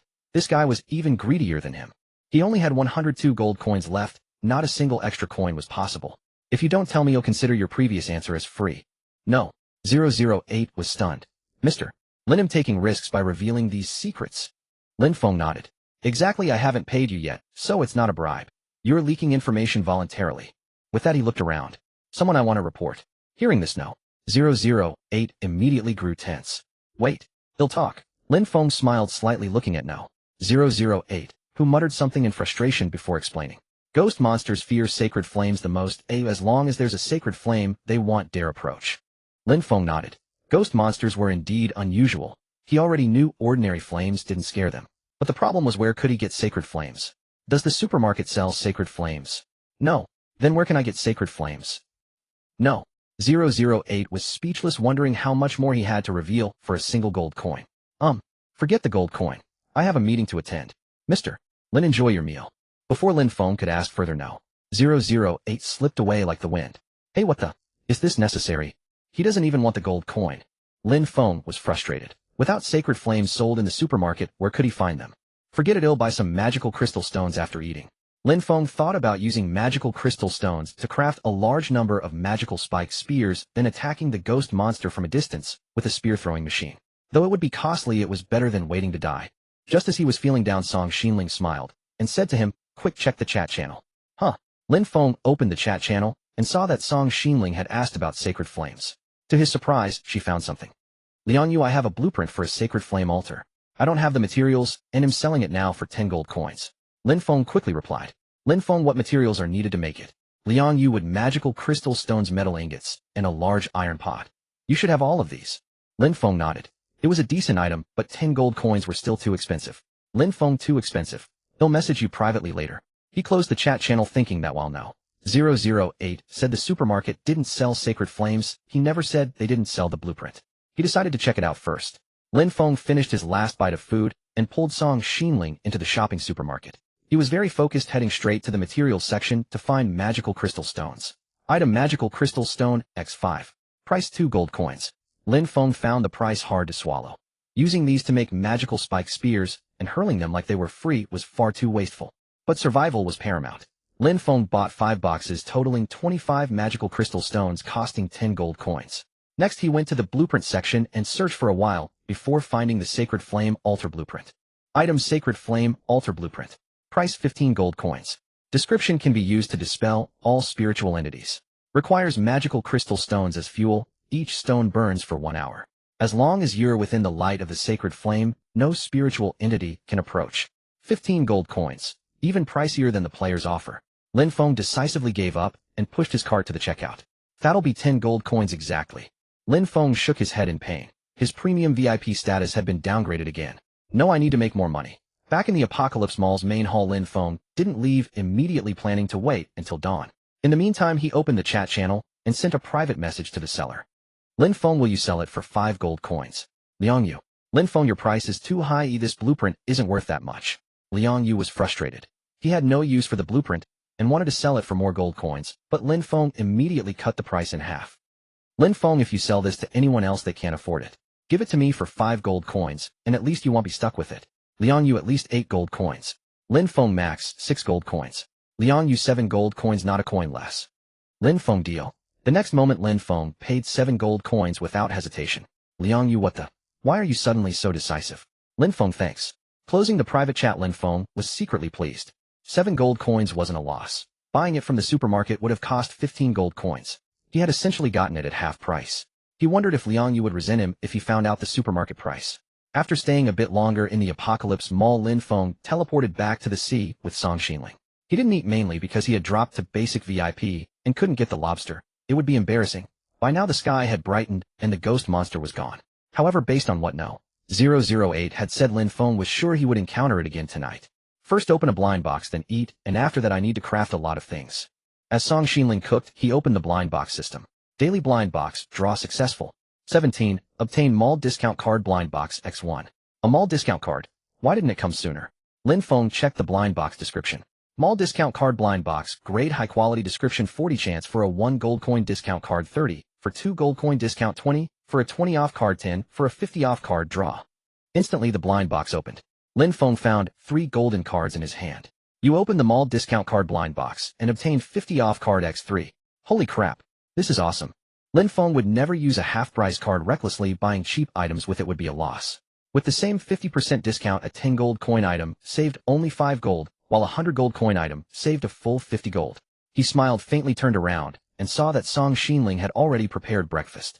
After wolfing down the meal, Lin Feng opened the crafting workshop ready to build the Sacred Flame Altar. Sacred Flame Altar magic energy crystals, 55 large iron pot, 11 metal ingots, 22 wood, 88, all materials were complete. Lin Feng went behind the stone house, found an empty spot, and chose to craft. 10 minutes later, a Sacred Flame Altar with a wooden base was constructed. Above the altar sat an empty large iron pot, though it seemed to have transformed into a giant brazier. Lin Feng didn't add fuel. Each magic energy crystal only burned for an hour, so he couldn't afford to waste any. After building the altar, he crafted 10 magical barbed spears for the spear thrower. Originally, using the spear thrower might have allowed him to kill the ghost monster, but its speed was too great, and without a safety measure the risk was too high. Now with the Sacred Flame Altar, Lin Feng was confident he could slay the monster. After finishing everything, he opened the chat channel, taking a rare moment to browse players' conversations. The weather's getting colder. I wish I could live in the Doomsday Mall forever. I don't have any money. I have cotton, but I can't make a sewing machine. What do I do? Yeah, without clothes to keep warm, campfires are useless now, and the mall's clothes are so expensive. Lin Feng read the messages and remembered it was time to collect cotton. With his sewing machine now was the perfect chance to make a fortune. Thinking this, Lin Feng was about to post a cotton buying message. But just then another player beat him to it. Zhao Yi buying cotton, 5 basic materials for 1 cotton. Sell me your cotton, and I'll make clothes for you. What? My line got stolen. The scene was oddly familiar, as if that bastard Zhou Hai were still alive. Meanwhile, players on the chat channel clamored for higher prices. Cotton wasn't this cheap before. Zhao Yi, you're such a ripoff. Yeah. Zhao Yi, how much cotton was there among all players back then? Now it's scarce. Supply and demand. I'm paying this price. Lin Feng chuckled. Zhao Yi had taken all the heat. Lin Feng just needed to offer a slightly better price. Lin Feng copied Zhao Yi's message and adjusted the basic materials from 5 to 6. Lin Feng buying cotton, 6 basic materials for 1 cotton. Sell me your cotton, and I'll make clothes for you. Zhao Yi, you're copying me. Lin Feng, thanks. Zhao Yi, there's so much cotton now. Raising prices disrupts the market. Lin Feng, are you from the Market Regulation Bureau? This is my price. Zhao Yi, fine. Go ahead. I doubt you can buy up all the cotton. Lin Feng smiled, ignoring him, and casually posted over 100 trade offers on the trading channel. He had plenty of materials. He wasn't worried about running out of funds for cotton. As soon as the trades went up, Lin Feng received a flood of notifications. Trade successful, cotton X1. Trade successful, cotton X1. Unhurried, he crafted another sewing machine, planning to make clothes with Song Xinling once the cotton came in, selling them in bulk for a huge profit. Just as he finished crafting the sewing machine, Song Xinling excitedly called out, Lin Feng, I fished up a clothing blueprint. Oh, talk about getting what you want. Lin Feng quickly took the blueprint and used it at the sewing machine. Unisex thin cotton coat fabric, 55 cotton thread, 44 cotton 66. Description, a somewhat thick cotton coat, breathable and warm. Perfect. Lin Feng smiled and called Song Xinling to craft the coats together. In over 10 minutes, each had crafted a thin cotton coat. It was white, somewhat thick and quite warm, but it consumed a huge amount of cotton, 15 units per coat. Just buying that cotton cost 80 basic materials. Pricing was a challenge. Lin Feng thought it over and decided to trade with players using gold coins. In the Doomsday Mall, a warm piece of clothing cost at least 3 to 5 gold coins, so he set his price at 2 gold. He clearly remembered that in the Doomsday Mall 200 basic materials sold for just 1 gold coin. So selling a coat for 2 gold would get him at least 400 basic materials. Deducting the cost of 80 head net 320 basic materials. What a profit! Lin Feng quickly opened the trading channel and posted his offers. Unisex thin cotton coat X1, trade gold X2. Unisex thin cotton coat X1, trade gold X2. No sooner had he posted than he saw other thin cotton coat trades. Unisex thin cotton coat X1, trade wood X120. Unisex thin cotton coat X1, trade grass X120. These trades were snapped up immediately, but his own remained untouched. No rush. I can wait. Now that players were selling cotton to him, Zhao Yi had no source unless he raised his buying price. Zhao Yi probably thought Lin Feng would stop buying after a while, but Lin Feng planned to buy up all the cotton from players. As long as he kept trading gold coins for basic materials at the Doomsday Mall, he could buy cotton endlessly. Once Zhao Yi's cotton supply dried up, only Lin Feng's clothes would remain on the trading channel. Sure enough, after the previous thin cotton coat trades, no new ones appeared for a while. Meanwhile, players began complaining on the chat channel. Why have thin cotton coats gone up? They used to cost 120 basic materials. Now suddenly they're 2 gold. I don't know, too expensive. I have a few gold coins, but this is such a ripoff, I can't bear to spend them. Zhao Yi see. Both trades were posted by Lin Feng. He makes the clothes, you can't afford them. Better sell your cotton to me, my clothes are cheaper. If you'll jack up the price too. Let's just make sure we don't lose too much on cotton. Reading the messages, Lin Feng smiled. If Zhao Yi didn't raise prices, all the cotton would flow to Lin Feng. If he did, Lin Feng would match him since the profit margin was huge. Still, Lin Feng guessed Zhao Yi would choose to wait, betting that Lin Feng didn't have the appetite for it. Lin Feng frantically acquired cotton, listing it for trade, while busily crafting garments. Each batch of cotton was transformed into thin cotton padded jackets, which he promptly listed on the trading channel at a price of 2 gold coins each. Initially no one purchased, but after a while a buyer finally showed interest. Lin Feng received a trade notification. Trade successful, obtained gold coins x2. Then successive trade alerts popped up. 2 gold coins, 2 gold coins, 2 gold coins. 5 trades completed in no time. 10 gold coins effortlessly earned. Lin Feng smiled faintly and promptly instructed Song Xinling to use the gold coins to restock at the Doomsday Mall. Seeing how much he had earned, the girl eagerly transported there with the coins. Before long, she returned with 10 crates of basic supplies.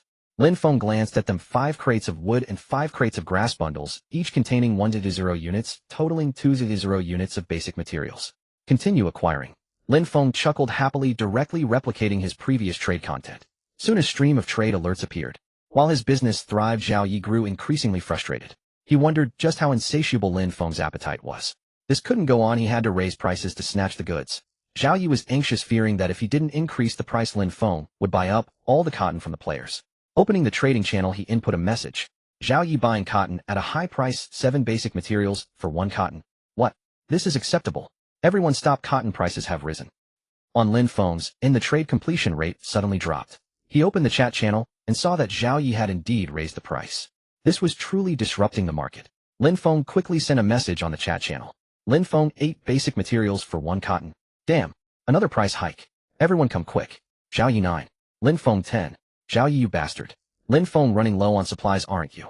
Lin Feng speculated that Zhao Yi was likely a lone wolf with limited materials on hand. As prices rose, his supplies would dwindle. Moreover, this guy probably had few gold coins, otherwise he would have employed the same tactic.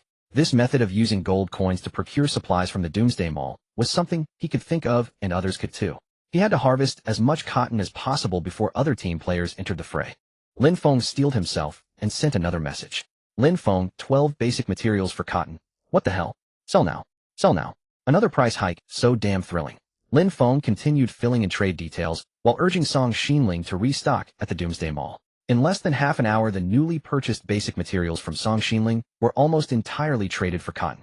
At this point, the trade speed plummeted and even stagnated. Opening the chat channel, Lin Feng saw that team players had indeed entered the scene. Chu Jinxiong buying cotton, 13 basic materials. What? Another price hike. Zhang Chun, 13 basic materials. Hu Qing, I offer 14 basic materials, guaranteed highest price by the Skeleton Monster Pirate Group. Chu Jinxiong, what business do you, a pirate leader, have here? Zhang Chun, 14 basic materials. Chu Jinxiong, damn. Everyone's raising prices. Chu Jinxiong, I'll also do 14. Hu Qing, you bastards. He'll do 15. It's heating up. It's heating up. I miscalculated, I sold too early. Will prices rise further? Watching the chat channel, Lin Feng smiled. With the major teams joining, he no longer needed to struggle. He had harvested enough cotton, and as the price war continued, profit margins would shrink. While other teams were busy bidding for cotton, he would focus on crafting and selling thin cotton padded jackets.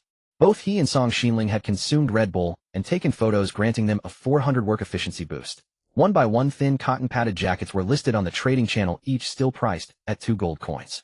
Trade successful, obtained gold coins x2. Trade successful, obtained gold coins x2. Lin Feng watched as gold coins fell into his pocket, feeling immensely satisfied. Opening the chat channel, he saw that the price of cotton had been driven up to 20 basic materials for 1 cotton. The profit margin was now quite slim, and with too many major teams entering the fray, cotton supply was insufficient. However, it wasn't that all the players' cotton had been bought up. Rather, most players held on to their cotton, leaving little circulating in the market for these teams to divide. It was like a large watermelon. Lin Feng had taken a big bite first. Though the remainder was still substantial, it had to be shared among dozens of people, leaving each unsatisfied, barely scraping a spoonful. While others fought tooth and nail, Lin Feng was already cashing in with his thin cotton padded jackets. A few hours later, Lin Feng had sold 70 thin cotton padded jackets, earning 140 gold coins. After deducting the 22 gold coins spent on 2 trips to the Doomsday Mall for purchases and transportation, he netted 118 gold coins. Adding his remaining coins, he now had a total of 203 gold coins. A massive haul. Lin Feng smiled contentedly and said to Song Xinling, "Tomorrow morning, I'll take you shopping. Buy whatever you want." "Really? Of course. I'm now a man with over 200 gold coins." Lin Feng grinned smugly and was about to urge the girl to prepare dinner when he suddenly heard a series of sounds from the ghost radio. Sizzle. "Found it. Found it. He's dangerous." Sizzle.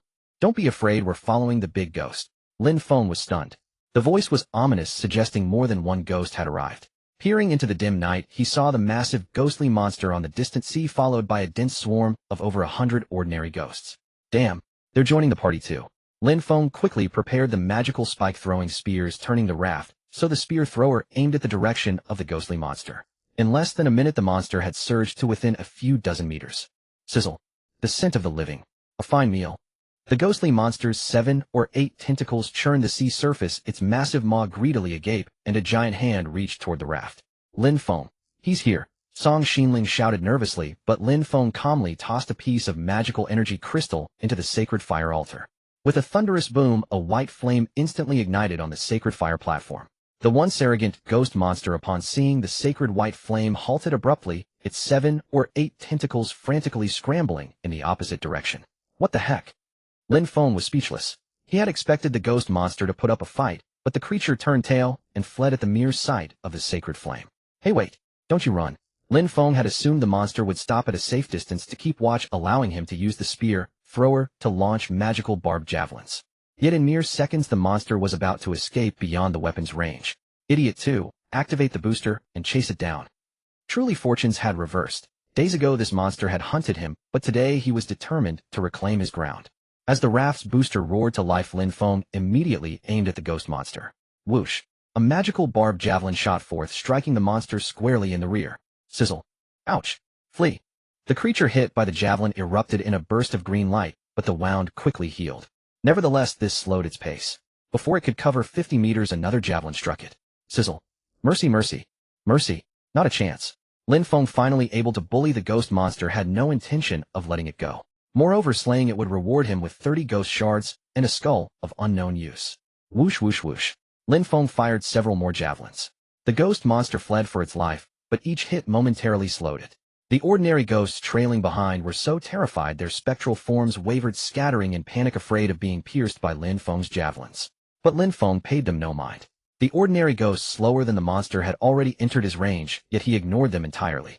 However, they were not spared from their doom. Sizzle! Sacred! Sacred fire! Oh no! I'm going to be burned alive. Who said we could kill Lin Feng today? I'm burning. So hot. Before Lin Feng's raft could catch the ghost monster, it had already overtaken the ordinary ghosts. Lin Feng hadn't intended to deal with them, but to his surprise, as soon as the raft caught up, white flames erupted on their bodies. What the heck? The sacred fire has this ability. That's incredibly convenient. Lin Feng no longer needed to plan how to hunt down the ordinary ghosts. As soon as they approached the sacred fire's range, they were scorched to death, turning into ghost shards. From the ghost radio came a series of miserable wails, sending chills down one's spine. Lin Feng scratched his goosebumps in discomfort. Die if you must, stop your screaming. Whoosh, whoosh, whoosh. He yanked the spear thrower's lever, unleashing 3 more javelins. The ghost monster turned its head in panic, trying to dodge, but the javelins had already embedded themselves in its back. Boom. In an instant, the ghost monster's body exploded into a pile of shimmering green ghost shards. That's it. Dead. Lin Feng was deeply frustrated. He hadn't yet vented the hatred had harbored since being hunted by this monster days ago. Turning around, he noticed a few ghosts had managed to evade the raft's sacred fire and escape into the distance. Idiot 2, chase those ghosts. I need to take out my anger on them. Idiot 2 changed course, and the raft surged through the waves, pursuing the fleeing ghosts. Lin Feng abandoned the spear thrower, grabbing a magical barbed javelin and standing at the raft's bow ready to impale the ghosts. But he miscalculated. The raft sped along, catching up to the ghosts in less than 2 minutes. Yet just as he swung the javelin to stab their rears, the ghosts were incinerated by the sacred fire's radiance. Lin Feng's javelin thrust forward into empty air. Fine. Not even a chance to vent. Disappointed, he stowed the javelin and began collecting the green glowing ghost shards scattered on the sea. Meanwhile, Song Xinling stared blankly. Though she had experienced such thrilling scenes many times, each one was heart-stopping. Being hunted by ghosts was terrifying, but hunting them was even more so, especially when their agonized screams echoed from the ghost radio. That feeling. Song Xinling never wanted to experience it again. While she calmed her nerves, Lin Feng piloted the raft to gather vast amounts of supplies. This haul netted him at least over 100 ghost shards and a deceased person's skull. He unceremoniously tossed the skull into his backpack, unwilling to look at such a ghastly object again. After securing the supplies, Lin Feng dragged Song Xinling back to sleep. The girl had no desire to rest, but Lin Feng, utterly exhausted, fell asleep within minutes of lying down, snoring loudly.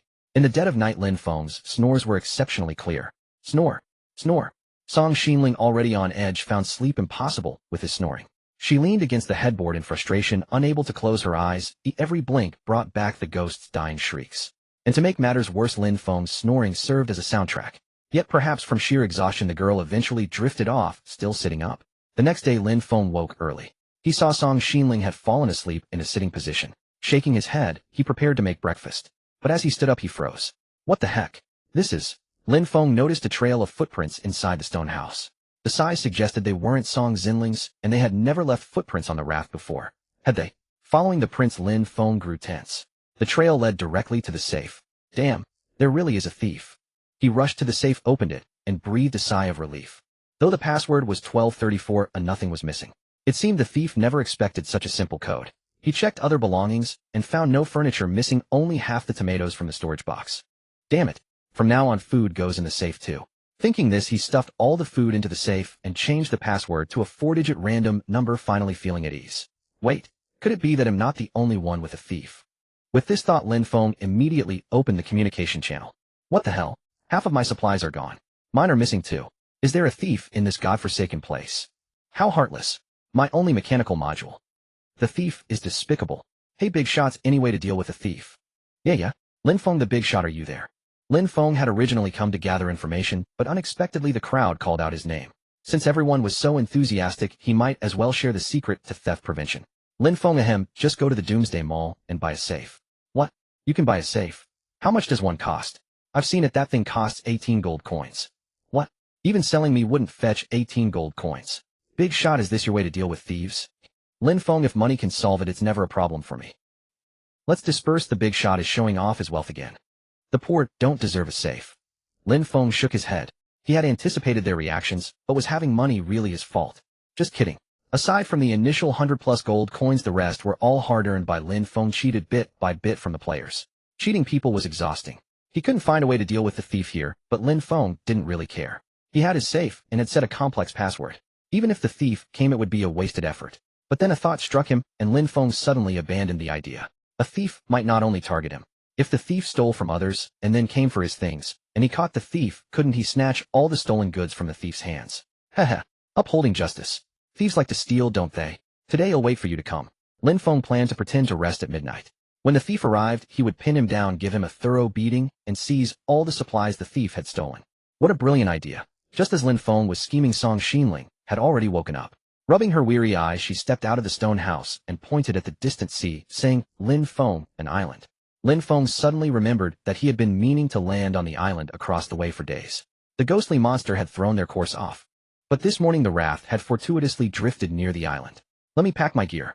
Leave breakfast to you. Lin Feng picked up his telescope and clearly saw the island scenery. The island wasn't large, but its resources were quite abundant. In the grassy fields there were several yellow oxen and goats. If he harvested them, Lin Feng would have meat to eat. He prepared his weapons and gear, planning to take down the prey with a spear. After packing up and eating, Lin Feng docked the raft at the shore. As he approached, the yellow oxen and goats on the coast actually drew near. Shouldn't they be avoiding me? Lin Feng was puzzled. Clutching his spear, he attempted to land. But as soon as he stepped onto the shallows, the oxen and goats charged at him. Bang! Before Lin Feng could react, he was knocked into the sea. Looking down, good grief, his concrete spiked plate armor had cracked. Concrete spiked plate armor damage 50. What the hell? 2 oxen took this thing down to half health. Lin Feng looked up in shock. The 2 oxen that had rammed him were completely fine, standing on the shore mooing proudly. Their eyes were clearly mocking him. Lin Feng couldn't explain how he read mockery in a cow's eyes, but he was thoroughly frustrated. He'll just blast you all to hell. He returned to the raft, went straight to the catapult-loaded stones, and hurled them at the cattle and goats. Bang! Bang! Bang! Lin Feng launched 3 stones in a row, but none hit their mark. These animals were incredibly agile, unnaturally so. Lin Feng suspected the game was deliberately increasing the hunting difficulty. This is insane. I can't hit them at all. Lin Feng figured that even sending idiot no 2 wouldn't handle these nimble beasts. But he couldn't just give up on the island's resources. Frustrating. Lin Feng tried the catapult a few more times, still unable to land a hit. After a while, the oxen and goats, looking bored, wandered off. Lin Feng was speechless.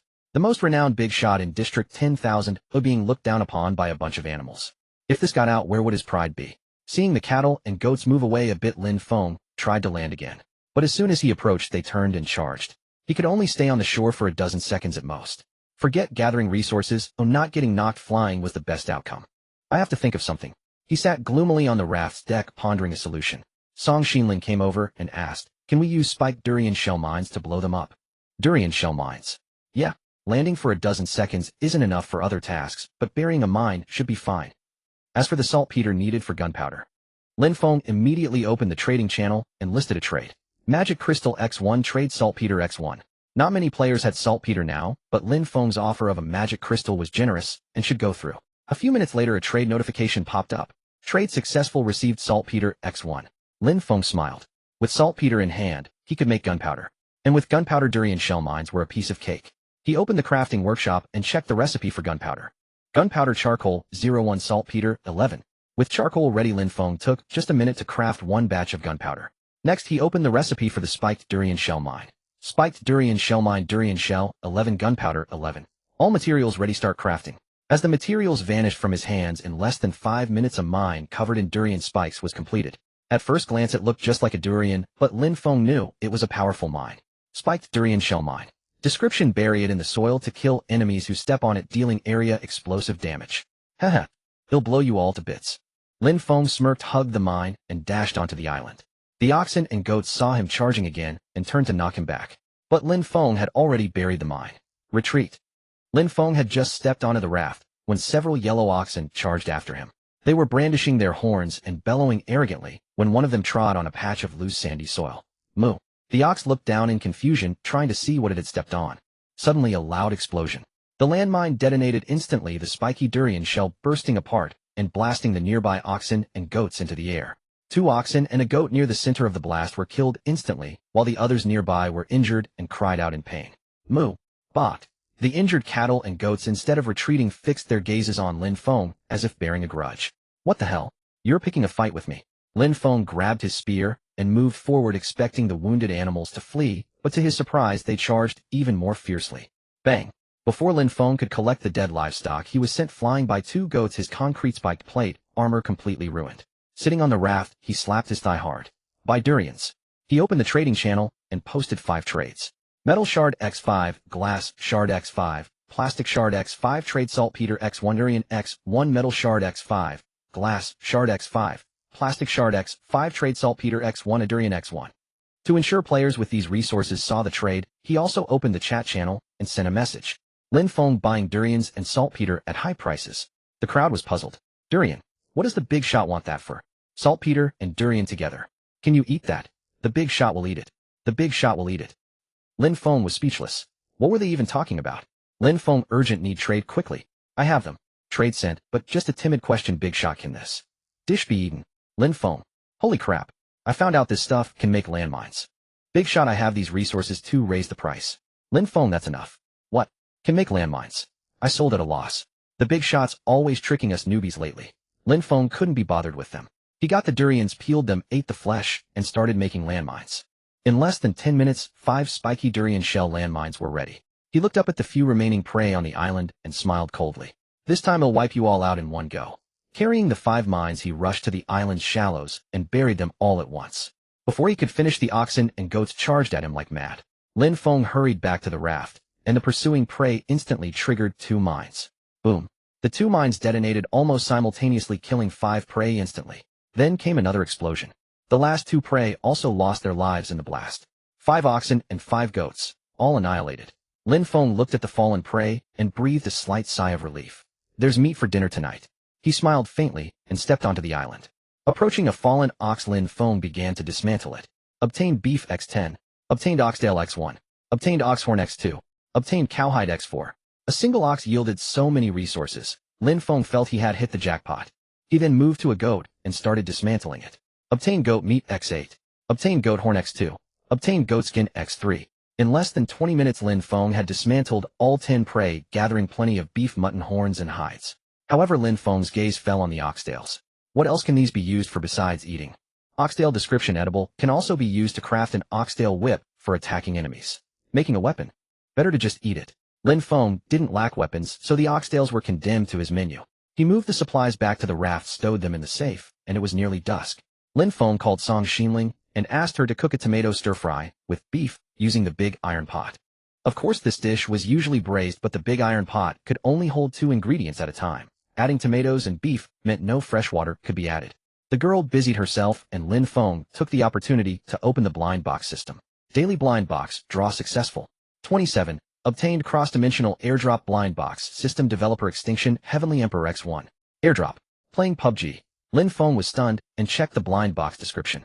Cross-dimensional airdrop blind box, grade excellent, description 40 chance to drop a basic airdrop flare gun, 30 for intermediate, 20 for advanced, 10 for super airdrop flare gun. Lin Feng was a bit confused. They were all flare guns, what was the difference? Though it was obvious that higher grade flare guns meant better airdrop loot, Lin Feng still felt bewildered. Forget it, I'll just open it and see. As he chose to open the blind box, the wooden box in his hand burst open. You opened cross-dimensional airdrop blind box X1. Obtained super airdrop flare gun X1. Super airdrop flare gun, description, single-use item. When danger strikes, remember to use it to call in an airdrop. The airdrop crate has a 100 chance of dropping a heavy weapon. Heavy weapon. That sounds good. Although Lin Feng had yet to encounter a truly troublesome enemy, with the server merge approaching, he might face powerful opponents. In any case, this flare gun gave him an extra layer of survival insurance. By then, Song Xinling had finished dinner. Lin Feng stuffed the airdrop flare gun into his backpack and approached the 2 storage chests in the stone house. Afraid of thieves, he hadn't put anything in them, but later he had stuffed a rotten boot inside. Now thinking that the storage chest serving as a dining table held a stinking boot, Lin Feng instinctively pinched his nose. What's wrong? Does the food smell bad? Song Xinling asked, puzzled. No, the smell is fantastic. Lin Feng didn't mention what was in the chest, worried it might ruin the girl's appetite. I'm hungry, let me have a taste first. He picked up a piece of beef and put it in his mouth. The beef was chewy, fragrant, and infused with the flavor of tomatoes, truly appetizing. From the very first bite, Lin Feng couldn't stop. In less than 5 minutes, he had devoured everything on his plate and licked his lips with lingering satisfaction. However, burp. He had eaten until he was stuffed. The portion of beef is really generous. Song Xinling glanced at Lin Feng, then at the food on her own plate, feeling that she probably couldn't finish so much. Then 10 minutes later, a symphony of burps echoed from the stone house. Burp. Let's turn in early. Lin Feng dragged a chair to the bedside, lay down, and continued to burp contentedly. Burp. No. I ate too much to sleep. Song Xinling sat up in distress, rubbing her bloated stomach. After an unknown amount of time, the girl gradually fell asleep, but Lin Feng got up, drank a can of Red Bull, and lay back down on the bed. Red Bull has a refreshing effect. Drinking it would ensure he wouldn't fall asleep tonight. The night was deep and quiet, with only the gentle sound of waves on the sea. Lin Feng closed his eyes, but his ears remained alert to any noise outside. Before long, a faint bumping sound came from beside the raft. Bang! A thief! Lin Feng smirked to himself and lay perfectly still. Sure enough, a few seconds later, a series of light footsteps came from outside. The footsteps drew nearer, paused at the door for a moment, and then the door was gently pushed open. In the dim light, Lin Feng couldn't make out the person's face, only vaguely seeing them tiptoe over to the storage chest. Lin Feng grinned. Go ahead and steal. I bet ITLL stink you out. Lin Feng quietly reached out and grasped the chair beside the bed. He clearly remembered that the description of this chair mentioned it could be used for fighting. Perfectly fitting, using the chair to give the thief a thorough beating. Neither killing him nor letting him off easy. Everything was ready, just waiting for the thief to open the chest. The next second, the thief, as expected, opened the chest and took something out. What else could it be but the rotting boots? Instantly, a pungent stench filled the air. Lin Feng felt dizzy, let alone the thief. What the hell? It stinks. The thief blurted out, then nervously looked up, only to be knocked over by a chair swung at him. Damn it. Who's there? You steal my stuff and ask who I am. Lin Feng pinned the thief to the ground, put away the rotting boots, and rained down a flurry of blows. Song Xinling was jolted awake. She opened her eyes to see Lin Feng wielding a chair, thumping it violently against a man's back. Oh, who is he? Without turning his head, Lin Feng continued his assault. A thief. The man pinned to the ground screamed miserably. Stop. Please stop. I'll give back everything I stole. Spare me. Hearing the pleas, Lin Feng suddenly felt puzzled. Why did this voice sound so familiar? Could it be number 008? Lin Feng paused and looked closely. The guy was wearing the standard black suit of the Doomsday Mall's service staff. Looking down again, Lin Feng was speechless. What the hell? So it really is you. Number 008. How did you escape from the Doomsday Mall to steal? Number 008 was also stunned. He looked up to see Lin Feng's familiar face. Lin Feng, it's you. I knew I shouldn't have come here. Lin Feng was the most developed player in District 10,000. Of all people to steal from, why did he have to pick Lin Feng's raft? With other players he could intimidate them with his identity as a Doomsday Mall employee, but Lin Feng was a high-tier VIP. Lin Feng put down the chair and scratched his head, feeling he had been too harsh. Number 008 had helped him quite a bit, and now he was battered and bruised. It was hardly fair. But why would a perfectly good waiter go out stealing? Number 008 eyed the chair warily and said with a grimace, at the last meeting the higher-ups issued a theft mission. I had no choice. Lin Feng understood now. This game was designed to make players miserable. Not only did it unleash those monstrous cattle and sheep, but it also sent NPCs to steal. However, it wasn't Number 008's fault, and besides, he had already taken a beating. There was no need to make things difficult for him. But not making things difficult didn't mean no robbery. Robbery wasn't the same as making things difficult. Lin Feng nodded to himself, convinced his logic was sound. Fine, I'll let it go this time, but Number 008 was about to feel relieved when he heard what came next. Hand over everything you've stolen. At least I won't have stayed up all night for nothing. That won't do. We have performance targets too. Lin Feng smiled amiably and pulled the chair closer. You're not under the Doomsday Mall's protection here. If you don't hand it over, I won't be polite. At the sight of the chair, Number 008's face turned pale with fear. How about this? I give you all the good stuff I stole, and you give me some worthless basic materials in return. Deal. No bargaining. Lin Feng refused outright, this time hoisting the chair onto his shoulder. I'm ready. You decide. No. Don't resort to violence at the drop of a hat. If I fail my mission, it'll be punished by the higher-ups. You have to let me report back with something. Lin Feng didn't rush to act. He pondered for a moment, then suddenly smiled.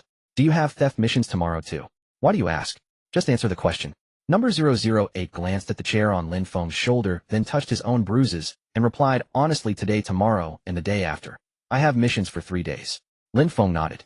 Tell you what, considering our past association, hand over the good stuff you stole, and he'll give you some basic materials to turn in. Really? Number 008 was overjoyed, but the next moment he froze. But in return, take me along to steal tomorrow and the day after. What? Number 008 was completely dumbfounded. What did this mean? Robbing him wasn't enough. He wanted a long-term stake. Lin Feng didn't care what Number 008 thought, and asked cheerfully, so do you agree or not? Well, all right then. Number 008 nodded, and turned to slip away, but Lin Feng grabbed him back. First, hand over what you stole. He'll keep my word and give you basic materials to report with. But if you don't come to me tomorrow night, he'll complain to the Doomsday Mall about you. I'm a high-tier VIP with the right to file complaints. He'll do it every time I go. Come on, Lin Feng. You're too ruthless. I'm helping you meet your quota. Hurry up and bring your backpack. Lin Feng snatched No. 008's backpack and rummaged through it, discovering quite a few valuable items. Acquired Mechanical Module X5. Acquired Magic Energy Crystal X2. Acquired Coconut X2. Acquired Pistol Bullets X6. No. 008 watched helplessly as Lin Feng took all the valuable items from his backpack. Yet Lin Feng shook his head in dissatisfaction and said, tell me where all the people you stole from last night, paupers. How is this all you got? No. 008 said gloomily. I just spotted someone who seemed well-developed, but who knew it would be you? All right. Lin Feng grabbed a dozen pieces of wood and grass clumps, carelessly stuffing them into No. 008's backpack. Take these to report for duty. Just this. Lin Feng nodded. These aren't worth much anyway. How could he say that without a shred of conscience? No. 008 took the backpack with a look of utter despair, deciding to work overtime tonight to pull off a few more heists. Before leaving, he turned back and said, come to Doomsday Mall tomorrow and buy some gear before you go stealing. No problem. Lin Feng nodded readily, thinking how effective the complaint tactic was. Watching No. 008 sail away on a small raft, Lin Feng returned to inspect the coconuts and pistol bullets he had just obtained. The coconuts were edible, of course, but he suspected the hard shells could be used as materials. As for the pistol bullets, Lin Feng took out his ever-accurate revolver and loaded the bullets into the cylinder. 6 bullets filled it perfectly. Though they weren't silver bullets and couldn't kill ghosts, they were quite practical against ordinary enemies. After loading the revolver, Lin Feng looked at Song Xinling, who was wide awake, and asked, how about we eat the coconuts? The girl nodded. Since she couldn't sleep anyway, eating the coconuts would pass an hour or two until dawn.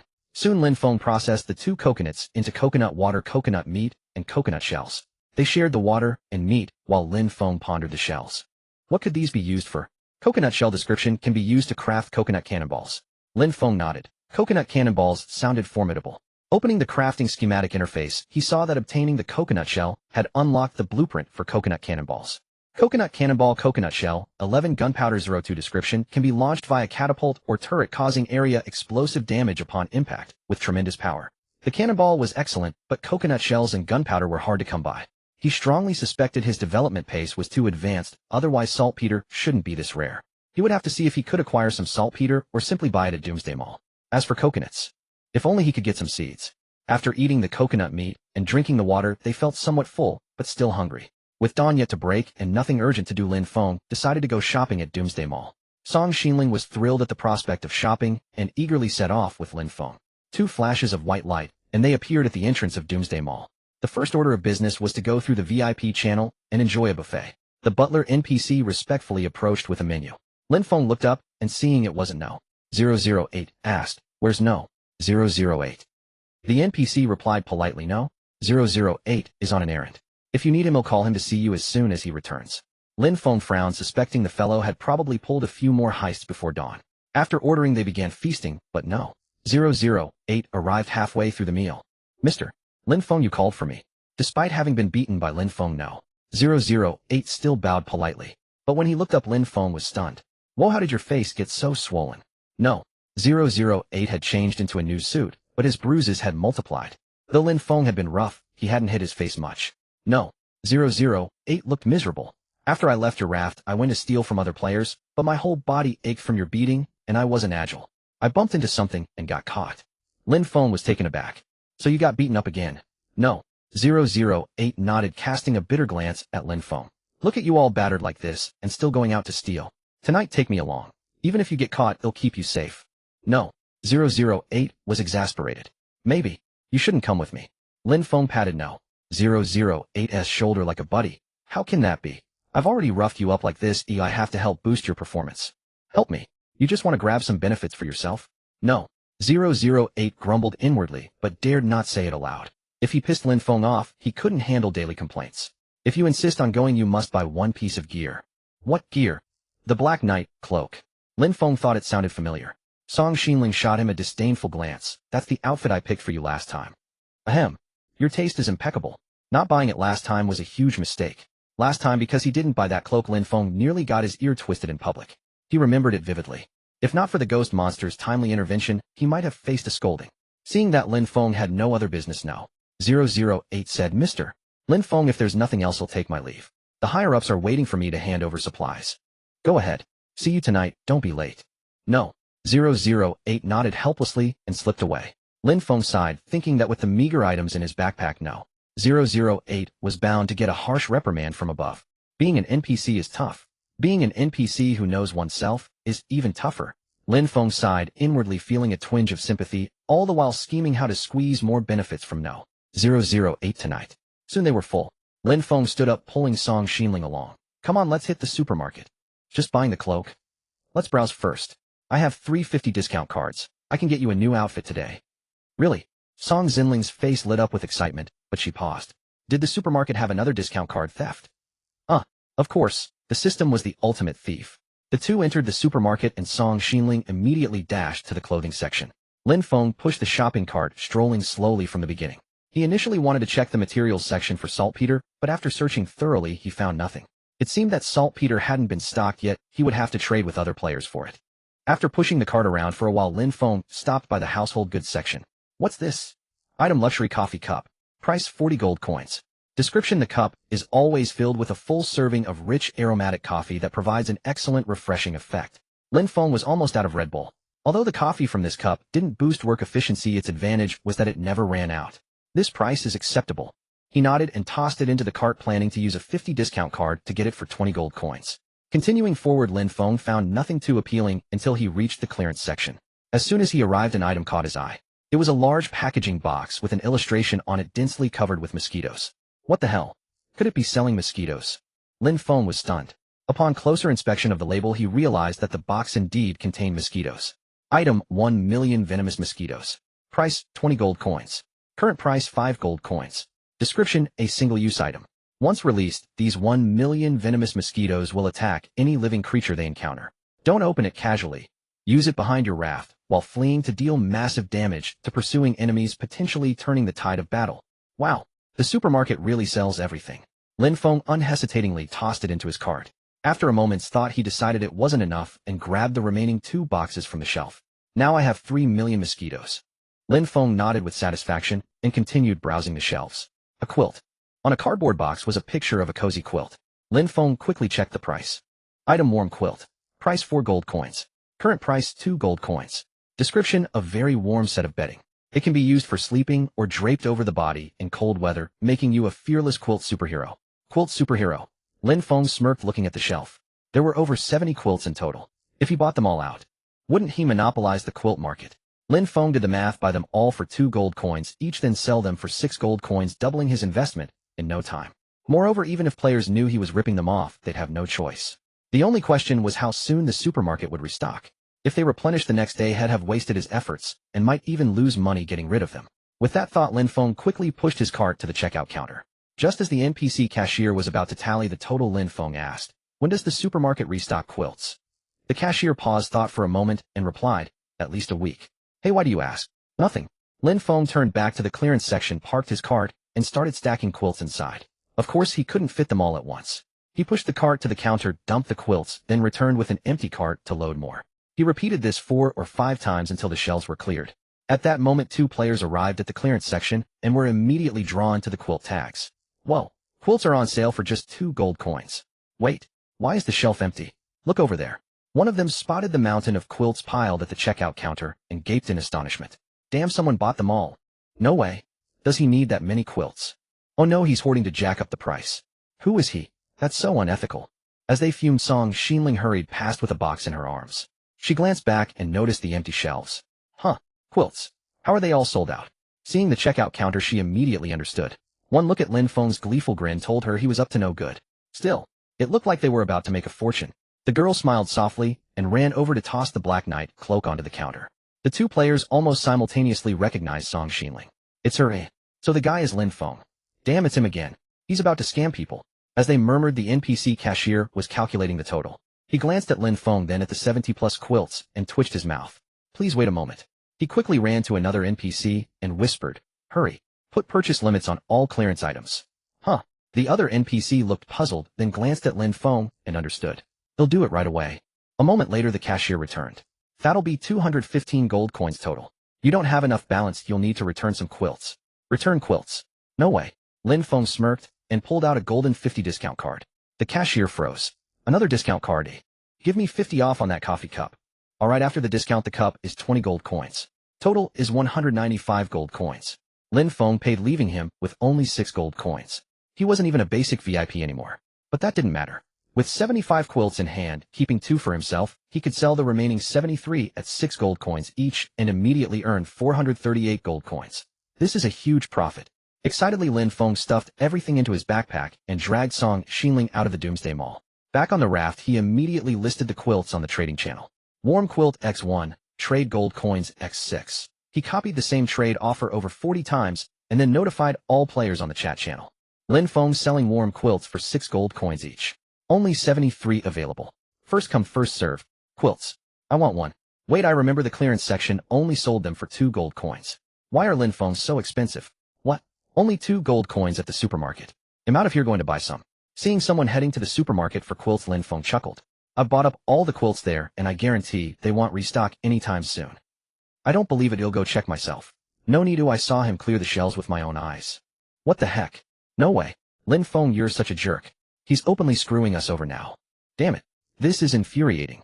The chat channel was buzzing with everyone condemning Lin Feng. But no matter how harsh the curses, it was useless. He had monopolized the quilts, and yelling couldn't solve the warmth problem. The crowd was fuming, hurling insults, when suddenly Lin Feng sent a message. Only 30 quilts left. They'll leave you to it. Who the hell bought them? You guys love being suckers. I bought one anyway. You broke bastards can't afford it, so don't blame me. What the? This is rebellion. We should unite against Lin Feng's monopoly. Only 20 left. Carry on. Wait. I'm buying. Holy crap, me too. Damn it, I can't afford it. The crowd raged in the chat, but Lin Feng sat on his raft counting coins. Transaction successful, gold coins X6. Transaction successful, gold coins X6. Before long, Lin Feng had sold all 73 quilts. Checking his gold, including the 6 left over, he now had a total of 444 coins. 444. That's unlucky. Unlucky. He'll shop again later. Oh, I forgot to buy her new clothes. Lin Feng suddenly remembered had promised to get Song Xinling new clothes, but hadn't followed through. They'll do it tomorrow. Stashing the gold, Lin Feng began the day's work. On the nearby island though the cattle and sheep were dealt with, plenty of resources remained. He grabbed the idiot No. 2, retrieved 2 landmines from the shore, and started collecting supplies. With his collection gloves, he gathered materials swiftly, and the idiot No. 2 now, with a charging station, tirelessly transported loads. By noon it even delivered lunch, made by Song Xinling acting as a thoughtful courier. Lin Feng sat under a big tree wolfing down tomato stir-fried beef, washing it down with sips of rich coffee. The island had plenty of resources, but after a morning's work, had only scoured a third. Disappointingly, aside from basic materials like stone and wood, there was little of value. After lunch he resumed his labor. Reaching the island's summit, he spotted a deep cave.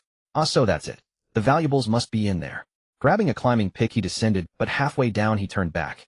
It was too dark inside, he couldn't see a thing, and with both hands occupied by the pick, he couldn't light a torch. Looks like I need a headlamp. He'll check the supermarket tomorrow. Lin Feng felt that with money had grown lazy. If he could buy it, he wouldn't craft it. Resigned, he continued gathering surface resources until dusk, stripping the island bare. Time for dinner. He had plans tonight, and couldn't afford delays. Hurrying back to the raft, he opened the day's blind box while Song Xinling cooked. Daily blind box, draw successful. 37. Obtained gluttonous pet blind box system developers at Ocean, Songxing Hall Master Ru Jiuji X1. Gluttonous. Is the system mocking my surplus food? Is the developer out to get me? Lin Feng checked the blind box description in exasperation. Gluttonous pet blind box, grade excellent. Description: 30 chance of a schizophrenic husky, 30 for a dull Alaskan, 30 for a goofy Samoyed, 10 for a greedy golden fat orange cat. Wow, all cute pets indeed. Lin Feng scratched his head, pondering what these pets could do besides eating like crazy. Oh, I won't be here tonight. Having a pet to keep Song Xinling company wouldn't be bad. With that thought, he opened the box. A husky. Instantly a puppy no longer than an arm appeared. Once released, it wagged its tail vigorously. Its black and white patterns were pretty, but this creature seemed utterly useless in combat. You opened the gluttonous pet blind box X1 and obtained a schizophrenic husky X1. Schizophrenic husky. Description: rest assured it can eat anything edible and grows quickly. A mature schizophrenic husky is quite formidable in battle, but its performance is highly unstable. The most unpredictable factor on the battlefield. Lin Feng sighed. Had indeed drawn a nearly useless pet that was also a glutton. Woof woof woof woof. The husky, sensing Lin Feng's disdain, yapped indignantly. Is that your cursing skill? Arf. Woof woof woof woof. Lin Feng was exasperated. This husky had quite the temper. Hearing the bark, Song Xinling ran over curiously. Spotting the husky on the deck, she approached joyfully. A husky? Where'd you get it? Fished it out of the sea. Woof woof woof woof. The husky barked at Lin Feng again, then obediently sidled up to Song Xinling, wagging its tail affectionately. What the heck? Already competing for affection. I've literally drawn a rival. Woof woof woof woof. Just thinking about it, he got another round of barking. Lin Feng was annoyed. Bark at me again, and I'll toss you into the sea. The husky bristled at that, yapping back at him furiously. But as Lin Feng moved to drag it to the water, it suddenly wilted. A woo. A woo. Lin Feng, you scared it. Great, just great. I've lost favor. What would you like to eat? How about tomato stir-fried beef? Woof. At the mention of food, the husky nodded and barked eagerly. Lin Feng was speechless, had never gotten such treatment. While brooding, a small raft drifted nearby. Lin Feng recognized it. It was No. 008. Mr. Lin Feng, can I bum a meal? What was going on? In just minutes he had 2 extra mouths, one supposedly a glutton. Fine, one more won't make a difference. Song Xinling prepared some more food, and Lin Feng began eating stir-fried beef with tomatoes with No. 008. No. 008 with gusto, exclaiming, I knew you'd have something delicious here. Lin Feng was puzzled. What was so special about stir-fried beef with tomatoes? Could it possibly be better than the lobster at the buffet? No. 008 clearly saw Lin Feng's confusion and shook his head, saying, we NPCs don't live a human's life. The food we eat is. I'll forget it, let's not talk about it. Lin Feng was speechless. Not live a human's life. You weren't human to begin with. Watching No. 008 wolf down a portion of stir-fried beef with tomatoes, Lin Feng saw him snatch away the dog food that Song Xinling had just cooked. The husky barked in protest, unhappy about having food taken from its mouth. How uncouth. No. 008 didn't care, eating ravenously while saying to Lin Feng, how about this? I won't eat your food for free. Feed me dinner for 3 days, and I'll give you 3 good things. Lin Feng perked up at this, quickly glaring at the husky to shut it up. What good things? 50 discount cards. Will you have those? Lin Feng was stunned. No. 008 smiled smugly. Today some discount cards went missing from the supermarket warehouse. The higher-ups sent me to investigate, and I found 3 50 discount cards missing. I was going to report it, but then I thought, why not steal 3 more myself and sell them to players, secretly claiming 6 cards were lost. Lin Feng was shocked. Was this really something an NPC would do? Isn't that embezzlement? Aren't you worried someone will report you? No. 008 nodded gloomily. Later I worried about being reported too, so I'm giving you a deal. Lin Feng pursed his lips. You've eaten 3 whole portions of my stir-fried beef with tomatoes. You're not losing out. He was speechless. Was no. 008 a starving ghost? A single portion filled Lin Feng up, yet no. 008 had devoured 3 huge servings. Minutes later Lin Feng decided no. 008 wasn't that impressive after all, because that husky had eaten 5 portions of stir-fried beef with tomatoes. Lin Feng stared at the husky in astonishment. Wait, you're not even as big as the food you've eaten. How the hell did you manage to eat 5 portions? The only response was an irritated bark. The sky had turned pitch black and it was almost time to set off. Lin Feng and no. 008 boarded a small wooden raft. The raft was brought by no. 008, fitted with a strangely shaped propeller at the back. We're going to find other players with this propeller. Lin Feng felt it was impractical. Not only would the noise alert nearby players, but the speed was also questionable. Even if the propeller were faster, it couldn't compete with his 3 propellers.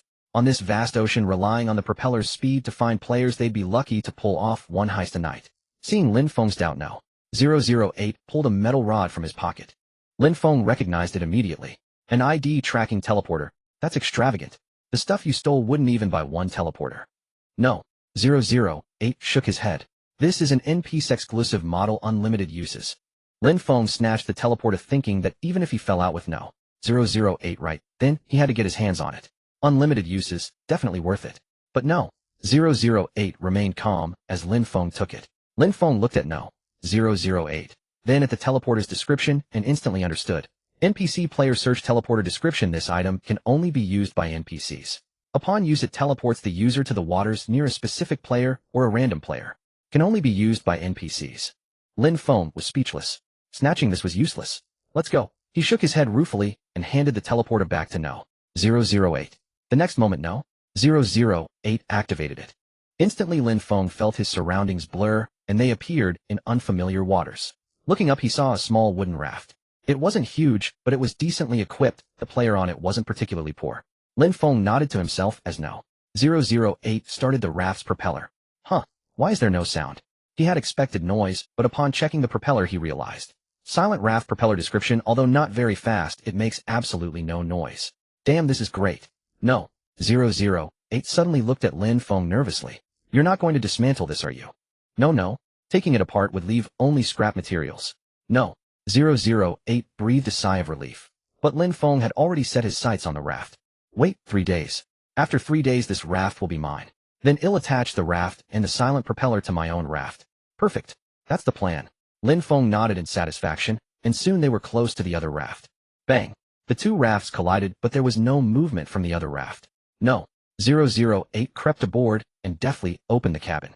Lin Feng followed closely, hearing a player snoring inside. Let's move. Lin Feng whispered, opening the only storage chest in the cabin. No. 008 reached out, but Lin Feng was already pulling out items one by one. Obtained wood X40. You take this. Obtained watermelon X1. This is mine. Obtained grass bundle X15. You take this. Obtained magic energy crystal X3. This is mine. No. 008 watched helplessly as Lin Feng nearly emptied the chest. There's a rule. We can only take half of a player's supplies at most. Oh. Lin Feng nodded, stuffing the dozens of stones he was about to hand to no. 008 back into the chest. Then he pulled out a few mechanical modules and put them in his backpack. This is mine. No. 008 was speechless. So he had to supply the items left for the player out of his own pocket. And Lin Feng hadn't left him anything valuable. All the good stuff went to Lin Feng, while no. 008 got only wood and grass bundles. Lin Feng, you can't be so ruthless. Lin Feng was taken aback. Didn't I leave him supplies? I mean, you can't be so ruthless to me. Lin Feng nodded. You have a point. He turned back and took out the stones again, handing them to no. 008. The chest was nearly empty. No. 008 quickly pulled Lin Feng out. Stop taking. Let's find another player to rob. You can't shear the sheep bare. In the blink of an eye, Lin Feng and no. 008 arrived at a different sea region. This time they faced another small raft, though Lin Feng noticed its owner seemed rather affluent. For one thing, the 9 neatly planted cucumber seedlings at the back of the raft were not something an ordinary person could cultivate. He smiled faintly, setting his sights on the cucumbers. Obtained cucumber X5.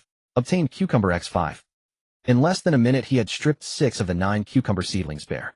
I'm leaving you a third. That's generous enough. Can't help it, since I'm moonlighting as a thief, it'd be wrong not to steal. Meanwhile, no. 008 groped his way to push open the cabin door. Turning back, he found Lin Feng hadn't followed, and was puzzled only to see him munching on a cucumber as he entered. Huh, where'd you get that cucumber?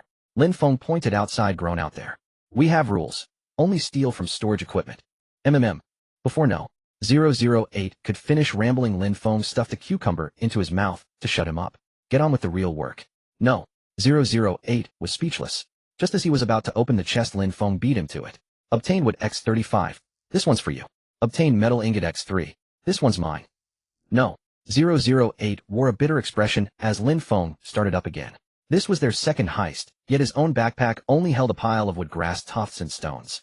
At this rate, how could he talk about performance? He'd be lucky if the higher-ups didn't give him a thorough scolding. A few seconds later, 008 couldn't stand it anymore and dragged Lin Feng out.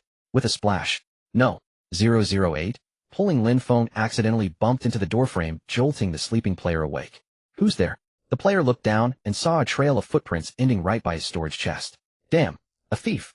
He jumped up to check the chest. The next moment, Lin Feng and 008, fleeing on their raft, heard an enraged roar. What the hell? Which bastard stole my supplies? Damn, my cucumbers. My cucumbers. 008 shot Lin Feng a contemptuous glance, but Lin Feng replied innocently, I left him 15 cucumbers. He definitely won't starve. Mid-sentence, Lin Feng's face lit up with anticipation. Come on, one more heist. 008 gloomily pressed the teleporter button, and they appeared in another sea region. As his vision cleared, Lin Feng spotted a dozen or so slowly drifting rafts. It seemed they had stumbled upon a player group. This is a bit tricky. What? A bunch of pirates. Lin Feng looked up and saw a skull flag hanging from the largest raft in the center. Stealing from pirates. There's absolutely no moral burden. Have you ever had a moral burden? 008 was speechless. Lin Feng's audacity was truly extraordinary. Lin Feng ignored 008's remark, though he was a bit stumped. This pirate crew was not only large, but also had players on night watch, making it no easy task to steal from them. Seeing Lin Feng not rushing into action, 008 asked, maybe we should target another player. Let's go with them. Solo players usually didn't have rich supplies, a one heist wouldn't yield much profit, and 10 trips might not match the haul from this single job. When you come across a fat fish, how could you let it slip away easily? Lin Feng took out a black night cloak from his backpack, draped it over himself, and checked his gear with a slight smile. Let's move in close. Are you sure? Lin Feng had made up his mind, but 008 was getting cold feet. If this heist succeeded, fine, but if they failed, they might lose their lives. He wasn't protected outside the Doomsday Mall, and risking his life just to boost performance wasn't worth it. While he was still hesitating, he suddenly felt a breeze, and turned to see Lin Feng had already activated the silent raft propeller. Damn, Lin Feng, I haven't agreed to act yet. Can you keep your voice down? Don't let the night watch players hear. No. 008 sighed in despair, watching helplessly as the raft drifted toward a pirate raft. When they were less than 20 meters away, Lin Feng shut off the propeller. Their small raft came to a stop with a gentle bump against the other. Next, Lin Feng tiptoed onto the raft. A closer look revealed it was bare, with only 2 pirates sleeping soundly, clutching their weapons. Clearly this raft held only minor thugs, no storage chest in sight. He was about to cross this raft to climb onto another when he turned back and saw 008 still hadn't boarded. Lin Feng was displeased. Out thieving, and the main culprit wasn't working. How could that be? Besides, if he didn't drag 008 along, what if the guy used the teleporter to slip away alone? He couldn't let that happen. Lin Feng tiptoed back, grabbed 008 and crept toward the central pirate raft. Fortunately, the Black Knight cloak's concealment was effective once a patrolling night watch player glanced their way, but saw nothing. This night cloak is really something. Obviously, I recommended it to you. Do you get a commission for recommending stuff I buy? No. 008 shot Lin Feng a gloomy look and asked, those 2 players are guarding there. How do we get past? Lin Feng was also stumped. Taking out the 2 pirates wasn't impossible, but if it caused too much commotion and alerted the others, he might not get the loot. And he could very well end up dead. No matter how strong he was in combat, it wasn't convenient to take on over 20 pirates alone. As for whether 008 could help, Lin Feng shook his head. The guy was essentially useless in a fight. After pondering for a moment, Lin Feng suddenly smiled. I've got an idea. What idea? Where's your teleporter? Right here. 008 thought Lin Feng wanted to switch targets and quickly handed it over. But to his surprise, Lin Feng snatched the teleporter and said considerately, you go to that raft and lure the pirates away. What?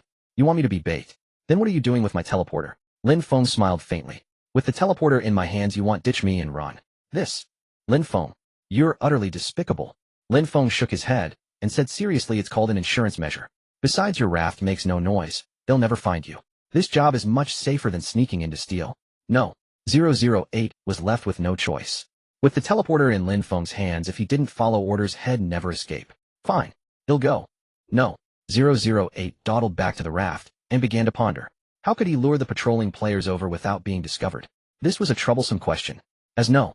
008 scratched his head and thought, Lin Feng grew impatient from waiting. After waiting for 5 or 6 minutes, why hadn't no. 008 made a move. Just as Lin Feng was considering checking the area, he suddenly heard a strange croaking sound. Croak, croak, croak, croak, croak, croak, croak, croak. What the hell? Lin Feng was stunned. This no. 008 was actually imitating a frog's call. Where in the vast ocean could a frog possibly come from? It was too fake. On the raft, the two patrolling players voiced the same doubt. Hey, did you hear that sound? It sounds like a frog. Bullshit. How could there be a frog in the sea? Are you hearing things? As the two were pondering, suddenly the call of no. 008 came from not far away. Croak, croak, croak, croak, croak, croak, croak. His cries grew louder with each one, and Lin Feng's heart pounded wildly.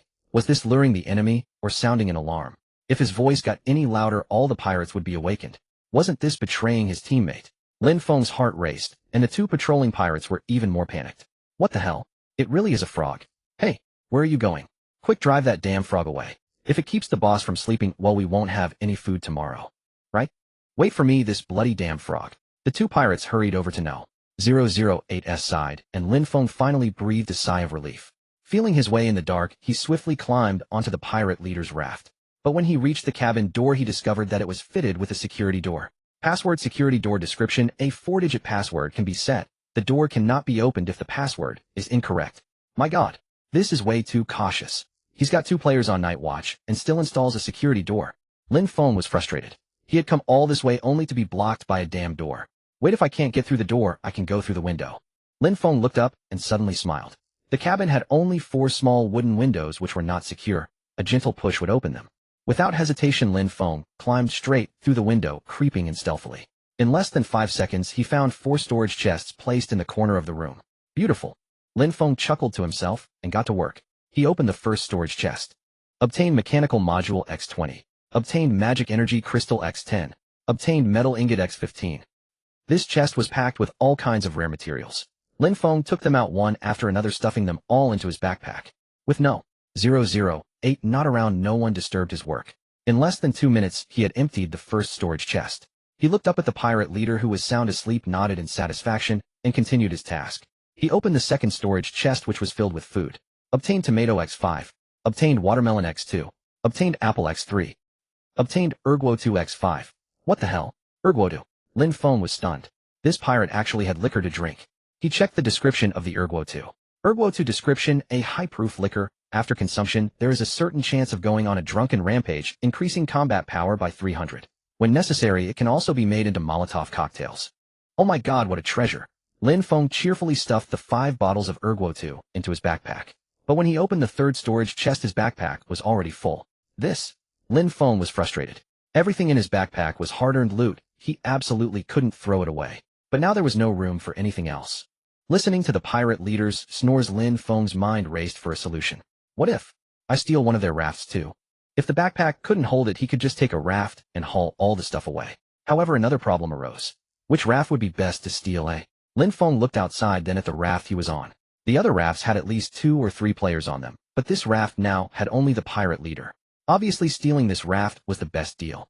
And that way he wouldn't have to move things back and forth. Only, he had to get rid of the pirate leader. Lin Feng smiled faintly, took out a gas mask from his backpack, and carefully put it on. Then he produced the ultimate biochemical weapon he had prepared in advance, the lazy sailor's dirty laundry basket. The moment the dirty laundry basket was taken out, an unbearable stench surged through the cabin. In less than 5 seconds, the pirate leader was jolted awake by the smell. Cough. What the hell? Who did this? It stinks. Someone, come quick. As if starved of oxygen, the pirate leader struggled to get up and staggered to the security door. The password is what again? Lin Feng stood right beside him, but thanks to the concealment effect of the Black Knight cloak, the pirate leader failed to notice him. This stench is killing me. My head. What's the password? Damn it, it's 1357. The next moment, the pirate leader tremblingly entered the password.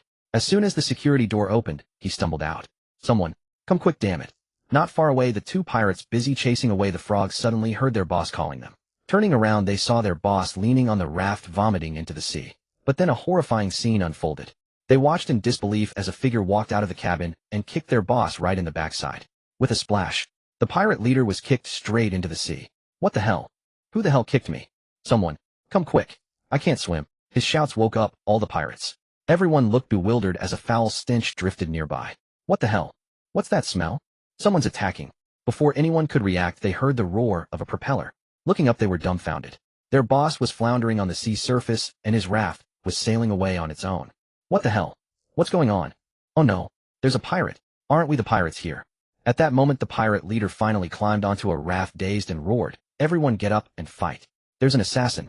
Watching everything unfold now, 008 was stunned. Wasn't it supposed to be a stealth operation? When did it turn into a robbery? Lin Feng had no professional ethics. As he silently grumbled, he saw Lin Feng steering the raft toward him. And along with it came that disgusting stench. Oh no, Lin Feng, don't come any closer. Bang. Lin Feng's pirate raft crashed violently into raft No. 008. Instantly a foul stench assaulted the senses. No.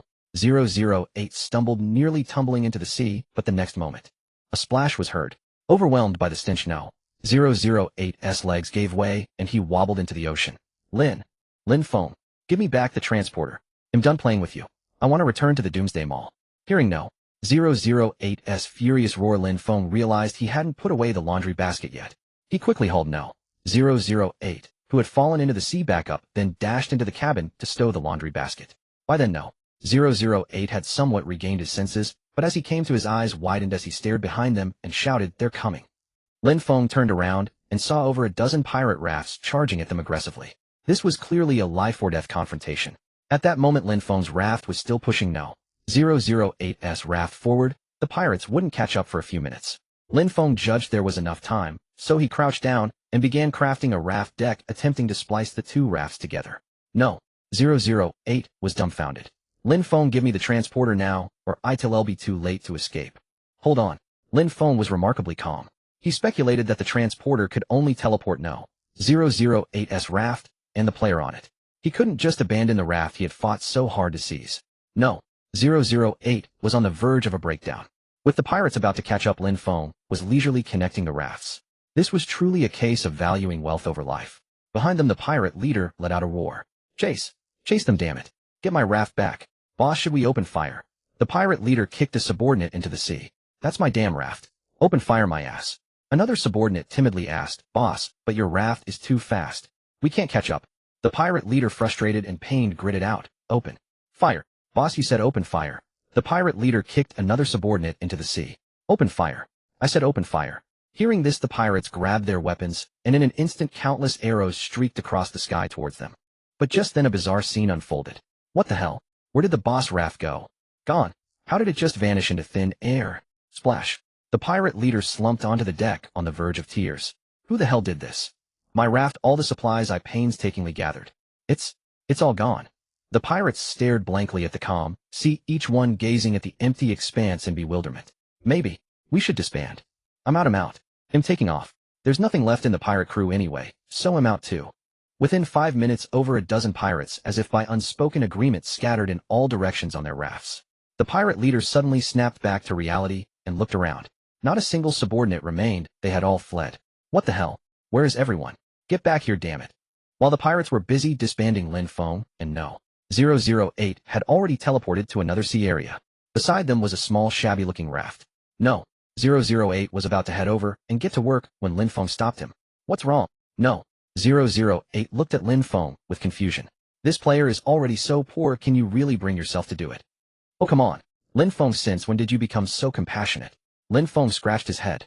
Mainly, tonight we need to sort out the loot from this raft first. Spending time stealing that little bit isn't worth it. Oh, we might as well just dismantle this raft. No. 008 thought about it and agreed. Since they had already seized an entire raft, why bother coveting what that player had? He nodded and said, All right, let's dismantle it together. Let's teleport back near my raft first. Going back already? Lin Feng nodded. I'm hungry. I can even make you breakfast back there, tomato scrambled beef. Hearing that a meal was on offer, especially tomato scrambled beef, No. 008's mouth instantly watered. Deal. All I can eat. All you can eat, but you have to pay the meal fee first. Meal fee, eh? The 50% discount card. Oh, come on. You're still holding on to that. No. 008 sighed and handed Lin Feng a golden 50% discount card. They'll give you the other two tomorrow and the day after. You're getting a great deal. Lin Feng smiled, faintly pocketed the discount card, and as no. 008 pressed the transporter's button, the two appeared near Lin Feng's raft. Woof woof woof. As soon as they approached, Lin Feng heard the husky barking. He waved his hand impatiently. Stop barking, it's me. Woof woof woof woof woof. The moment Lin Feng said that, the husky barked even more excitedly. Hearing the husky's bark, Song Xinling rushed out hastily. She looked ahead and was instantly stunned. Before her eyes was a large, well-equipped raft. Lin Feng, did you steal this? Lin Feng gave a smug grin and nodded. Of course. Such a big raft. How did you manage to steal it without getting caught? No. 008 chimed in at the right moment. He got caught, so he just turned it into a robbery instead. Song Xinling frowned, feeling like her life was increasingly resembling that of a pirate. Lin Feng smiled slightly and pulled Song Xinling closer. Don't have any qualms. I'm just an accomplice, he's the mastermind. Here, take this 50% discount card and make something delicious. This is no. 008's payment for his meal. A 50% discount card. Meal payment. Song Xinling was astonished. Such a precious item was being used to pay for a few plates of tomato scrambled beef. This world must have gone mad. While the girl busied herself with cooking, Lin Feng began discussing the division of spoils with no. 008. Erase the deal, everything in the storage chest goes to me. As for the rest, you can start dismantling now, and whatever you can take is yours. What? No. 008 was dumbfounded. This was what he called dividing the spoils. So he was just here to be the laborer. Hey, Lin Feng, that's way too unfair. Get to dismantling, dawn is almost here. Lin Feng tossed out the remark and cheerfully walked to the cabin door. What was the password for the security door again? 1357. Oh, whatever. No. 008. Come over here and tear this damn door down first. A moment later, Lin Feng opened the remaining two storage chests. Gold coins. No way. 30 gold coins. This haul is incredible. Lin Feng took out the gold coins, and then his gaze was drawn to a glass hourglass. Obtain deceleration hourglass X1. Time-slowing hourglass. Description: a single-use item that reduces the speed of all enemies within a 100-meter radius by 50 for 10 minutes. A deceleration lasting 10 minutes with a 100-meter radius. This item is nothing short of an auxiliary divine artifact. Lin Feng chuckled with delight and pocketed the time-slowing hourglass. He rummaged through the storage chest, but found nothing else of note. By then, Song Xinling had finished preparing breakfast. Though dawn had yet to break, Lin Feng felt hungry, so he called out to Unit 008 to come and eat. Of course, there was also that gluttonous husky. That morning had kept Song Xinling quite busy. 1 portion for Lin Feng, 1 for herself, 3 for Unit 008, and 5 for the husky. By the end of the meal, Lin Feng had lost 20 servings of ingredients. As Lin Feng ate, he glared sullenly at the husky. Unit 008 was tolerable, only mooching for 3 days, but this husky. I need to get this beast some cheap dog food. A dozen minutes later, the sky was brightening, and everyone had finished breakfast. Unit 008 wiped his mouth and said with satisfaction, I need to go report back. Quite a haul tonight, huh? A good haul. A good haul. Though Unit 008 had been thoroughly squeezed dry by Lin Feng in that morning alone, he had stripped plenty of materials from the pirate raft, including mechanical modules and ingots of metal, rare finds. Despite being a bit put upon, he had indeed made a fortune. Reporting back would be no problem, and he might even earn praise from his superiors. Before leaving, he specifically arranged to meet Lin Feng again that evening. After seeing Unit 008 off, Lin Feng looked at the dismantled raft before him, shook his head, and resumed his work. Stepping onto the pirate raft, Lin Feng looked up and noticed the Skull and Crossbones pirate flag still flying. He climbed up and took it down. Obtain Skull and Crossbones pirate flag X1. Description: can be hung on your raft. Very imposing. Only 10 in the entire world. This thing seems pretty useless in practice, but with only 10 worldwide, it's quite rare. Lin Feng nodded in satisfaction. Or should I sell it? He opened the communication channel to post a trade message and attract buyers. But as soon as he entered the channel, he was bombarded by a flurry of messages. Holy crap, I've been robbed. There really are thieves. Half my supplies are gone. Everyone better not sleep these next few nights. Sigh, can't afford a safe. I've noticed a pattern: the thief only takes things from chests. Everyone move your goods out, and don't keep them in containers. Seems that's the case. It must be a game mechanic. Exactly. That's right. I caught the thief last night. It was an NPC from the Doomsday Mall, and he admitted outright that he can only steal from chests. Suddenly, a dissenting voice emerged in the channel. Bullshit. The cucumbers I planted outside were stolen. Damn it, I'm furious. That's nothing. I was sleeping when a foul stench woke me up. I ran outside for some air, got kicked in the back, and the whole raft was stolen from under me. Holy crap. Are you sure that's theft? That's just outright robbery. No way. The NPC I caught clearly said he could only steal from chests. That NPC is definitely lying. I'm going to complain to the Doomsday Mall. Damn it, all my gold coins are gone. Seeing this message, Lin Feng smiled. That guy was none other than the pirate chief, whose raft he had stolen. Keep a low profile. Keep a low profile. Lin Feng decided to fly the pirate flag himself for a couple of days before selling it. Otherwise, if recognized, he couldn't let those NPCs take the blame. The communication channel was in chaos, everyone discussing how to prevent theft. After watching for a while, Lin Feng found that the only solid solution they had come up with was standing guard. I wonder if he'll have any luck tonight. Lin Feng shook his head and resumed dismantling the pirate chief's raft. After nearly 2 hours, he had finally stripped the raft clean, though he only obtained basic materials. Around lunchtime, Lin Feng decided to take Song Xinling to the Doomsday Mall for a buffet, and also look for mining lamps to explore the island's caves. Before leaving, he checked the workshop and crafted a tall mast from wood and iron nails, then hoisted the pirate flag. Song Xinling stared at him in astonishment. Have we switched careers to piracy? I just think it looks nice. The girl nodded, yet she couldn't shake the feeling that what Lin Feng was doing wasn't all that different from a pirate's life. Stop staring. Let's head to the Doomsday Mall. Lin Feng took Song Xinling's hand, paid 2 gold coins, and they teleported instantly to the mall's small square. At that moment, the square was far more crowded than usual. Lin Feng pricked up his ears and overheard that everyone had come to buy anti-theft items. Did you hear? A high-level VIP filed a complaint with the Doomsday Mall, and now the supermarket is selling anti-theft alarms at a low price. I heard that too, but if we keep queuing like this, by the time we get in they'll be sold out. Don't worry, they say there are plenty of alarms, and they're only 1 gold coin. Awesome. No more worrying about supplies being stolen. Hearing their exchange, Lin Feng froze. Which player was so damn meddlesome? By filing that complaint, they had cut off his source of income. He quickly grabbed an NPC and asked, "Is Unit 008 around?" Unit 008. I heard his performance was outstanding, so he was granted 12 hours of leave. Leave? Lin Feng was speechless. He hadn't expected the NPC's working conditions to be so humane. But he needed Unit 008 urgently, so he pressed the NPC. Can you get him to come find me immediately? Well, they'll see what I can do. Hurry up. Lin Feng urged, watching the NPC scurry away. He found another NPC and smoothly entered the buffet through the VIP lane. But before he could even order, he saw Unit 008 trotting over eagerly. Lin Feng tossed the menu onto the table. You can still smile? Haven't you heard the supermarket is selling alarms? Hearing this, Unit 008 didn't worry at all. Instead, he chuckled leisurely. Relax, those alarms have a 90 failure rate. 90? Lin Feng was stunned. Wasn't this just a scam for the players? Hey, wait. Why should I be angry about them getting scammed? Lin Feng grinned. Then go enjoy your leave. We'll continue tonight. You got it. Unit 008 trotted off, happily humming a tune as he went. Lin Feng furrowed his brow. He doesn't seem like an NPC at all. Lin Feng always felt that. No. 008 didn't seem like an NPC at all. If anyone claimed he was a player, Lin Feng would surely believe it. Song Xinling, seeing Lin Feng's skeptical expression, speculated, could it be that NPCs are actually another group of players, just with different survival tasks than ours? Possible. Lin Feng nodded as he casually placed the order.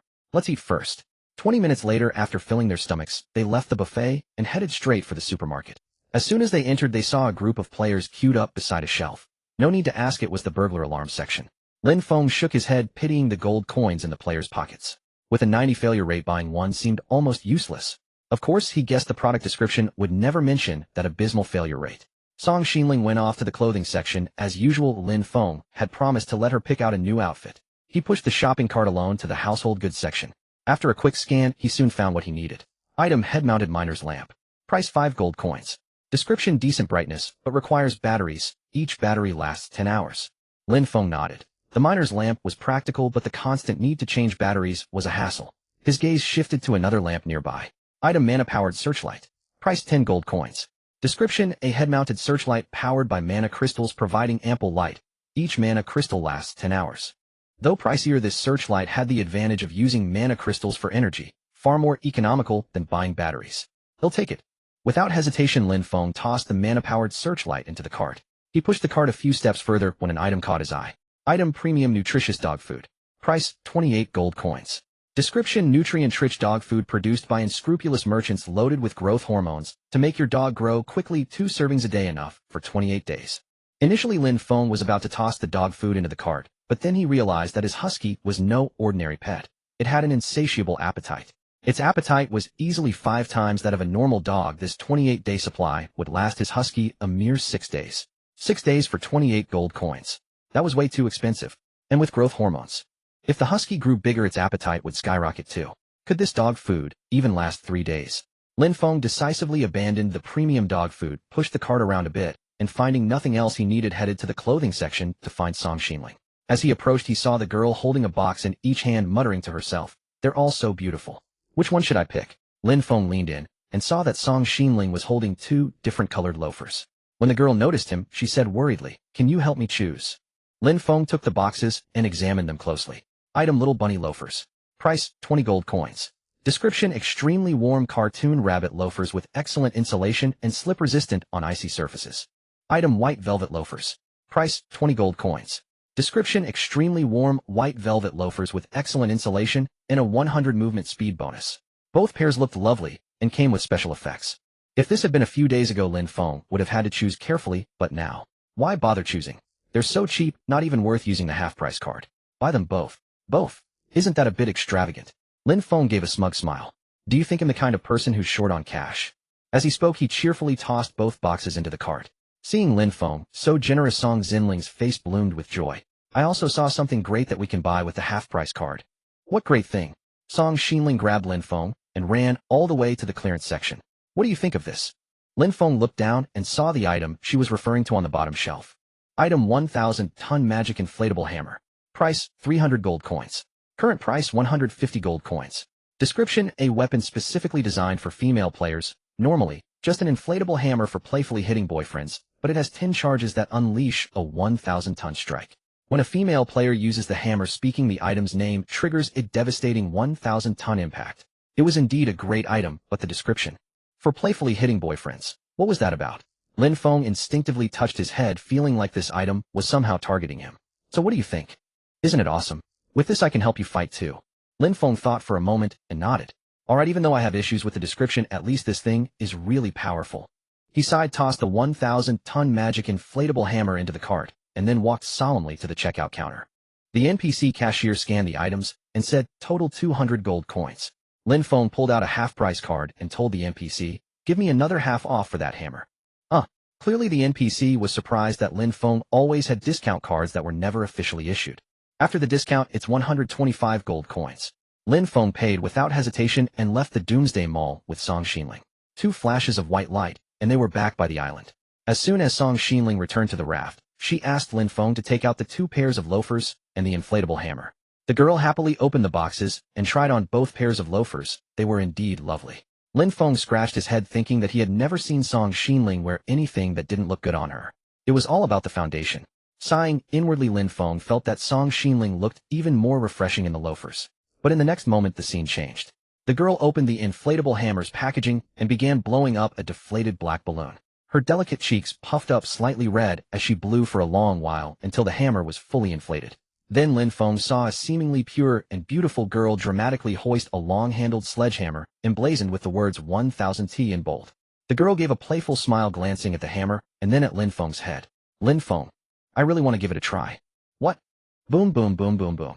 In the end, Lin Feng's head could not escape its doom, though fortunately Song Xinling refrained from naming the merchandise. Otherwise he might have been flattened into a meat patty on the spot. Finally, after more than 10 minutes, the girl had enough of her antics. She put away the 1,000-ton inflatable hammer, suddenly dashed over to Lin Feng, and without warning, the girl gently planted a kiss on Lin Feng's cheek. Blissful. Ecstatic. Lin Feng felt as though his soul were about to drift away. Just one more. He felt himself melting with joy, but when he turned back he saw Song Xinling rushing off in a hurry. Why stop now? I'm going to make lunch. Hey, didn't we just finish the buffet? I'm still hungry. Lin Feng shook his head, then smiled softly, savoring the memory of that sudden kiss. Delightful.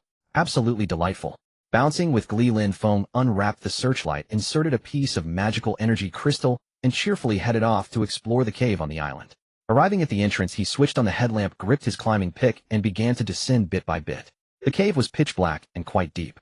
It took Lin Feng a full 10+ minutes to reach the bottom. There a passage awaited, damp and dim, yet devoid of any monsters. As he ventured deeper, the path grew wider, and before long he arrived at a spacious underground chamber. Lin Feng drew his ever-accurate revolver and surveyed his surroundings cautiously. Aside from some stone statues, there was nothing. Yet at the center of the chamber stood a platform upon which rested a black treasure chest. Just a shabby box. Lin Feng approached the chest, and a prompt appeared. A ghost chest discovered. Open it. Open. Without hesitation, Lin Feng opened the chest. But no reward prompt appeared as expected. Instead, the moment the lid lifted, a faint green glow emanated. Whoa, a ghost! From within the chest emerged a translucent head, clearly a spirit. Lin Feng raised his gun to fire, but suddenly realized his magazine held no silver bullets. Yet the ghost did not attack, instead it spoke. Lucky visitor, I am a great magician cursed by a demon. If you are willing to offer me 18 magical energy crystals as tribute to set me free, I shall bestow upon you a powerful spell. What? Lin Feng was stunned. He had thought the ghost was a monster out to attack him, but it turned out to be a vendor of magic spells.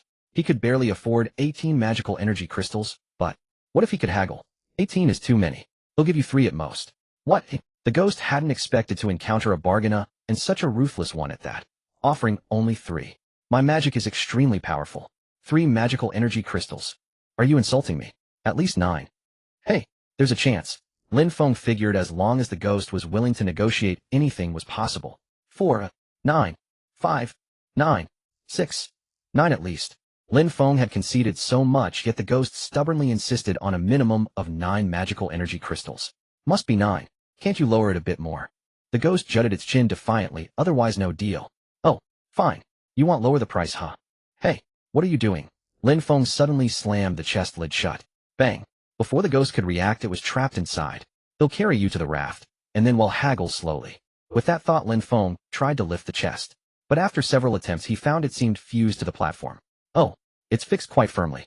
Lin Feng promptly crafted a pickaxe and began chipping away at the stone platform. Boom, boom, boom, boom, boom. With each swing of his pick, the platform's edges crumbled into rubble. In less than 10 minutes, the ghost chest fell from the platform. Crack. The lid burst open. The ghost poked its head out only to find the chest tilted and lying on the ground. You? What are you trying to do? Shut up, I'm taking you home. Home. Before the ghost could make sense of it, Lin Feng slammed the lid shut again. Then he tried lifting the chest again. This time it worked. Home. Lin Feng nodded in satisfaction. Just as he was about to stuff it into his backpack, he realized the ghost chest couldn't be stored. Left with no choice, he hoisted it onto his shoulder and headed back. But at the cave entrance, a problem arose. Carrying the chest, he could only use one hand for the climbing pick. No way to climb up. What to do? Lin Feng pondered for a moment. Only one solution came to mind: make a rope to haul it up. After some time, he crafted a rope tying one end to the ghost's chest and holding the other as he climbed out of the cave. Next, he struggled mightily to pull the chest up from below. Whoa, this ghost needs to go on a diet. It's way too heavy. Lin Feng sat at the cave entrance to rest, sipping some coffee, and decided to open today's blind box while he was at it. He opened the blind box system, and a prompt appeared. Daily blind box, draw successful. 047, obtained Mega Hunger Staving Food Blind Box System Developer Requiem of the Dead X1. Mega Hunger Staving. Dog food for the husky. Lin Feng quickly checked the blind box description. Mega Hunger Staving Food Blind Box grade excellent description: 40 chance to yield indestructible pet food, 30 chance for a large jar of oil tea, 20 chance for armored compressed biscuits, 10 chance for chocolate beans that keep you full for 3 days. Lin Feng grinned. He wanted nothing but the highest probability pet food. Opening the blind box, a heap of bagged pet food tumbled down beside him. You opened Mega Hunger Staving Food Blind Box X1 and obtained indestructible pet food X50. Whoa, so many. Enough for the husky for a while. Lin Feng picked up a bag of pet food and checked its description. Indestructible pet food description: contains only edible glue, no additives, rich in nutrients, but digests slowly. Feed once every 5 days for an ordinary pet. Lin Feng was astonished. These 50 bags of dog food could last 250 days. But given the husky's appetite, 5 times that of an ordinary pet, it would only last at most 50 days. He shook his head. Though it wouldn't last long, it was still better than the husky snatching his tomato beef stir-fry. He wondered if Subject 008 could eat this stuff too. As Lin Feng stuffed the pet food into his backpack, he was already plotting mischief. By then he had rested enough, so he hoisted the ghost chest and headed toward the raft. When we get there, we'll haggle slowly, alright? Lin Feng patted the chest, hummed a tune, and made his way back. From a distant song, Xinling spotted Lin Feng approaching, carrying a large chest on his shoulder. What is that you're carrying? Lin Feng smiled slightly and replied, a peddler of magic spells. Huh? The girl was taken aback and asked in bewilderment. Peddler of magic spells, living in a chest. You can ask him yourself in a moment. Lin Feng placed the ghostly chest onto the storage box and casually flipped open the lid. Instantly, a spectral figure emitting a green glow rose from the chest. The ghost, upon seeing its surroundings, was stunned. Hey, what's this? Where's my underground palace? Lin Feng was about to speak when he suddenly heard Song Xinling's terrified scream. Lin Feng, why did you bring a ghost back? Seeing the girl frightened, Lin Feng quickly explained. He's no ordinary ghost, he's... Before he could finish, a dog bark erupted behind him. Woof, woof, woof, woof. Lin Feng was startled. Husky, what are you doing here? Stop barking. But the husky ignored Lin Feng, its eyes fixed on the ghost, as it continued barking furiously. Lin Feng looked up and froze. What the? Where's the ghost? He peered into the chest, and found the ghost's spirit tightly huddled in a corner, trembling uncontrollably. What the? You're afraid of dogs. Lin Feng scratched his head. Were these three creatures locked in a cycle of fear? Song Xinling feared the ghost feared the husky, and the husky obeyed Song Xinling. This relationship was quite harmonious. Lin Feng shook his head and decided to ignore the husky. Let it bark, it might scare the ghost enough to negotiate a better price. Turning around, he grabbed Song Xinling and comforted her. Don't worry, with the husky here, the ghost is no threat. The girl nodded. They'll try to control myself, but is that thing really selling magic spells? He wants 18 magic crystals, but I bargained him down to 9. With the husky here, we can probably haggle even more. He glanced at the husky, which was still barking relentlessly, though what it was barking at was unclear. If only I had a translator. Song Xinling seemed to have calmed down and peered into the chest. I'll use him to build my courage. Huh, you can do that. Lin Feng felt he had hit the jackpot. Kidnapping a ghost had turned it into a tool for Song Xinling to face her fears. Then should I leave the bargaining to you? The girl nodded firmly. I'll do my best. She looked as if bearing a heavy responsibility, which made Lin Feng shake his head. Was it really that hard? Forget it, had better urge her to cook first. His stomach was growling. How about you cook first? It's getting late and 008 should be coming soon. Song Xinling, upon hearing about cooking, sighed in relief. They'll go now. Oh, and don't make the 5 portions for the husky today. The husky, still barking at the ghost, suddenly turned its head upon hearing this. Arf! The next moment, it started barking furiously at Lin Feng. Woof woof woof woof. Husky, shut up. Woof woof woof woof. Clearly Lin Feng couldn't control the husky, but the next moment, he pulled a bag of pet food from his backpack and shook it in front of the husky. Instantly the dog calmed down. Hearing the rustling of the food in the bag, the husky sat down and wagged its tail, as if to say, give me food, and I'll do anything. Lin Feng laughed. Want some? The husky nodded eagerly. Will you stop barking at me? The husky shook its head eagerly. What? You understand everything. Lin Feng was impressed, and not only did the husky understand him, but it also responded in ways he could easily comprehend. I feed you and give you water, so you have to listen to me. This time Lin Feng expected the husky to nod in agreement, but to his surprise the dog's patience wore thin.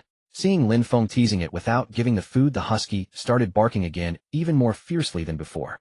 Woof woof woof. Woof woof woof woof. Lin Feng, unfazed by the husky's attitude, took a plate, poured out the pet food, and even leaned in to sniff it, putting on an expression of utter enjoyment. The husky grew frantic. Woof woof woof. Woof. Arf. Arf arf. But as it barked, seeing Lin Feng ignore it, the husky deflated. Turning back, Lin Feng saw the dog lying on the ground, staring at the pet food in his hand, as if it had suffered a great injustice. Seeing this, Lin Feng curled his lip. Wanna eat? Then be nicer to me from now on. Arf arf. The husky nodded pitifully, its eyes still fixed on the food. Lin Feng had teased it enough, and seeing its pathetic state was about to hand over the food when he felt a sudden lightness in his hand. Hey, Arf!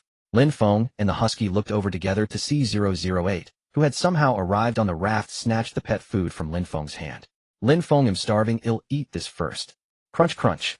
008 seemed genuinely ravenous. He lifted the plate and poured the entire portion of pet food into his mouth, chewing it like crispy noodles, frowning as he munched. Lin Feng, what's this you made today? Tastes good. But it's so hard to chew. Lin Feng stood with his mouth agape at a loss for words. The husky, however, was furious. Woof, woof woof woof woof. The next moment Lin Feng saw the husky chasing after 008, biting at his rear. 008 ran and yelled. Lin Feng, call off your husky. Damn, you actually bit me. My butt. Lin Feng shook his head. He thought to himself 008 had dared to steal the husky's food. Served him right. Burp. Lin Feng, make it stop. Burp. What kind of food was that? I'm stuffed after just one portion. Burp. Oh heavens. Stop chasing me, I'm too bloated to run. In the end it took Song Xinling to calm the husky down. She looked at Lin Feng with a puzzled expression. Dinner's ready. By the way, what does the husky eat today? He can go hungry for now. How can that be? He'll make something. No need, I have pet food. Lin Feng explained. Then bring it out. The husky has been hungry all day. Urged by Song Xinling, Lin Feng had no choice but to take out another portion of food, watching helplessly as the girl poured the pet food into the plate. Crunch crunch. When the bag of pet food was emptied into the plate, 008 stared in shock. Lin Feng, did you just feed me dog food? Lin Feng quickly waved his hands. Let me be clear, I didn't make you eat that. Burp. This. Watching Lin Feng savor a hearty meal of tomato scrambled eggs, no. 008 let out a satisfied burp, clutching his rear that had been bitten by a husky, and embarked on tonight's thieving mission. No. 008 pressed the teleporter button. In the next moment, the two appeared in a different stretch of the sea. Not far away, there was a well-equipped raft, suggesting its owner was quite wealthy. Yet, just as he was about to make his move, Lin Feng hesitated. He glanced at No. 008, who was still belching, and asked, "Are you sure you can handle this?" "Why wouldn't I be able to?" No. 008 continued to burp one after another, unable to stop. Lin Feng shook his head. "Maybe you shouldn't go? With those thunderous burps, you'll wake the raft's owner before we even start. If I don't go, you won't leave me a single scrap. You don't trust me." "I don't." No. 008 blurted out without a second thought. Lin Feng was speechless. This guy didn't even try to hide it, which was truly hurtful. "Fine, since that's the case, there's only one way." No. 008 was taken aback. "What way?" "Speed up digestion. Do push-ups." "What? Choose one, either do push-ups or wait here while I go steal a loan." Lin Feng shrugged. "It's your call." This.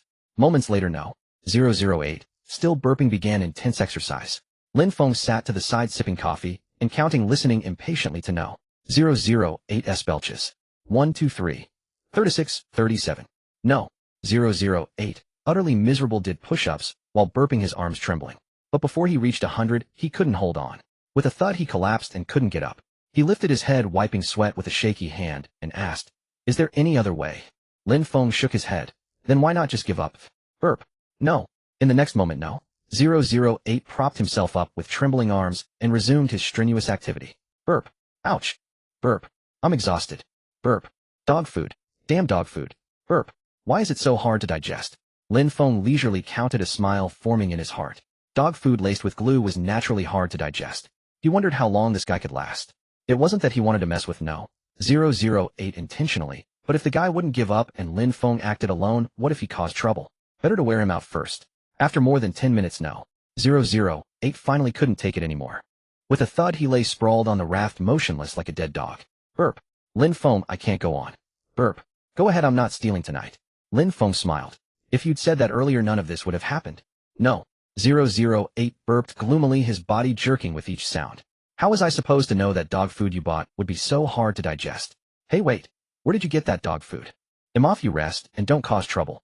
Lin Feng ignored his question. Seeing No. 008 completely worn out, he jumped into the sea and swam toward the raft opposite. Burp. Lin Feng, did you set me up on purpose? Burp. This is just my luck. On Lin Feng's side, he quickly reached the other raft. He crept aboard and immediately spotted the fruits planted by the player. Watermelon, grapes. Wait, there's pineapple too. Is this guy running an orchard? Normally, if the farm had vegetables, Lin Feng might not have bothered, but there was a whole bunch of fruit. Since arriving in this world, he hadn't even tasted grapes or pineapple. Without No. 008 interfering, Lin Feng went all out this time. He not only picked all the fruit, but also took out a small shovel and dug up 4 fruit seedlings. Obtained pineapple seedling X2. Obtained grape seedling X2. Lin Feng stuffed the seedlings into his backpack and couldn't help but complain. Grapes and pineapples grow from seedlings. This game hasn't left much of the world's common sense intact. After clearing out the farm's supplies, Lin Feng made his way to the cabin door. Gently pushing the door open, he spotted 2 storage chests inside. But just as he was about to step in, he noticed a burglar alarm on the floor.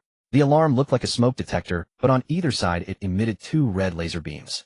At that moment, one of Lin Feng's feet was already hit by the laser beam, yet it didn't trigger the alarm. The failure rate is really quite high. Lin Feng shook his head and casually picked up the burglar alarm. Burglar alarm description: place the alarm at the room's entrance. Its 2 red laser beams will trigger an alarm if they hit an intruder, but this item has a certain chance of malfunction. As expected, the description only mentions a chance of malfunction, but it doesn't say the failure rate is as high as 90%. It was clearly a trap for players, and this thing costs 1 gold coin each.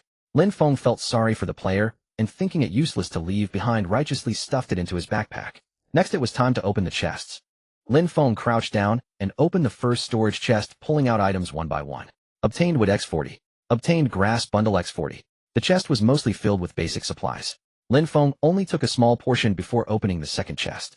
It wasn't that he was kind, he simply found these basic materials too bulky, and his backpack had been running out of space last time. As soon as he opened the second chest, Lin Feng grinned. Wow, I didn't expect this guy to have so many goodies. Obtained magic energy crystal X5. Obtained mechanical module X8. Obtained Santa's long stocking X1. Huh, what's this? Lin Feng thought it was just a sock, but when he took it out he saw there was only one. After checking the description, he finally understood. Santa's long stocking description: hang it by your bedside, and one day Santa Claus will remember to bring you a gift. This thing can get free supplies. The description was too vague. It didn't say when Santa would deliver the gift or what it would be. Lin Feng had a nagging feeling this item wasn't good. Otherwise, why hadn't the player hung the stocking by their bed? This sock must be trouble. Lin Feng nodded, stuffed the long stocking into his backpack, and then crept out quietly. No. 008 rubbed his sore arms, staring gloomily at the raft. The next moment, he saw a figure sneak out of the cabin and swim back this way. Poor player, all the valuable stuff is probably stolen by Lin Feng by now. Moments later, Lin Feng climbed onto raft No. 008. Let's go. Find the next target. Hey, aren't you going to share the loot with me? Seeing No. 008 staring intently at his backpack, Lin Feng quickly changed the subject. Huh. Why aren't you hiccuping anymore? Yeah, right. I'm not hiccuping. It must be the push-ups working. Don't waste time, teleport now. No. 008 paused. No, I'm talking about splitting the spoils. Lin Feng waved his hand. Since you've stopped hiccuping, go steal the next one yourself. Damn. You're really tight-fisted. No. 008 had no choice but to press the teleporter button, and another player was robbed. Over the next 3 hours, Lin Feng and No. 008 pulled off 6 heists, but those players were so poor that Lin Feng didn't bother stuffing anything into his backpack. No.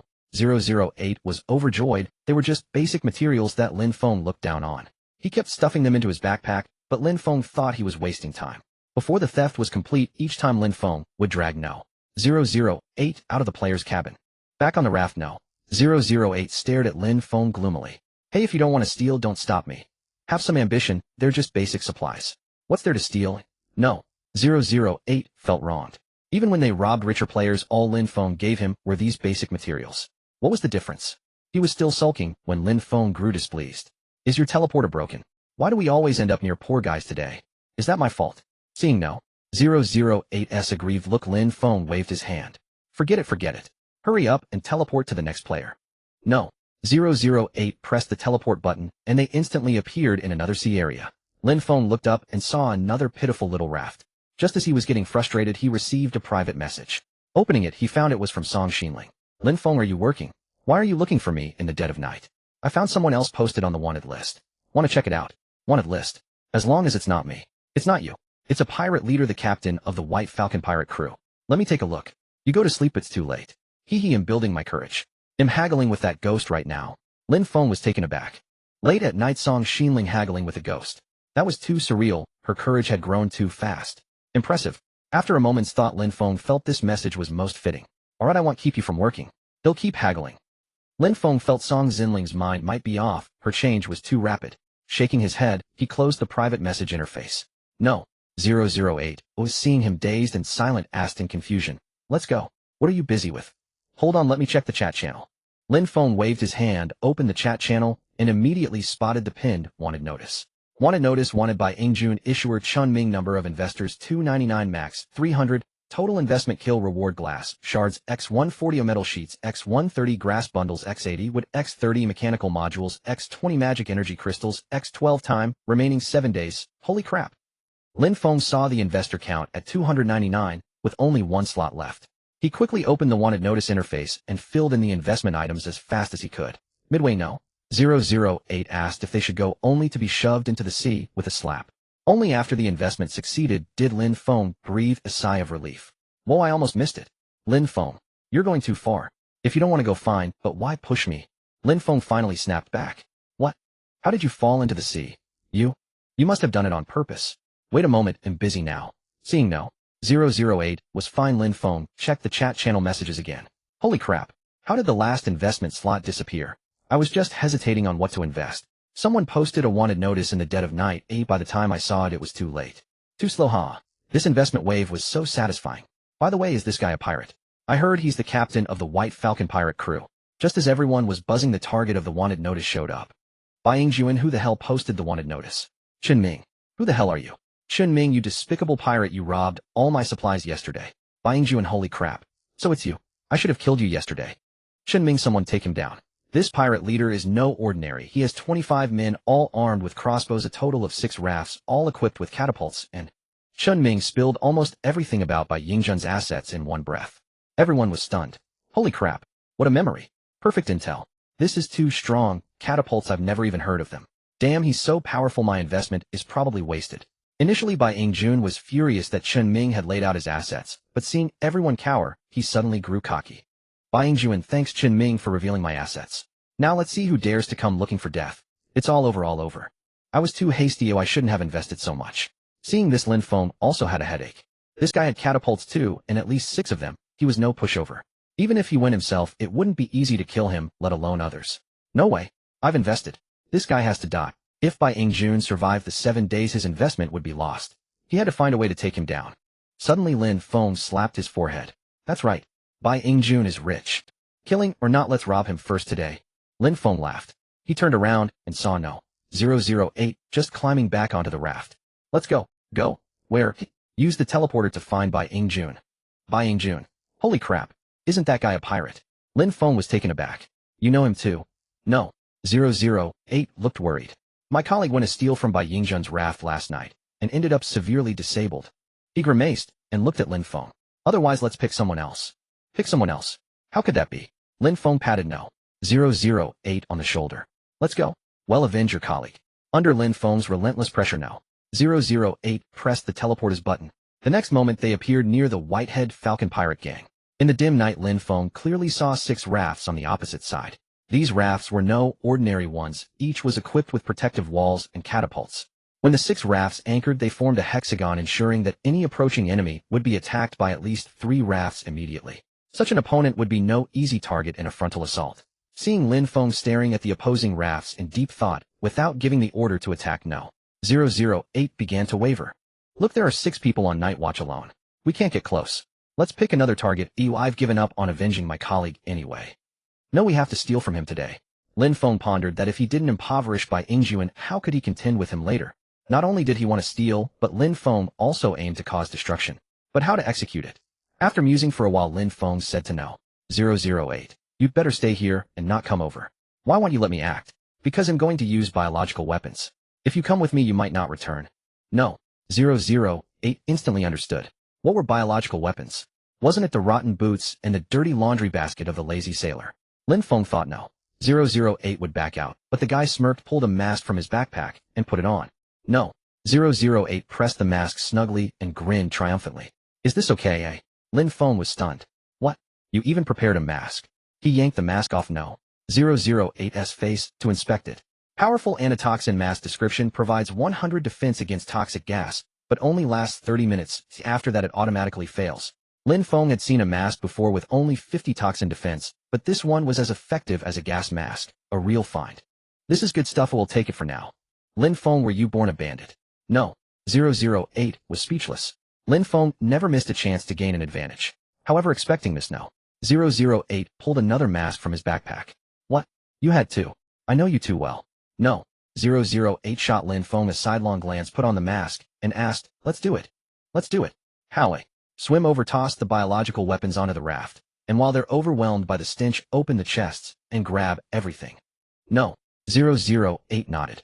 Lin Feng had finally shown some sense. He never acted like a thief, more like a robber. After planning, they wore masks and sailed their raft toward the enemies. They intended to sneak close and then throw the boots and laundry basket, but unexpectedly things spiraled out of control. Before they could approach, a crisp voice rang out. Thief! Thief! Catch the thief! Catch the thief! Lin Feng was taken aback. What's going on? No. 008 shook his head vigorously. No idea. At that moment, the pirates on the raft heard the cries and scrambled up, while the night watch seized their weapons and searched around. As they stood bewildered, the crisp voice sounded again. Over here! Over here! Catch the thief! Over here! The pirates all rushed toward Lin Feng. Then he finally spotted the source of the voice. What the hell? Why is there a bird here? Lin Feng saw a bird cage on the raft directly opposite. The sharp warning came from a small bird inside. No. 008 panicked. Lin Feng, what do we do? Throw the biological weapons now. Before he finished, Lin Feng hurled the lazy sailor's dirty laundry basket. Turning back, he saw No. 008 frozen in place, so he snatched the rotten boots meant for him and tossed them onto the raft as well. Instantly, a foul stench spread. It stinks. It stinks. The bird kept screeching while the pirates cursed in disgust. Damn, that's disgusting. Put on masks. Lin Feng pulled No. 008 and jumped onto the pirates' raft, but before they could act, the pirates all put on masks. What? Everyone's so prepared. Lin Feng was dumbfounded. The pirates who had been staggering moments ago were all masked within 5 seconds. They glanced around, and in less than 2 seconds, all eyes locked onto Lin Feng and No. 008. It's them. Catch those 2 thieves. The next moment, Lin Feng dragged No. 008 and fled. Before jumping off, he grabbed the birdcage. Help! It stinks. Help! With a splash. Lin Feng no. 008, and the birdcage tumbled onto their small raft. The opposing pirates were frantic. Damn it! Get them back. They stole the boss Whitehead Falcon. From behind the crowd came an impatient yell. Damn it! Get my bird back. Dirty laundry basket. Boots. This must be Lin Feng. Catch Lin Feng. The pirates scrambled to start their rafts. Meanwhile no. 008, trembling, grabbed the teleporter and pressed the button. In an instant the small raft vanished before everyone's eyes. Captain, they're gone. Bai Yingjun's face darkened with rage. Damn it, what happened? A teleporter. It must be an eye-tracking teleporter. Lin Feng, just you wait. Bai Yingjun ordered his men to stay put, paid 1 gold coin, and rushed to the Doomsday Mall. He intended to buy an eye-tracking teleporter, jump to Lin Feng's location, kill him, and reclaim his Whitehead Falcon. But, at the Doomsday Mall, Bai Yingjun was frustrated. He had to queue to enter. Meanwhile Lin Feng and no. 008 appeared near another player. Lin Feng was distressed. He hadn't retrieved his dirty laundry basket and boots. But in that situation, holding on to things meant losing his life. I wonder if trading for this little bird was worth it. Who are you calling a little bird? Who are you calling a little bird? What? Lin Feng was startled. The bird seemed displeased. Aren't you a little bird? What are you? I'm a Whitehead Falcon. I'm a Whitehead Falcon. Lin Feng was stunned. This little creature. A falcon. He approached the bird and tried to check its attributes. Whitehead Falcon description: a parrot named Whitehead Falcon, the only one in the world, extremely rare. If not cared for well, it tends to betray its owner. Betray its owner. I feel like I got the short end of the stick. Lin Feng stared gloomily at the Whitehead Falcon, while no. 008 grew anxious. Lin Feng, let's get back to work. That last job failed and I haven't made my quota for today. You wicked thief, don't you dare succeed. You wicked thief, don't you dare succeed. Before Lin Feng could speak, the Whitehead Falcon interjected. Lin Feng glanced at no. 008. Can you make it shut up? Well, kill it. What a ridiculous idea. Lin Feng stared at the Whitehead Falcon in frustration. What will it take for you to keep quiet and stop causing trouble? The Whitehead Falcon rolled its tiny black eyes. I want food. I want food. Food. Lin Feng pondered. The pet food had obtained wasn't labeled for any specific animal. It should be universal. Besides no. 008 had eaten it without issue. With that thought, Lin Feng took out a pack of indestructible pet food, tore it open, and poured out a few pellets. They'll give you this to eat, just stay quiet for a while. Great. Great. The Whitehead Falcon nodded, instantly calming down at the mention of food. But when it pecked at a pellet, it couldn't bite through. The Whitehead Falcon glared at the food, pecking hard several times, yet its sharp, hooked beak couldn't crack the pellet. Too hard. Can't eat it. Lin Feng grew displeased. Getting food was a blessing, and this parrot was being picky. Without a word, he shoved his hand into the cage and forced a pellet into the parrot's beak. The parrot struggled fiercely, but Lin Feng ignored it, stuffing pellet after pellet until all 5 were inside. Then he clapped his hands and stopped. You've had your fill, now behave and don't squawk. Stuffed. No. 008 stared at the parrot with its bulging belly, feeling a pang of empathy. He silently vowed to ask for details before eating anything from Lin Feng in the future. Meanwhile, seeing the Whitehead Falcon slumped, Lin Feng said confidently, no. 008, let's go to work. As for Bai Yingjun, I'll rob him again tomorrow night. You still won't give up? I've lost 2 biochemical weapons over this. It's not over. No. 008 had a bad feeling. As he started the raft's propeller, he wondered whether he should come back to see Lin Feng tomorrow. Just then a flash of white light gleamed across the sea not far away. What the hell? What's going on? Lin Feng stared in shock, and in the afterglow of the light, he spotted 6 rafts speeding toward him. The next moment he received a private message. Opening it, he saw it was from Bai Yingjun. Bai Yingjun, Lin Feng, did you steal my Whitehead Falcon just now? Bai Yingjun, I'm near you now, and today you're dead meat. Bai Yingjun, I thought you were something special, but the rumors were fake. You're just a guy with a crappy raft. Lin Feng was stunned. How had he been found so stealthily? Looking up, he understood. Bai Yingjun had mistaken the player he was about to rob for him. Sorry buddy, you're taking the fall. Lin Feng smirked and quickly said to no. 008, quick teleport. Not wanting trouble now. 008 gladly pressed the teleporter button. The teleporter activated without any light or sound, and they vanished unnoticed. Meanwhile, Bai Yingjun still thought had found Lin Feng's raft. He peered through his binoculars, fixated on the motionless raft, growing more confused. What's going on? Why isn't Lin Feng coming to fight or running away? A subordinate asked. Captain, should we open fire? Fire my ass. My Whitehead Falcon is still with Lin Feng. Then should we charge? Charge in for hand-to-hand combat. Bai Yingjun grew increasingly uneasy. Despite their overwhelming force, there was still no response from the other side. Minutes later, as the 6 rafts approached the lonely one, the player inside was jolted awake by the sound of propellers. What the hell? What's happening? He rushed out of the cabin and was instantly dumbfounded. 6 rafts were bearing down on him menacingly, and a hideous man was roaring in fury. Lin Feng, get the hell out here. Lin Feng, it's a misunderstanding. I'm not Lin Feng. The pirates ignored his pleas, as the rafts closed and they swarmed aboard. But after searching thoroughly, there was no trace of Lin Feng. Where the hell is Lin Feng? Bai Ingjun glared at the player furiously. I don't know. I've never even seen him. Bai Ingjun cursed angrily. I used an ID tracker teleporter to follow him, and you're telling me you've never met Lin Feng? No. I was just sleeping and you guys came charging in. You want talk? Strip this raft clean. This. Elsewhere on the sea, Lin Feng scratched his head and muttered to himself. No help for it. That player's just unlucky. Tonight either I rob him or Bai Ingjun does. Bad luck. No. 008 shot Lin Feng a sideways glance and asked, it's almost dawn. Still going. Of course. Let's do it. No. 008 started the raft and headed toward another nearby raft. But before they could act, another flash of white light appeared in the distance. Lin Feng was stunned. What the hell? Bai Yingjun's coming again. No. 008 didn't hesitate. He pressed the teleporter button. The next moment, they vanished into thin air as Bai Ingjun charged furiously toward the opposite raft. Damn it, I've wasted 2 ID tracker teleporters. Lin Feng, when I catch you, will tear you apart. Moments later, the scene repeated. The player on that raft, still groggy, was dragged before Bai Ingjun by the pirates. Damn it, tell me, where did Lin Feng go? What Lin Feng? Elsewhere on the sea, no. 008 looked up at the brightening sky. Maybe. We should call it a day. Lin Feng was about to ponder this when he suddenly received a private message from Song Xinling. Lin Feng, a thief, just came to steal something. Seeing this, Lin Feng tensed up. He wasn't worried about the stolen goods, but about the girl's safety. Are you okay? I'm fine, but what? But the thief might not be okay. He startled me when he tried to steal, so what? I got nervous and hit him with a hammer. Holy crap. Is the thief still alive? I don't know. He Closing the private message interface, Lin Feng glanced at number 008. What are the consequences of accidentally killing an NPC? Number 008 was taken aback. Lin Feng, you're not planning to kill me, are you? No. I'm just asking out of curiosity. Number 008 still felt uneasy, shifting back a little before replying. As long as it's not in the Doom Mall, there's no real consequence. But why are you asking? Just curious. Lin Feng couldn't exactly say that Song Xinling had smashed a thieving NPC to death with a hammer. Of course, the girl only said the thief disappeared. It didn't necessarily mean he was dead. Maybe just severely injured. But the odds of a mere injury were slim. More likely a single hammer blow had sent him flying to his demise. Let's head back first. Well, deal with Bai Ingjun tomorrow.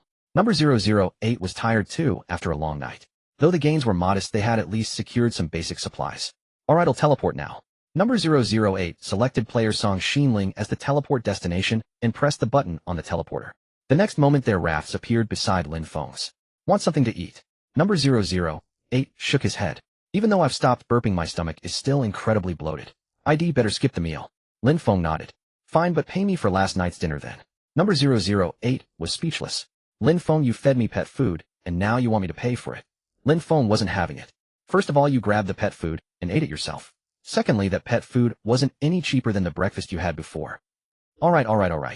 Number 008 handed Lin Feng a 50 discount card and left in a huff. Lin Feng was puzzled. When he returned to his raft, why hadn't Song Xinling come out? He strode quickly to the cabin door, pushed it open, and froze instantly. At that moment, Song Xinling held a can of Red Bull in one hand and a makeshift dog leash made of straw rope in the other, eyeing the ghost cowering inside the ghost chest with ill intent. No way. 6 magic crystals are still too expensive. Lower the price. I've already made it very cheap. I really can't go any lower. Can't lower it. Fine, husky attack. Song Xinling released the leash, and the husky gleefully clawed at the ghost chest, biting into it. Woof. It had to be said the husky was ferocious. Lin Feng even saw the ghost dissipate into green light with every bite. If this kept up, the ghost would likely be bitten to death. What the hell? Could the husky actually attack spiritual entities? Amazing. Truly amazing. But had this girl and her dog really been haggling all night? Lin Feng suddenly felt a pang of sympathy for the ghost. Somehow Song Xinling seemed to have learned some bad habits. The girl turned around, and seeing Lin Feng back, grinned smugly. I haggled it down from 9 magic crystals to 6 tonight. Pretty impressive, huh? Impressive, but that's enough. Haggling with him is a waste of time. The ghost in the chest popped its head out at these words.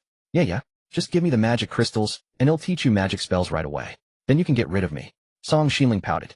No way. I won't stop until I get the price down to 3 magic crystals, or less. Bang. The girl slammed the lid shut, knocking the ghost right back in. Lin Feng scratched his head, feeling that both he and Song Xinling were becoming increasingly roguish. He was about to ask her about the thief she'd smashed with a hammer when Song Xinling pointed curiously at the cage in his hand. "What's that? A little bird?" The white-headed falcon was indignant. Puffing out its full belly, it squawked angrily. "I'm not a little bird. I'm a white-headed falcon. I'm stuffed." The girl blinked rapidly, pointing at the bird in astonishment. "It can talk. I'm a white-headed falcon. Can't you see I talk?" Lin Feng shook his head and tapped the cage, scolding, "Shut up, you damn bird, or I'll roast you for meat." "My meat isn't tasty. My meat isn't tasty." Lin Feng was at a loss. This white-headed falcon just wouldn't stop yapping. The next moment he took out a few pellets of pet food and forcefully stuffed them into the falcon's beak. "Eat more, talk less." The falcon, already overly full, was now completely incapacitated. "I'm stuffed. I'm stuffed." "Lin Feng, you're inhuman. You're inhuman." Lin Feng ignored it, handing the cage to Song Xinling. "This bird is your responsibility now. If I take care of it, I'm afraid it might actually get stuffed to death one day. It really is quite bloated." The girl nodded, feeling the falcon was barely clinging to life. Setting the white-headed falcon aside, Song Xinling began preparing breakfast. Lin Feng took the opportunity to open the blind box system. Daily blind box draw successful.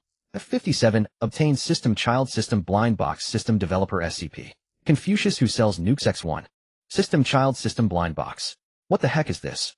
Lin Feng looked at the blind box description with confusion. System child system blind box, grade outstanding, description 50 chance to drop 100-fold drop rate, subsystem 50 chance to drop data perspective subsystem. Seeing this, Lin Feng was stunned. This was the first time had encountered a blind box with only 2 possible items, and both had an equal 50 drop rate.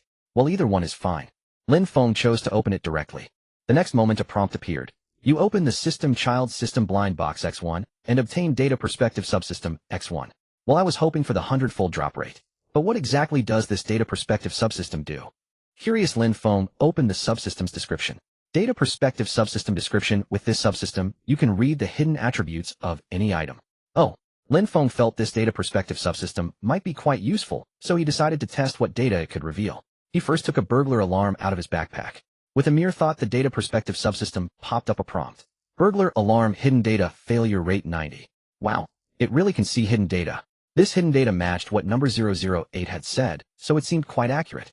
Next, Lin Feng thought about the sock he had stolen the previous night. That player had Santa's long stocking but hadn't hung it by the bedhead. There had to be something fishy about it. He focused his mind and activated the data perspective subsystem. The next moment, the hidden data appeared. Holy crap. So that's how it is. Lin Feng was taken aback. The Santa's stocking actually had a 50% chance of producing a ghost. This was simply too thrilling. Imagine the night before hanging the stocking at the head of the bed with eager anticipation, waiting for Santa to deliver gifts, only to be jolted awake in the dead of night by a ghost. How damn exciting. Though Lin Feng was not afraid of ghosts, being dragged out of bed by one while asleep would still make him break out in a cold sweat. Forget it, I don't lack food or supplies. I'd better sell this thing off quickly. With that thought, Lin Feng directly listed the Santa's stocking on the trading channel and left a message in the chat channel. Lin Feng's special item for sale, Santa's stocking. Hang it at the head of your bed for a chance to receive a gift from Santa. Of course, Lin Feng did not mention the 50% chance that Santa would send a ghost. A special item? How much is the big shot selling it for? Can I trade with basic supplies? I haven't even seen one special item, and the big shot already has too many to sell. Lin Feng preferably trade with special items. Message me if interested. Got it, big shot, I have a special item to trade. Me too. Several private messages instantly popped up for Lin Feng. Big shot, I have a special item. A conch that can be blown to produce beautiful music. You can play it for Song Xinling. Lin Feng, can you be more reliable? Lin Feng felt he had no musical talent, and besides the conch had no practical use. Shaking his head, he closed that message and opened the next. Big shot, I have a lucky die that can be used to divine lucky numbers. Lin Feng, forget it, my luck is always good enough. Lin Feng was speechless. At this stage, players did have quite a few special items, but the problem was that the things they offered for trade had no real use. He wondered just how twisted the game's sense of humor was to produce so many useless items. Opening the next private message, Lin Feng suddenly smiled. Finally, something reliable had come up. Big shot, I have a set of women's clothing, but am a guy, so? Lin Feng, deal. Lin Feng had no use for the Santa's stocking anyway, and trading it for a set of women's clothes to give to Song Xinling would be a win. The next moment, the other party sent the trade content. Pink beach bikini X1, trade Santa's stocking X1. What the hell? Lin Feng was stunned. He never expected the other party to trade with this item. However, he did quite like the clothing. Imagining Song Xinling in a beach bikini made his blood race. Yet unfortunately, it wasn't summer now. Lin Feng didn't hesitate and confirmed the trade. Trade successful. Obtained pink beach bikini X1. Holding the smooth, soft pink bikini in his hands, Lin Feng was instantly flooded with boundless fantasies. A few minutes later, he remembered to check the item's information. Pink beach bikini. Description: summer clothing, cool and breathable. The wearer gains 100% swimming speed.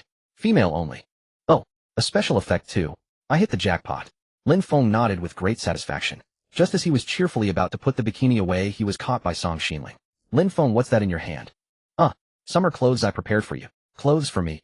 The girl's interest was instantly piqued. She rushed over excitedly, snatched the new clothes, and then, Lin Feng, you. Seeing the pink bikini, Song Xinling's face flushed, and she found herself at a loss for words. Lin Feng smiled awkwardly. I found it in the ocean. As if I believe that. Did you sneak out last night to steal some girl's clothes? You? That's so perverted. Lin Feng was dumbfounded. Stolen. Song Xinling had quite the imagination. Though if he had actually found something like that in some player's storage box, he probably would have stolen it too. But this time he was truly wronged. Bang, bang, bang. Before Lin Feng could explain, the 1,000-ton inflatable hammer came down on him. 10 minutes later, Lin Feng rubbed his numb head and ate breakfast gloomily. Song Xinling, on the other hand, ran off to carefully store the pink bikini in the safe. Lin Feng was speechless. On the surface, she showed disdain, but in truth, she treasured it immensely. It seemed that when summer came, he would be in for a visual feast. Rejoicing inwardly, Lin Feng wolfed down his breakfast.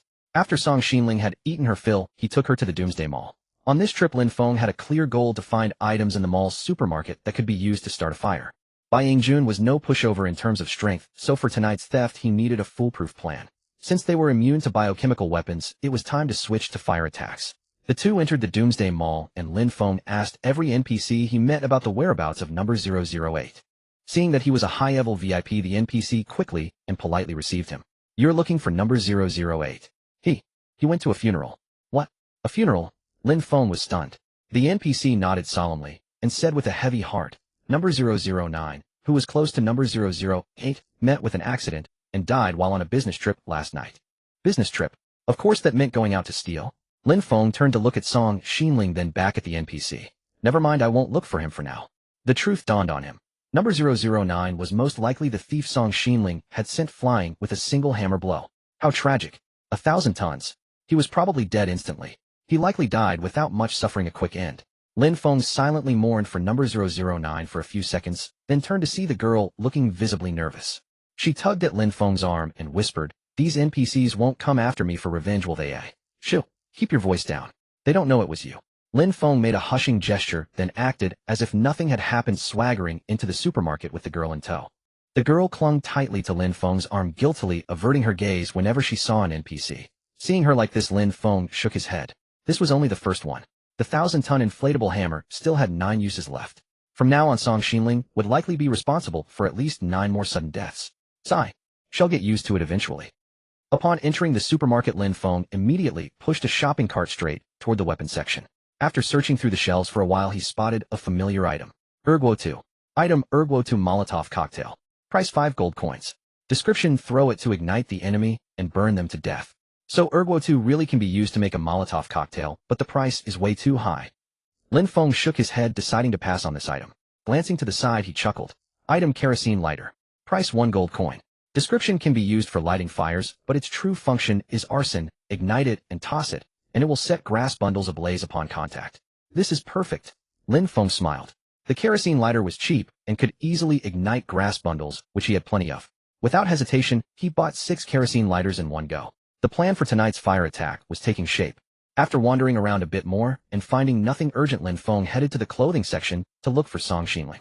At that moment, the girl was staring blankly at an item. He leaned in for a closer look. Good heavens, a football uniform. Lin Feng glanced at Song Xinling, then back at the football uniform, feeling something was off.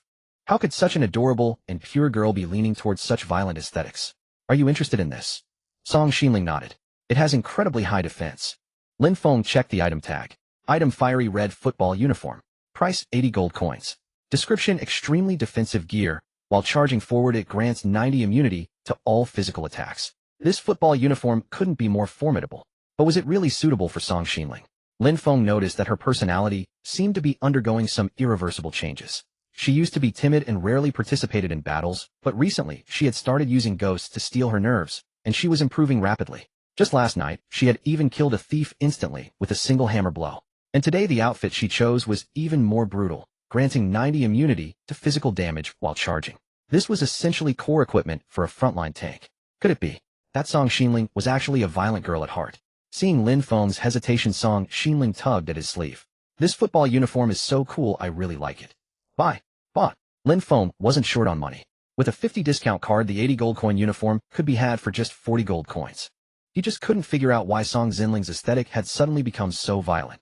After tossing the fiery red football uniform into the shopping cart, Lin Feng suddenly remembered something. Right, I should try using the data lens subsystem to check the hidden stats on this item. The next moment, data appeared. Fiery red football uniform hidden data in a state of drunken frenzy grants 100 immunity to physical damage while charging. This? Lin Feng was stunned. Song Xinling going on a drunken rampage in this. The image was too terrifying. Noticing his hesitation, the girl asked, "What's wrong?" "Nothing. Nothing. By the way, how's your alcohol tolerance?" Song Xinling thought for a moment, frowning. "I don't think I've ever drunk alcohol before." Lin Feng nodded. It seemed a single bottle of Erguo would definitely send her into a drunken frenzy. He hesitated, wondering whether he should let her down a bottle of Erguo before a real fight. That was a dilemma. Pondering this, Lin Feng pushed the cart to the checkout counter. After using the 50 discount card, he spent a total of 46 gold coins, still quite wealthy. The two left the supermarket and grabbed a feast at the buffet before teleporting back to the raft.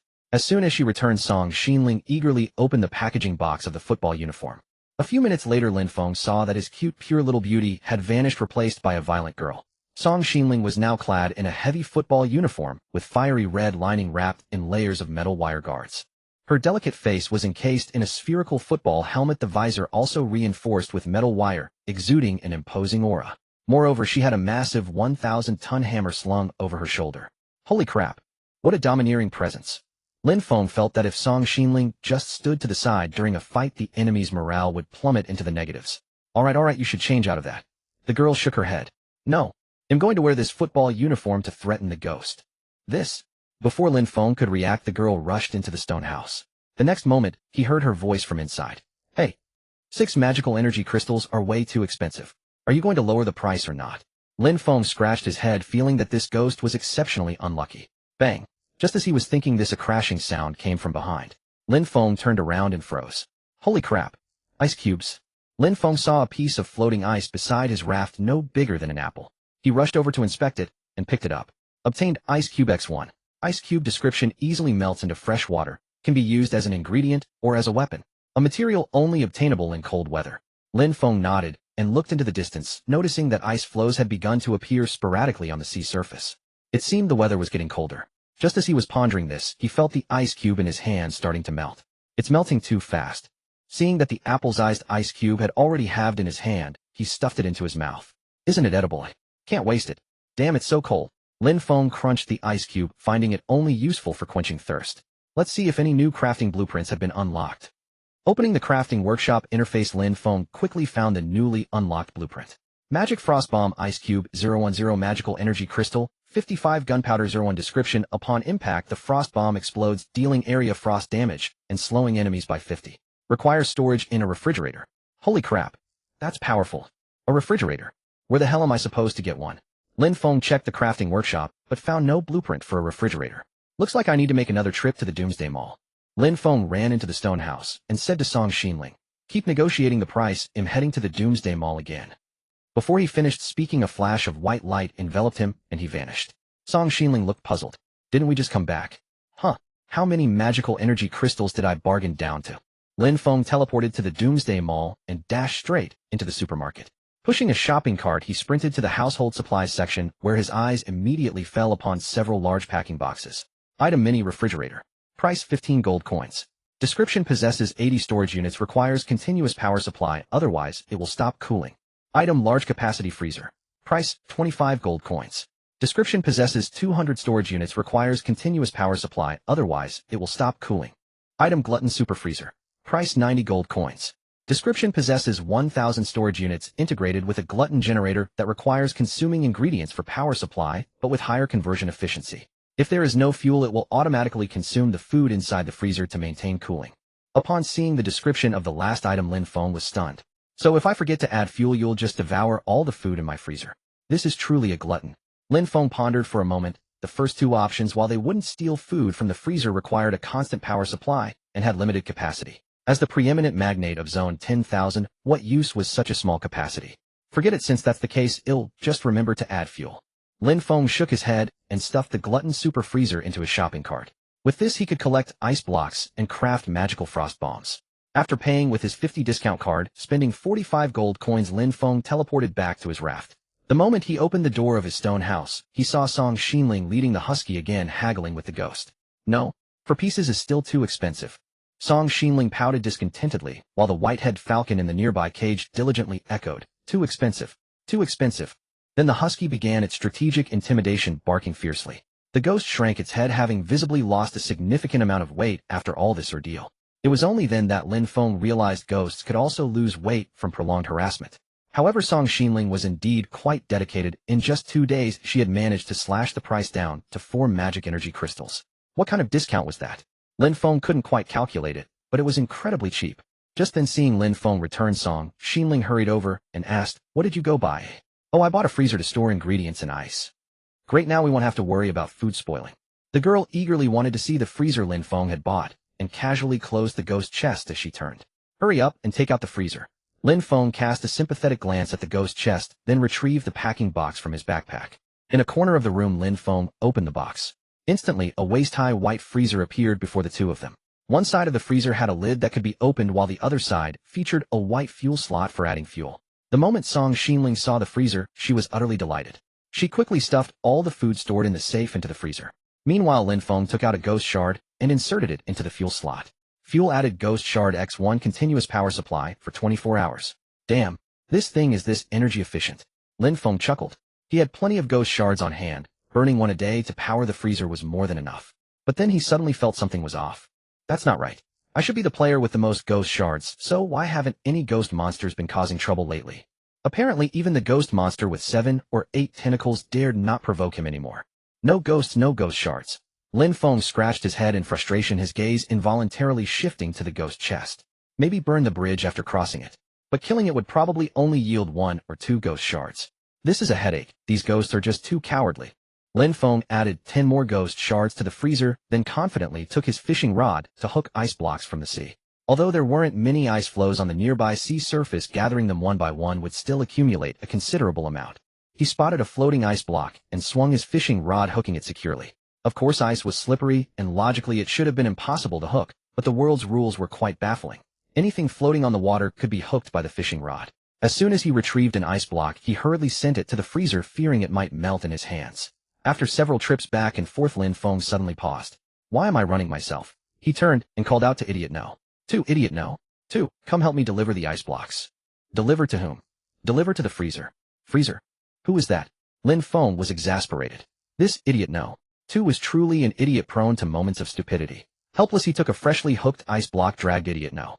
To the freezer, and said to him, "This white thing is called a freezer. You bring the ice blocks here, understand?" Idiot No. Paused for a moment, then nodded and said, "Establishing new concept. Now I understand." Lin Feng shook his head helplessly, wishing he could upgrade this robot's intelligence. Otherwise, Lin Feng would sooner or later be infuriated by Idiot No.'s painfully low IQ. Despite the minor hiccup, Idiot No. was finally able to help him work. With the robot shuttling back and forth delivering ice blocks, Lin Feng saved a lot of time. Seeing that there were no more ice blocks on the nearby sea surface, Lin Feng put down his fishing rod and went to the glutton super freezer to check the accumulated ice. Upon opening it, Lin Feng was dismayed. There was still plenty of ice, but his ingredients were nearly depleted. Apart from beef and mutton, the only ingredients left in the entire freezer were some cucumbers and fruits. The tomatoes were already gone. Right, the crops in the farm should be ripe by now. Thinking this, he quickly headed to the large farm behind the stone house. At that moment, the crops planted in the 4 large farms had all matured. Lin Feng first harvested the tomatoes and cotton, quickly obtaining 24 cotton and 24 tomatoes. But when he arrived at the other 2 large farms, he was suddenly stunned. Approaching the mechanical seedlings that had grown from mechanical seeds, Lin Feng saw a pile of mechanical modules and attempted to harvest them. Obtain mechanical module X6. Obtain mechanical module X6. Damn, all mechanical modules. This wave is a huge profit. Lin Feng harvested all 4 mechanical seedlings, obtaining a total of 24 mechanical modules. Then he looked at the large farm where the mutant seeds were planted. It was quite a spectacle. What the hell? Is that a Venus flytrap? And what's this? A square watermelon. Damn, this corn is thicker than me. Lin Feng gazed at the plants before him, feeling as though he were in a dream. Is this for real, eh? He attempted to harvest them. Obtained mutant pitcher plant slime X6. Obtained mutant square watermelon X6. Obtained mutant giant corn X6. Obtained mutant hard pea pod X6.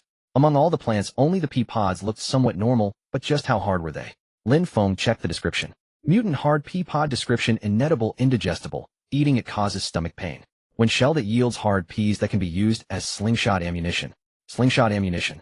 Lin Feng felt that such a primitive weapon as a slingshot was unnecessary, so he unhesitatingly stuffed all 6 pea pods into the icebox's fuel slot. The next moment, Lin Feng was stunned by the prompt that appeared. Fuel added hard pea pod X6, provides continuous power for 18 days. What the heck? That's incredibly durable. 1 pea pod lasts 3 days. This was the first time Lin Feng had found fuel more durable than ghost shards lasting 3 times as long. Now he no longer had to worry about the glutton's super icebox devouring his food. He realized that everything grown from these mutant seeds was extraordinary. Eagerly, Lin Feng checked the descriptions of the other fruits. Mutant pitcher plant slime description: inedible, can be used to make glue. Mutant square watermelon description: sweeter, with excellent flavor. Consuming it restores mental energy. Mutant giant corn description: can be broken down into large corn segments. Yes, it's simply larger. Lin Feng stuffed all these materials and food into the icebox for cold storage, deciding to deal with the mutant pitcher plant slime and mutant square watermelon when needed. No. 008 would arrive soon, so he could roast a few large corn segments for dinner. With that thought, Lin Feng took a giant corn from the icebox, broke it down, and obtained 10 large corn segments. Though divided into 10 portions, the corn segments were still huge. He and Song Xinling would likely be full after 1, while 3 would be enough for no. 008. Lin Feng approached the large barbecue grill, which hadn't been lit in a long time, and began roasting the corn segments. Gradually, the aroma of roasted corn wafted through the air. As he flipped the corn segments, a loud bang came from the stone house. It seemed the afternoon's bargaining had ended. The next moment, the girl hurried out of the room. It smells wonderful. I can smell roasted corn. Lin Feng turned and smiled gently. We're having roasted corn for dinner tonight. The girl cheerfully approached, about to check on the corn, when she suddenly paused. Are you sure this is corn? Ahem, it's mutant giant corn. Its specialty is being big. 1 ear can last us 5 days, unless no. 008 comes to freeload. This is too exaggerated. Lin Feng shook his head. Exaggerated. He had grown accustomed to the exaggerations of this game world. Tuna the size of a palm, cattle and goats jumping everywhere, corn thicker than himself. Such things were commonplace to Lin Feng. Whatever, let's see how it tastes. Song Xinling nodded, feeling a bit awkward about holding such a large corn segment to eat. But after more than 10 minutes, she cast aside her reservations. This corn is so sweet and fragrant. The girl devoured the pancake-like corn segment, without any table manners, savoring the charred aroma. Lin Feng was even more exaggerated, having already eaten half in less than 5 minutes. The scene made the husky drool incessantly, its tongue darting between Lin Feng and Song Xinling. After pacing back and forth several times with no one paying it any mind, it barked furiously.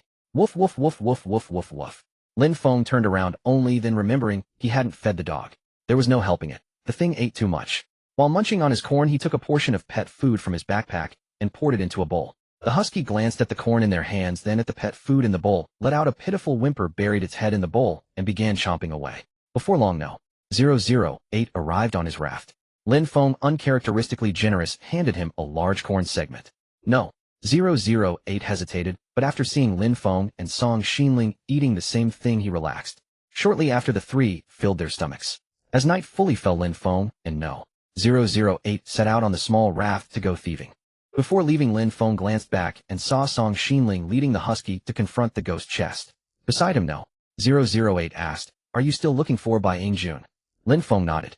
"We'll hit a few other spots first, then settle accounts with Bai Yingjun in the dead of night." No. 008 frowned, assessing the night's risk index, and pressed the ID tracking teleporter. The next moment, they appeared in another sea area. Not far away, a raft lay quietly anchored. It looked small, leading Lin Feng to guess the owner wasn't wealthy. However, he had his eye on the 2 large farms on the raft. As soon as the raft docked, Lin Feng slipped over to the farm. Upon closer inspection, he was amazed to find that the large farm was planted entirely with mutant plants. What the? Mutant peas and pitcher plants. Jackpot. In less than a minute, Lin Feng stripped the mutant hard pea pods and mutant pitcher plant slime clean. Looking at the other large farm, it held 4 tomato seedlings. Lin Feng harvested the 2 ripe ones entirely, then nodded solemnly at the remaining 2 seedlings bearing green, unripe tomatoes. "They'll leave these 2 for you." Having stripped the tomatoes, Lin Feng slipped into the cabin and casually picked up a useless anti-theft alarm from the floor, stuffing it into his backpack. Meanwhile, no. 008 was busy pulling supplies from a storage box. Lin Feng approached and asked, "Any good stuff?" "Just basic materials, 1 mechanical module and 2 magic crystals." Don't fight me for them. Lin Feng nodded. I won't fight you for those. Just give me all the grass bundles. Hearing this no. 008 was taken aback. Lin Feng, since when did you become so considerate? Huh, when have I ever been inconsiderate? Fine, I'll give you all 40 grass bundles. Lin Feng took the grass bundles from no. 008, secretly pleased. He had guessed from the start that this player would be poor. The supplies in the storage box were probably worth less than the pea pods and pitcher plant slime. As for why he wanted the grass bundles, Lin Feng smirked. Move faster. I need to gather more grass bundles. Tonight we're roasting by Ingjun over charcoal. What? During the early hours of the night, Lin Feng and no. 008 managed to pull off another 5 or 6 heists. However, since most of the players they encountered were not particularly wealthy, their gains were modest. Of course, they had gathered enough grass bundles to roast by Ingjun over charcoal. Within 3 to 4 hours, Lin Feng had stolen over 200 portions. Glancing up at the sky, Lin Feng nodded. It's about time. Let's go settle the score with Bai Yingjun. Are you sure? We already failed once last time. Don't worry, without that chatterbox parrot around, we're absolutely safe. Fun, I thought we might put this off. No. 008 reluctantly pressed the teleporter's button, and the next moment the two appeared near the Whitehead Falcon pirate crew. However, Lin Feng couldn't help but feel the pirate crew should change its name. Since the Whitehead Falcon was already lost, what was the point of calling themselves the Whitehead Falcon pirate crew? How embarrassing. Lin Feng shook his head and said to no. 008. Move in closer, I'll be fine this time. No. 008 activated the raft, and the silent raft propeller churned the water without making a sound. The two approached unnoticed. As they neared the pirate raft, Lin Feng directly pulled no. 008 into the water to swim over. Taking advantage of the night watchman's inattention, they slipped aboard. However, each raft had a pirate on guard duty, and maneuvering within the blind spots of these 6 individuals was no easy feat. Lin Feng scratched his head, turned to no. 008, and asked, how fast can you swim? Not bad, why do you ask? Lin Feng's expression turned serious. I'm worried that if things go wrong, you might not make it back to the raft before getting caught. Oh, don't worry about that. If we're discovered, he'll definitely swim faster than you. Lin Feng nodded. That puts my mind at ease. The next second, without warning, Lin Feng suddenly pushed no. 008, who before he could react tumbled into the sea. Splash. What the hell? Lin Feng, you bastard. Before no. 008 could finish his curses, Lin Feng quickly lowered his voice and urged, hurry, run.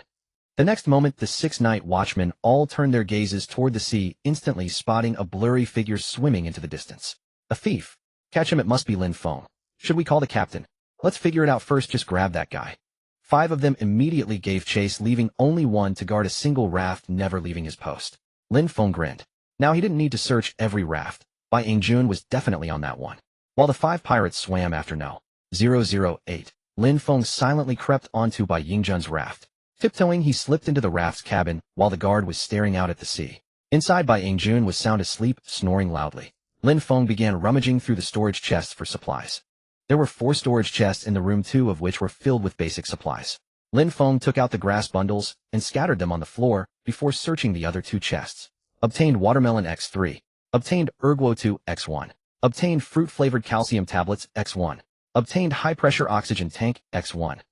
Obtained lazy sailor's dirty laundry basket X1. Obtained rotten boots X1. Oh, these 2 biochemical weapons are back. Lin Feng smiled, faintly stuffing everything into his backpack. As for the items of unknown use, he didn't bother inspecting them immediately. Today's primary mission wasn't theft, it was sabotage. Lin Feng pulled out a kerosene lighter. Click. Striking the flint, the kerosene lighter burst into flame. Lin Feng glanced at Bai Yingjun, still deep in slumber, and nodded with satisfaction. The ingredient hasn't noticed yet. Set it ablaze. Whoosh. Lin Feng tossed the lighter beside the grass bundles, and instantly the dry grass caught fire. After setting the fire, he slipped out in a flash, sneaked onto another raft, and dropped a pile of grass bundles along with a lit kerosene lighter. The pirate guarding that raft suddenly saw flames erupting from the neighboring raft, and shouted in alarm. Disaster. Fire. Suddenly, he smelled something burning beside him. Turning around, he saw that the captain's cabin was also on fire. Captain. Fire. At that moment, Bai Yingjun's voice came from the cabin. Cough. Who the hell did this? Everyone get over here and put out the fire. Cough, I'm choking. Bai Yingjun held his breath and rushed out of the cabin, his clothes smoking from the flames. The others jolted awake, shocked to find their own rafts ablaze. What the hell? What's going on? Never mind what's going on, get up and fight the fire. The crew snapped into action, grabbing pots, bowls, and buckets from the cabin, frantically dousing the flames with seawater. The 5 pirates who had been chasing no. 008 realized something was wrong, and turned back to see the crew's 6 rafts engulfed in a sea of fire. What the hell? What happened? Stop chasing, get back, and fight the fire. The 5 pirates immediately turned around and swam frantically toward the rafts. But as they approached, they suddenly spotted a figure. Looking closer, wasn't that Lin Feng? What the hell? It's Lin Feng. Grab him, he must have started the fire. Lin Feng kicked out, sending one pirate trying to climb aboard back into the sea. But by then the other pirates had spotted him. However, with the rafts still burning, how could they afford to chase him? What the hell? What do we do? Bai Yingjun roared furiously. What are you all standing around for?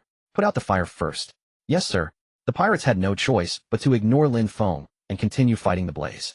Lin Feng glanced at the pirates floating on the sea, smirked coldly, and pulled out the high-pressure oxygen tank from his backpack. This steel tank was heavy and perfect for bludgeoning. Get out of the way. The 5 pirates floating on the sea exchanged glances, unable to climb aboard, yet unwilling to let Lin Feng go. Seeing their stubbornness, Lin Feng swung the oxygen tank and smashed it into one pirate. Bang! Ah! My head! The pirate felt as if his skull was splitting and clutched his head as he swam away. The other 4 unarmed dared not block his path and fled headlong into the distance without looking back. Lin Feng turned around and saw the pirates had the fire under control, with several brandishing weapons charging toward him.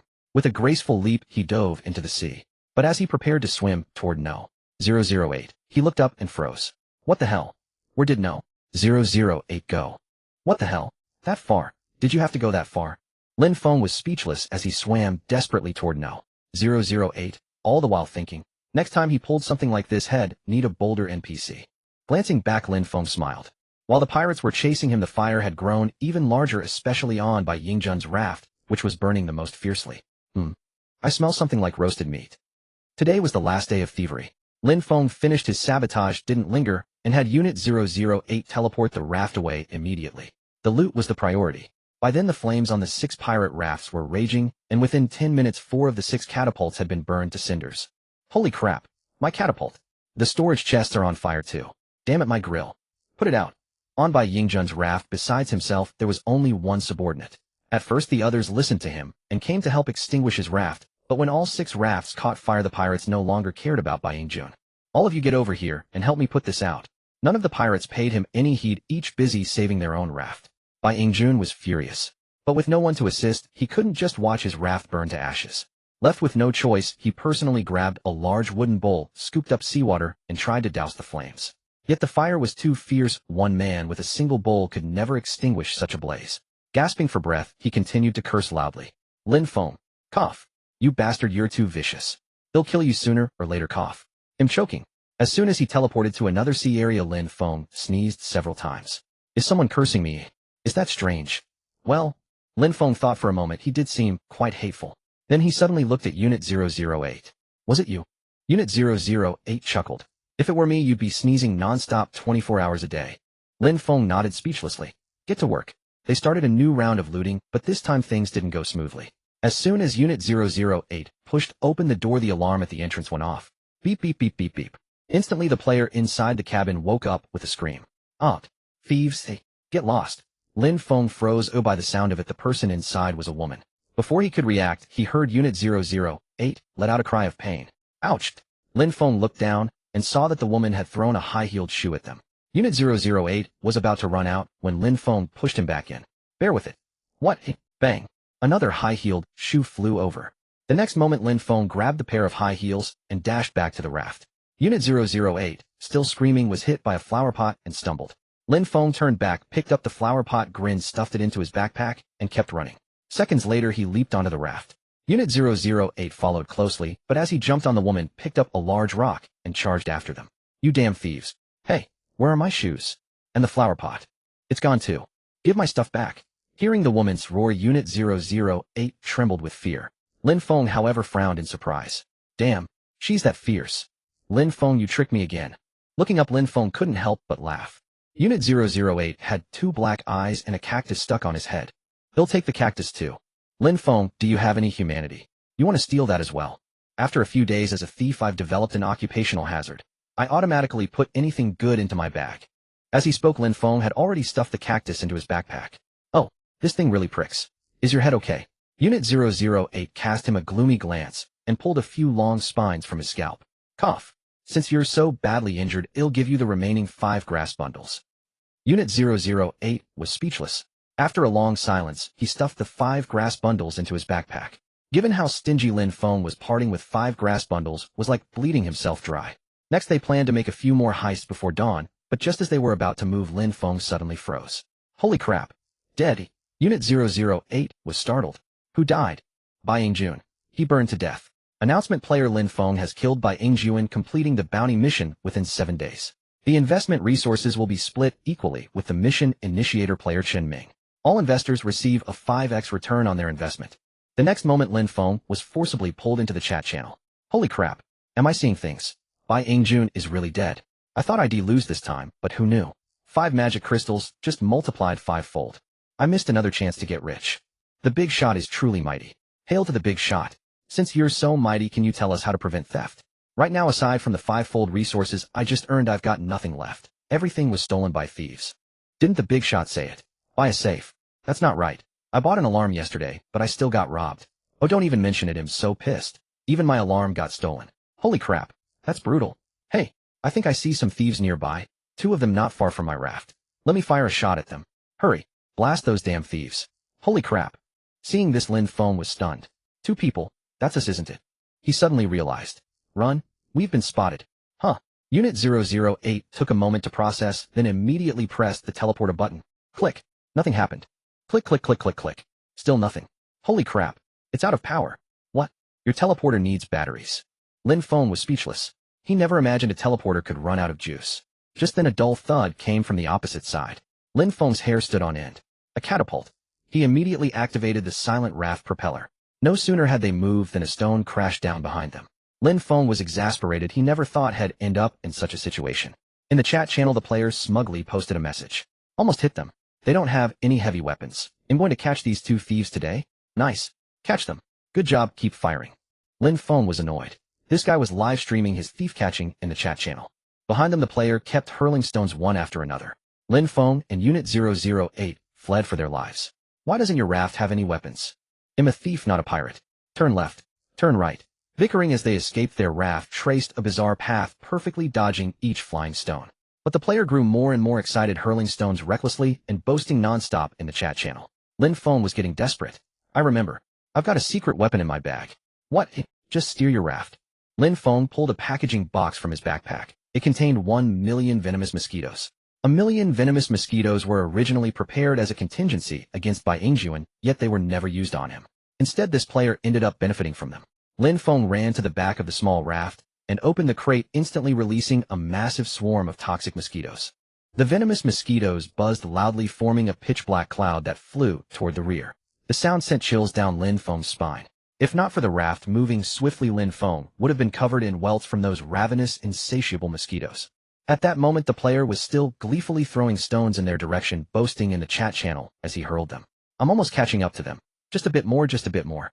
Watching, waiting for the thief to get beaten. Aim better when you throw. I can't wait any longer. Hurry, hurry. The crowd was thoroughly entertained when the player suddenly sent a strange message. What the hell? It looks like there are mosquitoes. Oh my god. So many mosquitoes. I'm getting sucked dry. The crowd was taken aback by the message. What the hell are mosquitoes? Where would mosquitoes come from in the middle of the sea? Yeah, are you chickening out? If you're too scared to fight the thief, just say so. This excuse is idiotic. What the hell? There really are mosquitoes, I swear. Don't believe it, don't believe it. I was so excited, and it turns out he's a coward. Let's scatter, scatter, scatter. Who among them would believe there were mosquitoes in the boundless ocean? Cursing, they left the chat channel one by one, but the player was truly in trouble. He no longer cared about throwing stones. He had already taken refuge in the cabin. Yet even so, he couldn't escape his doom.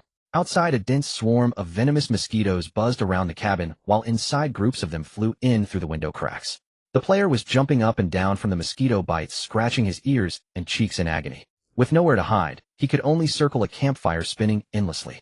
Damn it all. That thief is too vicious. These must be the venomous mosquitoes he released. He cursed and leaped about, but the welts on his body kept multiplying.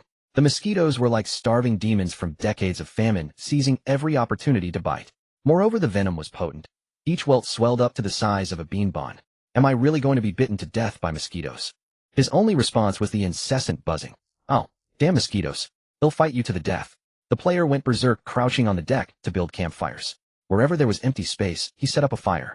This managed to subdue the mosquitoes somewhat, but when he looked up, he saw his storage chest table and chairs all emitting smoke.